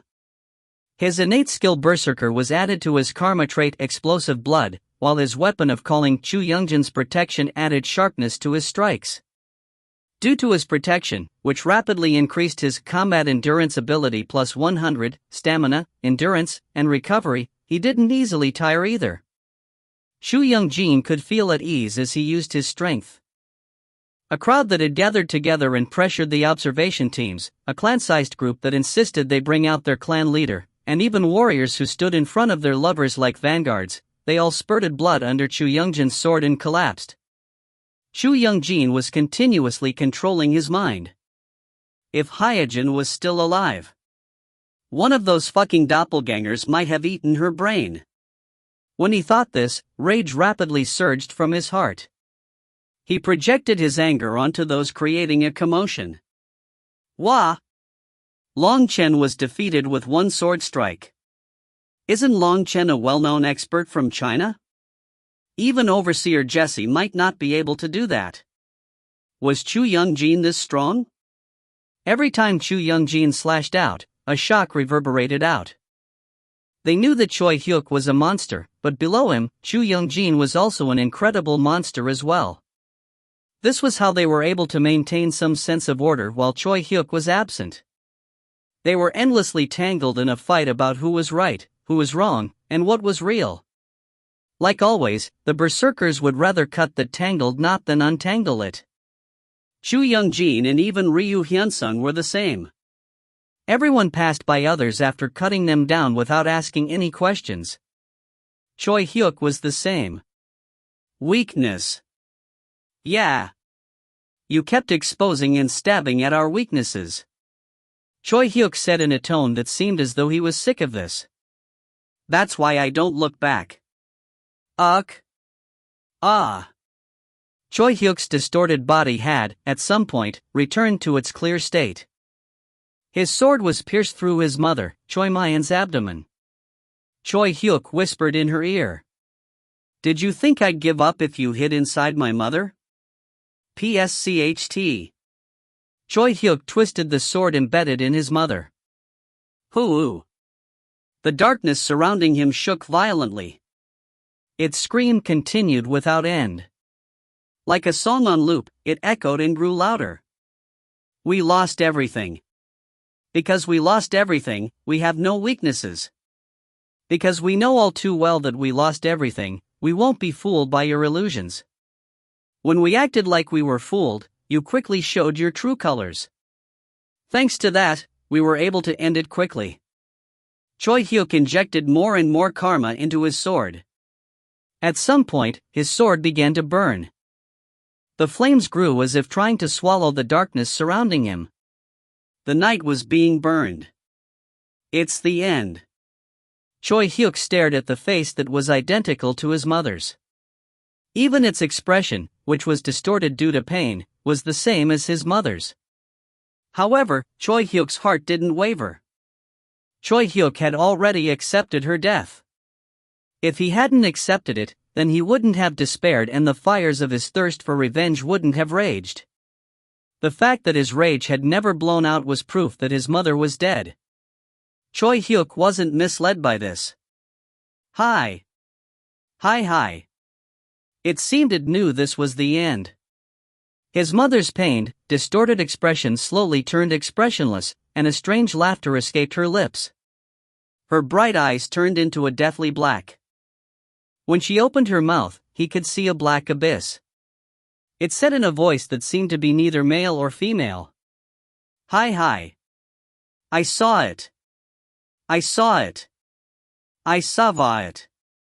Its face had become so terrifying that it was difficult to call it human. Choi Hyuk stared directly at its face as he poured the last of his strength into his sword. Choi Hyuk raised his sword, still pierced into its body, and then swung down forcefully. But you're going to die here. Rip! The monster of night, which had impersonated his mother's figure, collapsed into two pieces. He had cut it cleanly. The night ripped and light beyond it began to permeate in. The monster of night was dead. At the same time, the doppelganger identification device Richard possessed surged with a red light. The power of the monster of night, which had been obstructing its function up until now, had disappeared. The spreading light left a mark on specific warriors' heads. Ha! The ones who received a mark were taken aback as they looked above their heads. There was no room for doubt. Richard's orders sounded out like thunder. Kill all the ones with marks. The ones with marks were doppelgangers. A bloody wind blew. If you find any errors, ads pop up, ads redirect, broken links, non-standard content, etc., please let us know. Report chapter so we can fix it as soon as possible. Chapter 101. Episode 6, Mafia Game / Chapter 101, Someone, 1. TL, Empty Cube / ED, Obelisk. What did it do? Choi Hyuk tilted his head in the fourth dimension, which was now permeating with light. Like how Choi Hyuk had seen through the monster of night's core, it too had thoroughly seen through him. It seemed it had used its seeing ability to look into Choi Hyuk's past as well. It must have seen his mother during that. Although it was unpleasant to the extreme, there was nothing he could do about it. It was a high-ranked monster. Going purely by rank, it ranked higher than Choi Hyuk. Choi Hyuk had no way of finding its core without giving it his past. It was a tactic of giving up one's flesh to strike their bones. That was how he eventually came out victorious. However, Choi Hyuk frowned. He clearly recalled its last words, I saw it. I saw it. I saw it. Followed by its karma moving. It definitely did something. It had been difficult to find the core though. The reason why Choi Hyuk was able to beat it was because he had paid sharp attention to finding its core from start to finish. On the other hand, the monster of night had been careless enough to read and learn of Choi Hyuk's past, finding his weakness, his mother, and rejoice. Additionally, it had even occasionally paid attention to the fight between the doppelgangers and humans outside. This was how he had been able to win. That was all. Choi Hyuk had only found its core by using its carelessness. He had no way of knowing what sort of trick it pulled at the last moment. Choi Hyuk shook his head. How futile. Ryu Hyunsung lamented as he buried a corpse. Although it had been a long time since human lives had become as worthless as flies, Ryu Hyunsung was still not used to death. He brushed the dirt off him and looked at his hand. As a national athlete, he had wielded the saber with this hand countless times. His hand, which had been covered in calluses, was now soft and smooth due to karma. He had personally killed people with this hand that looked like it had never met any hardship. Countless of them. Was it nonetheless or because of it? He hadn't become used to death, and it gradually felt heavier. These people had been chatting and laughing just this morning, yet, now they were gone. If there was such a thing as fate, then when were their deaths decided? Tap. Someone placed their hand on his shoulder. When he turned around, it was Guardian Beijing Man. Although his complexion seemed healthy due to karma, his white hair was still that of an old professor's. Guardian. Ryu Hyunsung greeted in the glum voice of a guilty middle schooler but bowed in the awkward manner of someone who didn't want to reveal their gloominess. Beijing Man nodded his head and turned his gaze away from Ryu Hyunsung. His eyes took in the scene of the buried corpses, comrades holding their tears back, and the colonizers who plainly seemed to find all of this a bother. Although Ryu Hyunsung, who was immersed in his sadness, wasn't aware of the colonizers who didn't seem to care for their fallen comrades, Beijing Man could see it all. Human lives were more precious than anything. This common notion was an illusion that had only been created in recent times. In fact, many people were shockingly apathetic to the deaths of those unrelated to them. What if they saw someone die right in front of their eyes? It wouldn't affect them as much as one would expect. The moment it was meaningful was either when the person who died in front of them was someone precious to them or if they felt that they would be next. However, when looking around at those who found this bothersome, there were many colonizers who were even beyond that stage. I want to live. I can live. They had already lost this hope. Perhaps they were even of the mind, since we're going to die anyways, we should be enjoying every moment before we die. What a waste of time, that. Beijing Man turned his back on Ryu Hyunsung and asked. Director Ryu Hyunsung. Do you know why I pledged myself to Overseer Choi Hyuk? Ryu Hyunsung's eyes widened at the unexpected question. No. You didn't tell me when I was curious. Ryu Hyunsung and Beijing Man had both been leading their own forces before joining Choi Hyuk for the first colonization. Afterwards, they had decided to become Choi Hyuk's followers and had been working together since then. It was a question Ryu Hyunsung had always been curious of because Choi Hyuk, who slaughtered lives, didn't seem to match Beijing Man, who considered life as something precious. Even if he could accept the fact that Beijing Man had joined the first colonization because it was a critical moment for humanity, he thought that there was no reason for him to stay by his side as a follower. There was no way Beijing Man wanted crumbs from the colonized lands either. Cancer. I thought of it as cancer treatment. Cancer? At Kangdong District, I had already thought the world had fallen. However, when we killed the Wyvern of Destruction and came out, what was this? That wasn't the case. Although the world was collapsing, people didn't know it. Even until recently. It was probably after 2/5 of the non-awakenees had ceased to exist during the advancement evaluation when the entire world was undoubtedly aware. Before then, there were still many who lived without this sense of reality. There's a saying, true crisis is when you aren't aware there is a crisis. It was exactly that. It was like seeing patients who refused examinations, let alone surgery, while their insides were rotting with cancer. That was why I joined Overseer Choi Hyuk.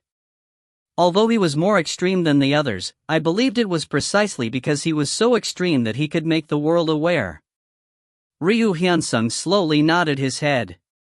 Many people in the world would often say Choi Hyuk and the Berserkers were crazy, but in Ryu Hyunsung's perspective, the world was already crazy. In a universe where entities from the Alliance and monsters were fighting each other, Earthlings couldn't continue to live the way they had when they simply lived harmoniously with each other. However, this choice was also giving up myself. Ryu Hyunsung looked at Beijing Man with slightly surprised eyes. Beijing Man had a bitter expression. Ryu Hyunsung had never seen him look so vulnerable before. He had always taken the lead and focused on treating the wounded. However, Beijing Man was currently shaking his head, saying it was not so. I had the realization that the dream I had my entire life, everything I believed that was me, and everything I loved and found precious had been crushed. Once the game began in Kangdong district. The moment patients and doctors began to kill each other, the moment I was no longer able to see my family, my world had already died. No, I had already died. What that means is, Beijing man, who had been looking off into the distance, turned his gaze and looked directly at Ryu Hyunsung. His voice was trembling with rage, sadness, and eventually, resignation. There is nothing more I hope for in this life. There's nothing that makes me angry, sad, or regretful, since, for me, everything has ended. Perhaps, I have already died, and this is some sort of bonus game. That is why I can partake in Overseer Choi Hyuk's actions, whom I would have never cooperated with in the past. If it was the past, no matter how beneficial his actions were to humanity, I would first be haunted by those he killed. But that isn't the case now since this life has already ended for me. Since I still have time left, I am only doing what I can do to make the next generation a generation where humanity can hope again. I don't reflect on my actions or differentiate between this and that. I don't have the power to do so anymore. When I think that this is truly my life, I find my ruined life unfair and am unable to endure the longing of wanting to see those I can no longer see. However, when I think of it as an extra life, a bonus game, it's not that bad. Everything has already ended. The world has collapsed, and if it ever comes to the point of regeneration, that is not our responsibility. And if it's Overseer Choi Hyuk, even if he can't save us, he will one day end this ruin. That is what I think. Ryu Hyunsung could somehow understand Beijinman's jumbled words. He also knew why he was telling him this when he had never said it before. That was why he said, "Thank you." Beijinman had comforted Ryu Hyunsung in his own way. Perhaps he knew that Ryu Hyunsung had never had a day in the past 3 years where he didn't lose sleep due to nightmares, which was why he had told him his own coping method. Ryu Hyunsung had an especially good memory. He first remembered all his dead friends. He thought that, by not forgetting them, he was respecting them. That was why every day felt heavier. Beijinman was telling him to let go. However, he shook his head. Still, I can't forget them yet. This was his inevitable nature. He couldn't forget those who died first. He couldn't stop his affection for them. That was why he was scared. I am scared. Although I can still raise my sword. I'm scared I won't be able to lift my sword due to my pressing depression. Still, there's nothing I can do. Ryu Hyunsung forced a smile as he said this. Beijinman patted his shoulder twice before leaving. The battle had ended, leaving everyone with their own wounds. Once the monster of night had been slain, the monsters on the Kion star fell into a state of chaos. It was then when the mission became, as Tanka of the Armored Soul Tribe had said, an easy mission. They were able to conquer the Kion star with no particular losses. Instead, what was more exhausting than the actual battle was the negotiation process with the Alliance. The Alliance's attitude was clear. There was nothing wrong with the operation order. What are you saying? In a region expected only to have moderate battles, high-ranked monsters, doppelgangers, and a monster of night appeared. At Camilla's retaliation, the artificial intelligence tasked with inspecting this mission repeated its rigid message. Reconnaissance cannot be completely precise. As monsters do their best to trick us, this sort of error is a common occurrence, but then how do you explain the doppelganger identification device that the Alliance sent? Didn't you withhold information even though you knew of the possibility of doppelgangers appearing ahead of time? Even though we know that it is grounds for violation of the Alliance law? Doppelgangers are considered as a rank 1 species for caution by the Alliance. As we never know when or where they will appear, it is only normal to randomly send it as an exploration device to new unexplored regions. It is difficult to determine that they were aware of the possibility of doppelgangers ahead of time with this. Then why didn't you tell us it was a doppelganger identification device? This time, it was the Ethiopian sovereign Johann who asked. As there is always a risk of doppelgangers, it is common to give low-ranked troops an identification device. However, it is a fact that the actual frequency of doppelganger appearances is low. As there have been cases of setbacks due to the first-line troops becoming excessively intimidated by this rare possibility, relevant information may be hidden depending on the commander's judgment. The overseers had nothing to say at the artificial intelligence's words. It was their first mission after being commissioned.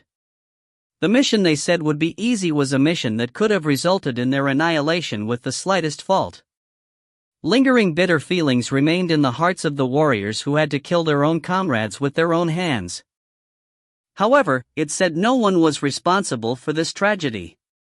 It was simply a slip-up. What did it matter if they had mouths? They could only stay silent as they were powerless. The one who took action was Commander Mac. Well. Good. Theoretically, you are right. In fact, since you're an artificial intelligence inspector that can't awaken karma, of course, you will reply according to the rules. But you just said depending on the commander's judgment, right? Their commander is me, Mac. Yet the doppelganger identification device wasn't reported to me either. The higher-ups ignored the chain of command and made my subordinate Tonka deliver the device. Isn't that a problem? While looking back at the silent overseers of Earth, Mac criticized in an orderly fashion. They made the explanation that, due to the urgent situation, they did not follow the chain of command and personally made the order. However, if you are not convinced by the above explanation, then you can request an additional explanation from the Lania Chaos Supercluster or Commander Mac can personally take legal action. Yeah. It should be like this. After a long time, it looks like there will finally be a big scene at Dark City. Commander Mac gave a satisfied smile at the artificial intelligence's reply. After the artificial intelligence inspector had left, Commander Mac turned around to look at the overseers of Earth. She looked terribly sorry. Sorry. There probably won't be an apology issued by the Alliance or any compensation from this issue. The higher-ups never admit their mistakes. Ha! At her words, the overseers let out a sigh. How could they not know? They were all well-known figures on Earth. They knew the characteristics of those in power better than anyone. They wouldn't apologize. Only. They were simply dejected that this characteristic was unchanged even in space. But I'll take responsibility for the victory reward and get you a lot. That's the best in the end. Even if it's unfair, no, the more unfair it is, you more have no choice but to get mission points and become stronger and more respected. Only then, can you go up? Silence hung in the air again. A cold-hearted logic. Facing this logic, the overseers might have recalled their followers who had died due to this incident. It was the cruel balance between life and vested interests. Within this silence, Choi Hyuk shot his hand up. Yeah, speak. When he received permission to speak, Choi Hyuk said, I killed the monster of night by myself. Then, feeling embarrassed, requested.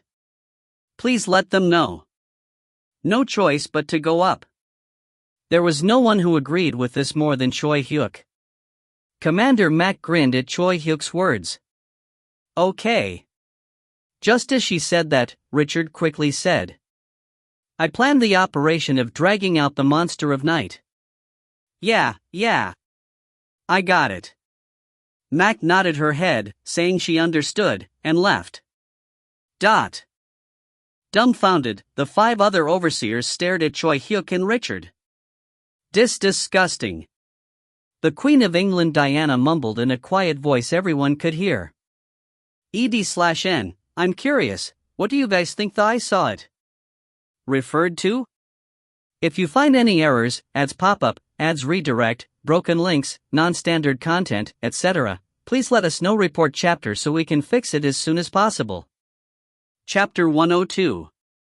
Episode 6, Mafia Game / Chapter 102, Someone, 2. TL, Empty Cube / ED, Obelisk. The Alliance's method of broadcasting was directly transmitting telepathic messages to the viewers' heads.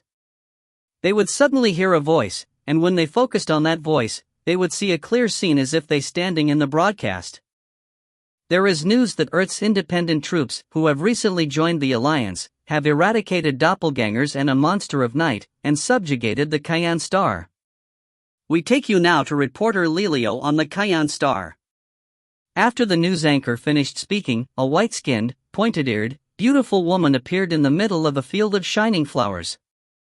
Her long, thin tail swayed elegantly behind her. This is reporter Lelio. I am currently here on the Cayenne Star. Can you see the plentiful shining flowers here? They are amazing flowers that convert the heat and energy from the Cayenne Star into various matter and energy necessary for life. Overseer Richard, who was the first to report this, called them solar flowers. Like you can see here, many different life forms have evolved throughout the Cayenne Star's long history, the most recent inhabitants of the Cayenne Star having a glorious civilization, one where they could even build an enormous floating city. Following reporter Lelio's words, the viewers were shown the past appearance of the Cayenne Star deciphered using psychometry. A beautiful city floating in the sky, a beautiful field, and the now ruined city. Once they walked through this, the viewers would be standing in the middle of the great ruins. Reporter Lelio walked next to them as if she were on a hike. However, due to the invasion of the monsters, the Cayennes have become extinct, not leaving a single descendant behind. Even the enormous amount of karma they had accumulated throughout the star's long history had lost its path and degenerated into the monster's energy source. However, the independent troops of Earth have avenged the now extinct Cayenne Star residents. We were also able to collect a significant amount of karma that had been about to be completely absorbed by the monsters. It is the precious inheritance the Cayenne Star residents left behind for the life and freedom of Carmelings. Lelio took a few steps forward, twirled around and, while looking back, said, "Now we will meet the heroes of Earth who eliminated the monsters from the Cayenne Star." A black-haired man appeared next to Lelio. He was tall and gave a cold impression. He was Choi Hyuk. "Hello, Overseer Choi Hyuk." "Hello, Dot. Excuse me, but I heard that your karma level was at the level of middle-ranked warriors." "That is correct. Although the monster of night isn't a combat-oriented monster, it is still a high-ranked monster. While it must have been difficult to handle it with the strength of a middle-ranked warrior, there are many warriors who were shocked to learn that you killed the monster of night by yourself. It wasn't that difficult."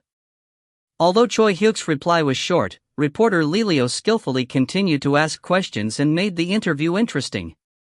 The key point she was attempting to highlight was the fighting capabilities of the newly joined Earthlings, and among them, Overseer Choi Hyuk's fighting talent. While talking about his fighting talent, there was no way Choi Hyuk's sword wouldn't catch her eye. Choi Hyuk didn't hide it and revealed his sword. She showed a dramatic reaction. "What? A middle-ranked warrior with a weapon of vow. Oh my god." Reporter Lelio, who couldn't close her mouth as she examined Choi Hyuk's imprint, had difficulty continuing to speak.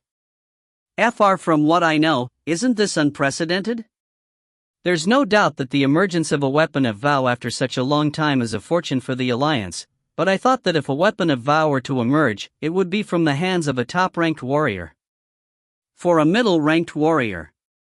Reporter Lelio's tone, which had been calmly complimenting and giving reactions up until now, dramatically changed.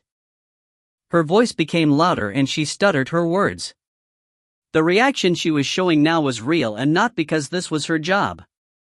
She couldn't hide her excitement. Choi Hyuk's interview became longer than expected.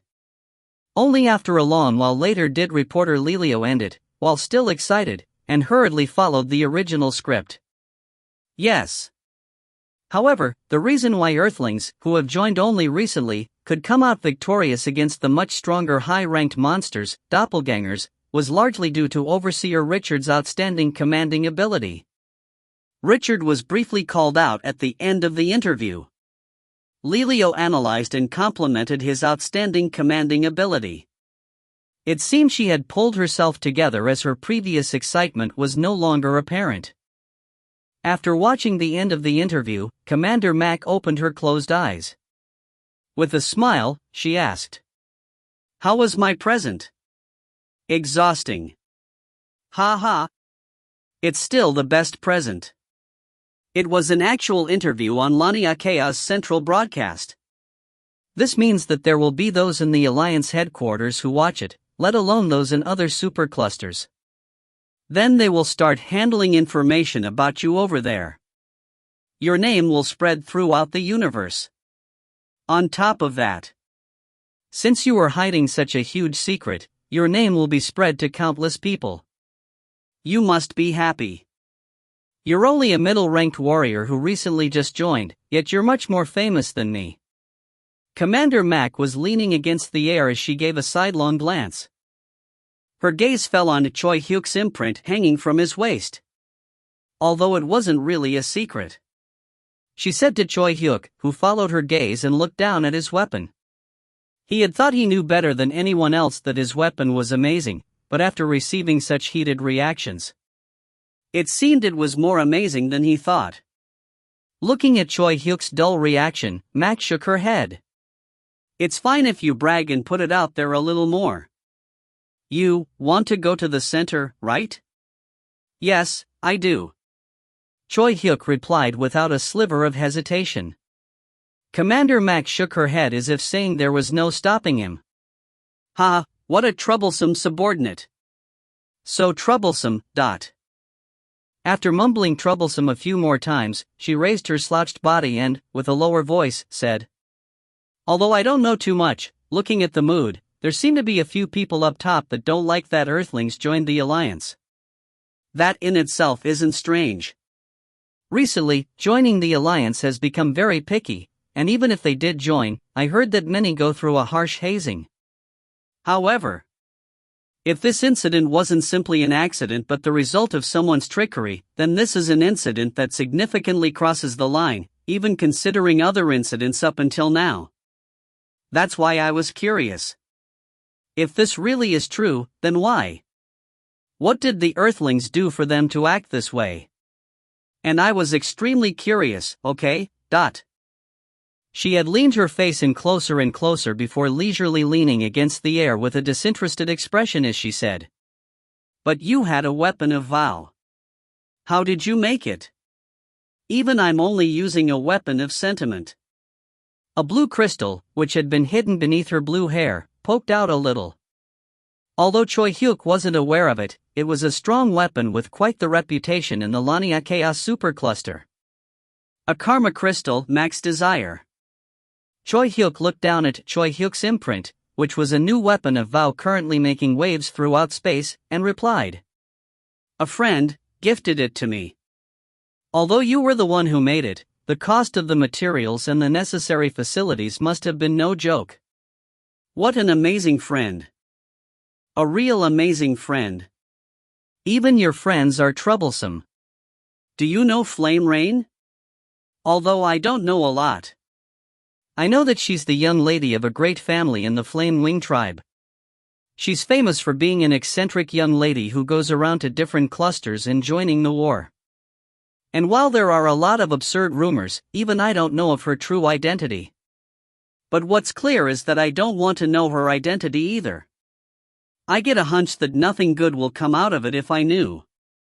Mac clasped her hands and said. The incident this time might have actually been because of her and not you. Looking at how she goes around the boundaries of the Alliance shows that there definitely is a story behind her. Meaning it could be a family who wants to obstruct her or one that possesses a grudge against her. But if she shows great interest towards you, then that'll be more than enough for you to become a target. They'll entrap all of humanity because I'm a target? I told you. She's the young lady of the Flame Wing tribe. If they are a family with direct ties to the Flame Wing tribe, then they can shake the fate of a newly joined species on the palm of their hands. Although it's a classic example of the irrationality of the Alliance, it's still a fact. Mac moved and placed her arm over Choi Hyuk, whose mouth was tightly shut. Then she said, "I'll give you a piece of advice. If you want to be friends with such a troublesome people, then you have no choice but to quickly become successful and scram off to the top. I'll do my best. Yeah. I'll thoroughly make use of you, so do your best to accumulate contributions. To reach the top, one needed the help of someone up top. If you go up, don't forget my help." Choi Hyuk needed Mac's help, and Mac was also looking for a way to use her subordinate, who had become a hot topic throughout space, for her own benefit. This interview is only the start. With their own wrongdoing and because of the public opinion about you, you should be able to get a great reward. You can look forward to it. Thank you. Mac slowly nodded at Choi Hyuk's reply. She took her arm off his shoulder and, with a serious voice, turned to a different matter. Yeah. One more thing. You reported that the monster of night saw something, right? Yes. That's why I looked into it. And I found a trace that something had escaped towards Earth during that time. To Earth? He was slightly taken aback. For the monster of night's final trick was aimed at Earth and not himself. It was a result he had never expected. There are cases like this. Cases where they read a warrior's past and inversely invade their home star. Looking at how weak the detected karma was, it might have sent an immature doppelganger queen to avoid detection, is my guess. Isn't that dangerous? It is dangerous. Very dangerous. Depending on the situation, it might even result in the early shutdown of Earth. It's a situation where even Dragonic might be in danger if there's a slip-up. What do we need to do? If it's an immature doppelganger queen, then it'll take around 2 months before it starts laying larvae, meaning we need to find it before then. But, since it's a queen and immature, it'll be difficult to find it using the wide area identification device. There is no other way besides using a small identification device to search for it. A doppelganger queen in an undeveloped state is in a spirit form. That is why you can't see it with your eyes and must use your karma senses to find it, and confirm it once more with identification devices. That is why it's complicated, but if someone hides it as well, then the problem becomes even more serious. Hides it? Yeah. There are cases like that since they burrow into the openings of people's hearts. If it's one the monster of night sent, then there is an especially high chance it'll make use of the information the monster of night collected. The person might not simply hide it but even offer to grow it. I understand. Although it was a headache, Choi Hyuk calmly nodded his head. Since there was a month left and they had identification devices, they could find it even if they had to do a total inspection. Because they were going to progress forcefully, it didn't matter whether someone hid it or not. Mac nodded her head as if pleased with Choi Hyuk's calm expression. Yeah. I'll keep a lookout, and if the resolution takes too long, we'll intervene. Of course, if you are able to resolve it yourselves without our intervention, then people's evaluation of you will rise. She was pressuring him, telling him to try and resolve this by himself. Of course, Choi Hyuk had no thoughts on asking for help either. Understood. Once he returned to Earth, Chu Youngjin suddenly began to see her. On corners, on crowded crosswalks, beyond store windows, on the other side of the street, and behind strangers, he saw the figure of a girl who couldn't possibly be there. This was a frequent occurrence ever since the moment Lee Hyejin was murdered in the gym 3 years ago. When he ran towards her figure, hoping it was her, he would be met with nothing or strangers. A sweet illusion, a cruel reality. However, the frequency of occurrences was especially high these days. Then, when he turned at a corner, she was standing there. She didn't disappear. Chu Youngjin didn't say anything and neither did she. If it had said something, then he would have been suspicious. However, like the illusion he had always seen, it didn't say anything. It simply stood in the corner of his vision. Chu Youngjin slowly passed by her, she slowly followed behind him. No matter where he went, she wouldn't leave his sight. It seems I really am crazy now. Even as he thought this, Chu Youngjin was simply happy at the fact he could see her. If you find any errors, ads pop up, ads redirect, broken links, non-standard content, etc., please let us know. Report chapter so we can fix it as soon as possible. Chapter 103.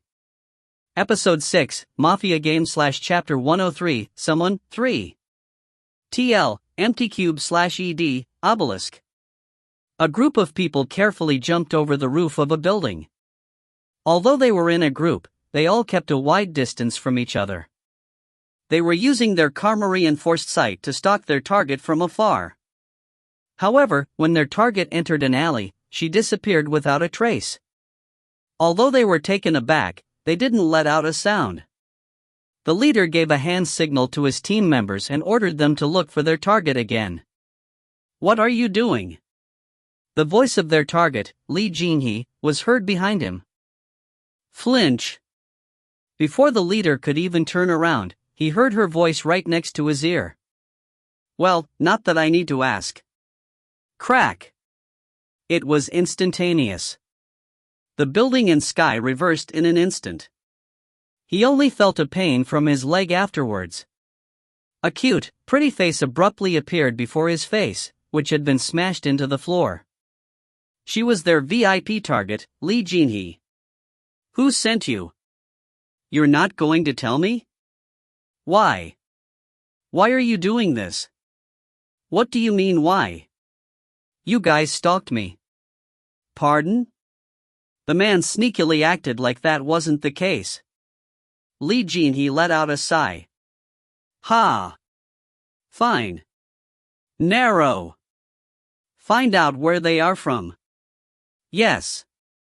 I'll check all the CCTVs registered on the computer network. Here is the result. They are executives of the Lee Youngmin clan. His name is Min Chuan-soo. So this time it's the Lee Youngmin clan. Ha! Do you guys want to die? Why are you constantly stalking me?" Min Chuan-soo showed no signs of being flustered when he heard Nero's voice. However, his expression turned resolute as he ground his teeth. "What do you mean stalking you? It's just a justified surveillance." "Ah, really? Is it justified even though you're stalking me?" "Well, I mean it's not like it's a DUI when you drink, right?" Slap. Lee Jinhee slapped Min Chuan-soo's cheek. Even though his body was reinforced with karma, the impact was enough to shake his teeth. Yet, Min Chuan-soo glared at her fiercely. Instead of becoming downhearted, he stated his justifications for stalking her more vigorously. "Are you acting like this because you really don't know? Isn't it the berserkers who are ransacking everything, saying that a doppelganger queen has invaded us? You said there was around a month remaining. Yet, it's already become a mess within 3 days of investigations. Subordinate clans like us are even showing their underwear to you guys. But what about the berserkers themselves? Aren't the berserkers supposed to conduct an internal investigation as well? But are you doing that properly? Even when it's risking the fate of Earth? Aren't you guys busy covering for your own family? Even when the situation is like this, aren't you just helping yourselves? What are you talking about? Although I don't know where you heard these rumors, but of course we conducted an internal investigation before we investigated you." "Ah, so the answer to this problem is that we simply retreat just because you said you investigated internally? In the presence of the berserkers, every damn one of us has to disarm their karma barrier and let you look around our every nook and cranny with your karma. However, how do we know you guys are investigating each other? Honestly, since Overseer Choi Hyuk was the one who fought the monster of night, isn't there a likely chance that one of the berserkers was infected by the doppelganger queen? Can you say with 100% certainty that none of the berserkers conducting investigations right now are doppelgangers? Hey! What are you saying? We told you the doppelganger queen isn't like that. Since it's still immature and in a spirit form, it's difficult to see and doesn't have the power to make doppelganger larvae. And we are the ones carrying the doppelganger identification devices, yet you think we'd be the doppelgangers? You sound like the berserkers are already being controlled by the doppelgangers. Ha! Do you think I'm a doppelganger too? HMMP. Do all berserkers carry around an identification device? When we don't even know the whereabouts of director Chu Young-jin. Hey! He has his own circumstances. Circumstances? Have you even considered our circumstances? This is what's not transparent. If you find this unfair, why don't you have an open investigation? If you guys are doppelgangers, then we're the ones who die, yet you're telling us to suck our thumbs and just blindly trust you? Lee Jin-hee was at loss of words at Min Chuan-soo's constant counter-arguments. The most fearful thing about doppelgangers was that they planted suspicion amongst the people. All kinds of groundless rumors were running rampant, and those who had been traumatized by suspecting and killing their comrades couldn't take those groundless rumors as simply rumors. They would turn into likely possibilities as they spread among them. Within this mess, the attempts of trying to keep the berserkers, who wielded absolute power, in check never ceased. Of the major groundless rumors, one was about the victory reward.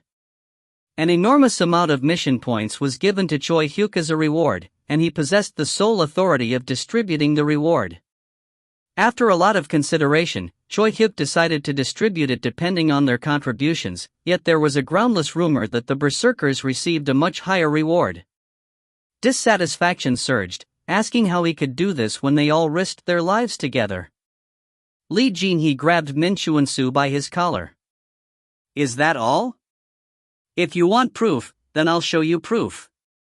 All executive-level berserkers are going to partake in an open investigation soon. I suggested it and the leader approved it. We even announced it. But are you truly so nervous that you're continuously acting this way? Or is this your trick in trying to find the berserker's weakness and increase your influence? Lee Jin-hee harshly interrogated him. Yet, Min Chuan-soo became even more vigorous. He was acting too righteously for someone who had been caught stalking. What do you mean influence? This isn't a problem of influence but of whether humanity survives or not. All of us have to unite under Overseer Choi Hyuk's command. All procedures must be conducted with transparency. In a situation like this, aren't the berserkers the ones who are clinging to their vested interests? Aren't you fulfilling your selfish interests and desires by using Overseer Choi Hyuk's favor and covering his eyes and ears? Lee Jin-hee became startled. She didn't expect him to express his loyalty for Choi Hyuk. It was like this. This was all nothing more than a mess. The content and aspect of these groundless rumors were too extensive and various. Using the power struggle was clever. The power and authority Choi Hyuk possessed were already stable. Sensible people didn't go against Choi Hyuk. They thoroughly proclaimed themselves as pro-Choi Hyuk. Instead, their enemy was Choi Hyuk's followers, the berserkers. They competed for loyalty and targeted those who had traditionally been near Choi Hyuk. After highlighting the berserkers' weakness, they would shout, "How can you advise Choi Hyuk like that? Screw off. We'll do it." Although this attitude hadn't been explicitly expressed, practical people were progressing with this thought in secret. They would gather information about the berserkers and distinguish who to cooperate with and who to push aside before picking an objective, finding their weakness, and building a public opinion. They were very hardworking. They used plausible words to package their motives. Since their words made sense, there were many who simply agreed with their cause. Also, Lee Jin-hee was a simple person. She was someone who believed in the goodwill of people. She was someone who would listen and think about the words of others even if only one person was truly innocent and the remaining 99 were bastards. It was the trait of a hero. However, if she didn't have the compassion to match it, then she would simply be a pushover. Although Lee Jin-hee felt repelled by his words, she couldn't reject them. She simply flinched and expressed her dissatisfaction. Do you think the leader will be happy if you guys act this way? An authority without checks or balances will rot. Director Lee Jin-hee, although I deeply respect your valor and contributions, don't think that you are always right. If you truly care for Earth and Choi Hyuk, then do not think about simply pushing as small and middle-sized clans aside, and instead think about coexisting with us. Do not fear being kept in check. Phew. Lee Jin-hee simply clicked her tongue. She had thought this Min Chuan-soo specialized in stalking, but it turned out that he specialized in using his silver tongue. Although she didn't like it, he made her think about it again. So Lee Jin-hee's decision was her fist. Punch. Cook. Lee Jin-hee's fist collided with Min Chuan-soo's stomach. Min Chuan-soo felt a pain that even sent shivers down his spine. He couldn't breathe. He was crushed by the aggressive karma in Lee Jin-hee's fist, and the karma in his body shrank. Lee Jin-hee shook her hands and got up. I've never seen an honest person amongst those with a silver tongue. If you really do care for the leader, then don't do this and polish your fighting skills. Although she felt unpleasant, she had no reason to kill him.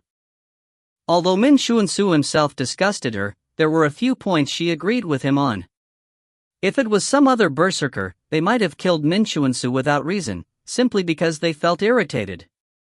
However, Lee Jin-hee thought differently. Those idiots, it's because of them they are trying to keep us in check.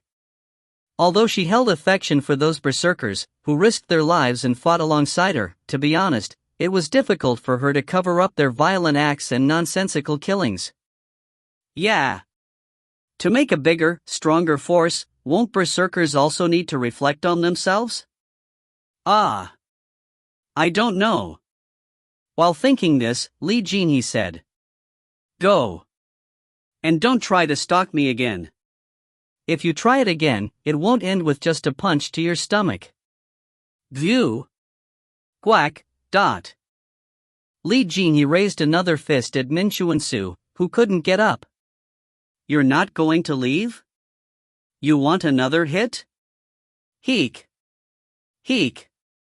Pale-faced, Min Chuan-soo immediately got up and forced himself to jump over the building and run. Due to his shrunken karma, his running figure looked unstable. Staring at his figure, Lee Jin-hee let out a sigh and continued on her way. She was on her way to meet Chu Young-jin. Just what is that? Chu Young-jin was stuck repeatedly thinking about this. The thing that started following him one day. At first, it was hazy, but now, it had become more and more distinct.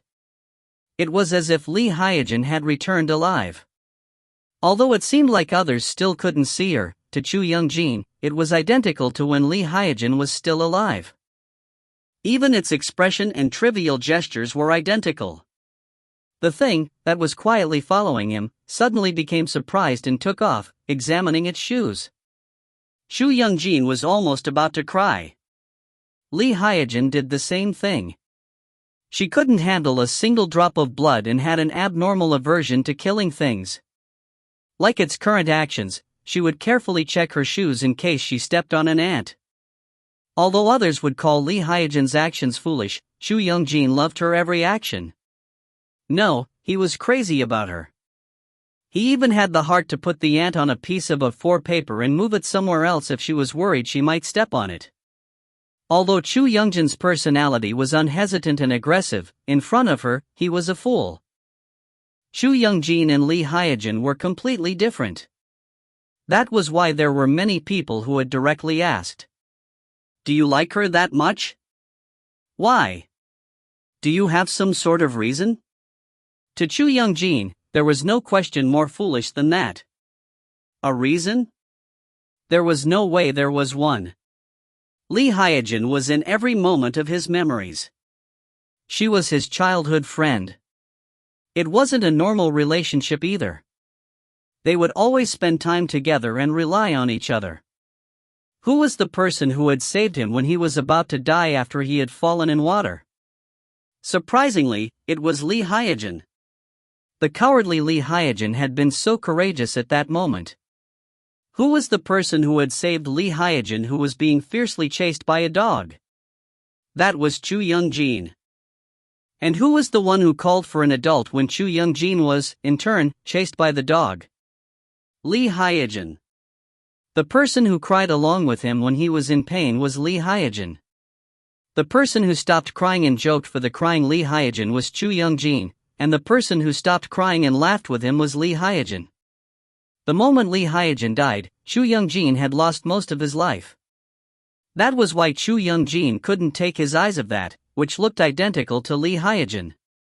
Am I seeing illusions after going crazy? Is this what people called schizophrenia? No, is that really an illusion? Maybe it's the doppelganger queen people have been talking about recently? No. Doppelgangers kill living people and imitate them. Hyojin died without even leaving a corpse. Fuck. No. But it's not simply a doppelganger, but a queen. They said that, unlike normal doppelgangers, the queen is currently in a spirit form. Since the monster of night could read people's pasts, it could know of Hyojin's appearance. It may be because it's the queen that it can imitate Hyojin's appearance with just information. No. No.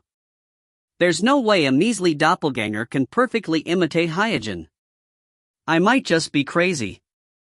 While Chu Young-jin's gaze was fixed on that, he was thinking all sorts of conflicting thoughts and was fighting in his head. Then he eventually pushed those thoughts aside. Whatever it is, it's fine. Just a little. Just a little bit more. Swish.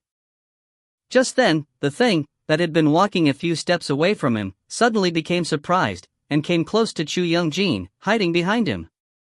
It clung onto Chu Young-jin's arm. His body trembled. Even its surprised and scared reactions were identical to Lee Hyojin's. What the? Why are you spacing out? Chu Young-jin became surprised at the sudden voice. Ah. Jin-hee Nuna? He didn't know when she came next to him, but Lee Jin-hee was standing there with a frown on her face. Chu Young-jin glanced at the thing hiding behind him. He hid her behind him and asked, "Why are you here?" "What do you mean, why am I here?" "I came because I was worried." Lee Jin-hee stepped towards Chu Young-jin and placed her hand on his forehead. Her hand was small and soft, however. Chu Young-jin only stood there blankly. No fever. You're completely absent-minded. Ha! You're having a hard time, right? As expected. Did you think of her? Lee Jin-hee thought Chu Young-jin was having a hard time because of the doppelganger cleanup operation. There were colonizers who had thrown their lives away to protect their then doppelganger lovers. She assumed that Chu Young-jin had recalled his past lover and was suffering after seeing them like that. Her assumption was only half correct. I'm fine. Chu Young-jin avoided her gaze and replied half-heartedly. Lee Jin-hee simply made an expression showing she felt bad for him. I already told the leader. Since you're going to continue not participating in missions like now, don't worry and rest. Still, there will be an open investigation of the berserkers a week from now, so even if it's hard, come out for that. Yes. Ironically, the only reason why Chu Young-jin could avoid being investigated was because of Lee Jin-hee's consideration for him. All the berserkers had participated in the doppelganger queen search at least once, and because of this, they were naturally able to know that they hadn't been infected by the doppelganger queen. However, Lee Jin-hee, who noticed peculiar symptoms from Chu Young-jin right after returning to Earth, gave him a break, unintentionally allowing Chu Young-jin to avoid the first round of inspections. The majority weren't aware of this hole. However, Chu Young-jin himself was well aware of this, yet he didn't come forward and point it out. Which was how he was able to come up with this last excuse. The inspection is in a week. Yeah, if in a week, then nothing will happen. Everything will be clear then. Yeah. Until then. He didn't want to think about this anymore. His rationality had become paralyzed due to the fact that the person he wanted to see the most was right in front of him. Even if she was a doppelganger. Even though his heart was terrified of that thought, Chu Young-jin tried his best to suppress it. Even if he were to rage then. Chu Young-jin only wanted to see her for a while longer. Lee Jin-hee let out a sigh as she looked at the spaced-out Chu Young-jin. Ha! Chu Young-jin. Even still, keep yourself together. Look at your appearance. Even though you picked explosive heart instead of mind's eye for your second trait, how does it make sense that you didn't know I was right next to you? Like how Choi Hyuk chose mind's eye at the 3-star level, identical mind at the 4-star level, and explosive blood at the 5-star level, they could pick another trait every time they increased a level after reaching the 3-star level.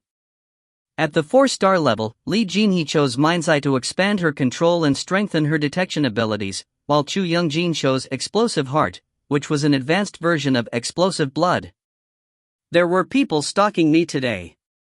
If you're like this, you might not be able to detect whether you're being stalked or not.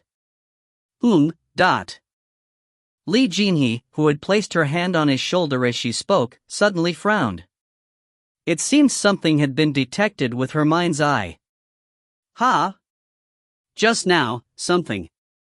As if finding it weird, she looked around Chu Young-jin. At the same time, Chu Young-jin felt that as it pressed closer to him. It burrowed into Chu Young-jin's karma and hid its existence.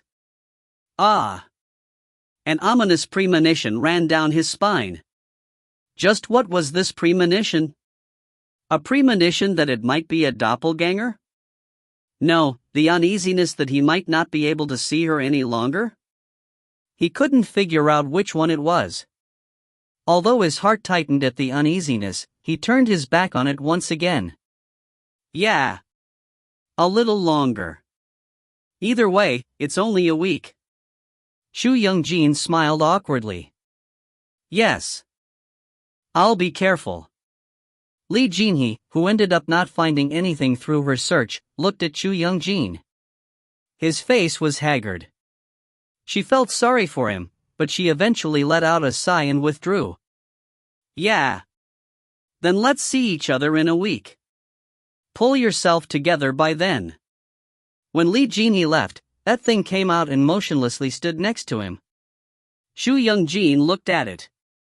It lightly stretched and sat down next to a wall. Then it exercised its knees by squatting up and down. Even though it had been scared just a moment ago, it acted bravely as if it wasn't scared. No matter how he looked at it, it was Lee Hyuk. Chu Young-jin's cold, tense heart relaxed. A week? Chu Young-jin mumbled again as he turned around and headed home. If you find any errors, ads pop up, ads redirect, broken links, non-standard content, etc., please let us know. Report chapter so we can fix it as soon as possible. Chapter 104. Episode 6, Mafia Game / Chapter 104, Someone, 4. TL, Empty Cube / ED, Obelisk. Baek Seoin was spending his days very busily. He currently had to cooperate with all the overseers and fully investigate 2 billion people on Earth in only a month. Although Choi Hyuk had lightly said, then we just need to do a total investigation, for Baek Seoin, who had to oversee this investigation, it felt like his head was splitting apart. He didn't even have time to finish his preparations before beginning the investigation. He had to start immediately while still completing the system. Even alternating the berserker who held the identification device within each team, therefore naturally investigating them, was a method Baek Seoin came up with to reduce time. However, there was a big flaw in it. The one who assigned teams and oversaw everything was Baek Seoin, yet the one who granted Chu Young-jin special vacation time was Choi Hyuk, and the one who hushed the members of Chu Young-jin's team was Lee Jin-hee. A very small opening had been created due to the considerations of Choi Hyuk and Lee Jin-hee, who were indifferent to the heavy workload and administrative tasks given to Baek Seoin, and Chu Young-jin's high rank. And eventually, this small opening would become the crack which would collapse the dam. For the establishment of international cooperation, Baek Seoin had multiple meetings today as well. Yes. So that's why the doppelganger queen is very different from the doppelgangers we know, right? That's right. I've personally confirmed these details at Dark City. Richard's aide, Leah, was on the screen. If Choi Hyuk had Baek Seoin, then Richard had Leah. What Baek Seoin and Leah had in common were the dark circles which came down to their cheeks. Leah was sharing new information she had gathered about the doppelganger queen to Baek Seoin. Rather than transforming or acting, it is closer to imitating. The conscience of an immature doppelganger queen may even be very virtuous. Then, it will be difficult to distinguish its wickedness without a device that can detect doppelganger queens. Correct. Even if you pass by it, you will only feel something strange, you won't feel any wickedness. Still, the draft of the plan has been made, and since we were able to receive more identification devices from the Alliance thanks to you. If things continue like this, then we might be able to investigate all Earthlings within the time limit. Then we will be able to find its imitation or whatever. Yes. Only, since we are all human, I'm worried there may be human error. The doppelganger queen can drastically lower one's guard with its imitation, but there is also research stating that it can emit waves that can meddle with their mind. It makes one unconsciously feel goodwill towards it and makes them accommodate it. Things like the good faith and feelings between people, these things can create a serious problem. We should cross-investigate 3 or 4 times. If we are going to, then we need to move the execution of the plan forward. It seems I need to quit sleep for a month. Baek Seoin showed a depressed expression. Leah expressed her sympathy. We definitely have healthy bodies that can withstand a month without sleep. But we're already so exhausted after only 4 days. Their karma-reinforced bodies didn't easily tire. However, Baek Seoin and Leah were currently handling a huge amount of work that would even make a computer buffer. They had only spent 4 days without sleep, yet they were exhausted to the point their eyes were already flickering. If they didn't have Nero's help, then they would never have been able to handle this amount of work. It was a horrifying thought. Once this incident is over, I want to go on a vacation to a secluded place. Then work hard, Ms. Leah. Yes. You too, Mr. Baek Seoin. Tick. The screen turned black. Baek Seoin pressed his temples with his fingers before rubbing his face. Now, outside of Korea, he had to check the progress in the US, China, the United Arab Emirates and others, all which had portals leading to Choi Hyuk's colonized lands. Then he had to assign investigation teams for small and middle-sized cities and islands that didn't have an overseer and plan transportation routes for them. As they had no idea where the doppelganger queen was, it was necessary to investigate every single person. There was just too much work. Although they are a hassle to deal with, is it lucky that the clans under our command are proactively helping out? Baek Seoin recalled the people who came to him today, asking to participate in the investigation, and borrowed a few identification devices. I should dispatch them to mountain villages tomorrow. But I don't know whether they will follow regulations properly. There weren't enough identification devices. There was still some time left before the additional identification devices Leah obtained would arrive, yet even they weren't enough. There was no choice but for those with identification devices to run around more. The problem was whether they would be properly regulated. In the end, those in the minority, whom he could trust, had to run around more diligently. Just as Baek Seoin let out a long sigh and pulled his chair forward to start working again, Lee Genie appeared. You look busy. Yeah. I'm very busy. I'm already busy, but because someone suggested we conduct an open investigation of the berserkers, I'm even busier. Lee Genie quickly made an excuse when Baek Seoin gave her a look mixed with resentment. No, when you go around outside these days, the mood is really bad. I was even stalked yesterday.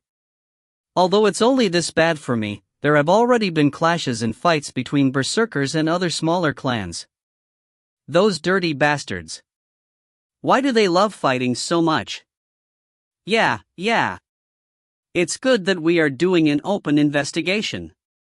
No matter how busy we are, we need to stop the complaints. You came at a good time. You bring around some guys and regulate the minor clans. It's impossible to investigate 2 billion people with just the berserkers alone. I handed out some identification devices today, so make them cooperate.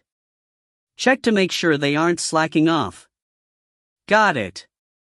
Whether I threaten or coax them, I'll make them listen to me. Yeah. Like you said, it looks like they are bent on ripping the berserkers apart these days, so keep them in check. Even while he was saying this, Baek Seoin continued to rub his temples. Lee Jin-hee was also exhausted with her heavy workload. She handed a drink to the exhausted Baek Seoin and, to relieve some stress, attempted to chat a little. Got it. Those guys have a lot of suspicions. The guy I met yesterday kept talking about Chu Young-jin. Baek Seoin, who had been rubbing his temples, showed a reaction to her words. He stopped his hands and looked up at Lee Jin-hee. Chu Young-jin? What about him? No, he made a fuss, saying that the berserkers aren't being investigated and that we are only hard on them since Youngjin's currently on vacation. Asking if we are covering our own. They clearly know that there will be an open investigation in a week. Although Lee Jin-hee said this hoping for sympathy, Baek Seoin became serious when he heard her words. Wait. Chu Youngjin's on vacation? But I clearly remember putting him on the list of investigators? He wasn't in his right mind once we returned from Kyanstar, so I suggested he take some time off. The leader approved. Since he was on vacation before the Queen incident broke out, I already told his investigation team. What? Then Chu Young-jin hasn't been investigated even once yet? Probably. What? Hey. Send Chu Young-jin to the investigation team immediately. Lee Jin-hee flinched at Baek Seoin's fierce attitude. Why? There's still a month before the doppelganger queen matures. The open investigation is in a week. No, it's 6 days. There's no problem if we do it then, right? Lee Jin-hee never considered the possibility that it might be Chu Young-jin out of the 2 billion. Lee Jin-hee simply wanted Chu Young-jin to rest easy. However, Baek Seoin frowned. Hey! What are you saying? The doppelganger queen isn't the problem. It's the trust in berserkers. You yourself even said that the clans are already filing complaints. Then we need to set it straight. Why wait 6 days? This was the first time Baek Seoin directly fumed at Lee Jin-hee. Lee Jin-hee backed down. Okay. Then I'll go personally. Seeing as she was personally going to go, it showed how much she cared for Chu Young-jin. Baek Seoin let out a sigh and calmly persuaded her. Don't feel bad. We aren't a small-scale clan anymore. If we want to lead tens of millions of people, we need to be thorough with ourselves. Although there's no problem with waiting 6 days like you said, others may find it as abusing our power. Okay? Lee Jin-hee reflected on his words. I got it. I'll handle it right away. After resolving her mind, Lee Jin-hee wanted to go immediately. However, before she could, they heard some news. They heard Nero's urgent voice. An armed clash broke out between a minor clan and director Chu Young-jin. Baek Seoin frowned. What? Why? It seems they requested to investigate director Chu Young-jin for the doppelganger queen, but it ended up becoming a clash. With his head aching, Baek Seoin grabbed his forehead. An incident broke out before they could set the misaligned piece straight. This was similar to a sticky incident that could have been resolved internally, but before they even could, it was broadcasted by reporters. The smaller clans, who received identification devices from Baek Seoin, immediately chose and dispatched their elites to Chu Young-jin. Like they had stalked Lee Jinhee, they had also stalked Chu Young-jin. They were suspicious of his recent abnormal behavior before anyone else. Also, they didn't notify the berserkers because they wanted to make it so that they were the ones who resolved this situation. The attitudes of those who appeared in front of Chu Young-jin were intimidating. Chu Young-jin held back his laughter.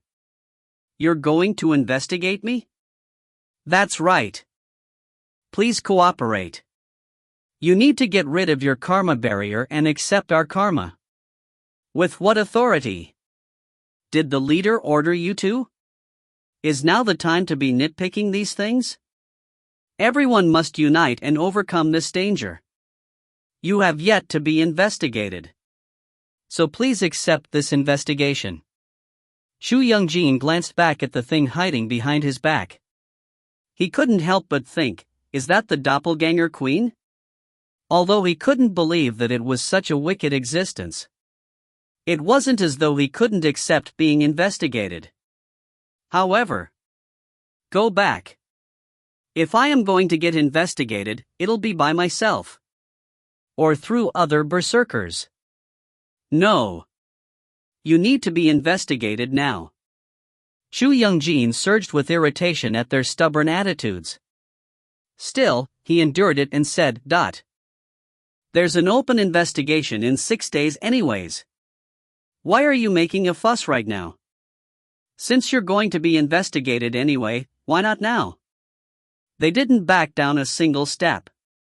Chu Young-jin, who had already been very emotional these days, became more and more irritated at their attitudes. "If there's no difference in being investigated now or later, then can't I just be investigated later?" However, he didn't say it and simply stared at them. Then someone new joined in.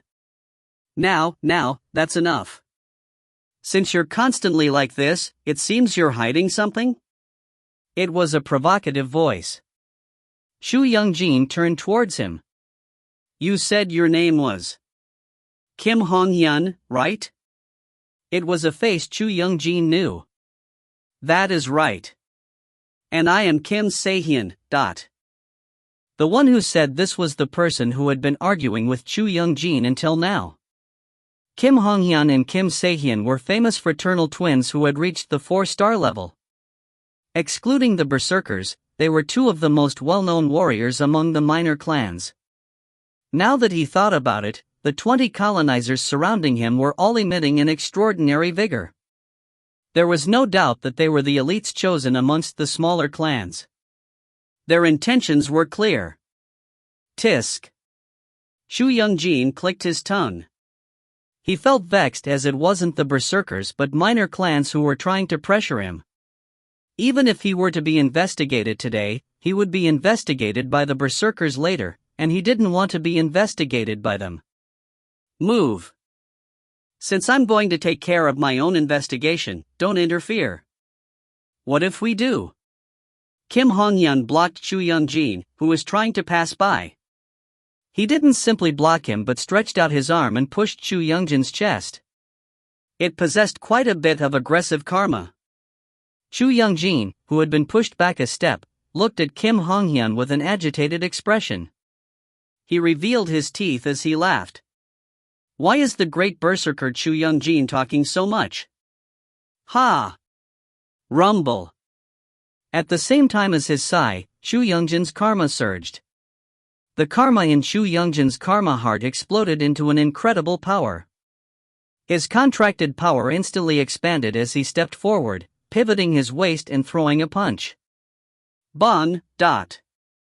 His punch created a shockwave that seemed to shake the heaven and earth. He never thought to hurt him. He only thought to send him flying. However, Kim Hong-hyun wasn't blasted away. He reflected Chu Young-jin's fist with his arm and was pushed back a step. Hiya. It's quite heavy, isn't it? He leisurely mocked as he took out an enormous axe. He held it with both his hands as if it was a tennis racket and declared, "Let's see who's stronger." As if he had been waiting for this, he increased his vigor. Chu Young-jin frowned. If you find any errors, ads pop up, ads redirect, broken links, non-standard content, etc., please let us know. Report chapter so we can fix it as soon as possible. Chapter 105. Episode 6, Mafia Game / Chapter 105, Someone, 5. TL, Empty Cube / ED, Obelisk. The most insane person among the berserkers, the most berserker-like berserker, was, without a doubt, Choi Hyuk. He was different from Choi Hyuk. Choi Hyuk was someone who looked towards the future instead of the past. To him, his past was despair and his future was rage. This was why he hadn't fallen for the monster of night's trick when it masqueraded as his mother. His rage began by wholly accepting his past. However, Choi Hyuk was different.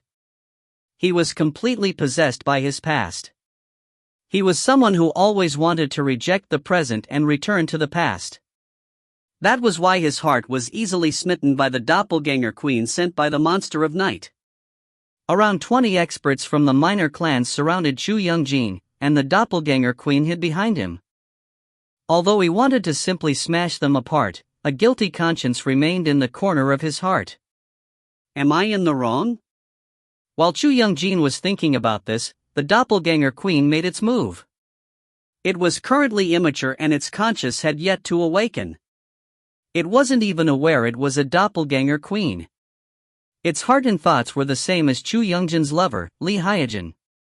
As it had yet to awaken, it was truly good. However, its personality had been appropriately tuned by the monster of night. Ha! Choi Hyuk felt a soft hand grab his shoulder. He felt that things, her head resting on him. She didn't say anything, however, like Naro's telepathy, he clearly felt her sadness and will. I'm scared. Everyone hates me. Is there something wrong with me? Did I do something wrong? Did I turn into something I'm not? Will I hurt you if I change? Then kill me. I don't want to hurt anyone. In its imitative state, the doppelganger queen sincerely wished this without any ulterior motives. Its thoughts, which was identical to Lee Hyuk's, squeezed at Choi Hyuk's heart. Thump. The memories he had never forgotten, yet had turned mirthless like black and white, were restored of their colors at once. Each cell awoke and shouted its joy. After spending a few days together with the doppelganger queen, Choi Hyuk's mind had already become infected.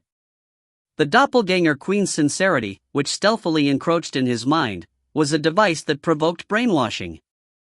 No, instead of brainwashing, it was more like a madness-ridden tenacity. Choi Hyuk's mind turned strange. He was certain. If it's a doppelganger queen, then there's no way it'll act like this.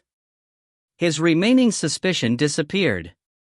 Choi Hyuk began to see the clan experts blocking his path as Choi Jun-sung, the man who had killed Lee Hyuk. His eyes reddened. Berserker, explosive blood. Choi Hyuk activated both his innate skill, Berserker, and his karma trait, explosive blood. Rumble. Thunder roared over the ground. A humid, fierce wind, hinting at a typhoon, blew at the same time. HMMP. Toughness. Kim Hong-hyun gripped his axe. Karma rolled with him as the center. Rumble. It was unknown as to when he had unsheathed it, but Choi Hyuk's sword struck down at Kim Hong-hyun's head, and Kim Hong-hyun swung his double-bladed axe at his sword. Rather than the sound of a sword and axe colliding, a thunderous roar sounded out. At the same time, Kim Hong-hyun's twin brother, Kim Se-hyun, unsheathed a flexible sword, from his waist. Sharpness. His flexible sword shot out like a spring and lunged at Choi Hyuk's thigh like a snake. Choi Hyuk, who was confronting Kim Hong-hyun's weapon, didn't avoid it. Instead, he changed his direction and shot towards Kim Se-hyun. The flexible sword glanced off Choi Hyuk's thigh. Although blood spurted out, the wound quickly closed. Choi Hyuk's protection aimed at Kim Se-hyun. Rumble. Another thunderous roar sounded out. Kim Se-hyun's sword coiled like a spring as it deflected Choi Hyuk's sword. Although he was violently forced back, he wasn't greatly wounded. Attack him. As soon as the three began to tangle together as they fought, the surrounding experts simultaneously rushed towards Chu Young-jin. However, rumble, bang. As soon as a thunderous sound erupted, their necks were either cut or sliced in two. If they were lucky, they were able to retreat with a fatal wound. However, even if they were successful in wounding Chu Young-jin, the wounds would close immediately. Monster. Aside from Kim Hong-hyun and Kim Se-hyun, no one was able to endure a single strike from Chu Young-jin. They couldn't wrap their heads around it. How? Although Kim Hong-hyun and Kim Se-hyun acknowledged that he was strong, they didn't expect him to be this strong. Yet, when he revealed his strength, only the two of them could face him. Chu Young-jin. Power, 200, forward speed, 202, plus 150, 4, control, 0, 3.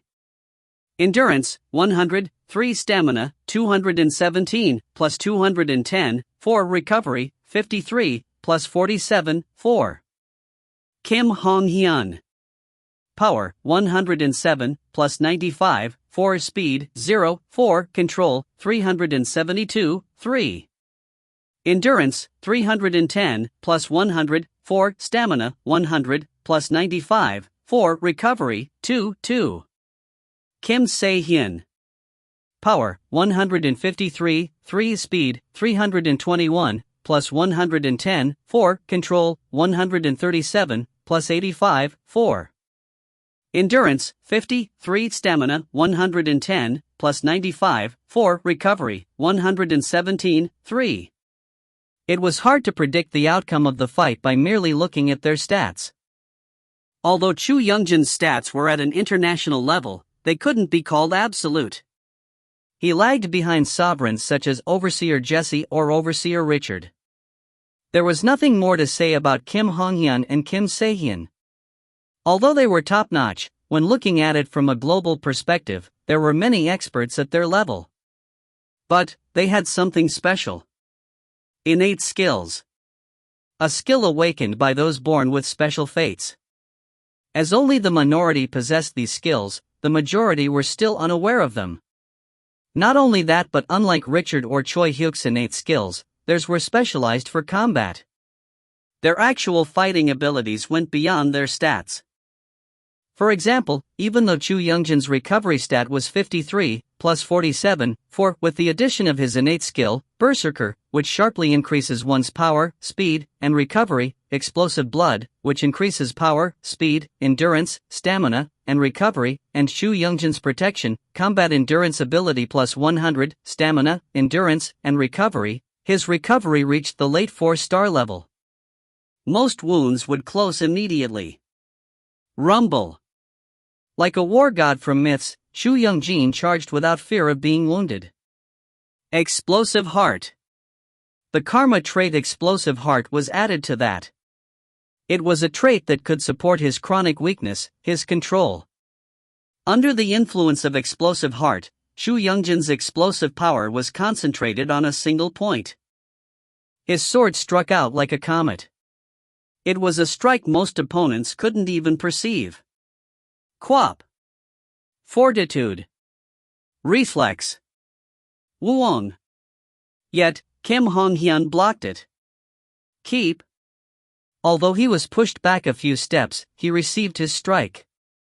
Even though both his power and speed were more than a level lower than Choi Hyuk's, he also possessed an innate skill. He had blocked Chu Young-jin's attack with his karma trait, Reflex, which assisted his reflexes, and with his innate skill, Toughness, and his karma trait, Fortitude, both of which greatly increased his endurance and power.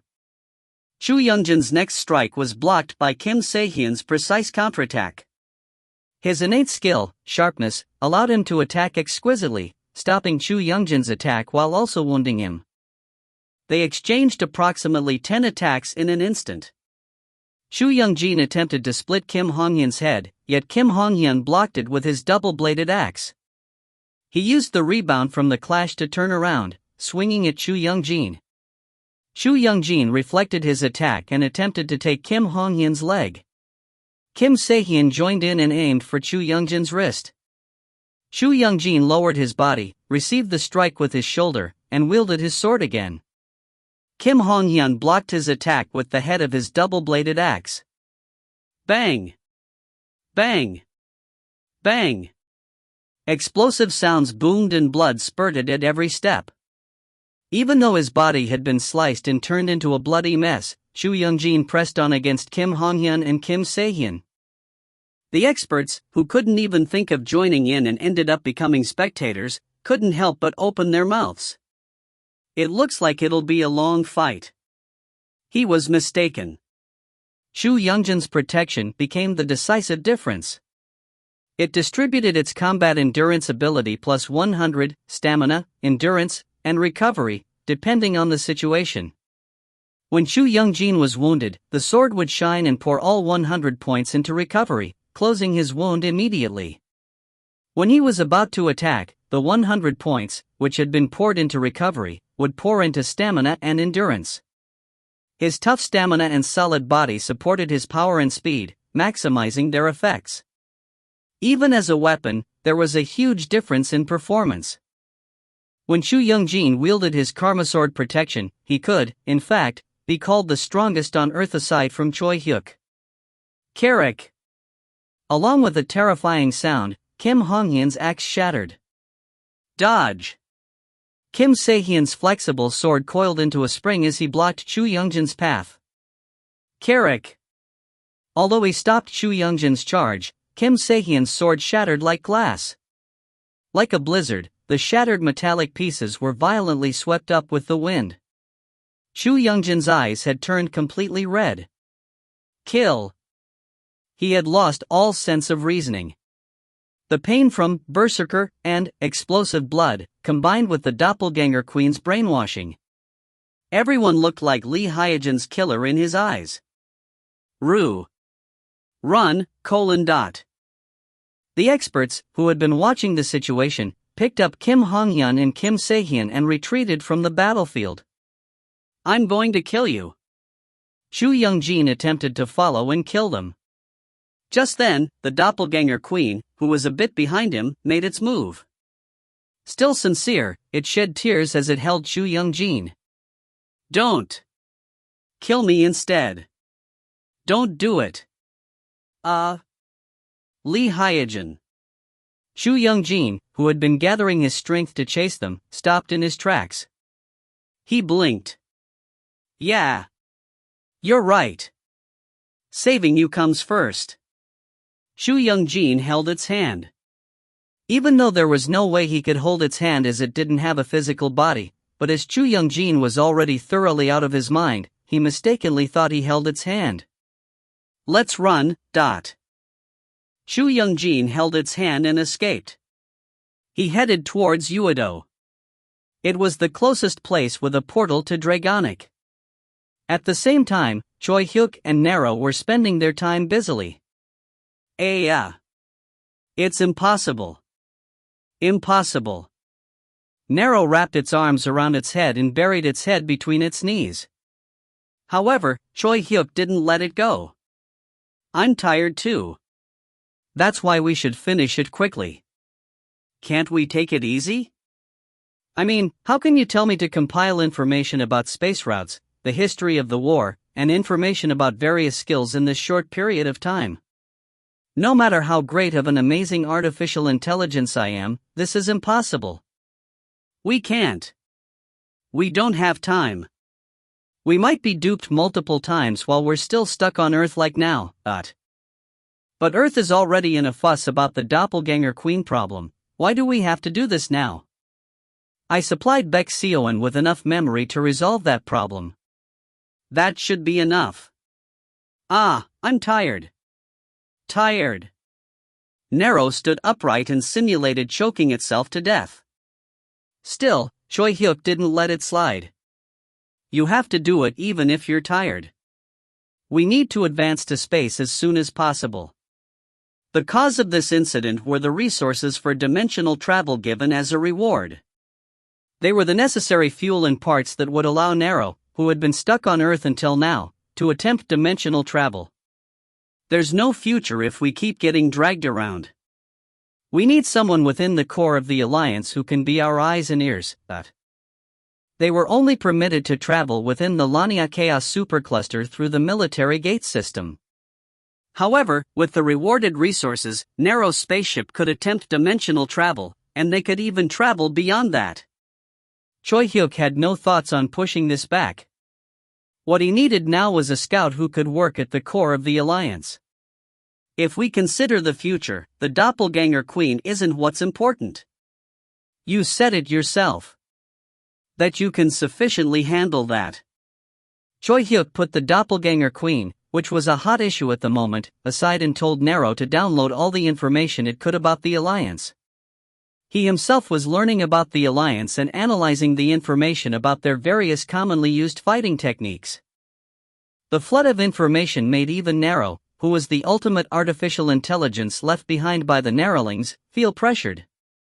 Nero was suffering while Choi Hyuk urged it. Just then, Nero, who had been in pain, abruptly raised its head. Ah! The warriors of the minor clans are fighting against Director Chu Young-jin. Even though Nero's voice was filled with urgency, it also clearly contained its expectations of finally being able to rest. What? What are you saying? Please wait. I only handled this data. The one who directly communicated with people was Director Baek Seoin, so he should know more about it than me. I'll connect you now. Baek Seoin's face appeared on the screen. He had an urgent expression. Leader. What's wrong? The minor clans claim Young-jin is the doppelganger queen's host and are chasing him down. Chu Young-jin's the host? It seems like it. He completely lost his rationality.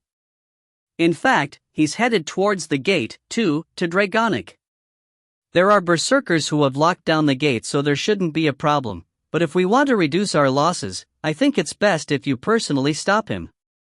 Baek Seoin's voice sounded urgent.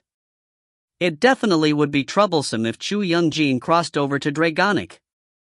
However, there was something else that got on Choi Hyuk's nerves. But why are the minor clans, and not the berserkers, chasing Young-jin? The clans are very dissatisfied with the berserkers these days. It seems like they were trying to capture Young-jin themselves and gain the right to speak. The situation isn't good. They say Chu Young-jin has already been greatly wounded. Leader. Although it'll be tough, we can't just gloss over this. Even if it's Chu Young-jin, we need to punish him to set an example. Punish Chu Young-jin? Yes. Since you are an overseer who has to take care of tens of millions of people. If you just gloss over this incident, dissatisfaction will surge explosively. We need to provide generous compensation to the victims as well. Baek Seoin reminded Choi Hyuk with the same words he scolded Lee Jinhee with. But Choi Hyuk was different from Lee Jinhee. There was a definite difference between Choi Hyuk and Baek Seoin's judgment of the situation. So what's the current situation? The minor clans are blocking Chu Young-jin? Is that something we requested? That's not it. This wasn't a report given by them but rather a situation we figured out by ourselves. Although the minor clans are blocking Chu Young-jin, he is about to break free from them. I already gave the order for the berserkers blocking the gate to intervene right away. It will be a headache if the minor clans take any more losses. Leader, please hurry. Director Lee Jinhee left already, but it'll be difficult to stop his charge without suffering any losses. Baek Seoin sounded urgent. Choi Hyuk momentarily became lost in thought. Then he shook his head. No, don't get them to intervene. The berserkers will continue to concentrate on locking down the gate. Just stop Chu Young-jin from going through the gate if he tries to. Don't help the minor clans. We don't need to compensate them for their losses either. Pardon? Baek Seoin's expression became blank at the unexpected reply. Choi Hyuk was firm. Why are the minor clans acting and making the problem bigger? If they are suspicious of Chu Young-jin, then they should report him to the berserkers. Why are they personally making a move? Like now, even if Chu Young-jin attempts to cross through the gate, why are they moving by themselves instead of reporting him to the berserkers, who can stop him? If they are going to act without knowing their place, then they have to pay the appropriate price. Choi Hyuk had been silent about the conflicts up until now. However, it seemed he was disgusted by the minor clans. Baek Seowon became more urgent. By his judgment, they had to embrace them right now. That's how deep the misunderstandings between the berserkers and the minor clans are. It is currently time to stitch things up. We can't always be a small group of elites. Don't we have to become an army of tens of millions of people? Baek Seowon's plan was to unite the strength of the Earthlings and cultivate a powerful force.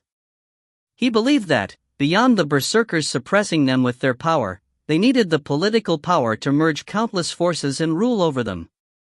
It reflected his unbiased, fair personality. However, Choi Hyuk's judgment was different. He called Baek Seowon in a low voice. Baek Hyung. Hearing the weight carried in his voice, Baek Seowon quickly looked at Choi Hyuk's eyes. They were chilly. Baek Seowon felt his spine shiver. Then he realized once again. Ah. Right. Our leader isn't right in the head. Choi Hyuk said. That's a method Richard is good at, but we are berserkers. Each of Choi Hyuk's words stabbed into Baek Seowon's heart. Choi Hyuk, who lacked administration and political skills, left Baek Seowon to govern most matters. However, it eventually fell onto Choi Hyuk, who was an overseer, to make the decisive judgment and decide their ultimate aim. And Choi Hyuk's aim wasn't justice, only revenge. I don't need tens of millions of people who are going to make their own judgments. I only need crazy warriors who can raise their swords at death. What's the point if we are large in number? You know how strong our enemies are. When we fight them, how many of the tens of millions will be able to wield their swords? Baek Seowon was silent. I can't leave Chu Young-jin, who has been deceived by a monster, alone. Even still, I have no thoughts of embracing the minor clans either. They do not have the right to judge the berserkers. No, they don't have the skill to. If they want the same rights as the berserkers, then tell them to raise their strength. Or join the berserkers. If they move to personally capture Chu Young-jin, then they need to try by themselves. Choi Hyuk stood up. After stretching, he said on his way out. Tell them to try to stop Chu Young-jin. Though, I think Chu Young-jin will eventually come to me, but... Choi Hyuk left like that. His policy was clear. Discrimination. He had no thoughts on giving the minor clans rights. He had no thoughts on acknowledging them. If they found it unfair, they would have to obtain it themselves. Although Choi Hyuk didn't plan on leaving Chu Young-jin, who had been deceived by a monster, alone, he also had no thoughts on acknowledging the minor clans either. Both of them would pay the price. It's better this way. He mumbled as he jumped down from Nero's spaceship. As he fell to the surface, he saw Chu Young-jin, who was trying to charge through the minor clans like a furious lion. 1. Possibly similar to the Yarumi. 2. Not sure why the author called the portal a gate. If you find any errors, ads pop-up, ads redirect, broken links, non-standard content, etc., please let us know. Report chapter so we can fix it as soon as possible. Chapter 106. Episode 6, Mafia Game / Chapter 106, A New Start. TL, empty cube /ED, obelisk. TL/N, this chapter is more graphic than usual. What about the berserkers? Are they still not here yet? No. They said that they aren't coming to back us up at all. What? Clan leader Lee Youngmin ended up shouting. What are they thinking by not sending backup? Are they just going to watch Chu Young-jin cross over to Dragonic? That is. It seems they are at least planning on stopping him from going to Dragonic. That's why the berserkers, who were on their way here as backup, changed directions and returned to lock down the portal. Ha! Lee Youngmin ground his teeth. So they don't care if we live or die? It felt like his insides were surging with flames. Yet he had no choice. The situation was progressing completely differently from their expectations. The reason was simple. Chu Youngjin was just too strong. Quack! Lee Youngmin saw a warrior flying away with a smashed arm. He was an expert who had come over from Macau. He was a famous figure known for his powerful strength. He wasn't someone who should have flown away like that.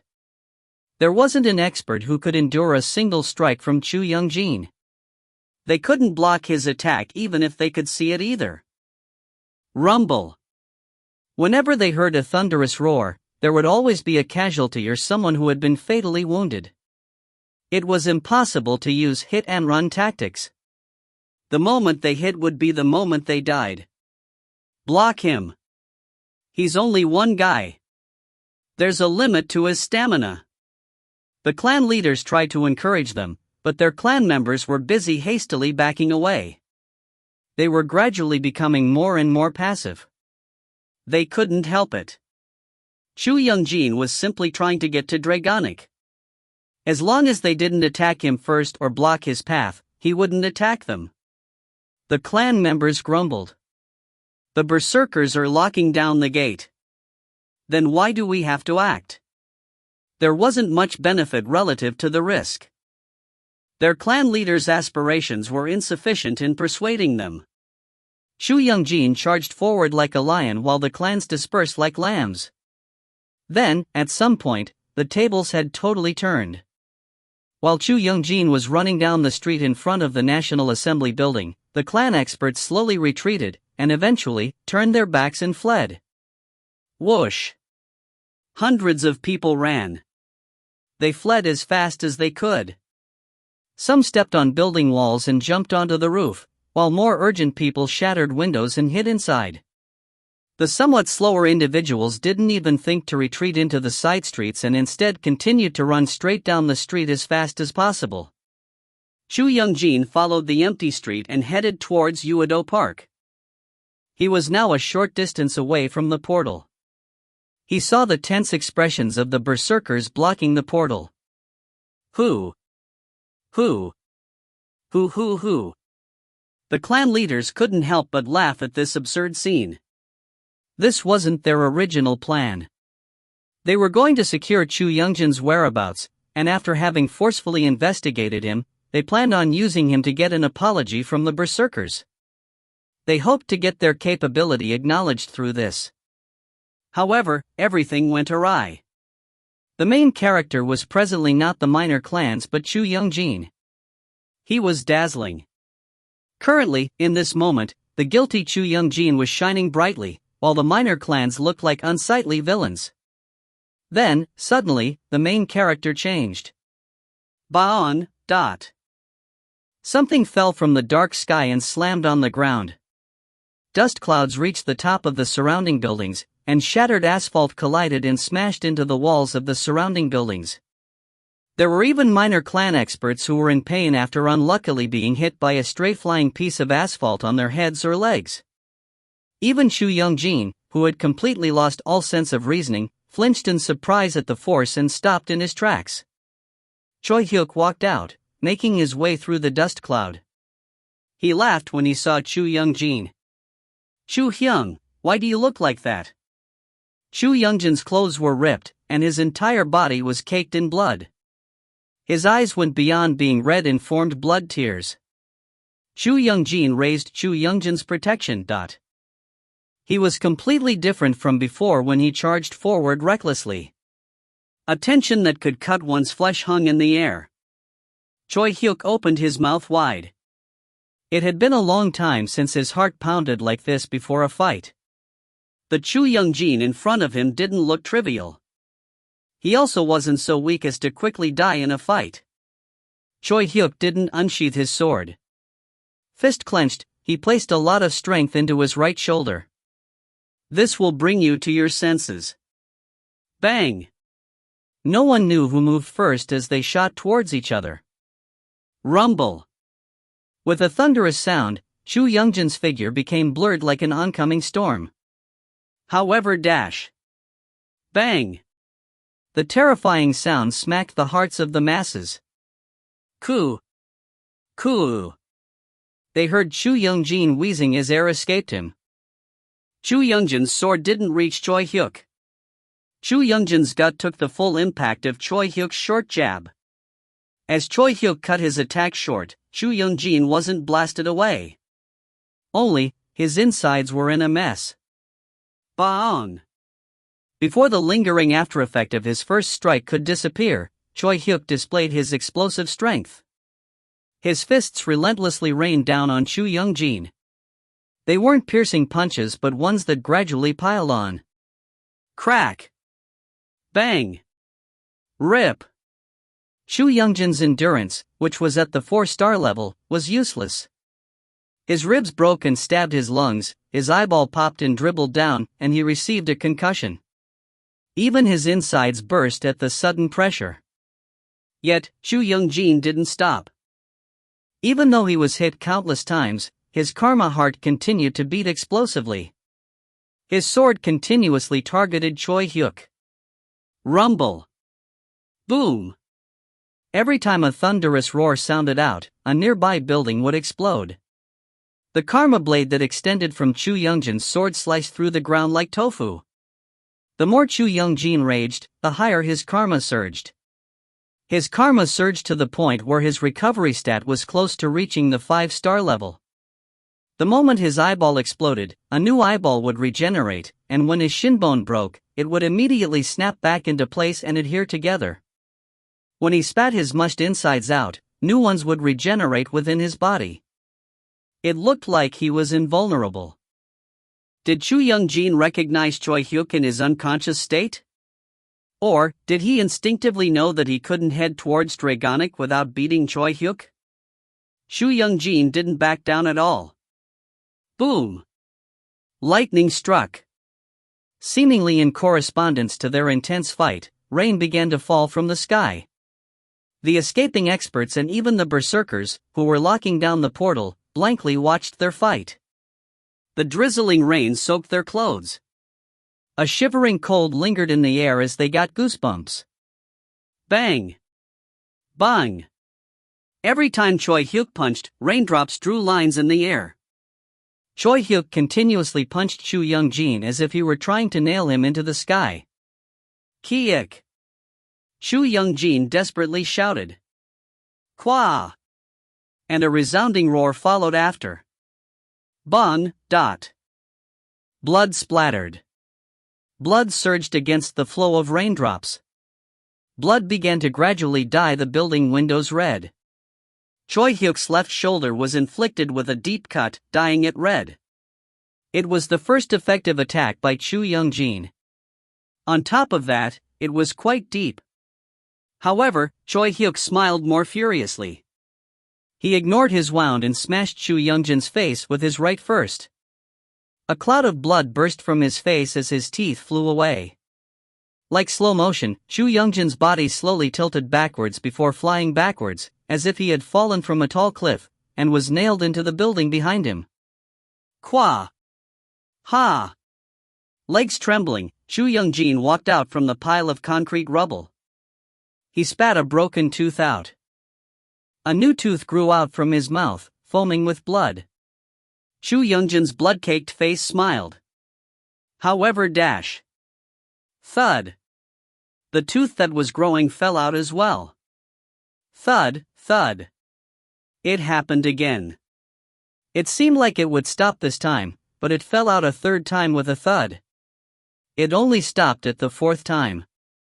This was because Choi Hyuk's karma, which had invaded his body, had obstructed his recovery.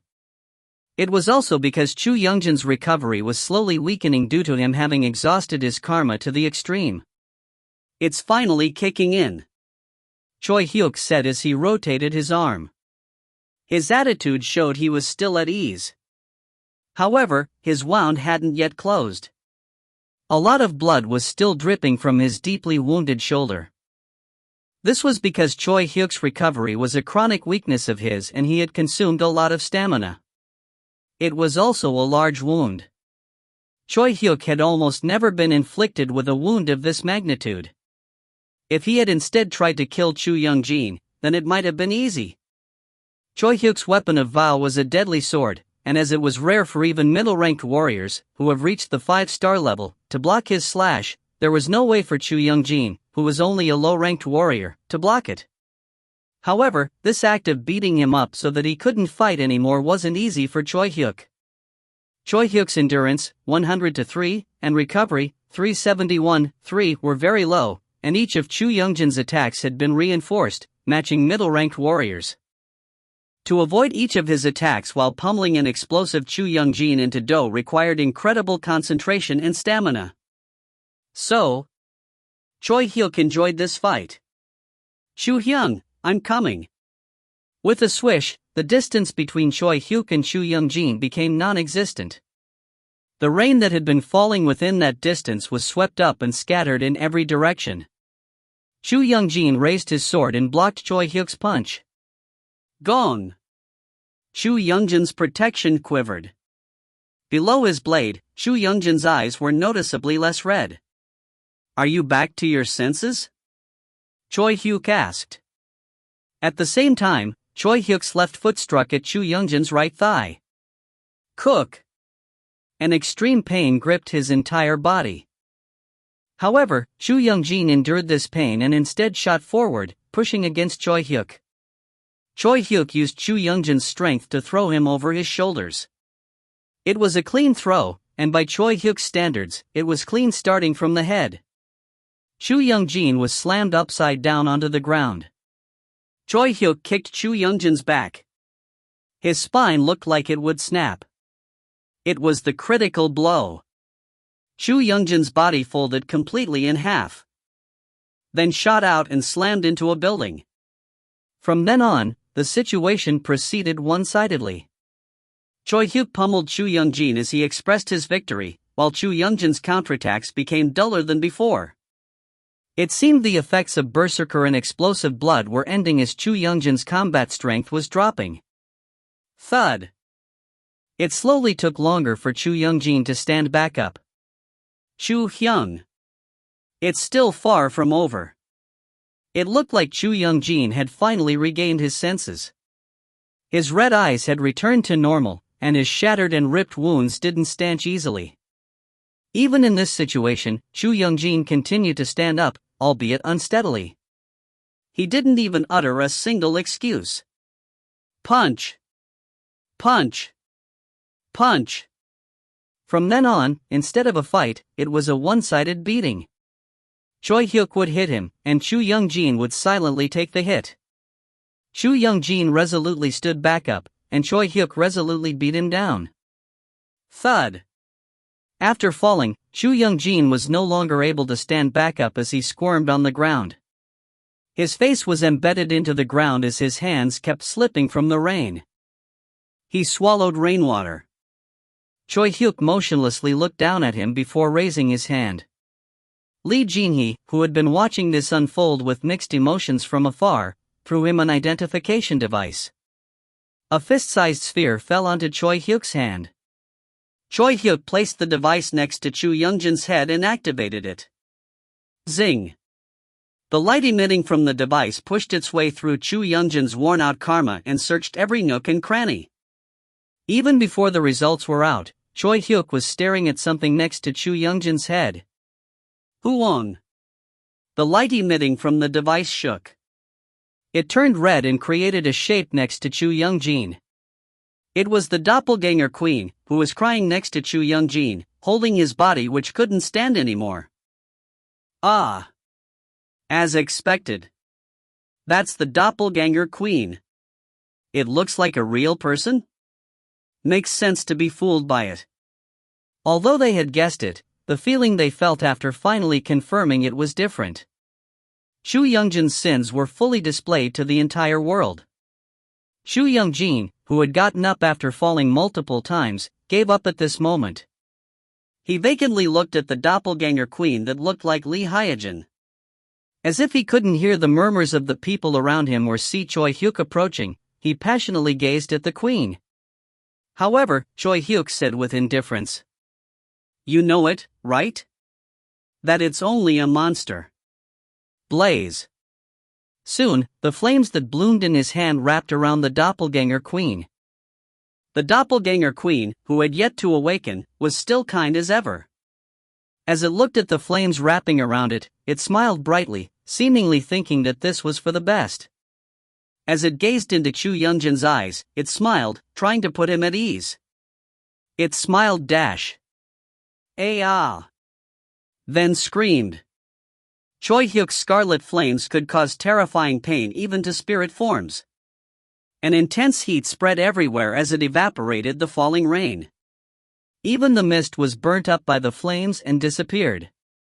The more disfigured Lee Hyojin's appearance became, the more fiercely the doppelganger queen screamed. Just then, black energy surged out from within its body. It was the queen's core. The flames even spread to that core. I hate you. I hate you. After completely ridding itself of its imitation of Lee Hyojin, the queen let out a terrifying scream. Then it burnt up cleanly, not leaving a single speck of ash. The flames died down, and the rain fell once more. Thud. After having watched the entire scene, Chu Youngjin's face dropped. His forehead fell into a puddle of water. His face was completely soaked with rain. Choi Hyuk bitterly looked back at him before turning away. He declared to the surrounding experts of the minor clans and berserkers. Effective immediately, Director Chu Youngjin is stripped of his position. He hid the doppelganger queen and committed an inerasable sin against humanity. While capital punishment is a suitable punishment for his sin, taking his contributions up until now into consideration, I will not kill him. Instead, he will be forever exiled from Earth. Exiled from Earth. Everyone murmured at the unexpected judgment. All his mission points gathered until now will be confiscated, and he will be sent to a war zone beyond the Laniakea supercluster with no connection to Earth. He will never again be able to step forth on Earth and will not be able to hear any news about Earth. Things would progress according to his declaration. No one could question it. Then Choi Hyuk looked at the minor clan experts just standing there. He passed judgment to them as well. The clans under the berserkers have contributed by noticing Chu Youngjin's abnormality. However, they did wrong by not reporting his abnormality to the berserkers and by trying to resolve it themselves. The price for which is the following. As he said this, Choi Hyuk grinned. It was clearly a mocking smirk. The wounded or dead will be compensated from a moral standpoint.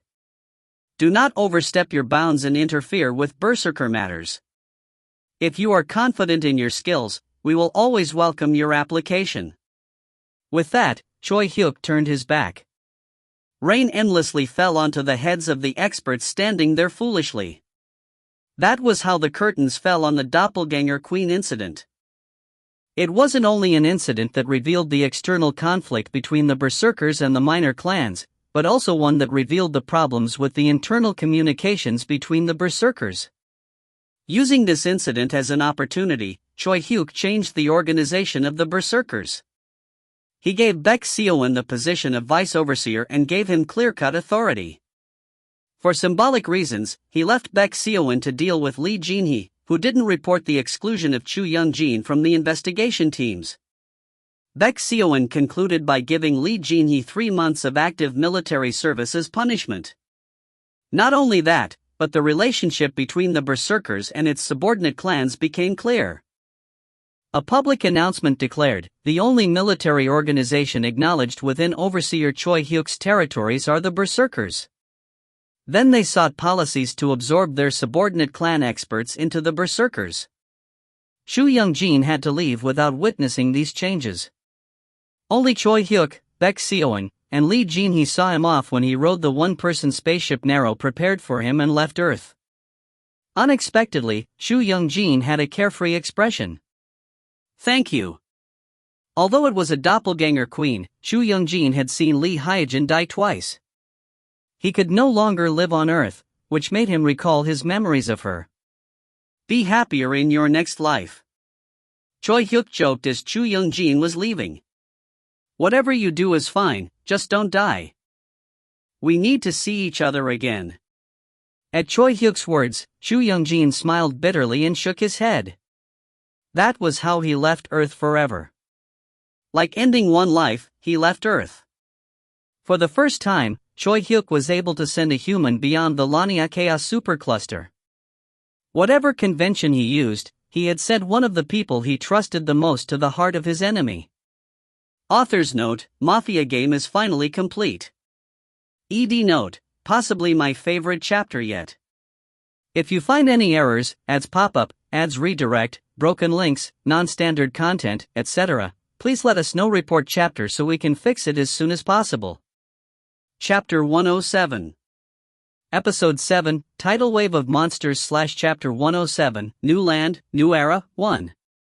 TL, Empty Cube / ED, Obelisk. There were no longer any objections. Beginning with the collapse of the Sovereign of Dark Secrets Lao Ban, they had overcome the eyeless observers, completed the advancement evaluation, subjugated Kyan Star, and had even experienced the Chu Youngjin incident. Everything was verified from the endless waves of fights and wars. It was impossible to confront Choi Hyuk and the Berserkers. There wasn't a force on Earth that could take them on. As expected, the world was changing as well. The world order reorganized itself under the 6 overseers and the 9 great sovereigns, who confined Overseer Nasir, as they possessed exclusive rights to trade with the Alliance. Those who had been reading the mood as they took a wait-and-see approach began to make their move. Let's go our separate ways. President Shin Woo-jin became disheartened at Choi Hyuk's reply. He tried his best to persuade him. However, South Korea will perish then. Is that name so important? Then you continue its name. Choi Hyuk's mind was resolute. Well, he was right. With the entire Earth collapsing, the life or death of a 70-year-old nation on the Korean peninsula could be considered a trivial problem. But no. My answer will not change. I don't have any thoughts on accepting the president into the Berserkers, nor do I have any thoughts on an alliance or treaty of administrative duties. Even if you put down your authority as a great sovereign and wanted to join the Berserkers as my follower, I wouldn't accept. The Berserkers are literally an organization of crazy warriors. And it needs to be. The president, as well as those following you, aren't suited for it. You are people who have too much to become crazy warriors. Let's go our separate ways. If you really don't want to, then give up your privileges and live in my territory as a regular colonizer. That is all I can say. In the end, Shin Woo-jin had no choice but to give up. To be honest, Shin Woo-jin's position within the Korean peninsula until now was ambiguous. He was the president. He used his own ability and didn't lose his authority within the confusion. He won over a majority of the military, who had disappeared, and used civil service to maintain order in South Korea. He was truly the leader of South Korea. Choi Hyuk's power was limited to the colonized lands in Dragonic. On Earth, within South Korea, the Berserkers were instead the minority. However, this whole situation had instantly been flipped on its head since the advancement evaluation. During the advancement evaluation, the world's population had been drastically reduced by a half. There was nowhere on Earth that could endure that kind of chaos. The anarchic situation continued.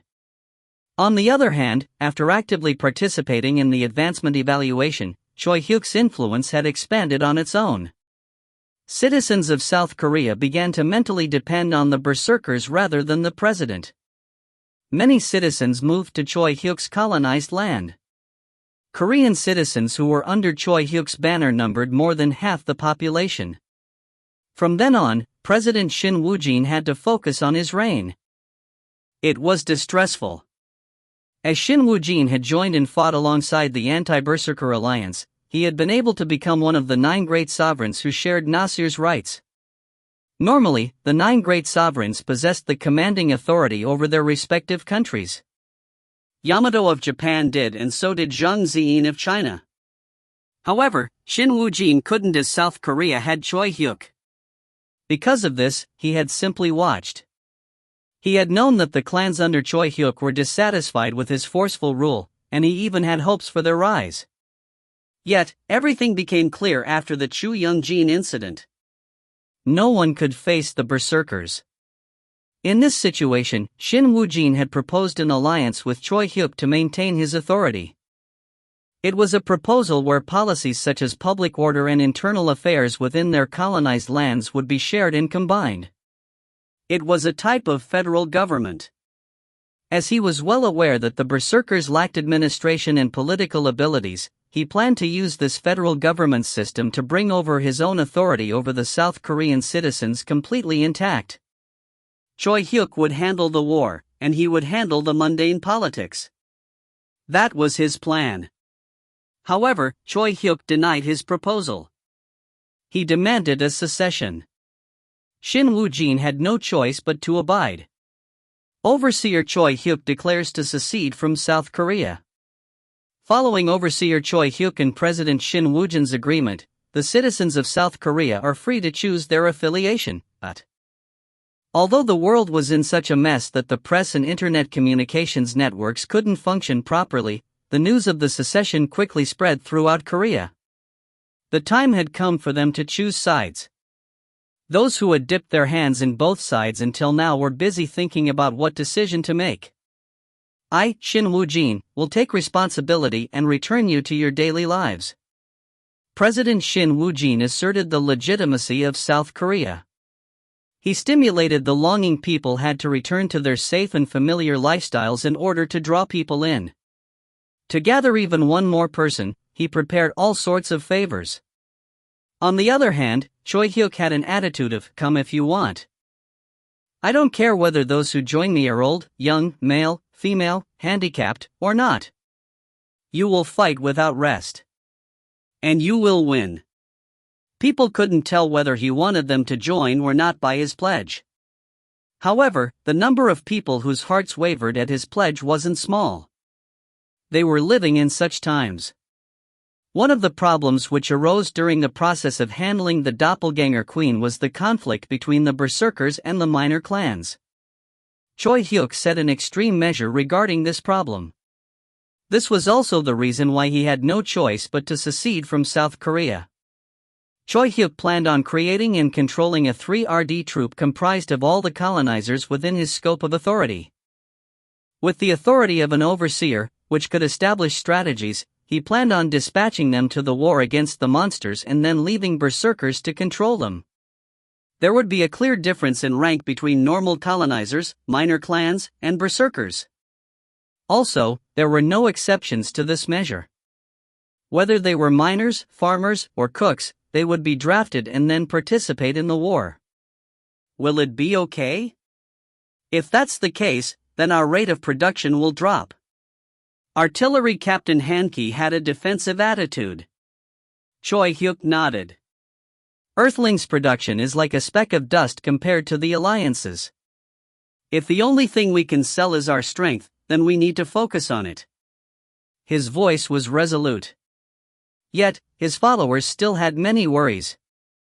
Guardian Beijing Man said, there will be tremendous chaos. Although it could be said that they are somewhat tolerant after the large-scale expeditions during the advancement evaluation, either way, there are still a lot of people with occupations that aren't combat-oriented. It'll be difficult for those in the mining, farming, service, and manufacturing industries to adjust after being blindly sent to war. That's why we'll establish a warrior school. It'll be the greatest training school on Earth. If they still can't adjust, then they can just follow Shin Woo-jin. Berserkers are our identity. Those who want to live in my colonized lands must participate in the war. I'm thinking about sending them once every week or two. Even if they can't become formal berserkers, they should at least be able to act as the second or third string or even trainees. Silently listening to Choi Hyuk's explanations, Baek Seowon slowly raised his hand. But to ultimately make humanity more powerful, I think that it might be necessary to strengthen humanity's overall capability. Military power isn't everything. Even at the Kaon Star, as we don't have the skills to personally extract karma, we ended up handing it over to the Alliance at a dirt cheap price. Even if it is possible for Narrow to move between dimensions, its efficiency is still not great, and we are in a situation where we have no choice but to rely on the Alliance's military gate system to move large-scale armies. In the end, if we aren't able to possess any of these key technologies, then we will never be able to move away from the Alliance's grasp. His words, which started cautiously, became filled with more certainty as he spoke. Yes. He made sense the more they thought about it. If they only focused on raising their military power without these technologies, they might end up only becoming a useful tool for the Alliance. Choi Hyuk couldn't help but fall into a state of deep thought at Baek Seowon's points. Then he shook his head. Baek Hyung's words are right as well. However, Earth's technology is hundreds of thousands of years behind the Alliance's. Even if we have Narrow, the situation doesn't change. Even looking at the military gate system, Narrow said that it had no idea how it worked. What I'm saying is that we don't have the time to start researching these technologies right now. My thoughts are that, with military power as our footing, we increase our position within the Alliance and use it to learn those technologies. Everyone was quiet. Choi Hyuk's thoughts were extreme. However, it was difficult to say that his thoughts were wrong. At the same time, it was difficult to say he was right, but they could understand where he was coming from. Understood. With Ryu Hyun-sung, who had been listening quietly, raising his hand as a start, the others followed, raising their right hands as well. Even Baek Seowon, Han-ki, and Bae Jin-man, who gave opposing views, raised their hands. They said, understood.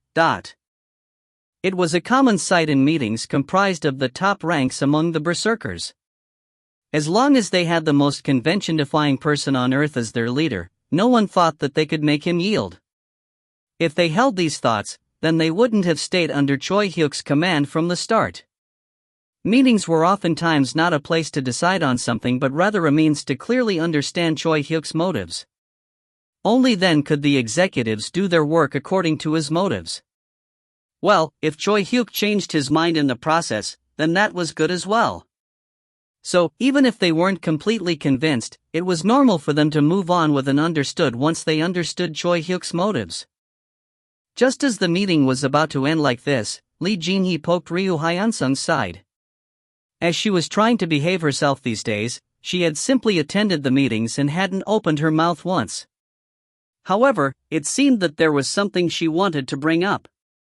Surprised by being poked by Lee Jin-hee's finger, Ryu Hyun-sung stared at her before revealing an aha expression. He cleared his throat and asked Choi Hyuk, "Aren't we going to secede? Have you thought of a country name?" His question changed the mood. Figuring out a name was a headache yet also an exciting process. The executives of the berserkers looked at Choi Hyuk with expectant expressions. Choi Hyuk received their gazes unenthusiastically as he replied, "It's fine. Tell them to call it whatever they want. That was how the crazy law characterizing the berserkers' land was decided. Everyone living in the berserkers' land had to partake in war missions once every 2 weeks. It was literally a crazy law. Someone said, "Crazy. It's not like Choi Hyuk is the only overseer in the world who will go live in that crazy place." However, there were people who headed towards that place. There were many. Hyungnim, 1, do you remember hitting the jackpot in real estate when you listened to me before? I do. That's why I bought you beef. When others lost money that time, I earned a lot. I bought it since you kept rambling on about a rapid change or something, but you did well. When I think about it now, well, it all went to ruin once the world became like this. Hyungnim, there is currently a change even greater than that time. You must choose Choi Hyuk. Choi Hyuk? I was going to choose Shin Woo-jin. They say that we need to go out to the battlefield once every 2 weeks if we choose Choi Hyuk. How can I do that? Although I've awakened, I've never even seen a monster yet. Even if it's difficult, you have to, Hyungnim. There is no future staying on Earth or Dragonic. Look at Choi Hyuk. He's insane, right? But what about it? He's on a roll. Why is that? Isn't it because he's good at fighting? Isn't that why he's acknowledged by the Alliance and has become an overseer? It is now the era of space. Only those who can trade with the Alliance can survive. But does Earth have the technology? Or the resources? Currently, the only method for an Earthling to advance in space is to fight. Although it's scary, you must. Just think of it as an initial investment. It is now an era where you need to know how to fight. Hyungnim, don't you trust me? Since you put it that way, your words do seem correct. But what if I die? Why be frightened of that? Wasn't it the same in the past? Didn't people die when their investments failed? There's no need to be scared. Only, you need to prepare yourself. We are of a different class. We can't run around like rookies, can we? Prepare? Yes. You said your relative was a berserker? I think I heard you say he was a berserk roach under Baek Seoin. Let's first contact him and ask for private lessons. Well, it'll be nice if we could ask him to help us during the mission, but let's not hope for that yet and rather learn skills that can ensure our survival. Hyungnim has to trust me. If we go to Shin Woo-jin for immediate comfort, we'll definitely die within 5 years. You saw it too. Non-awakenees turning to ash and dying. That's the kind of world we live in now. It's a world where you'll die if you're weak. There is no better investment than getting stronger. Okay, I got it. Yeah, I'll try calling him. There were conversations like this everywhere. A world you couldn't survive in unless you were strong. Within this world, Choi Hyuk, who had no losses, might be the most suitable leader to follow. People who decided to throw away their livelihood and start a new challenge were gathering under Choi Hyuk. 1. What a young man calls an older man. More respectful than Hyung. If you find any errors, ads pop up, ads redirect, broken links, non-standard content, etc., please let us know. Report chapter so we can fix it as soon as possible. Chapter 108. Episode 7, Tidal Wave of Monsters / Chapter 108, New Land, New Era, 2. TL, Empty Cube / ED, Obelisk. The population of Dragonic was increasing. As Earth only had around 2 years left before collapse, each sovereign actively encouraged emigration to Dragonic. The colonized lands, which were scattered like dots, were connecting together. As they had already explored the topography between the colonized lands during the Great War between the Anti-Berserker Alliance and the Berserkers, trade between the different colonized lands was progressing smoothly. The 6 overseers, excluding Nasir as he has no authority, the 9 great sovereigns, who acted on Nasir's authority, as well as the 4 sovereigns who stayed neutral during the war. A total of 19 sovereigns recruited colonizers and allied with each other, growing their forces. The majority of sovereigns drew colonizers in with promises of freedom and benefits. Freedom meant the freedom to choose how they made mission points, and benefits referred to tax benefits. It had been a long time since major currencies on Earth had been replaced by mission points, which could buy supplies from the Alliance. Methods to earn mission points included personally going out and completing Alliance missions, providing goods to those who earned mission points through the first method, and selling Earth's goods to aliens in the lowest-ranked supply store for mission points. No one would buy any Earth goods when brought to the low-ranked supply store used by low-ranked warriors. As many people completely avoided Alliance missions, which risked their lives, most colonized lands were maintaining a 2-to-3 ratio of combat-oriented colonizers to non-combat-oriented colonizers. Combat-oriented colonizers made more income, but non-combat-oriented colonizers were comparatively safer. There were even some among the colonizers who went back and forth between combat missions and business activities, balancing risk and income. Most colonized lands weren't simply a union of adventurers but were also comprised of inns, markets, woodworking shops, construction firms, restaurants, and red light districts. However, differences between the Berserkers' land and other normal colonized lands could be seen simply from the streets. First, the buildings were sloppy. Unlike other colonized lands, which built large, refined buildings by using cutting-edge technology, their buildings were small, simple, and crude. The material used to build them was different as well. Unlike other colonized lands, which made steel, concrete and other materials from the processing of raw materials collected in Dragonic, the Berserkers used raw materials like wood and stone to build their buildings. Without the need for a separate process and technology, the colonizers could simply cut the materials with their swords. The difference between the Berserkers' land and other colonized lands wasn't comparative to the difference between the countryside and a city, but rather the difference between the Middle Ages and present age. The only decent buildings within the Berserkers' land were the ones built by the previous sovereigns before Choi Hyuk captured them. The reason was simple. There were no purely non-combat-oriented colonizers within the Berserkers' land. They were all required to join a combat mission once every 2 weeks. Although there were some who, after completing their duties, spent the remainder of their time running business activities. However, when compared to other colonized lands, these colonizers, who went back and forth between combat and non-combat, leaned heavily towards the combat side. They didn't have the various economies to support building decent buildings. However, despite its crude appearance, the Berserkers' land always bustled with activity. Looking for a party for a mission exploring the northern regions of Dragonic. Recruiting for a reconnaissance mission on the Lemur Star. Preferential treatment to long-distance attackers.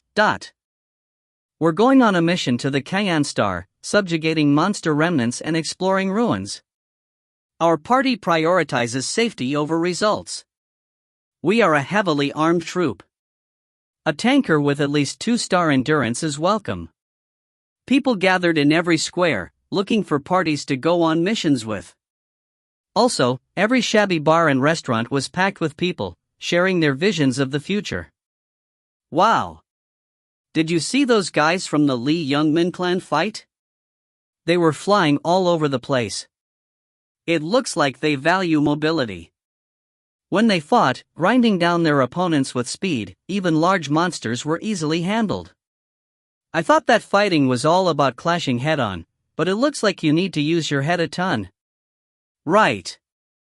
I think your fighting style is important.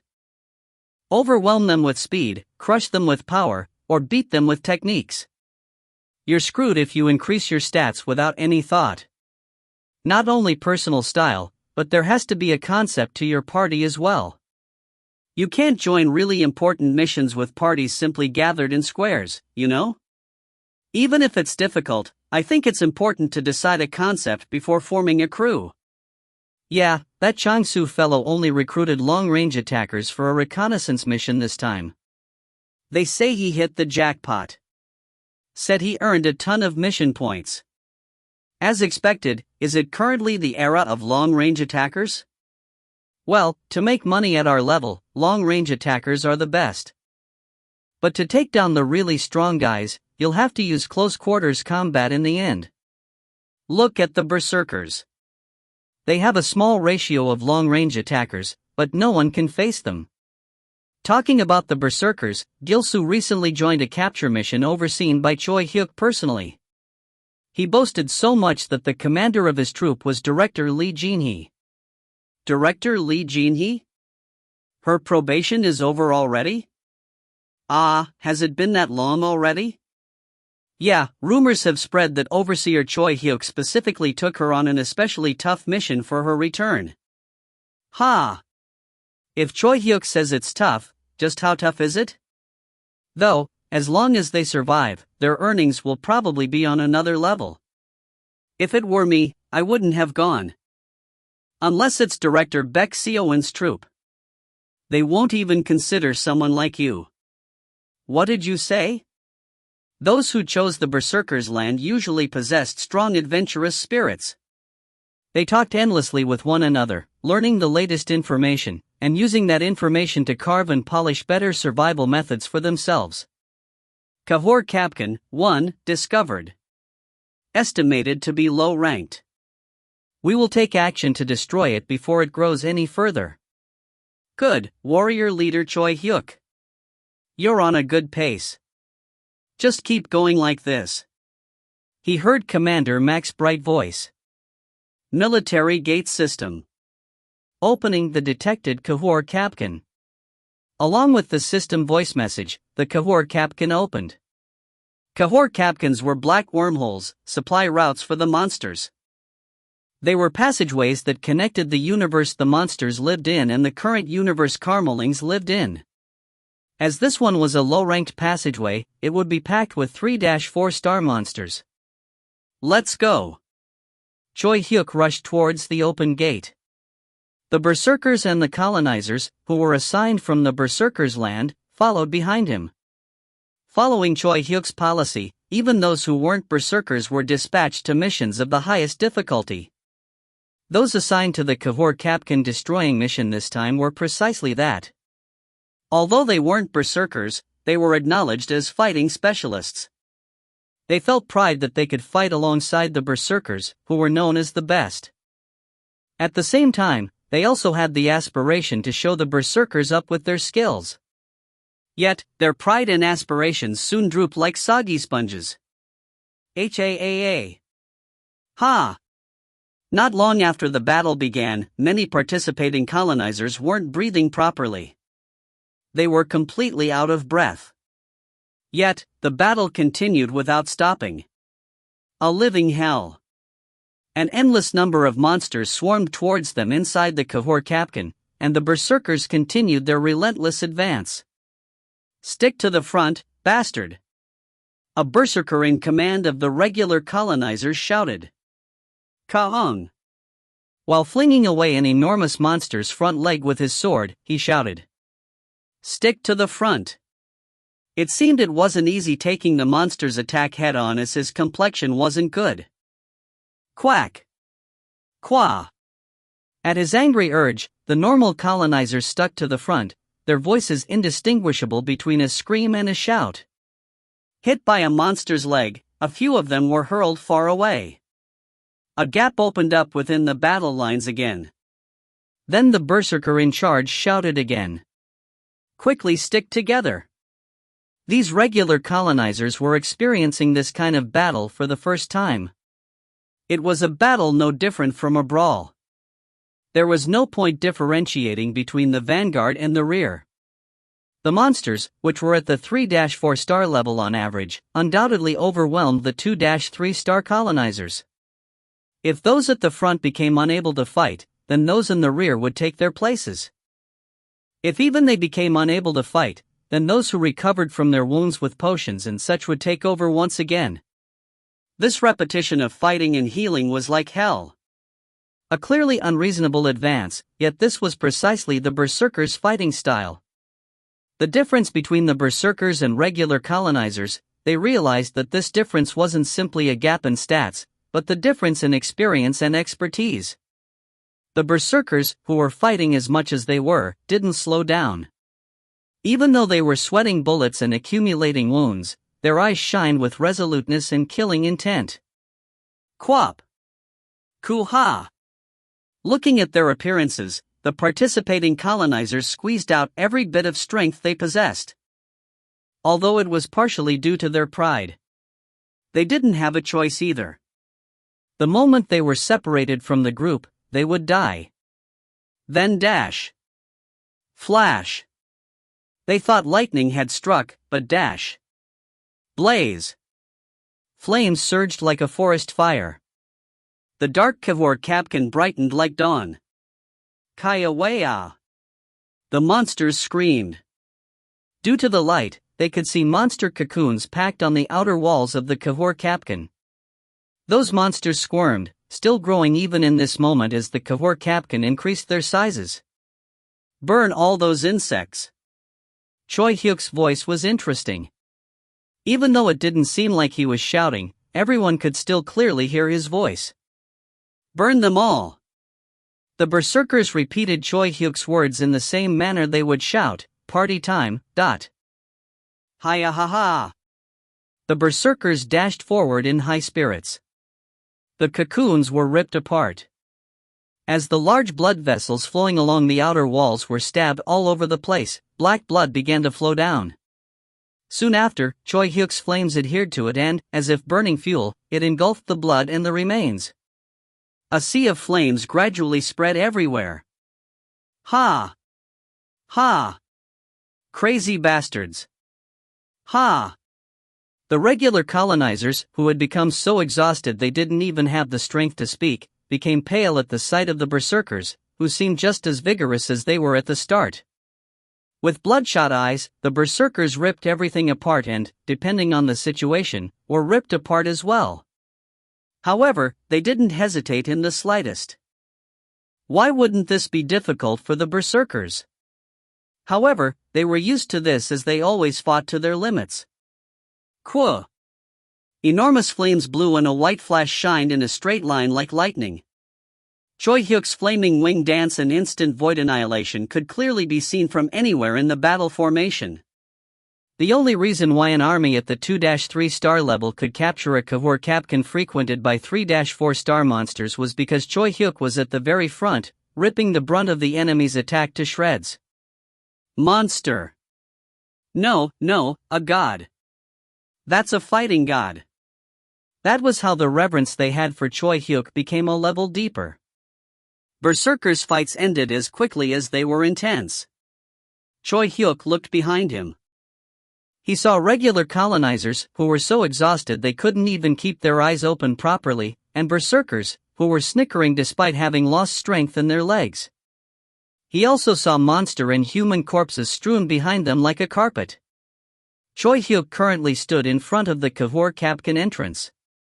A black abyss-like space was spread in front of him. An unpleasant karma flowed in from beyond it. It was definitely karma, yet it was different from the karma earthlings and aliens affiliated with the alliance possessed.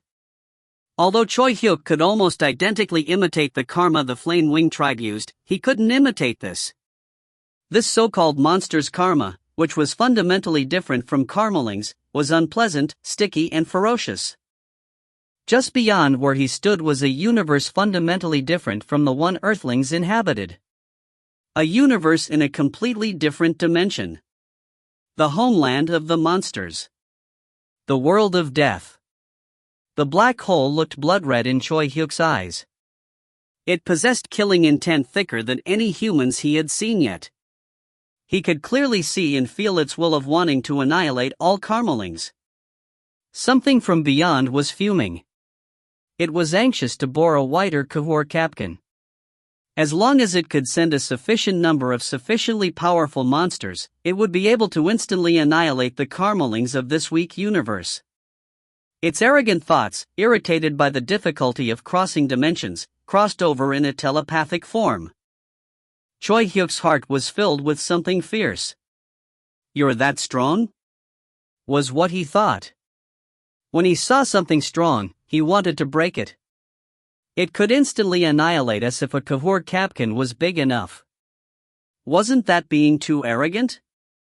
However, Choi Hyuk suppressed his violent impulses. Now was not the time. He couldn't handle the monster beyond right now.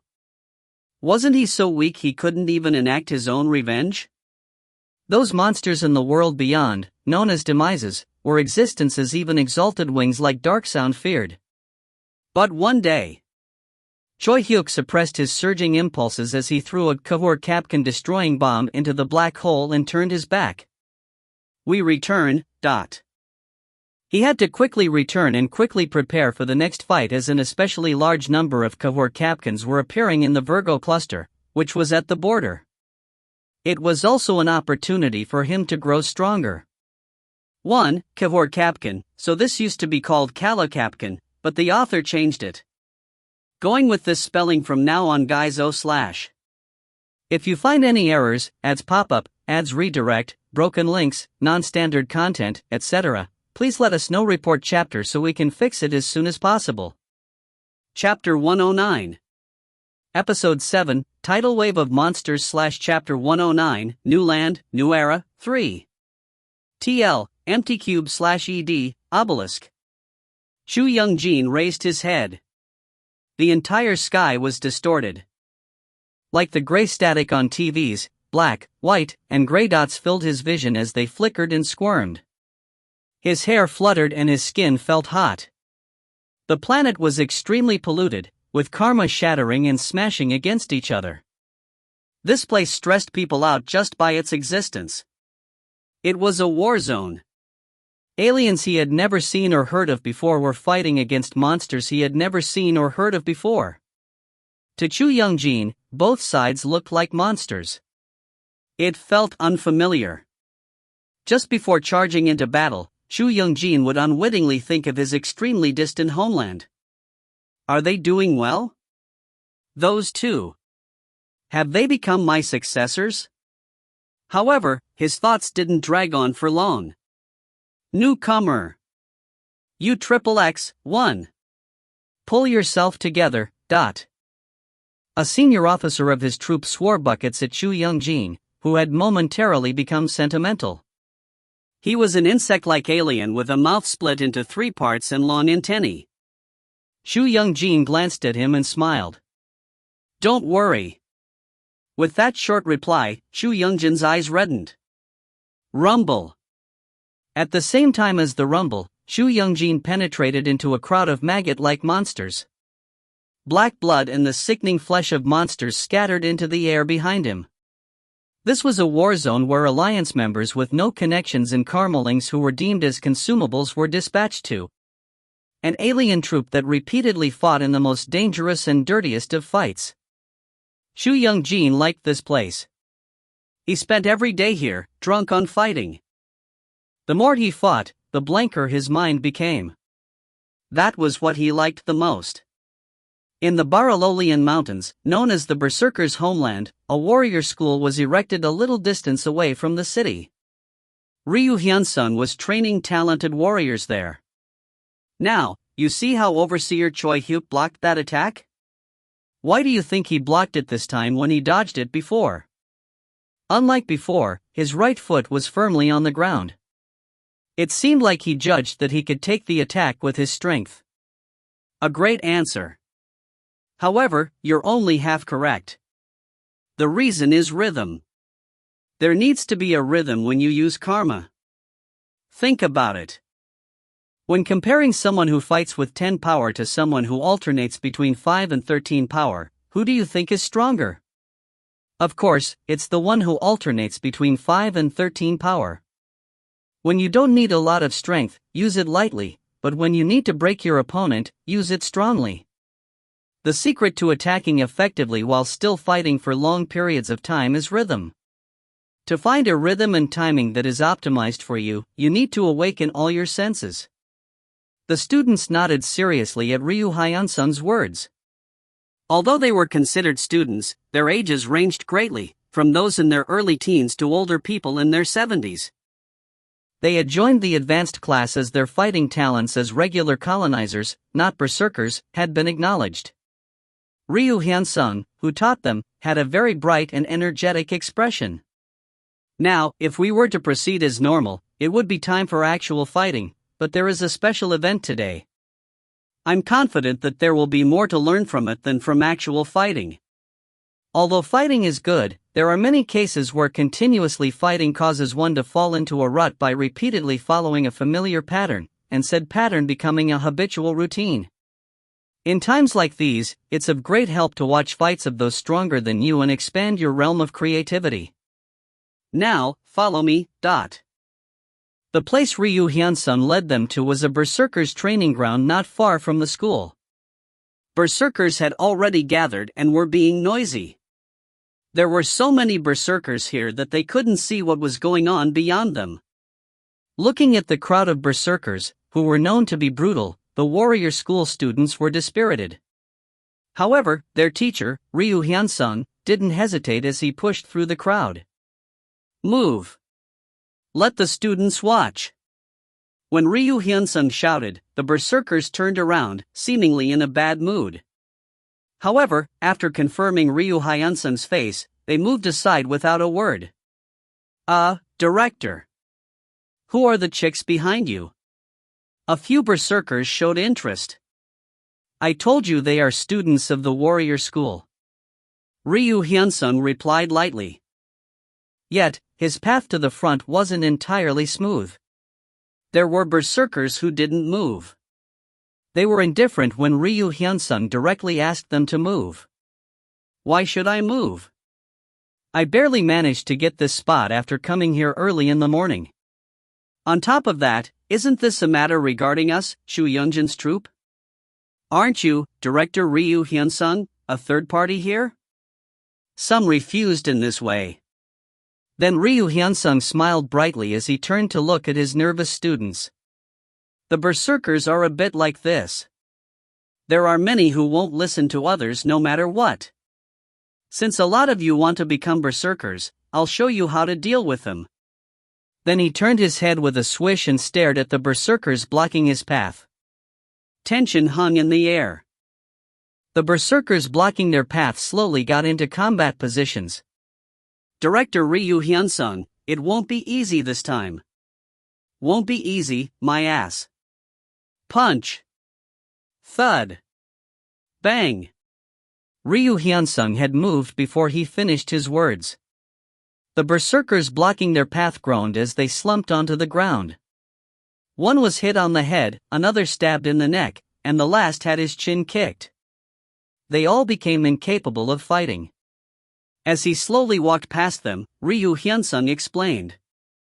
They are elites who have reached the peak of the 3-star level, but how are they beaten so easily?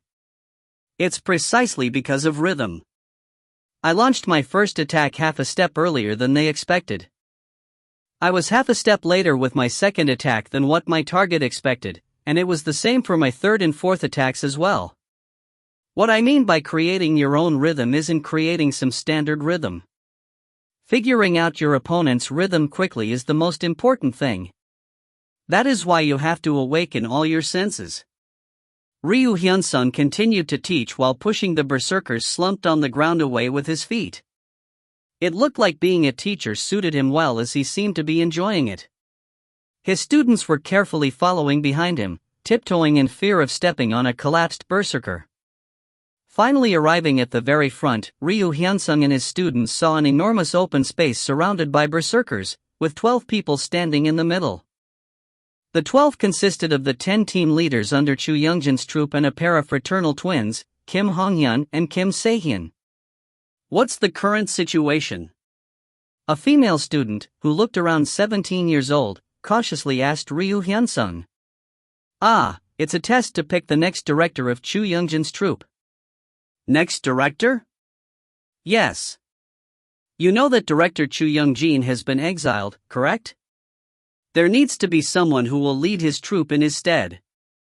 But Director Chu Youngjin recommended the next director before he was exiled. They are those two over there, Kim Honghyun and Kim Sehyun.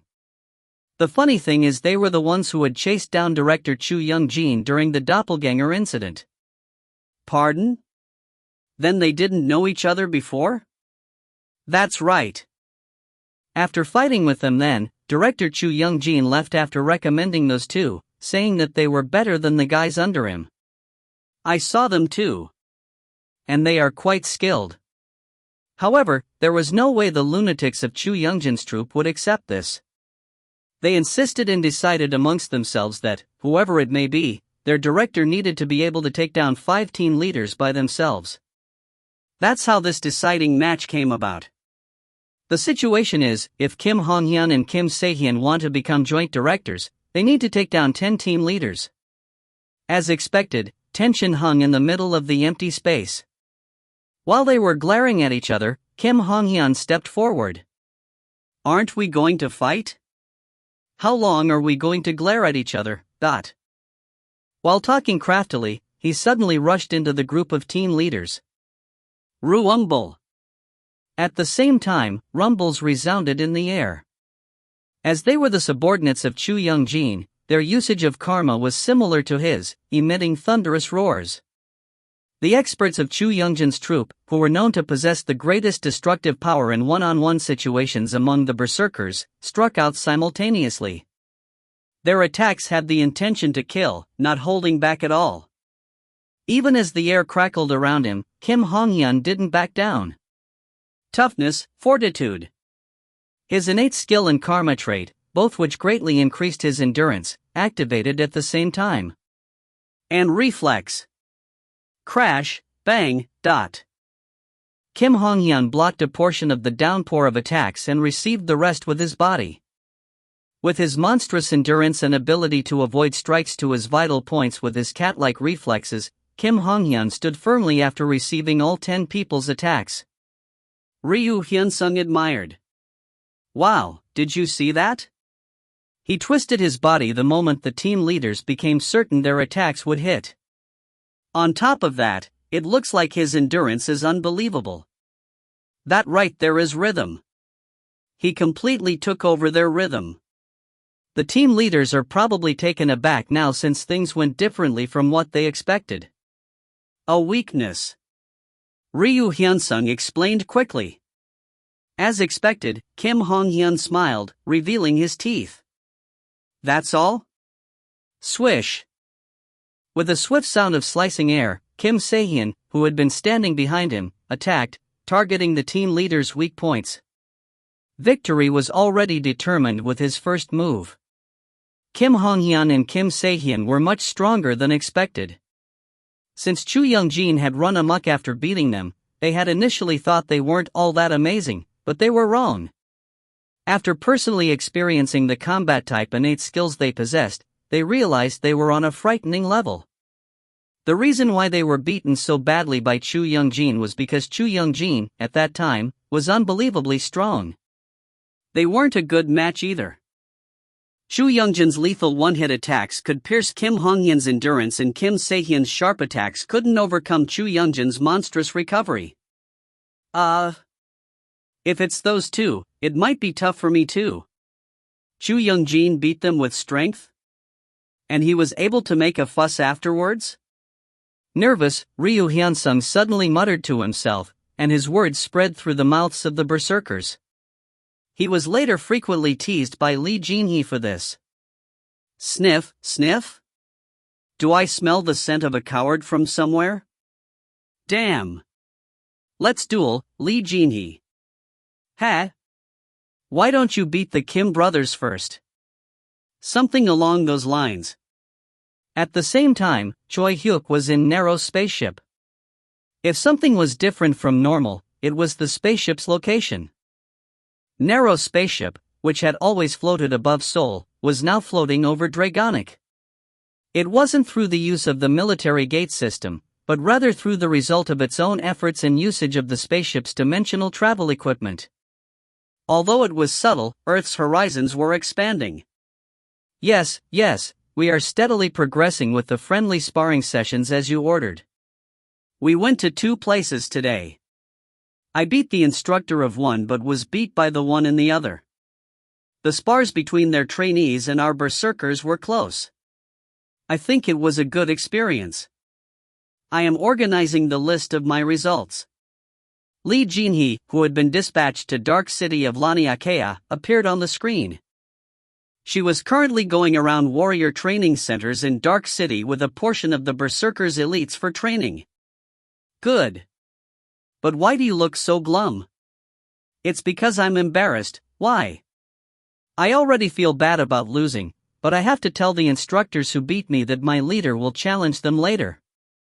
This is like me calling my big brother for help. Then become stronger than me. Damn it. I wanted to.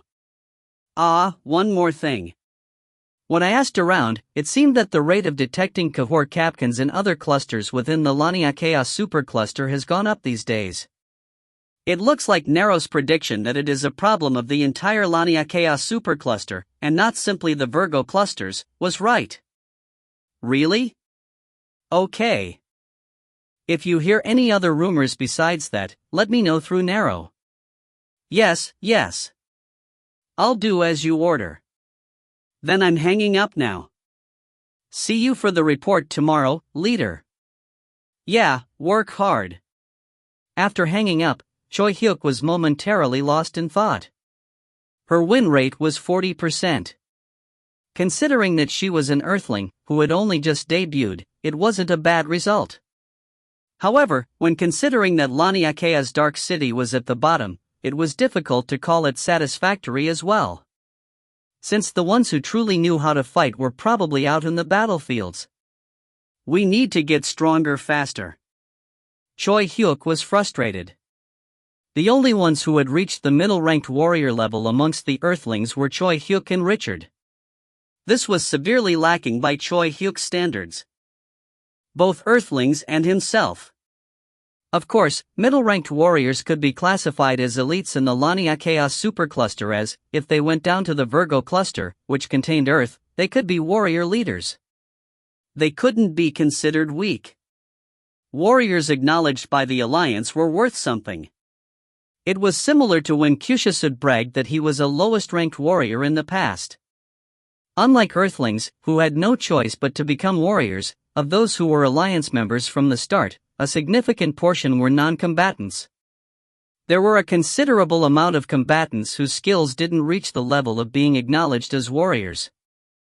Even if they were lowest-ranked warriors, just the fact that they were acknowledged as warriors by the Alliance was worth bragging about in this backcountry. However, was Choi Hyuk's goal directed at a backcountry like this? Choi Hyuk, who hoped of advancing to the center, couldn't help but constantly feel lacking as middle-ranked warriors were considered normal, ordinary warriors over there. Isn't this the same as a captain being able to strut around as a company commander on the field but being no different from enlistees at the headquarters? Something like that, I guess. It was like Baek Seo-won's comparison. Choi Hyuk was unsatisfied with Earthlings and his current status. Anyways, so there's an increase of cohort captains in the entire Laniakea region, what? The majority of the missions he took on recently were destroying cohort captains. There were just that many. From what Commander Mack said, there was a clear increase from before. Choi Hyuk was heavily gaining her favor these days as he had been constantly finding and destroying cohort captains day after day. Also, the fact that cohort captains were becoming more abundant meant that monster attacks in those concerned regions were becoming more severe. An opportunity to make a contribution is coming. Earth, as well as the Berserkers, had yet to adjust to this great change. However, Choi Hyuk was still pleased by this change as new heroes would be born from the chaos. Ring. Behind Choi Hyuk, who was resolving himself once more, Narrow played the guitar. Narrow's eyes were gently closed, seemingly in thought, as it played its guitar in the background when it suddenly opened its eyes in surprise. Ting! The guitar strings snapped. Narrow quickly got up from its seat and spread its arms wide before shouting. I finished scanning the entire Dragonic region just now. Besides the scan I did through the gates in the past, I really did scan the whole region, okay? Feeling something was odd, Choi Hyuk asked. But I perceived cohort captains on the opposite side of the planet. Although they look to be of a lower rank than middle-ranked cohort captains. There are as many as 10. If we don't prepare properly, we might be swept away. Was it what Choi Hyuk hoped for? Chaos was indeed approaching. 1 was XXX in the ROS. If you find any errors, ads pop up, ads redirect, broken links, non-standard content, etc., please let us know. Report chapter so we can fix it as soon as possible. Chapter 110. Episode 7, Tidal Wave of Monsters / Chapter 110, Preemptive Attack, 1.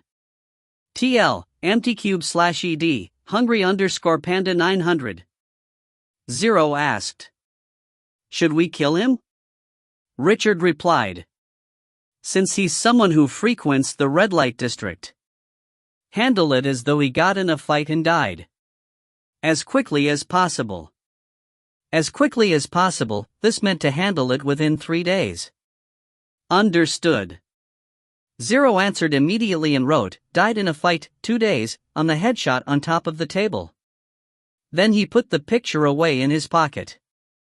When his hand came out from his pocket, it was holding another headshot. Richard momentarily became lost in thought as he looked at the new headshot on the table. The report he received from Zero beforehand crossed his mind. Hans. He was a good man. He was someone on the side of justice who couldn't overlook injustice. There were many cases where the personalities of colonizers, who were experienced in fights, would severely crumble, but he wasn't one of them. He organized a neighborhood watch-like organization that surveilled and restrained colonizers who habitually assaulted and killed others. Hans. He had a famous catchphrase in his territory. "Screw off, bastards." When he shouted wholeheartedly and chased the colonizers, causing a fuss by kicking them in the butt, the inexperienced or non-combat-oriented colonizers would friendlily express their thanks with a "Boss Hans. Thanks for today as well."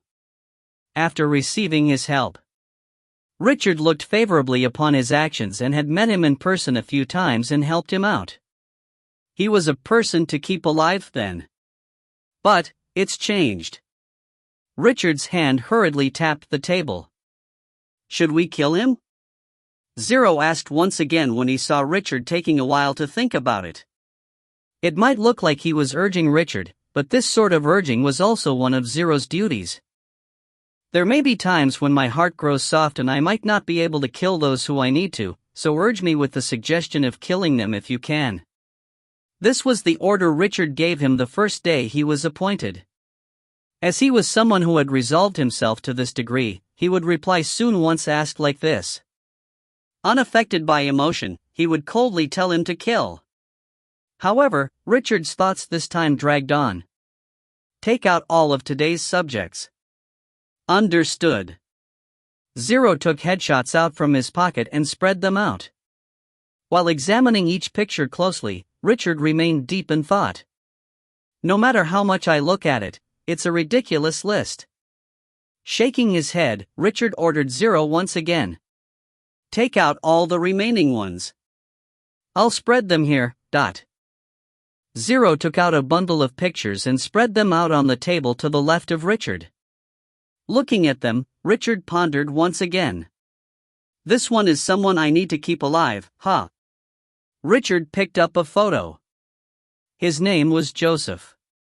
He was currently walking around in the streets at night, with a blank expression, as if he was someone with nowhere to go. Then his gaze suddenly fixed on someone. "Let's have a drink." "I'm not in the mood." "Don't be like that, let's have one drink." As if he had just come back from a space mission, the youth, his entire body stained with blood and dust, pestered his colleague, who had the same appearance as him. Even though everyone else had faces of exhaustion and futility, the youth was especially bright. His smiling face gave off a friendly impression. "You came back from that hell, but you don't want to drink? Hey, let's have a drink. I'm telling you, even if it feels like hell right now, you'll feel great if you sleep after having a drink." "You crazy. Why drink when you can't get drunk due to karma? Unless you're going to do drugs. You don't drink to get drunk. You drink to act drunk." The other exhausted warriors simply grinned as they saw him smiling friendlily while he made misleading statements. Let's go, yeah. We have to live so well that those guys come back from the dead due to envy, Although his extreme yet hopelessly optimistic character could make one feel uncomfortable, perhaps it was either because he had been like this for a while or because they knew his sincerity, but his colleagues, who had initially declined, gave in and followed him in the end. They all left with their arms around each other's shoulders. Looking at them, Joseph revealed a strange smile. His face distorted, becoming impossible to distinguish whether he was angry or happy. He slowly followed after the youth and his colleagues. Richard held his forehead. Just what is about to happen for things to be like this? The reason why Joseph caught the attention of Richard's intelligence organization, Der Schatten 1, was because he was a serial killer who had murdered hundreds of people.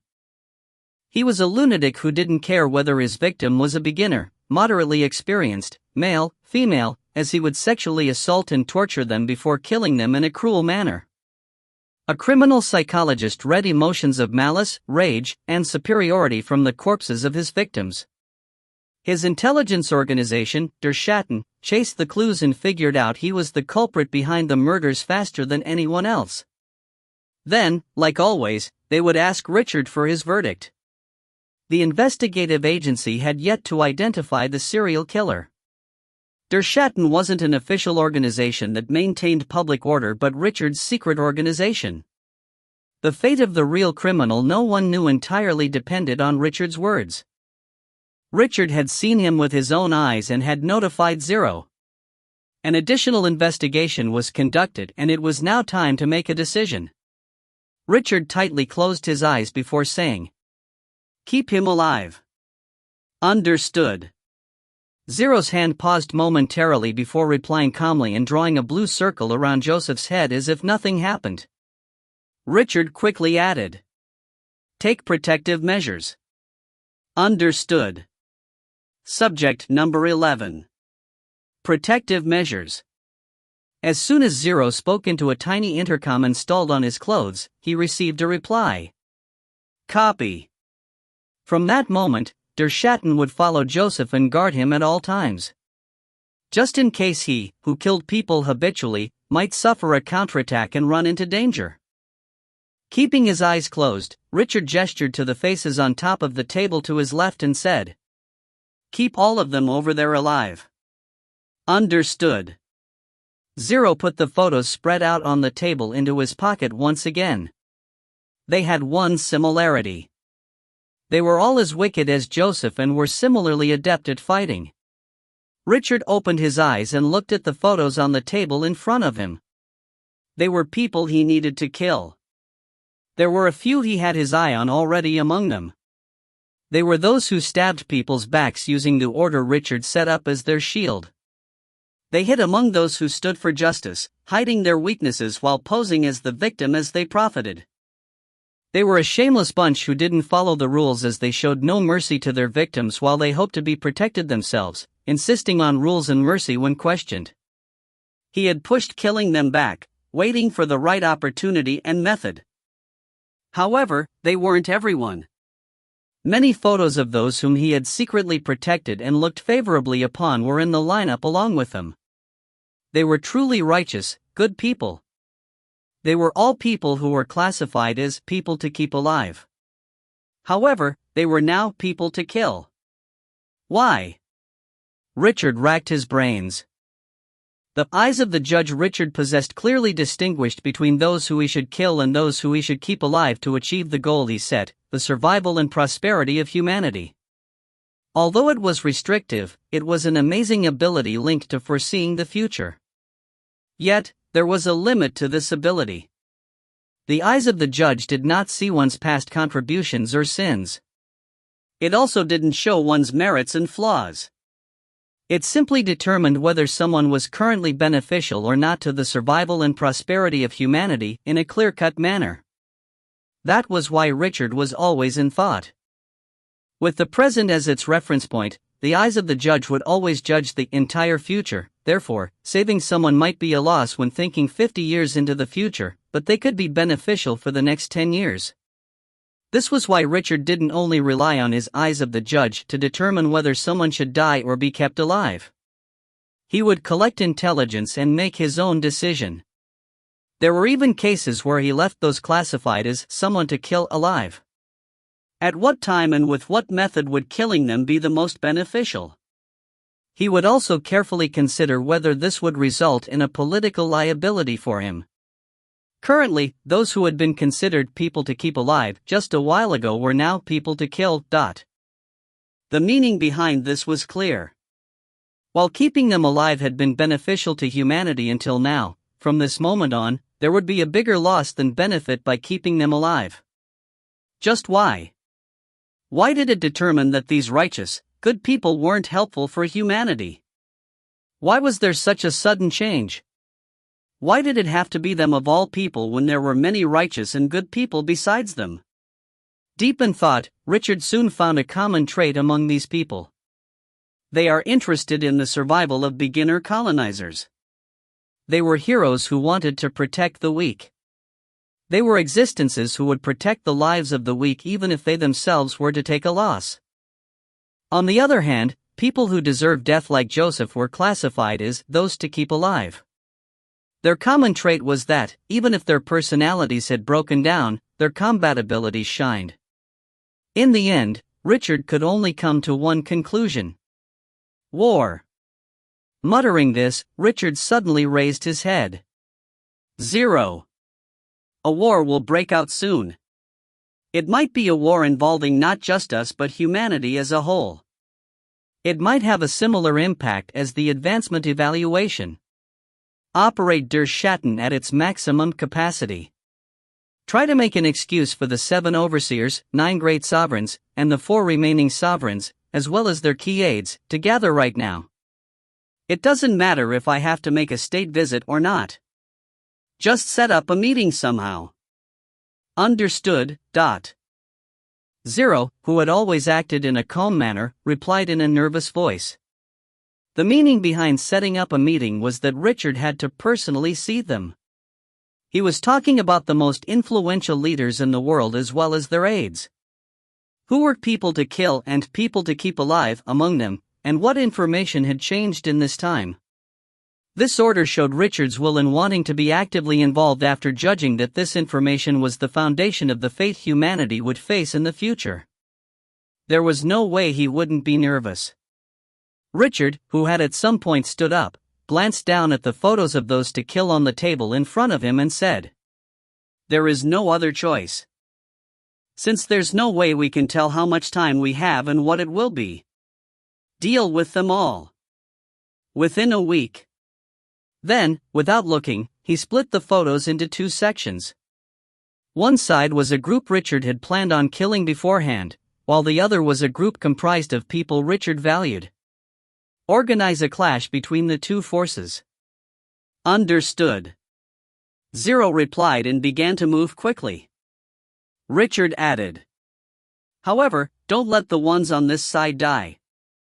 If my prediction is right, then there's no need to kill them. Only, make them unable to take part in politics for around a month. Whether you want them, make them busy by dealing a blow to their organization, or kidnap them." Understood. The group Richard said not to kill was the one that worried about the weak. Done with his work, Richard planned on leaving the office and calling for Leah. However, an unfamiliar voice cut in. "Amazing." Clang. 0 unsheathed his sword. A man, whose presence was unknown until he spoke, stood against the wall. Recognizing the man, Richard restrained 0, who was prepared to attack. "Choi Hyuk? Sorry I came by so suddenly. I came quietly to ask for advice, but I ended up becoming an eavesdropper." Richard shook his head at Choi Hyuk's apology. Richard had no way of knowing what methods Choi Hyuk used to infiltrate his office without a sound. However, he coolly accepted that he possessed the ability to do just that. Above all, Richard wasn't wary of Choi Hyuk. Instead, he believed that Choi Hyuk was the only sovereign he could show his true self to. As they currently didn't have time to waste, Richard cut to the chase and asked, "Why are you here?" Choi Hyuk simply replied, "You're right, there will be a war." Richard's face stiffened. Choi Hyuk requested Nero to display a holographic map of Dragonic. The hologram showed the area where all colonized lands Earthlings inhabited were located and the Cahor Capkans on the other side. "We discovered 10 Cahor Capkans. The monsters will enact a large-scale attack. As an incredible number of monsters will pour in simultaneously. The berserkers won't be able to cover for everyone no matter how hard they fight. Everyone will need to work together, so I came to ask what we should do." Choi Hyuk explained calmly. Richard's mind raced. The people to kill and the people to keep alive determined by his eyes of the judge, which was connected to the future, the prediction of the political landscape based on the intelligence der Schatten collected, as well as the news about the 10 Cahors Capkans. Once he put all this information together, he deduced the best strategy they should take currently. Richard went straight to the point as he told him the strategy he had come up with. Preemptive attack. Rather than defending a strongpoint, we should first gather our elites and attack the Cahors Capkans. An offensive strategy that disregarded losses. Choi Hyuk's lips curled slightly upwards. You thought the same thing as me. But do you think it's possible? The berserkers aside, I don't know if the other sovereigns and the smaller clans will accept it. Richard gave a short reply to Choi Hyuk's question. Don't worry. I'll make it happen. 1. German for the shadow. If you find any errors, ads pop up, ads redirect, broken links, non-standard content, etc., please let us know. Report chapter so we can fix it as soon as possible. Chapter 111. Episode 7, Tidal Wave of Monsters / Chapter 111, Preemptive Attack, 2. TL, AmtiCube / ED, Hungry_Panda 900. Choi Hyuk reported the data collected by Nero to the Virgo cluster. Not long after the Virgo cluster investigated themselves did Commander Mac personally contact him. She bowed so deeply that her blue hair tumbled down. She was expressing that she was sorry in the manner people on Earth, specifically in Korea, would. I am ashamed. I am sorry I didn't notice this sooner. The result of the investigation was that 3 more Cahors Capkans were detected besides the 10 you found. As the Cahors Capkans were well hidden, it would have been difficult for you to detect. There are a lot. There are. Their levels aren't low either. Although you have destroyed quite a few middle-ranked Cahors Capkans before, they were all mostly underdeveloped ones. The ones detected this time are sturdy, having been completed a long time ago.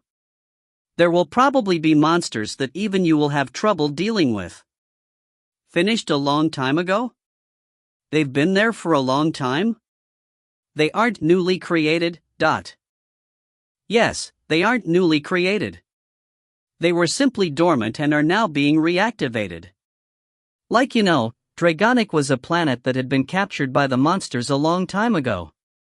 Although it was assigned as the Earthlings' colonized land, strictly speaking, that place is still within the monsters' territory. The Cahors Capkans used when the monsters attacked have still remained intact. But, from Nero's analysis, rather than being neglected for a long time, they look to be active. It seems like they recently started becoming active again. Ha! To be honest, Dragonic is located at the Virgo cluster's frontier. The reason why it was allowed to be a colonized land for Earthlings, who used to be deferred consumables, was because the higher-ups decided to expand the Alliance's territory. According to Commander Mac, Dragonic was a planet whose location made it look like it had seemingly been stabbed into the monster's territory. Earthlings, who used Dragonic as their colonized land, had unknowingly been treated as special airborne troops as part of a landing operation. Because it's so dangerous, we conducted a large-scale cleanup of the dimensional wasps' nests, which serve as information relay stations for the monsters in the entire region. Also, we repeatedly launched waves of attacks in that region. It was an attempt to conceal the fact that Earthlings had arrived on Dragonic. However, it seems that a flaw in our containment opened while we were dealing with the Cahors Capkans, that have been increasing drastically recently. The monsters found out that Dragonic contains the colonized lands of Carmelings. As a result, Earthlings have fallen into danger. I am sorry. Mac bowed her head deeply once more. Yet, Choi Hyuk was calm. Although he had never thought that there would be 10 Cahors Capkans, he had already guessed that the reasoning behind the Alliance assigning them Dragonic as their colonized land wasn't all good. Knowing that the monsters resided in a different dimension, it seemed that they thought they could secretly nibble away at the monsters' territory and regain Dragonic, but they already had an if it fails attitude from the start. Since only Earthlings, who were deferred consumables at the time, would suffer even if they failed, they didn't have a guilty conscience about failing. Among the facts learned by analyzing information about the alliance with Nero, there were a few bits of information that let him guess these circumstances. He wasn't surprised. People without strength would suffer anyways. Because of this, receiving an apology wasn't what was important. Choi Hyuk asked. Well, instead of an apology, will you provide support? Mac's eyes looked up sharply. Her blue pupils didn't waver in the slightest. Of course, we will. Since the base of the Earthlings, who are members of the Alliance, has fallen into danger, of course, we will. Bailu, 1, and Tonka. I'll send those 2 warrior leaders. Commander Mac's blue hair swayed as she assured. It'll be tough, but it's not to the point of despair. I'll make you win. Earthlings will become stronger through this fight. What welcome words. Choi Hyuk grinned like an upright warrior of the Alliance. Commander Mac acted quickly. She sent an order to the 7 overseers. 13 Cahor captains have been detected. From this point onwards, all Earthling space missions will halt. You will quickly eliminate the enemies that have appeared in Dragonic first. Bilo and Tonka, warrior leaders of the Virgo cluster, have been dispatched. Earth's overseers will be in command of the dispatched warrior leaders and have the authority to plan the strategy. You will decide on a commander-in-chief and notify the dispatched warrior leaders. The overseers, excluding Choi Hyuk and Richard, simply became disoriented at the sudden announcement. What? There are 13 Cahor captains? An emergency meeting was set up.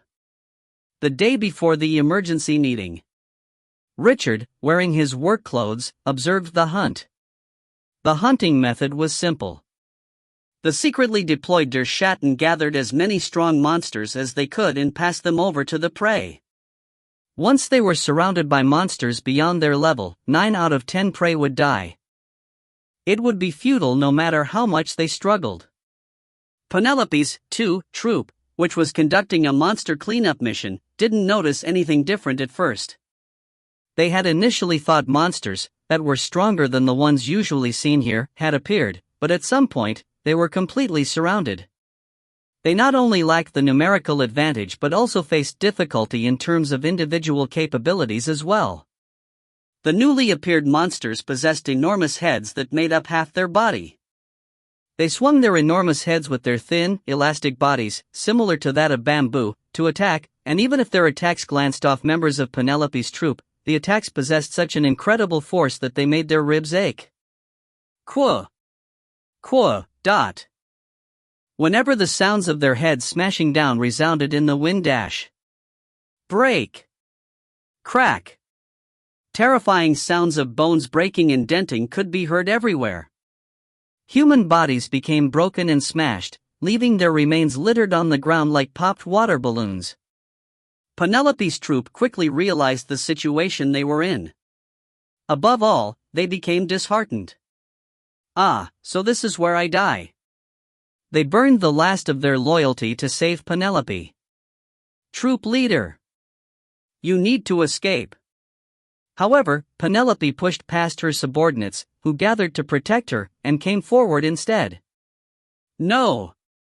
Everyone can live. We can break through.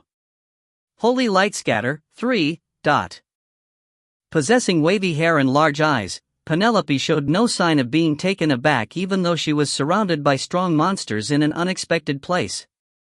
When Penelope, Camilla's sworn sister, shouted while rushing forward, a bright light appeared around her.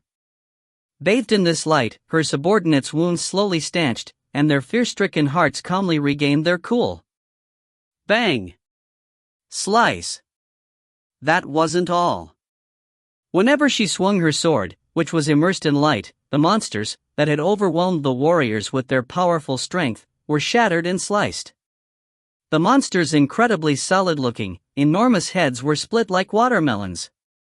Although she always looked gentle, she was incredibly resolute whenever she wielded her sword. Penelope showed off her powerful strength while healing others. Following behind her, her troop members recovered their hope and courage. Wow! We can break through. However, there was someone else who had a headache because of this. They really are about to break through.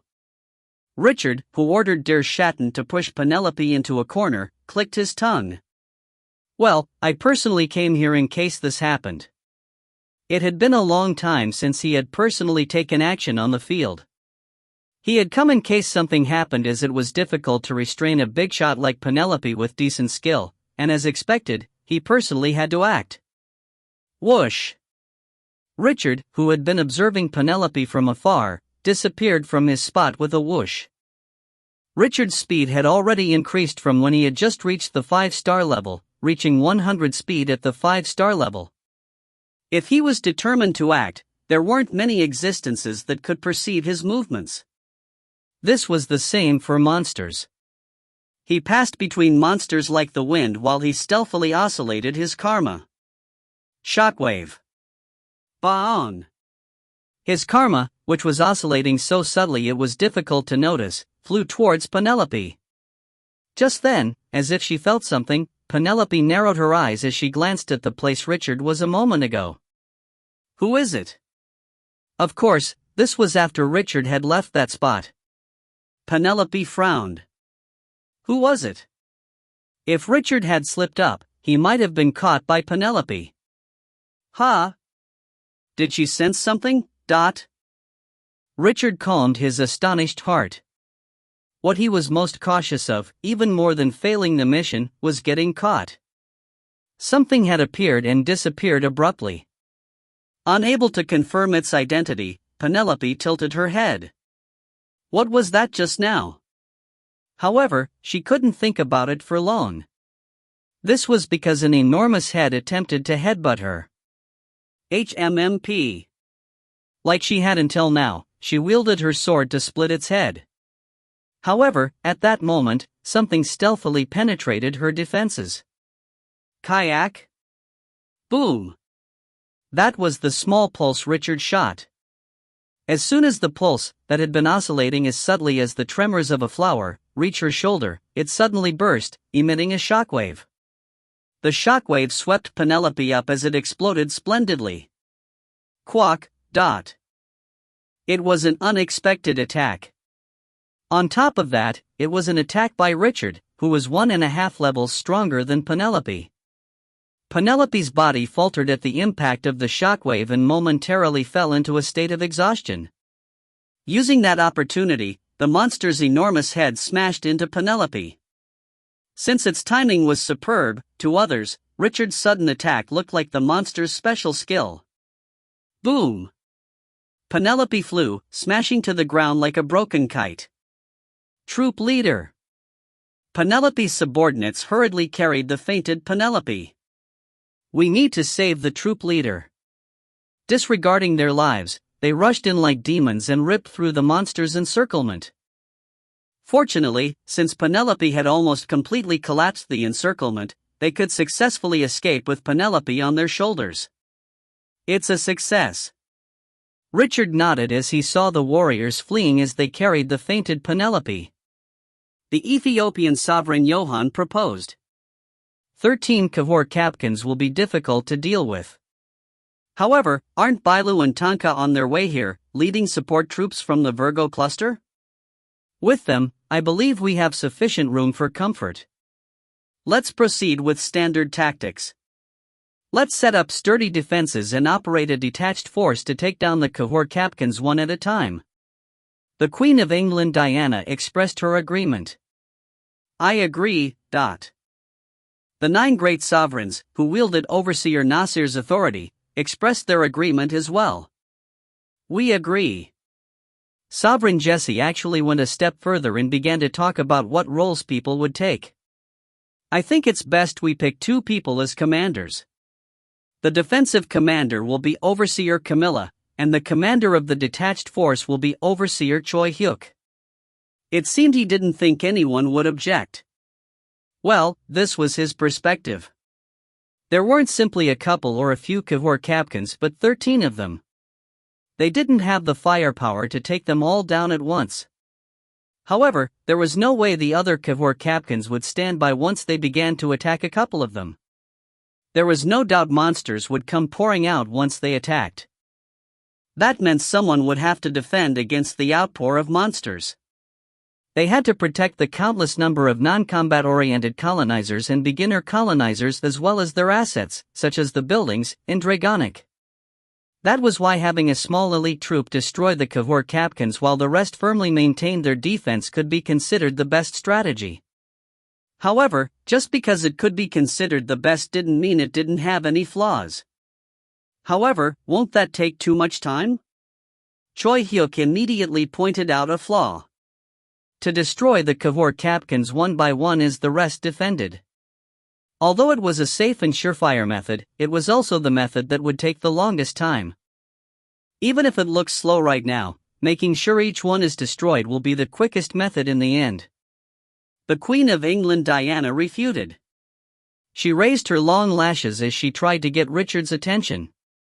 It was a signal asking him to stop the hot-blooded Choi Hyuk. Unfortunately, he betrayed her expectations.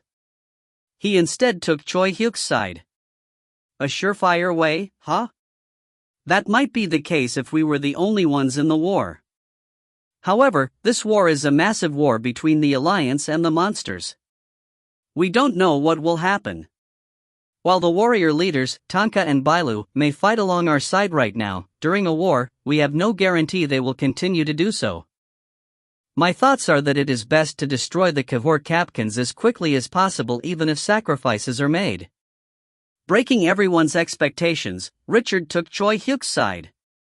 Richard resolutely thought, no matter what sacrifices we make, it's best to destroy the Cahors Capcans even a second faster. We need to disregard defending and attack. Defending won't work. If a strategy centered on defense rather than attack was going to work, then there was no way those heroes who were considerate of the weak would have been classified as people to kill. Richard's decisions always contained careful calculations like this. Although they couldn't confirm the reasoning behind his decisions at the moment, once time passed, they would realize that his decisions were correct. That was why Richard's words always carried weight. Even if I consider Choi Hyuk as acting like that because he's a battle lunatic. Richard wants to go on the attack as well? If Richard thinks so, then there's definitely a reason behind it. Sovereign Jesse, who proposed a defensive strategy, and the 9 great sovereigns all took a step back as they thought over the situation once more. Richards wants to go on the attack? There's definitely a reason behind it if Richard says it. However, that still means a significant number of people defending will reduce. If we attack 2 or 3 Cahors Capcans at a time, with what people will we defend against the outpour of monsters from the other 10 Cahors Capcans? Is he saying he doesn't care if the beginner colonizers live or die? I have to stop this. Although the Queen of England Diana was influenced by Richard's words, she was still stubborn on her decision. She was well into the process of creating schools that specialized in systematically teaching colonizers in Dragonic. In her mind, those schools were the future of humanity. She couldn't let the future be destroyed. She dragged Camilla into the conversation. To go more on the offense. There will be too many unnecessary sacrifices considering how uncertain its effects will be. Isn't that right, Ms. Camilla? As she called upon Camilla, Diana believed she would bring supporting arguments. However, for some reason, Camilla was silent. Ms. Camilla? Diana asked again. Yet, Camilla was silent, still lost in thought. Instead, Richard injected. Ms. Camilla. You should know better than anyone else. The monsters' movements these days are unusual. Compared to when we first started colonizing, their numbers have multiplied and, above all, they are getting stronger. The more time we take, the stronger the monsters will get. At Richard's words, Camilla tightly closed her eyes. Normally, no matter how plausible Richard's words seemed, there was a likely chance she would support the defensive strategy in the end, as Camilla was a person who believed protecting the weak and the innocent was right. However, the circumstances had now changed. Penelope, who was like a sister to her, had fallen into a coma after suffering the monster's surprise attack. The healers said that she would brush it off and get up soon, but the shock was still there. The sadness she felt because Penelope was injured, as well as the surprise and bafflement that came from the fact Penelope, one of the top experts within the Camilla clan, had fallen into a coma due to the monsters near her colonized land, kept alternating within her mind. Something changed. It's dangerous. It's dangerous to leave the monsters alone. This realization crept into her heart by itself. Because of it, Camilla had no choice but to nod, agreeing with Richard in the end. I believe you have a point.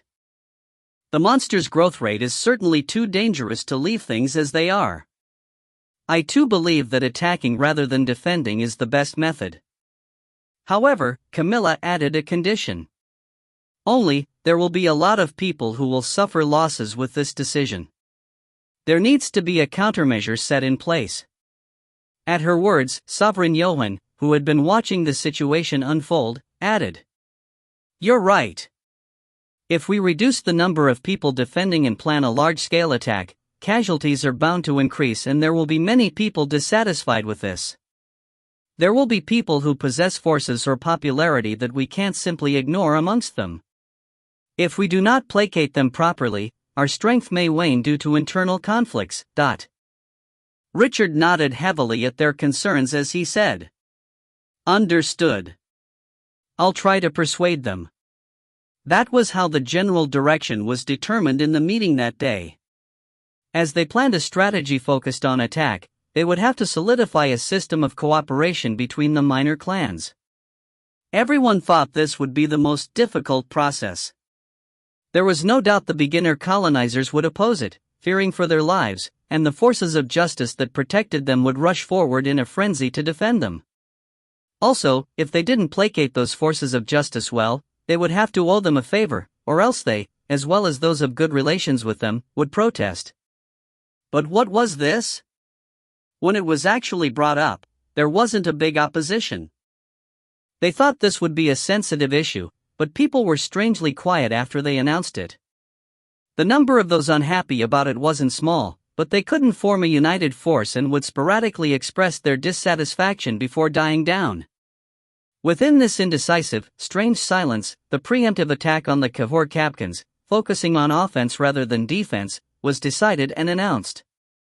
1. Bailu, a 1023 Quasarling, was one of the aliens who brawled with the overseers when they first arrived at Dark City. 2. Penelope was the one Choi Hyuk met in the first advancement evaluation with the dimensional wasps.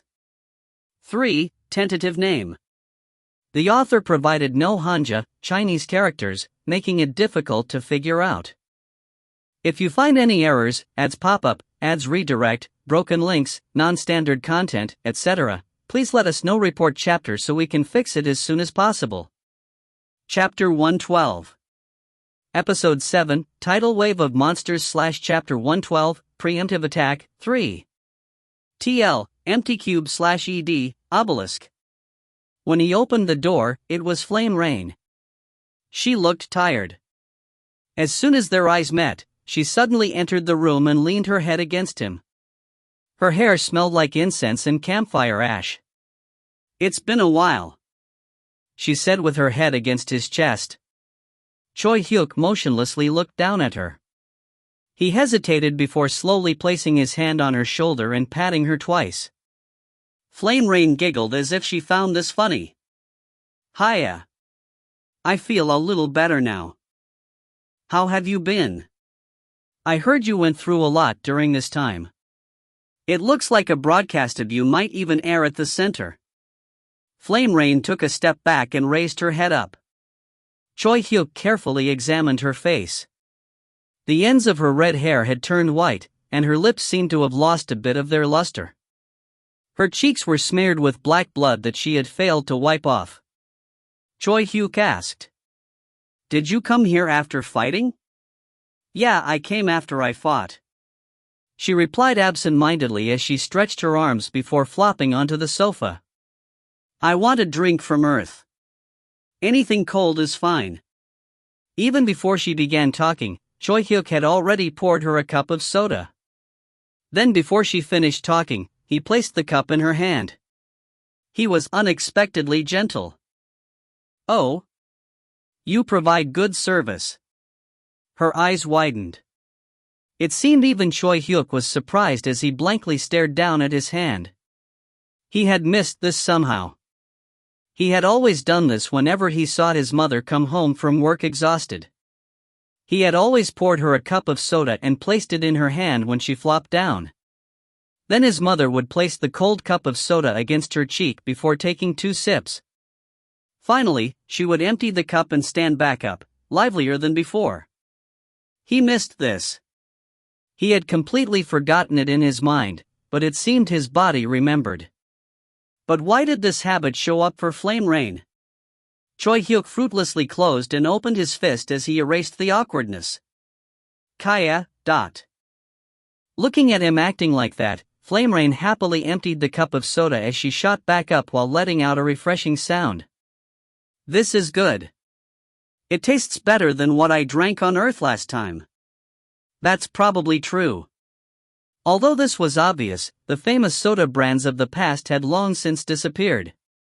The soda Flame Rain had just drunk was Dragonic Cola, a soda made by non-combat-oriented colonizers in Jesse's colonized land using ingredients from Dragonic. Its taste was amazing. If the sodas of the past were akin to a drizzle, then Dragonic Cola was similar to a squall raining down like a waterfall. It was a soda that invigorated colonizers whose nerves had worn out due to frequent battles. The carbonation produced by the special ingredients on Dragonic was so invigorating that not only did one feel it in their noses but also in their ears and throat. People who drank Dragonic Cola for the first time said it was like their whole body was drenched in rain. Some even went further and said it felt like rain was falling inside their bodies as well. Blaze. It seemed she really had become a little invigorated as flames began to sprout from Flare Rain's hair like normal. The white tips of her hair were covered by the flames and were no longer visible. Even the black blood smeared on her cheeks burnt up and disappeared. "Thanks. Although it was short, it was nice meeting you. Let's see each other again. Safe and sound. Are you going to fight again?" "Yeah. Although it's probably the same for you guys, the monsters started to suddenly launch an extensive attack recently, so the entire alliance is in a mess. There are a lot of losses too. Because of it, I have no time to rest. They say it was like this before demise-ranked monsters crossed over, so everyone's nervous." As she said this, Flame Rain bit her lips. Then, as if nothing happened, she smiled cheerfully and said, "Nuna made you a good sword so you can't go around getting bullied, okay? You have to do well." Her attitude, which was similar to how someone would treat a kid, made Choi Hyuk show a dumbfounded expression, at a loss for words. Yuck. While joyfully appreciating his expression, she jumped up, turning into flames and disappearing. Choi Hyuk wordlessly stared at the air where she had disappeared.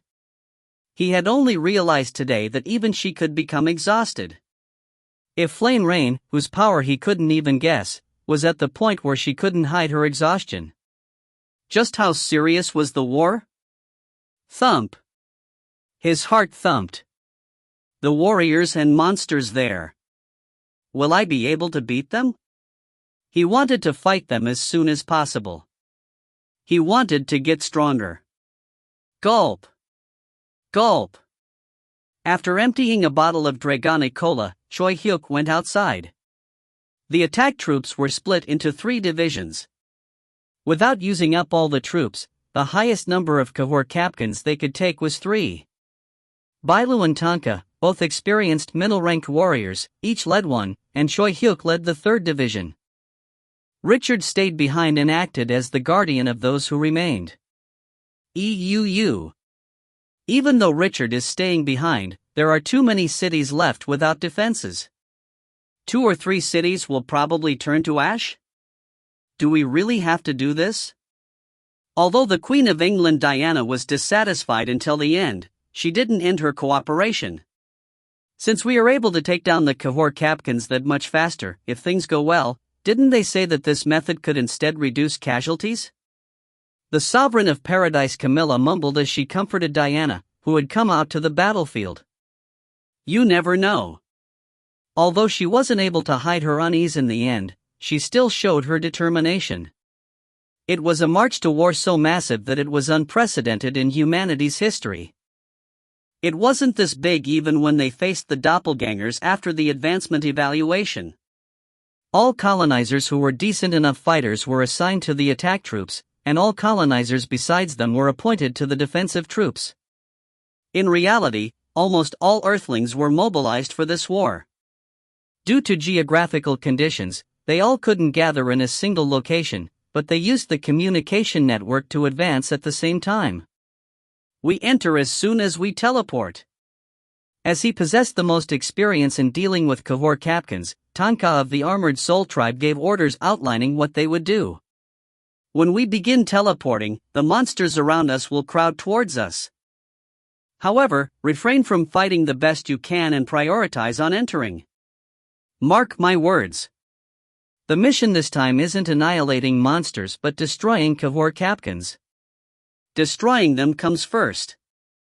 During this time, while our enemies have yet to fully prepare, we need to destroy as many Cahors Capkans as we can. Each division's aim is to destroy 2 Cahors Capkans by tomorrow. If we complete this initiative, then even if the monsters start pouring out, we will be able to take them down more easily. If each division were to destroy 2 Cahors Capkans by the next day, that meant a total of 6 Cahors Capkans would be destroyed. This could be considered their break-even point. If they were successful in this endeavor, they estimated that they would suffer fewer losses than if they were to have gone with a defensive tactic. Because of this, Earth's full might was focused into these 3 divisions. Although Bailu and Tanka had a lot of excellent warriors from the Alliance in their divisions, as their numbers were insufficient, experts of each clan were assigned to fill the numbers, and the rest were all a part of the attack troops under Choi Hyuk's command. The remaining people were placed under Richard's command as basic defensive troops. As each person gathered at their post, their bodies trembled nervously, waiting for Tanka's declaration of war. What amazing fight would unfold? Then, off to war. Tanka declared. At the same time, the military gate system began to operate. Wish. The scene in front of them changed. They heard the wind brush past their ears. The Cahors Capkan spread out below them was like an enormous lake. Black waves rippled on its surface. Flying monsters became surprised at the suddenly appearing humans, and shrieked.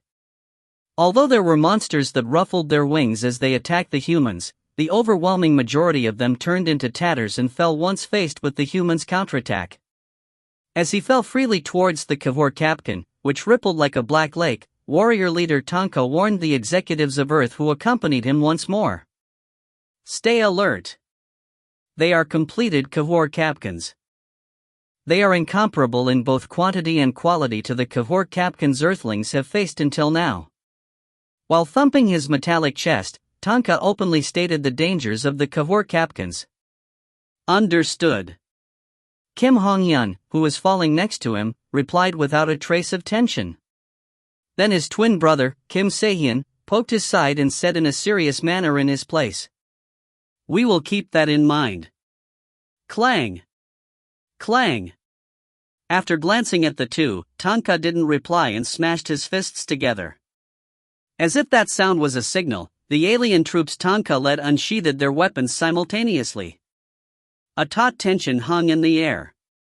Chu Youngjin's troop, which Kim Hong-yeon and Kim Se-hyun led, followed them and unsheathed their weapons as well. It was the same for the troops next to them, which were dispatched by other overseers. They were right in front of the rippling surface of the Cahors Capkan. Sniper unit, prepare to fire. Snap.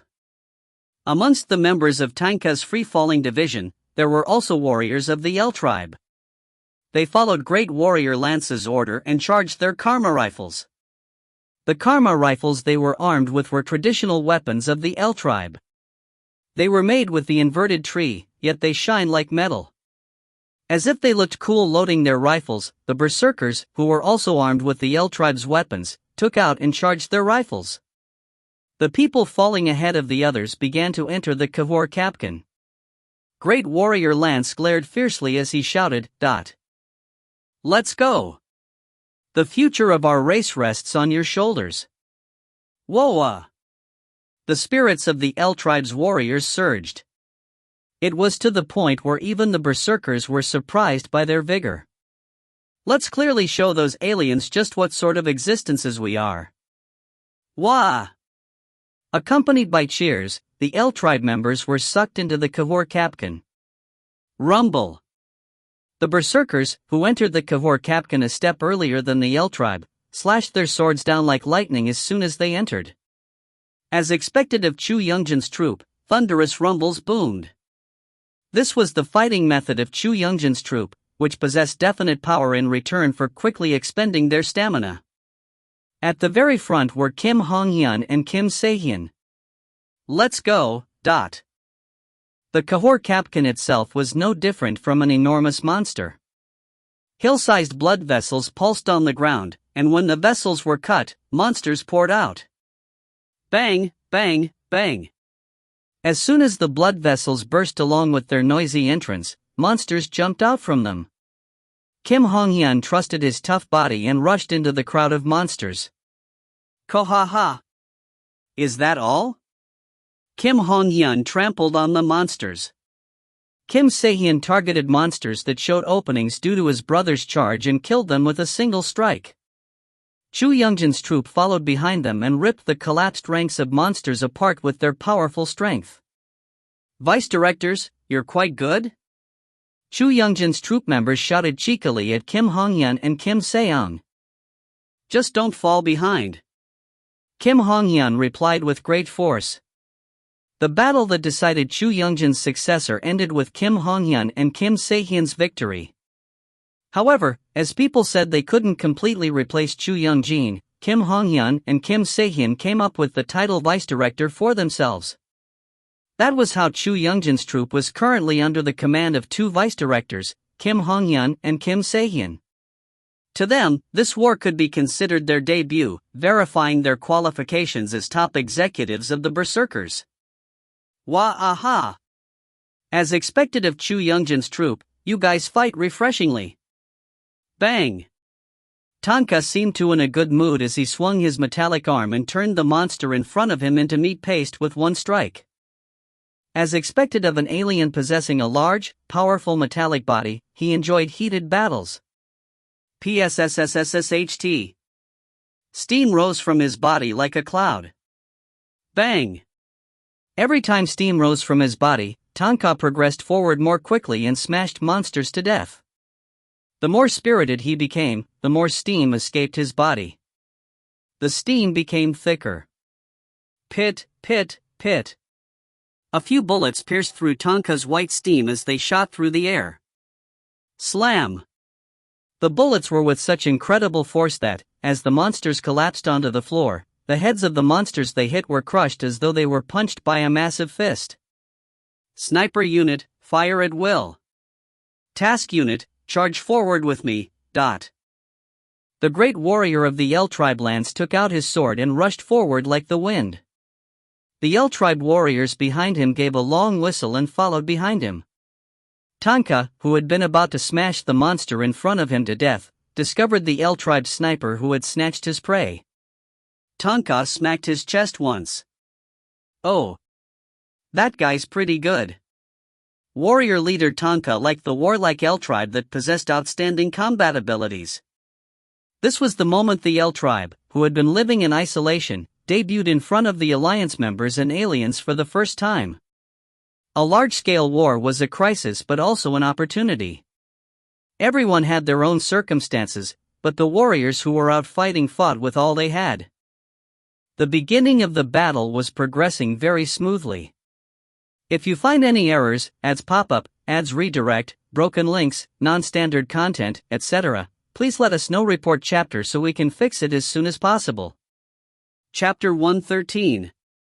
Episode 7, Monster Hail / Chapter 113, Preemptive Attack, 4. TL, Empty Cube / ED, Obelisk. Choi Hyuk sparred with Tanka the day before they went to war. Bang! Choi Hyuk's fist dented Tanka's metallic side. Poo-shi-ai. Steam escaped from Tanka's entire body as though he was angry. His battered side creaked as it returned to its normal state. Whoosh! In a flash, Tanka's fist touched Choi Hyuk's head, however, Choi Hyuk's waist swayed, dodging Tanka's fist like a ghost. Wong, wong, wong, dot. Tanka's shoulder and Choi Hyuk's upper body were like hazes. They were moving so fast that their movements blurred. Tanka attacked and Choi Hyuk narrowly dodged. In the end, none of Tanka's attacks landed on Choi Hyuk. Instead, it was Choi Hyuk who stepped forward, aiming for a moment's opportunity. He wrapped his hands around Tanka's left wrist, extending his arm, before pushing Tanka's elbow upwards with his shoulder. Crunch! GRRK. Tanka's left arm bent backwards. Tanka let out a groan. However, his vigor didn't lessen in the slightest. Tanka's entire body rippled with a metallic karma light. Tanka's body rotated strangely as it approached Choi Hyuk like a magnet. Bang! Cook, dot. A groan escaped from Choi Hyuk's lips as he barely managed to raise his arms to block the blow.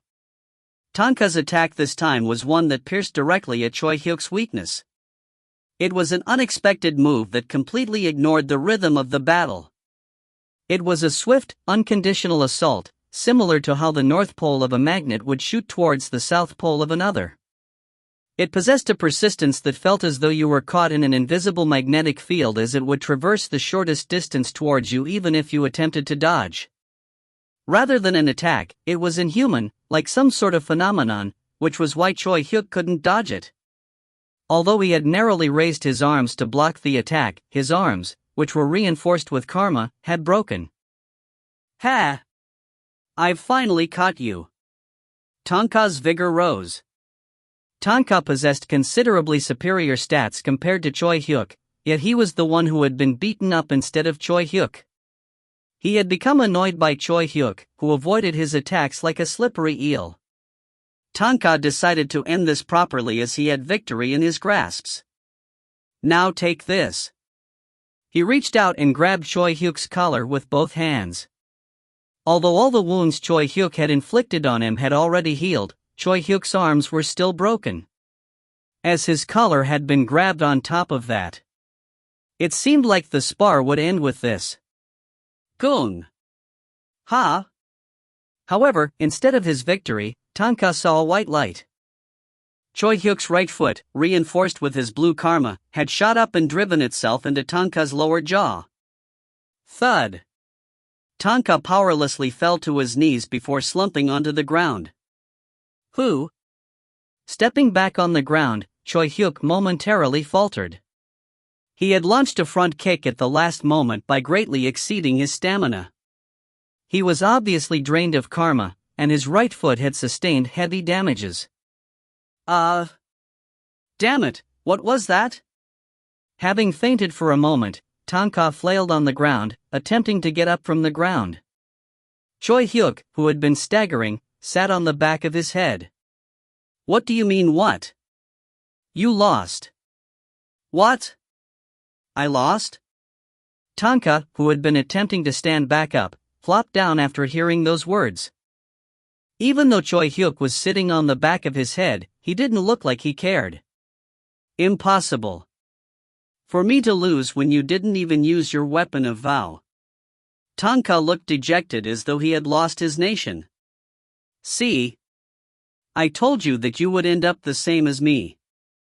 A black, transparent face and a body wrapped in a black fabric. Warrior leader Bailu of the Dark Tribe, 1, snickered, enjoying Tanka's current state. He had sparred with Choi Hyuk before and had lost. With an irked expression, he said to Choi Hyuk, "You weren't even a match for us back during the welcoming party. You're getting stronger at a terrifying speed. They both knew how strong Choi Hyuk was when armed with his weapon of vow. However, they had lost when sparring with him in hand-to-hand combat without the use of weapons. This was ridiculous. Bailu and Tanka were already well into the late stages of the 5-star level, and Choi Hyuk was a warrior who had just reached the early stages of their level. The stat difference between them was enough that Tanka and Bailu could normally take on 2 or 3 warriors of Choi Hyuk's level. However, since they had actually fainted in a one-on-one against Choi Hyuk, the shock they felt couldn't help but be huge. Yet, Choi Hyuk didn't seem to be very satisfied. No. If this was a real fight where we actually risked our lives, I would have lost. Even though I can briefly knock you out, I don't have any techniques that can take you out in a single strike. On the other hand, each and every one of your attacks is dangerous to me. But at Choi Hyuk's words, Tanka and Bailu looked like they had eaten a bug. What are you talking about? If we were fighting with our lives on the line, you would have unsheathed your weapon of vow. Are you saying you would have fought against us barehanded even if we put our lives on the line? Act in moderation. Choi Hyuk simply shrugged at their icy reactions as, no matter what they said, he personally felt he was very lacking. Only that was important. As he grabbed Tanka's hand and pulled him up, Choi Hyuk asked, "What do you have to do to become a high-ranked warrior? Do you know anything? You're already aiming to be a high-ranked warrior?" Bailu cut in with an irked expression. Choi Hyuk glanced at him while saying, "I don't know. I heard that you can't become a high-ranked warrior simply by raising your stats. Isn't it good to prepare ahead?" "That's true." Bailu and Tanka exchanged glances. Then they clenched their teeth. Bailu's voice oozed with depression. "We have no clue even after 50 years. If we knew how to become high-ranked warriors, do you think we would still be middle-ranked?" "Ah. I guess that makes sense. After this war ends, I should ask Commander Mac for advice." Choi Hyuk quickly lost his excitement. His appearance scratched at Bailu and Tanka's pride. "You act. Damn it. I will definitely become a high-ranked warrior before you. Damn it. The Alliance's warrior training system could only support one until the 5-star level, becoming middle-ranked warriors. The 6-star level. One could no longer receive assistance from the system to reach the 6-star stage, and one couldn't make up the difference with stats. It was impossible for someone to distribute their free karma points to reach the 6-star level. Only warriors who obtained a special enlightenment and developed their own personal karma, fate, could advance and become top-ranked warriors. Because of this, there was a countless number of those like Bailu and Tanka, whose important stats had reached 599.5 and who ceaselessly aimed for and repeatedly attempted to become high-ranked warriors. Choi Hyuk. Power, 365, plus 213, 4 is speed, 371, plus 201, 4, control, 317, 5. Endurance, 100, 3 stamina, 51, 4 recovery, 371, 3. Retribution, 251, 5. Choi Hyuk's current distribution of stats wasn't well balanced. Considering his close combat fighting style, his endurance and recovery were critically low. There were a lot of problems with his stamina as well. One would think he was a ranged fighter when looking at his stats. Even still, Choi Hyuk prioritized increasing his control. When compared to the stats he possessed when he had fought against Richard Back and Nazari, his stamina had increased by 51 points, retribution by 251, and finally, his control by 309. His other stats were the same. If you took into account the fact that his retribution had increased by 200 points when he created his weapon of vow, he had, in fact, invested 3/4 of his points into his control. Although he was hanging on due to his outstanding control stat and fighting senses, he couldn't continue to let his glass cannon body and low stamina be detrimental factors. Still, rather than balancing his stats, Choi Hyuk emphasized advancing to the 6-star level. He planned on increasing his control and retribution to 599, 5 through this war, and faced the wall of the 6-star level. Because Choi Hyuk had resolved himself like this, those assigned to Choi Hyuk's troops were experiencing a battle more difficult than ever. Wait. If we go at this speed, the rear lines won't be able to catch up. Overseer Choi Hyuk. The Queen of England Diana shouted. However, Choi Hyuk, who was pushing his way through, didn't slow down at all. Damn it. It's no use. We have no choice but to match that guy's pace. Sovereign Jesse clenched his teeth and shot forward. He drop-kicked a Jackson that had been trying to force its way through. Qua! The Jackson collapsed to the side with a scream.